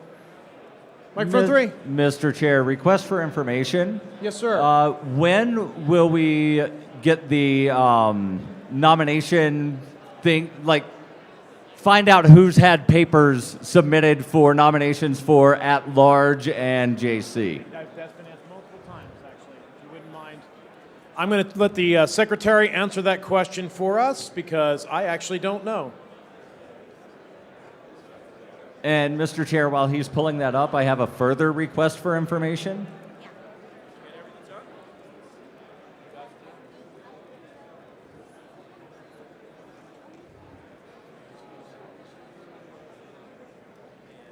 Okay, I have the answers, but before I start reading these names off, I do have a personal request. Hey, excuse me, everybody. This is an important thing you're going to want to know about. You're going to want to know how many people have been officially made eligible to be nominated for at-large and judicial committee, which is the first things we'll hit tomorrow morning. Yep. So yes, I will absolutely names off. I do have a request for personal privilege. If the chair could help me put some more stuff in this. I can. Thank you. All right, so I will start with at large. I'm going to have to scroll through this and read, just that's the way it's set up, so I'm just going to read these off. I can't really display them right now.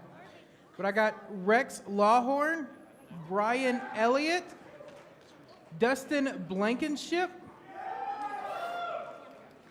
Fina Bowen, Benoan. Omar Requero, excuse me, John Wilford, Michael Rufo, Richard Bowen, Stephen Nikala, Whitney Billiou, Pietro Garacci, Yeah. Garassi, James Ogle, Patty Maloney, and Rachel Donner McCauley. Okay. Those are the. That's at large. So judicial, I have Robert Stratton, Ken Krawchuk, Mark Montoni, Michael Seebeck, Tricia Sprankle, Jim Turney, Blay Tarnoff, Stefan Kinsella,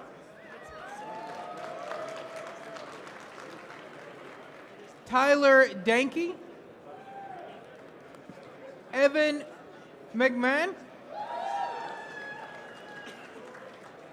Michael Kilsky, Rob Latham,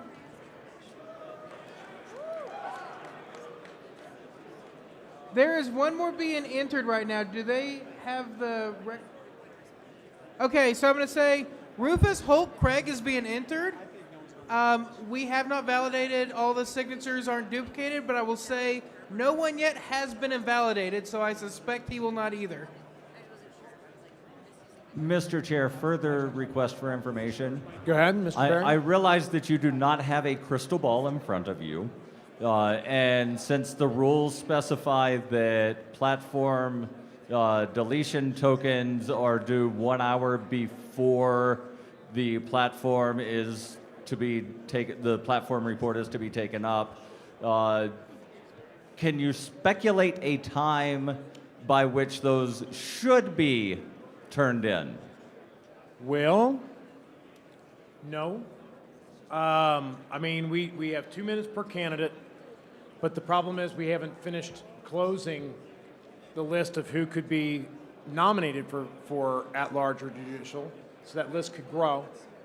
I started counting each one, and then I got bored, and I lost count. I don't know how many there are in each one, but it's, I think, at least 10. So you're talking about, unless we do the same suspension of rules, right? We only did that for this race, or did we do it for all races, Mr. Starr? I don't remember. We only did it for this race. So we would need to, unless we did the same suspension, we may be still trying to eliminate people. So for at-large... Oh, wait, we do it's approval different. voting on that. Never mind, that's approval. Yeah, at-large is approval, but Yeah. I'd like to, if it's not out of order, I'd like to ask a question. Is it related to Mr. Perry's request? No, it's not. If you're still going, please. Yeah, please Let continue. me dispense with Mr. Perry's question. If and I don't mind if other people have information that helps answer these parliamentary inquiries, but let's finish this. So, unfortunately, I do not have a good answer. As always, I emphasize don't wait to the last minute. I was a delegation chair in 2008, and I waited too long, and none of my delegation's tokens got put in because everybody's like, "Here, take them." And then I didn't get them in time, and literally nobody got them in. So don't be me, 2008 me. Get them in now. There's no... The secretary's here having a good time. Give him work. Mr. Chair, wouldn't my motion answer that question? It would. When it becomes in order, we can consider that, Mr. Brooksbank. You are correct. But for the moment, as it stands, I cannot give you a firm time. Would it be in order, either now or after we see the results of this round of balloting, Yes. to make a motion to set the time for tokens to be turned in? Mr. Perry, I believe that is exactly the motion that Mr. Brooksbank intends to make over here at microphone 1. Excellent, thank you. If you two would like to get together and make sure that you agree on a time and build some consensus there and have that motion ready when we get to that point, that'd be awesome. All right. Mr. Chair. Where else are we? Second microphone. Russell's still right there. Mr. Chair, I thought you were recognizing me for... Yes, Mr. Starr, microphone 2. Yeah, a request for information. Hold on one second. Side conversations, again, are getting a little loud. It just happens. But if you're having a side conversation, if you're not actively balloting, tallying, that stuff, please take the side conversations to the side or bring them down like 5 or 6 notches so we can hear from Mr. Starr. So this is just a request for information. I heard a list of names of people that were submitted as candidates, nominees for at-large and for Judicial Committee. My question is, what I didn't hear was, did they meet the requirements? In other words, did they establish to the Secretary the evidence of their required level of membership and a statement of willingness to accept the nomination? So where we're at right now, I believe these are the people who have turned in a petition with enough signatures to be eligible to be nominated, that no one has actually been nominated at this point. Okay, thank you. And so I have not verified with the Secretary that the 4-year restriction has been applied to the Judicial Committee. That's one we will definitely need to check. Right. But as far as I'm aware, the at-larges have been verified as far as the signatures are good and that they are eligible to be nominated. Okay. That's what I know right now. Thank you. I could ask the Secretary if he has more information. Mr. Secretary, do you know if there's been any checks on the Judicial Committee, the ones that have turned in a petition, if they've all been verified that they've been members for at least 4 years? I do know, and the answer is there hasn't. There has not been. Okay, so we have not done that check yet. So, okay. Thank you. Thank you. All right, I'm looking around at microphones. I see somebody at 3. Mr. Chair, point of information. I know who you are, but tell everybody Sid else. Dowd, Montana. Yesterday morning, I lost a candidate badge for House District 8 in Montana in this room. It's in the shape of Montana. It is gold. It says Sid Dowd, candidate for House District 8. I would really appreciate that if somebody had it to bring it up to the Montana area here in the front. And it was purchased with campaign donations, so it's really important to me to get it back. If not, I'll replace it myself. But thank you. Okay.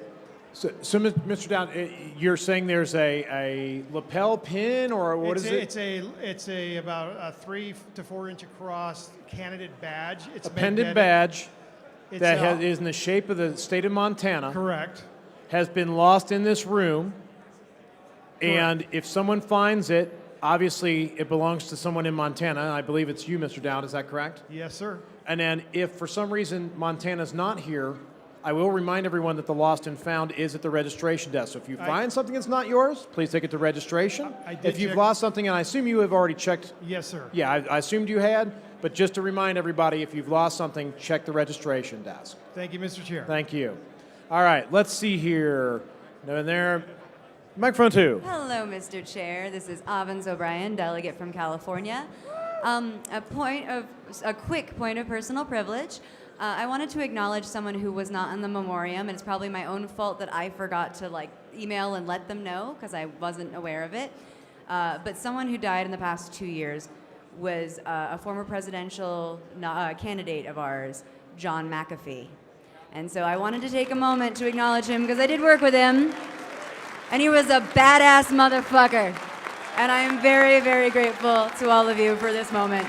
Thank you so much in memory of a world-class badass. Thank you, Ms. O'Brien.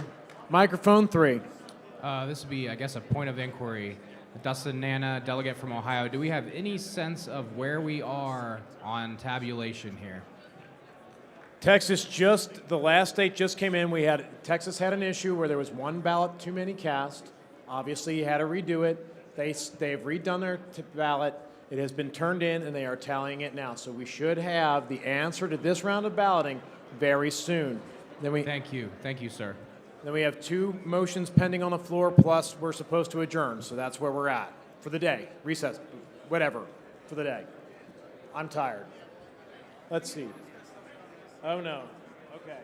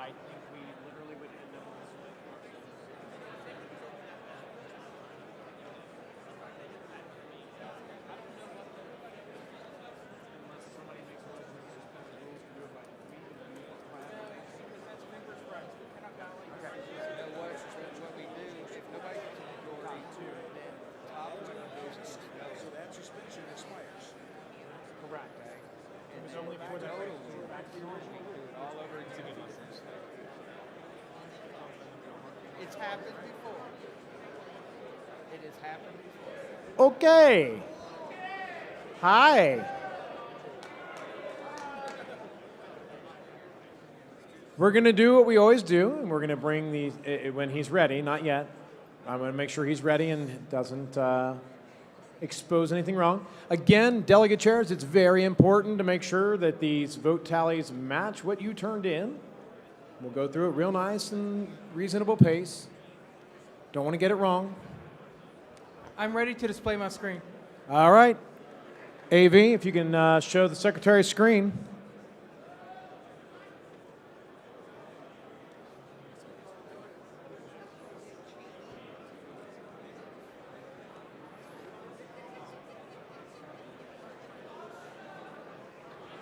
All right, I'm going to start scrolling. States, pay attention. Make sure if there's anything wrong, shout, yell, scream, jump up here. I need to see Mr. Starr.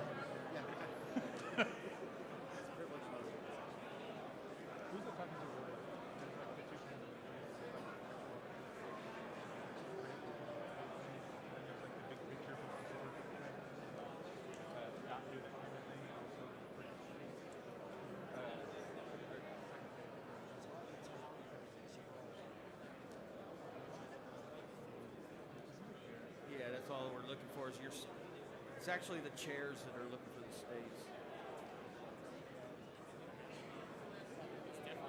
Yep. They got a damn meal. We got a meal. Well, if the high roller can still be reception on the ballot because if the high roller reception starts in 6 minutes.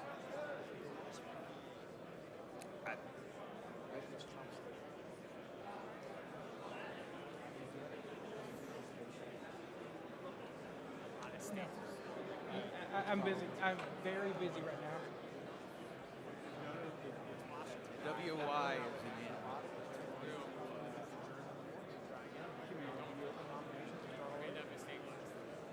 All right, I don't see anybody approaching a microphone. Okay, I'm going to show the results.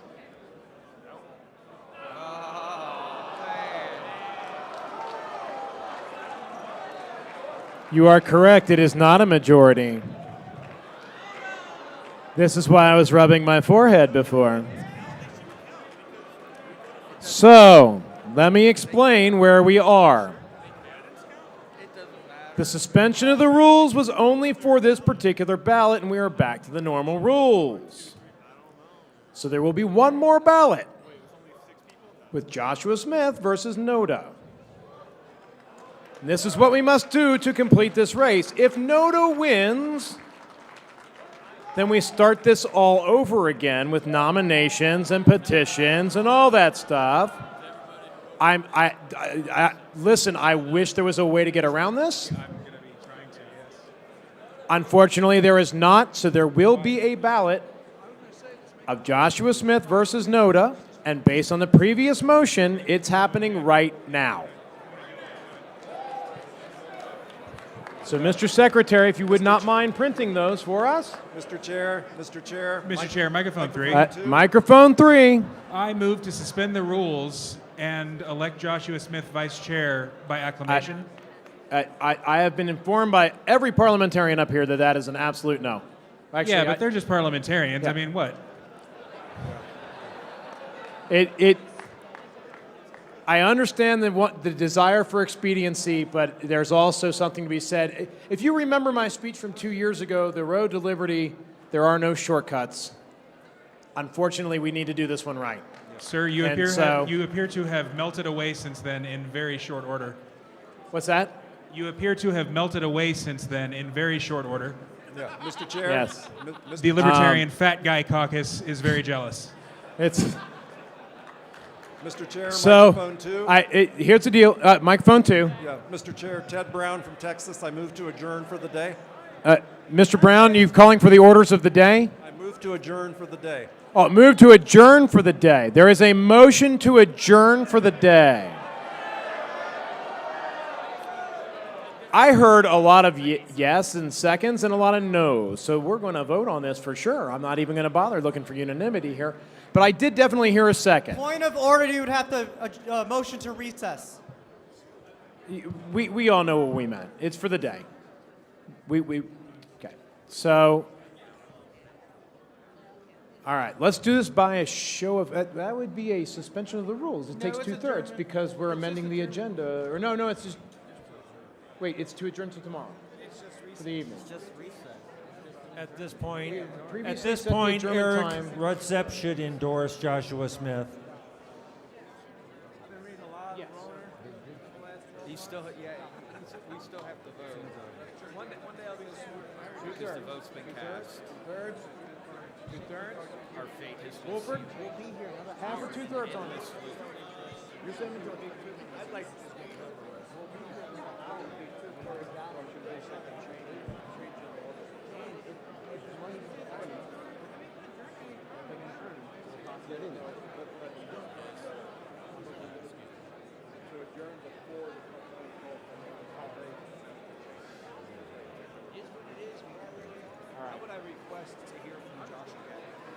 All right. Here's where we are. There's been a motion to. What are we doing? You can't campaign again. It's dilatory. Yeah. So we have a motion to adjourn until tomorrow. It has been seconded, and we are currently finding out if the threshold is 50% or 2/3. And that's what we're working on right this moment. This is why I like having a lot of parliamentarians up here. They can squabble, and I can hear the answer they come up with. It's nice. Every presiding officer should have 3 parliamentarians. Because then when 2 of them can outvote the 1, and it's all good, and it's great.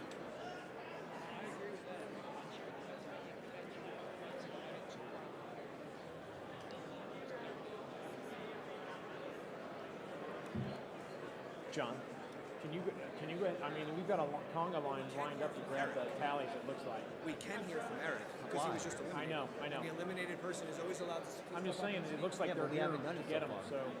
Yes, we Actually, have. are they One of already? the candidates Oh, yeah, they're getting their envelopes. Who Yeah. was Eric when he was eliminated? Well, I know, but that they're was picking kind up of frowned envelopes or upon. something. I mean, we know this is going to be the race. But No, you're right. You're right, but it was frowned upon. we're almost there. No, it wasn't. Exactly. Yeah, exactly. Okay. But nonetheless, that's still in order to request that if Eric wants to do that. If Eric wants to do that. But what about when it's? There's two, yeah, exactly. Listen, if he endorses Josh, Always got to get that. but that's his prerogative. Right, but if Eric was eliminated, and he turns around, or he turns around and says, vote no. Then people vote no. It could go either way. Nobody knows what he's thinking.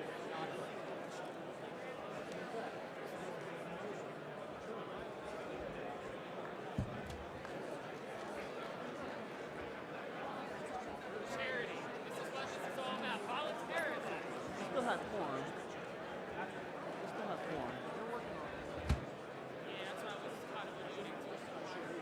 We're picking up ballots right now. This is fucking stupid.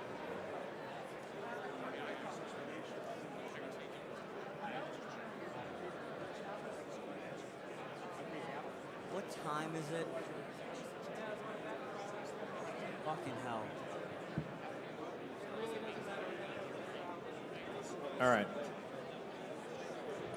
There literally is a caucus that I got the says, crack team here. They're looking at the book. Excuse me, Mr. Chair, seeking recognition on microphone 3. Microphone 3, we're in the middle of a motion and determining whether it's in order, so I don't want to take another motion, but what do you have? No motions, just a point of personal privilege. I'm Derek Thompson from Minnesota. Yes, and sir. I just wanted to thank everybody volunteering, tellers and everybody the like, but especially you for today, unexpectedly handling this with grace and tact and patience and also humor. Thank you, Mr. Chair. Well, I'll say thank you, but I will also note that a presiding officer, especially one rusty as me, would not have gotten through today if it hadn't been for you all and doing the, helping me out and not killing me. I do appreciate that. And we got a lot of business done. We didn't quite get all the way caught up, which is sad. But we did what we could. So give yourselves a round of applause while the parliamentarians figure this out. Thank you. Mr. Chair? Let me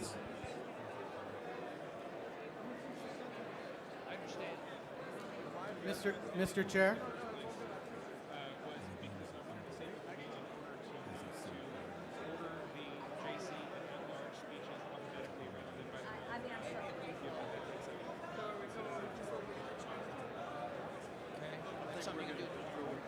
Okay. The parliamentarians.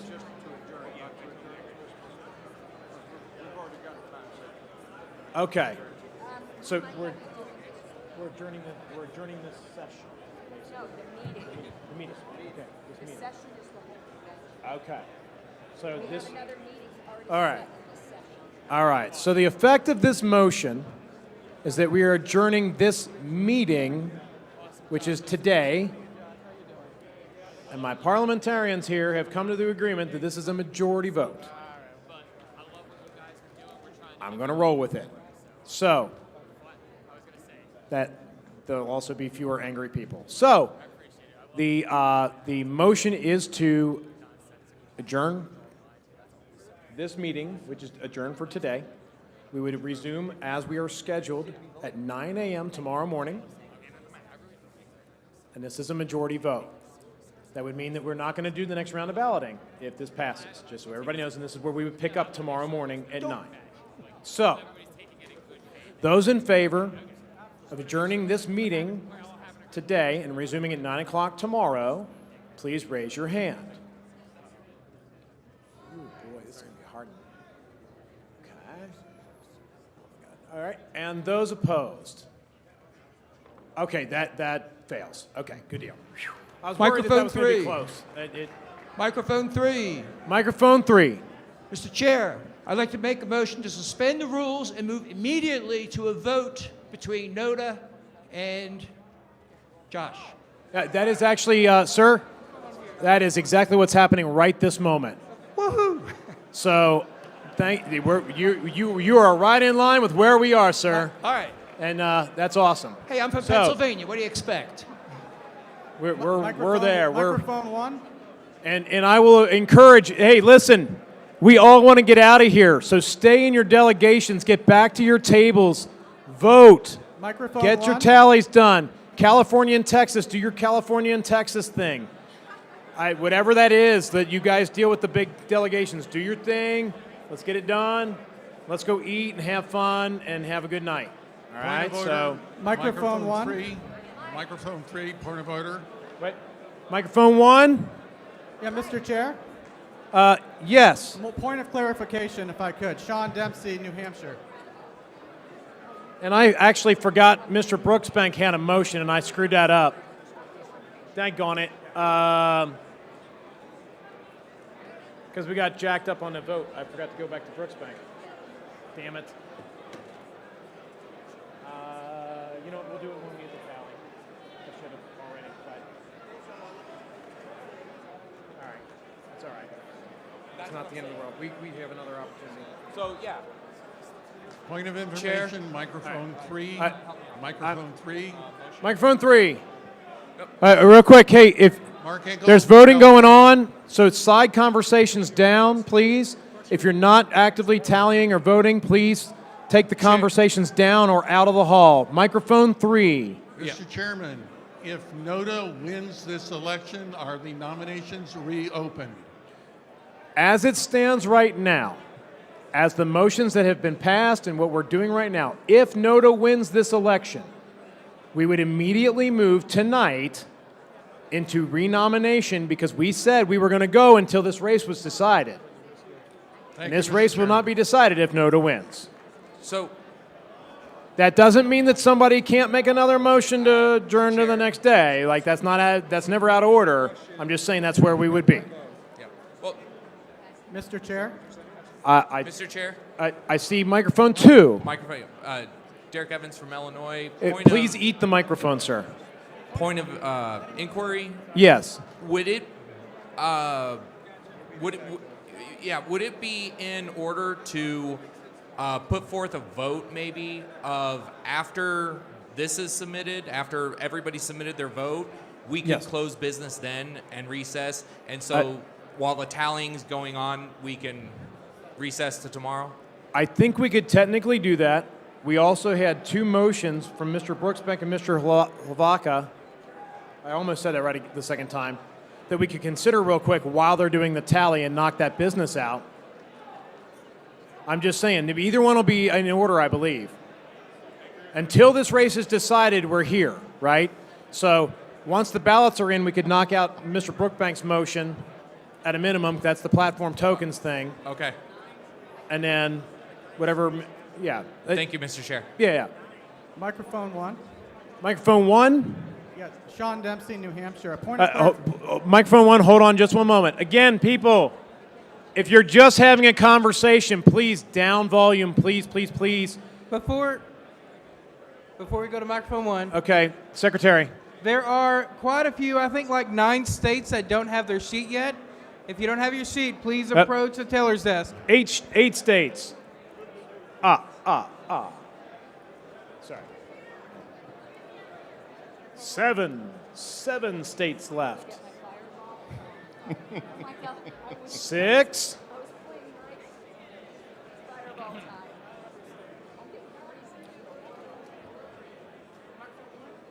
Oh, yes. All right. So microphone 1. Eat that microphone, sir. Yes, sir. Thank you. Sean Dempsey, New Hampshire. Point of clarification, if I could. Would it be in order or against any of the rules for the committee? Sir, I apologize. All I heard was order of something, but I cannot hear. Guys, if you've got side conversations, please, please. All right, I'm going to use my indoor voice. Sean Dempsey, New Hampshire. Point of clarification. Would it be in order to move to or to get a vote that was simply a hand vote in the nature of expediency, because we just have 2 options. It's a yes and or no. Unfortunately, it's not. I asked that question myself, sir. Okay, thank you. Yep. Mic 1. Mic well, 2. we just came from 1, so I'm going to go to microphone 2. Okay, I have a request for information. Yes, sir. Should NODA win this round of voting, Yes. would that mean that then the office is declared vacant? We would then have to suspend the rules if we wanted to try and nominate someone else? No. So what would happen is if NODA were to win, what would happen is no one would win. We would reopen nominations. We would reopen the petitioning process as well, and we'd start this all over. Is that in our rules, and if so, which section is that? All right. The secretary does have that, and we've checked that before, but that is what happens. He can give you the specific citation if you would like. Okay. Thank you very much, Chair. Okay. Actually, that's a good question. I'm not sure. Under our rules, are all previous candidates disqualified? Is that true? Okay. Well, we got a couple. Okay, so it is. All right, so that is an important note that if NODA were to win. Okay, real quick, this is one more quick important note. If NODA wins, then none of the candidates that were previously nominated and considered and voted on and all of that stuff are eligible to run in the rerun, is what I'm being told. Lots of nodding of heads up here with people who know this stuff better than I do on that front. Mic 1. Mic 3. I'm sorry.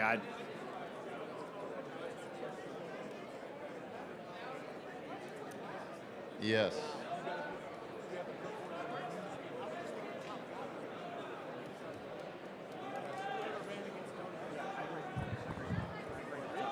We got to do something because it's going to be chaos. Yeah.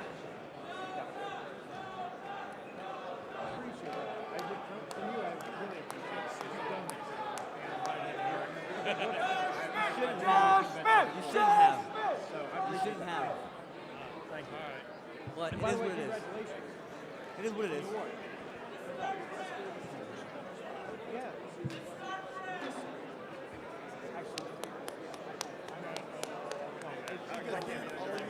Nice job. Paging New Hampshire to the teller's desk. New Hampshire. Microphone 1. Hang on, I was going in around in order, and I think 3 was actually Three. technically next. So let's hit Yes. 3, and then we'll go back to 1. Number 3. Mr. Chairman, Idaho Joe from the Idaho delegation. Yes. I'd like to make a motion at this time that in the event of NODA, the seat remain vacant and the current vice chair retain the seat as acting chair for the next 2 years. Okay. No. So if you wanted to make that motion, number 1, it would be actually out of order entirely. And no, do not put me in. Point of information. I was going to go to number 1 next. Number 1. Mr. Chair, would it be in order to make a motion that we adjourn after the results of this round of voting, regardless of what happens, right now, so after somebody votes, they can leave and not have to worry about any kind of shenanigans? I understand where you're coming from. The problem is that many delegates are distracted doing the tallies right now. And so I don't want to do any votes on any motions while the delegates are voting on something else. Roger, can we go to that motion after the tallies are done? We can. It'll just be the motion to adjourn. I mean, it'll be in order. I guess we could just make a motion to adjourn then. Would you like me to put you in the queue to be making a motion? Okay. That's John Paul down there, right? Point of information, didn't we already motion to adjourn after the results of this? We did, in fact, yes. If they're So conclusive, wouldn't that wait. unnecessary. Mr. Denke, only if they're conclusive do we adjourn after this. If NODA wins, then we keep going. Oh, okay, never mind. Right. By default. Mr. Chair, Mike 2. Mike 2. Mike 2, Joe Burns from Texas. I've got a question for you. Yes, Mr. Burns. Is the fact that this vote is so split mathematical proof that we are not voting as a hive mind? That we're not voting as a what? Hive mind. That A we hive are not mind? voting as a collective. That we're not voting as a big block. That maybe, just maybe, we all vote as individuals. I will say that. I will say this. In my time in the party, there have been times when I have relied on the advice of others that may be paying closer attention to certain things here or there. But in the end, I'm an individual and I have the ability to think for myself. I cast my own ballot. And why I cast my ballot is really no business to anybody. So I fault no one for how they cast their ballots. I believe they are all doing it in good faith. I believe anybody that spent money to be here is acting in good faith. Even if I disagree with their decisions, it does not matter. And I would ask that all the delegates respect the other delegates likewise. All right, microphone 3. Before we do that, I'm sorry, Mr. Dusbach, hold on just one moment. Paging Oklahoma to the teller's table. Oklahoma. Okay, Mr. Dusbach. Would it be appropriate for us to become at ease until this is passed so that you're not having to constantly deal with one motion after another? It would, but at the same time, I feel like it keeps people busy. All right. I mean, it keeps people from wanting to murder me. I don't know. I'm good with it. I do agree we could, but it does keep people on the floor, and that's important too. So, all right, I see nobody new at 1. Microphone 2. Mr. Chairman, request for information. I'm sorry, what was your name and delegation? Morrow Stevens, Florida. Okay, go ahead. Are we having a good time? I'm having a great time. I hope everybody else. Point of order. I mean, it's business, but we make Point it of as order, best Mr. we Chair. can. Wait, who, where, what? I'm sorry. Or rather, a point of inquiry. Brian Doss, State of Virginia. Microphone 1, please hold 1 second. I'll Yes. get to you after I get to microphone 3 because he was there first. Go ahead, Mr. microphone Chair, 3. Request for information. Yes. I understand that it's been a long day. Some people might want to drink with something alcoholic in it. Yes. Is there a cash bar and where? That's a great question. Hey, COC. Is there a cash bar in this hall? I see people waving their hands and pointing back there in that corner. I'm going to guess Now, you probably have time, especially, you know what the right thing to do is? Make sure you've cast your ballot in your delegation. Your delegation's got their stuff all together, and your delegation chair has turned the ballots in their tally sheet in down here. And once they've done that, you may reward yourself with the beverage of your choice back there in the back corner, at your own expense, of course, because there ain't no such thing as a free drink either. Mr. Chair. So, I was going to go to microphone 1 next. Thank you. Brian Doss, Virginia. Point of parliamentary inquiry, I suppose? Yes, sir.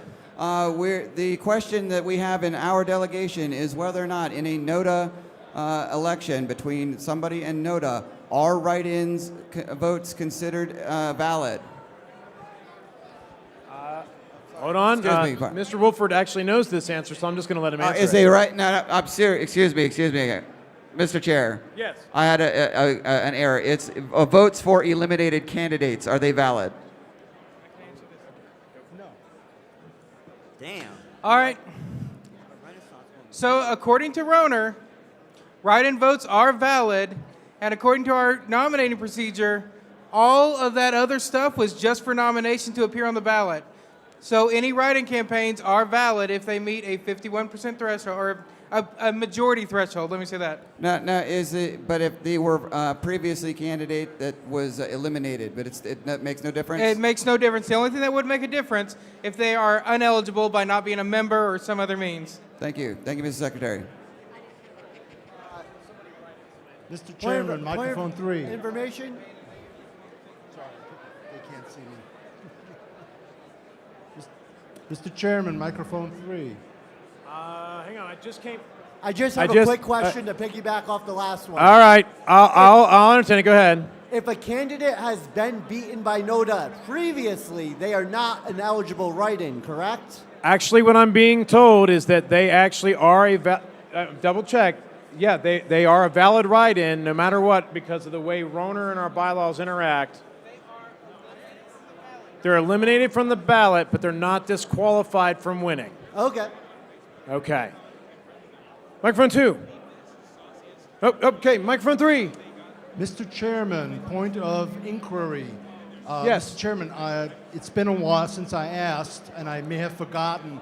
Is taxation theft? The short answer is yes, taxation is theft. And Mr. Chairman, quick follow-up question. At what time would it be appropriate to make a motion to suspend the rules to have you appointed as the vice chairman for life? That would be out of order. Second. That would be out of order by our rules, and Second. I would run away. Thank you, Mr. Chairman. I appreciate the sentiment, but thank you. It would be out of order. All right, let's see. Appeal the No one ruling at of the one. chair. Now we're at number 2. Appeal the ruling of the chair. No. No. Can I bust a rhyme? No. I'm sorry. Did Omar say something? I can't hear him. Yo.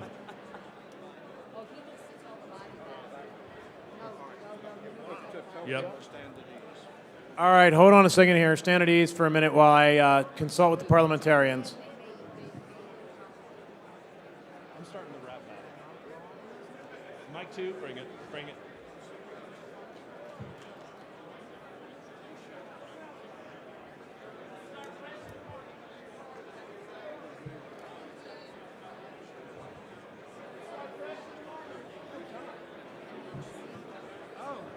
Okay, folks, I want to apologize a whole lot. Oh no, they're turning. Okay. So, sometimes it helps to review the bylaws on things, and it turns out that if NOTA wins, the position actually will be vacant if we don't start this over again. So I apologize to everyone. I'm sorry.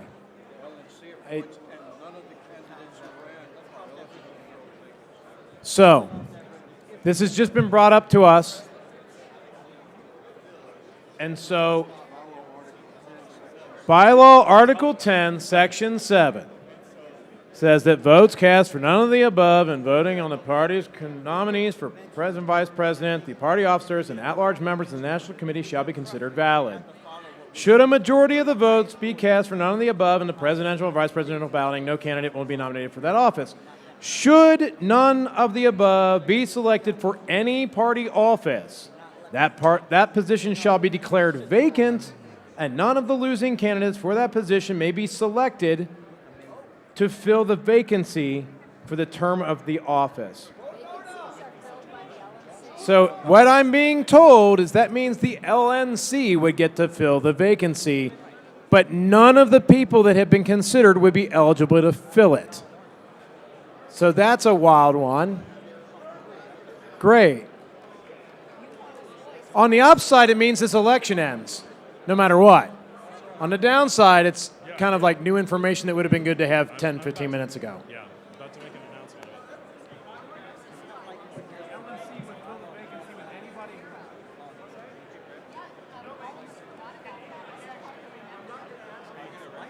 No, I'm just going to give away vodka. Just point of information, Georgia delegation. Microphone 2. Microphone 1.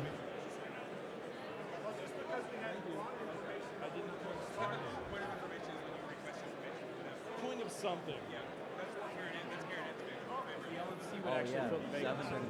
All right, and somebody had, I heard something while I was talking to someone up here. Microphone 2. Microphone 2. Yes. Request for information, Mr. Chair. Are we getting kicked out because the lights are getting turned off? I'm sorry, I cannot hear you. If the chat in the hall could come down a notch, I sincerely apologize. Are we being effectively kicked out because the lights are getting turned off? What's going on? Well, I mean, they're probably auto set to shut down at 5. And Okay. yeah, Well, we have the this is the room. mood lighting, guys. I mean, come on. Microphone By the 1, way, real quick, I do want to note, I really like this design. Like the yellow and the white along the sides. It's a nice touch. Yeah, it's a real nice touch. I noticed that when I walked in the hall. But as far as I know, I mean, we were in here at midnight last night doing an unofficial thing at midnight. So they didn't kick us out. We just wandered in and did the thing. Now, that said, we may be costing our party overtime cash on the AV guys because, you know, they get paid. And they do work. And they do great work. And they deserve to get paid for their work. So keep in mind that the longer we go, the more they get paid. If you're okay, and that's out of the LNC's budget, which is, oh my God. God, is that you? All right. But yeah, let's try to get, I really hope this ends now. I'm praying. I'm not influencing anything. Like, you guys do what you want, but I've had enough will it that I can't have any more while I'm up here, but I'd like to have more. So I'm just saying. Microphone 3. Microphone 3. Point of something. Brad McAwesome from the Georgia delegation. We have free Tito's vodka for anyone who needs vodka to get through this next vote. Did you just say free and alcohol? Free Tito's vodka. There Thanks is to free Texas. Tito's vodka over at Austin, Georgia, Texas. people. Again, you know, getting back to that whole making sure you got your ballots turned in first, please, so we can get out of here. Mr. Chair, announcement at microphone 3. Microphone 3 announcement. James Gentleman, Minnesota.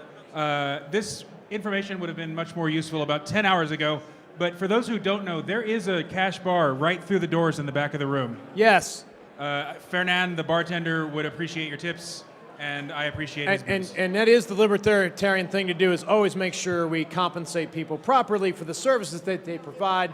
Always tipped employees because we're not jerks. Mr. Chair, I also have a parliamentary inquiry that came up while I was in line. If Sure, that's all while right. you're here, go ahead. It is my understanding that Mr. Sarwark vouched for Noda and then became chair in a separate ballot following Noda winning. Is that the case? And if that's the case, how can we repeat that precedent should Noda win tonight? I don't know. I'm tired, so I'd have to think about it. But Okay, great. the first part is true.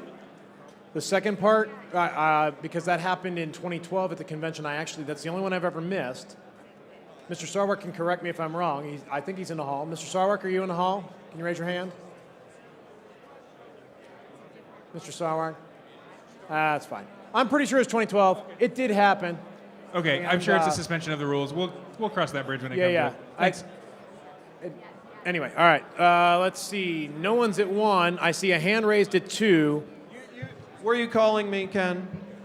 Hi, Mr. Sarwark. Hi. Hi. I'm a delegate from Ohio, in case anyone forgot. Yes, and you also contain information that the previous questioner was asking. What was the question? The question was about a previous notice speech that you had given in, I believe, 2012 that actually affected the outcome of an election for an internal party office. It did.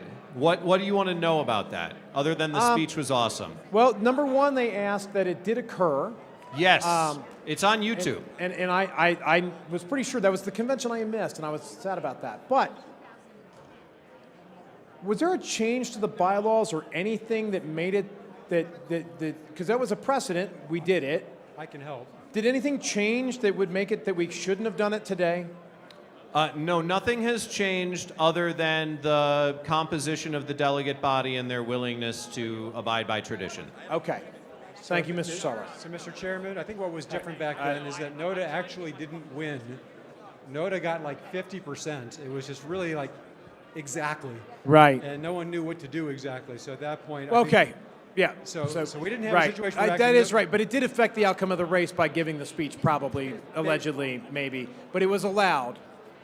Someone was allowed to give a speech on behalf of NODA. Yeah, there was a suspension of the rules to do that, I believe, if I recall correctly. But okay. But bottom line is that NODA didn't actually win. It worked out wacky, where NODA didn't get a majority, but other write-in votes were there. Right. And so. Okay. Well, hopefully we don't end up here again. That would make me super sad. But we'll see. That was 10 years ago. That was Vegas. 2012 Okay. was Vegas. I have a quick, important question of the body. I don't think it's going to be a big deal, but I need the consent of the convention body here. Our convention secretary.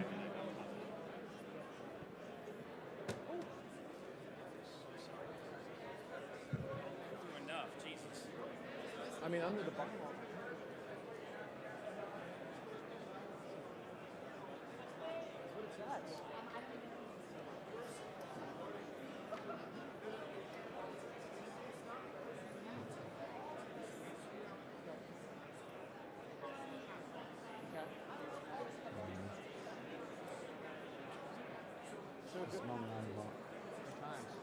Yes.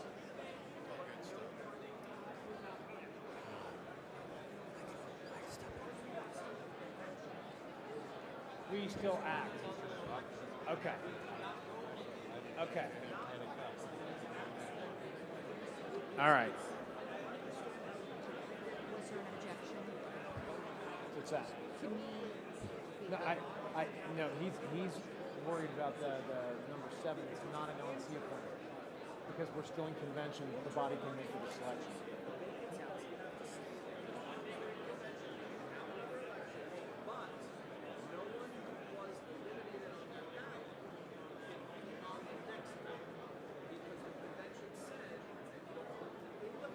Yeah, it said it shall be considered vacant, and the bylaws say vacancies are filled by the applicant. Oh.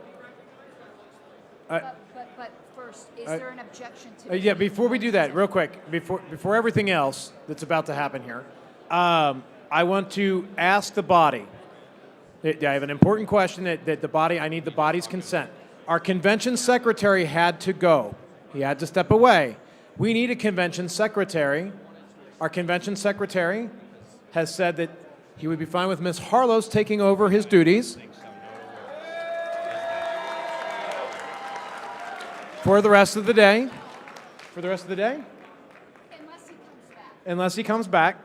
Until he returns. But I need the consent of the body for this. So, this is a little weird because people are voting, but at the same time, I need a secretary.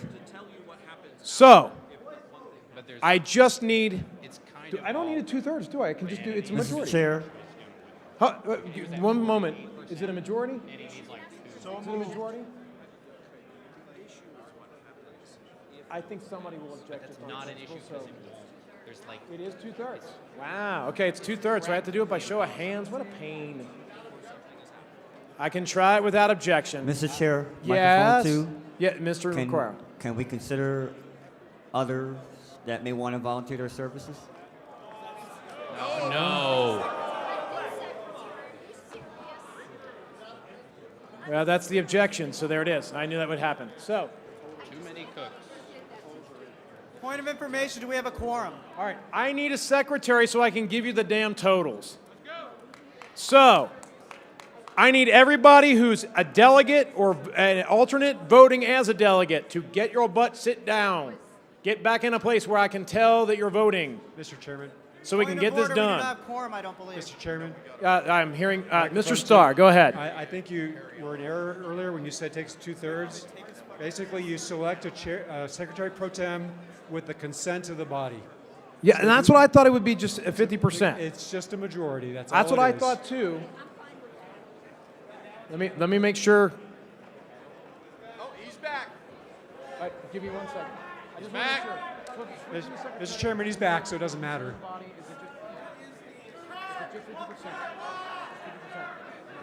Okay, yeah. Majority, good deal. All right, so we're going to do it by. Oh, God damn it. All right. Now we have the results. Let's do this thing. Yeah, that's right. Right there.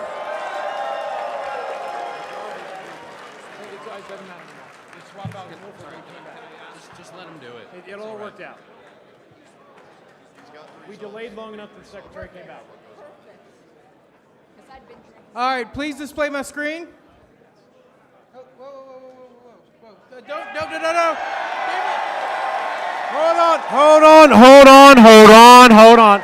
Hold on. Please hold on a second. It was an early display. We need to validate the state-by-state results, please. Unfortunate, we just got the wrong screen up first. But let's make sure that this is right. Again, we do it the right way. So, state delegation chairs, please validate these totals as they go by, and I will hear from Mr. Requero as this occurs, because he wanted to say something before, but as this scrolls by, Mr. Requero, go ahead. Microphone 2. Microphone 2, go ahead. I want to sincerely apologize to the secretary-elect. I am so sorry. I had a slip of the mind. Please accept my apology. I don't know what I was thinking. It's all good. I'm so sorry, Karen. You're okay, Omar. Please. You're okay. I did not mean You guys that. go hug this stuff out right now. Go to, right now. There you go. You're all good, buddy. You're good. It's all good. All right. I love that. All right. Real quick, now that we have it, before this is all done, Mr. Brooksbank. Hi, buddy. Remember your motion? You need to make that while this is being checked. Delegation chairs, check this stuff. Hey, no. I can't take the minutes while that's happening. I will take the minutes. Okay, you'll take the minutes? Yeah, I will do that. Can I ask a point of personal privilege to the body? Okay. Does the body have a problem with me deputizing Ms. Harlow so I can go have a Region 7 election and try and get regional rep for that area? Because that's where I was. Does the body object? No! All right, I heard a lot of no, but no yes. So, Ms. Harlows, we need you. Thank you. All right, you run, you go. Mr. Brooksbank, do your thing, quickly. I move to suspend the rules to set the time of the deadline for the platform tokens to be in at 9:30 in the morning tomorrow. There's a motion to set the time certain of the platform tokens to be due at 9:30 tomorrow morning, that no more flexible times, set at 9:30 solid. Is there a second? There's multiple seconds. Is there objection to this? Damn it. All right, those in favor, okay, we're just going to do this. Those in favor, raise your hand. Those opposed? That passes. Good deal. 9:30 tomorrow. Get your tokens in. Do not delay. Mr. Chair, request for information. Where is the? Okay, that's fine. Mr. Chair, It doesn't matter anymore. Mr. Chairman. Indiana. All right, Mr. Microphone- Hlavaca. Microphone 2, Mr. Hey, hold Chairman. on. Mr. Hlavaca was next in line. sorry. Mr. Chair, you made an So, announcement. no, I am getting them here. You're getting all the names. Yep. All right. No, Mr. Hlavaca, quickly. Mr. Chair, in the interest of time, I'm going to withdraw my motion. Thank Okay, you. good deal. John Paul. Where'd you go? He's gone. All right, I heard Aaron Starr too. Point next. of personal privilege. I heard Aaron Starr, Mike too for next. Just a request for information. Could you please tell the body where in this room or outside this room one turns in those? John Paul, platform Mike one. retention- Point of personal Is it over privilege there is in this box? interrupting. Hold on. Yeah, right here. The platform tokens go in the blue box. Thank you. That's it. All right. John Paul, Mike 1. Mike Point one. of- point of personal There's John privilege Paul. is interrupting. My name's actually Elijah Gizzarelli, delegate from Rhode Island. I move to adjourn. Point of personal privilege is interrupting. Can we please have the totals back on the screen to validate? Yeah, actually. We have not validated. Yes. All right, there we go. Thank you. Thank you. Yes. All right. The vote totals need to stay up there. Everybody needs to keep looking through these delegation chairs. There's been a motion to adjourn, but we're in the middle of finding out this answer. We found it out. But that is, by the way, that is the next thing that comes up anyway, just so you know. So if it's not seconded, it doesn't matter. That's where we're at anyway. I thought that you were calling me for that motion. Okay, no, it's all good. Okay. All right. Mr. Chair, point of information. Where is that at? I don't know what mic this is. To your left. Microphone, they're over Mic there. one. Microphone 3. Mr. Chairman, Idaho Joe, point of inquiry with regarding credentialing. How many votes are on the floor? That is a really good question. At the moment, I am. 1,004, I believe, or 1,005. It was just over 1,000 people that were credentialed and sat. That doesn't mean they have cast a ballot or voted in this particular election. Just because you're I'm going to pick on my guys because they're right in front of me. If my man Rob Perry walked out right now and didn't cast a ballot, he'd still be an eligible voter. We'd just be we'd be an undervote. Mr. Right? Chair. Does that make sense? You go ahead. We need to make a correction on the total here. Who needs to make a correction on what? Sharice Norton from Oklahoma. Okay. We cast 11 votes, which is shown at the top, but at the bottom. Hold on. Let me Yeah, go. okay. Sorry. That's Nothing. all right. This is why we had to do this. It's important to get it right. There was 11. Is there any correction that needs to be made? Thank you, ma'am. Okay. No, ma'am, no correction. Okay, good deal. All right. Where are we at here? I'm going back to number 1. Yes, Mr. Chair. You made an announcement about lost and found being at registration. Yes. However, they were closed at that time. Oh, Do we have any killing me. idea where that is? Okay. If registration is closed at this time, the best I can do is they will be open tomorrow morning, right? And they might Right. want to go down to the Hang on. COC people.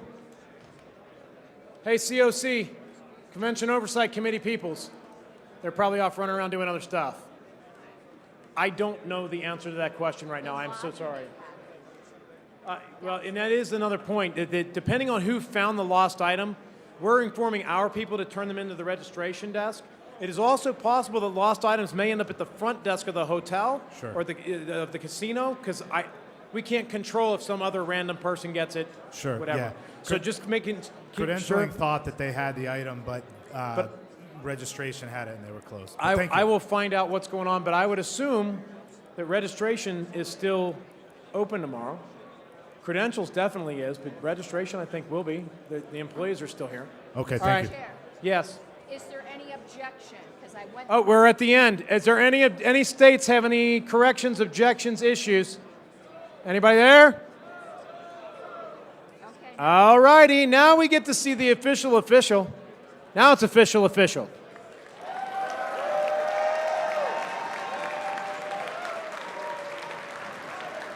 And with 66.26% of the vote, congratulations, Joshua Smith, Vice Chair-elect. Yeah, we voted again. Yep. All right. That means the orders of the day at this time, due to the time, is to adjourn until tomorrow morning at 9. And then that's where we're at. So we are gaveling out. Go to dinner, have fun, drink, enjoy yourselves. But be back here at 9. We have more business to do and more people to elect to office. And so we are gaveling out, right? We're out. But if you are planning on running for at-large judicial committee, do not wait. Get your petitions done. Get them to the secretary first thing in the morning. Brooks Bank made a motion. I felt 9:30.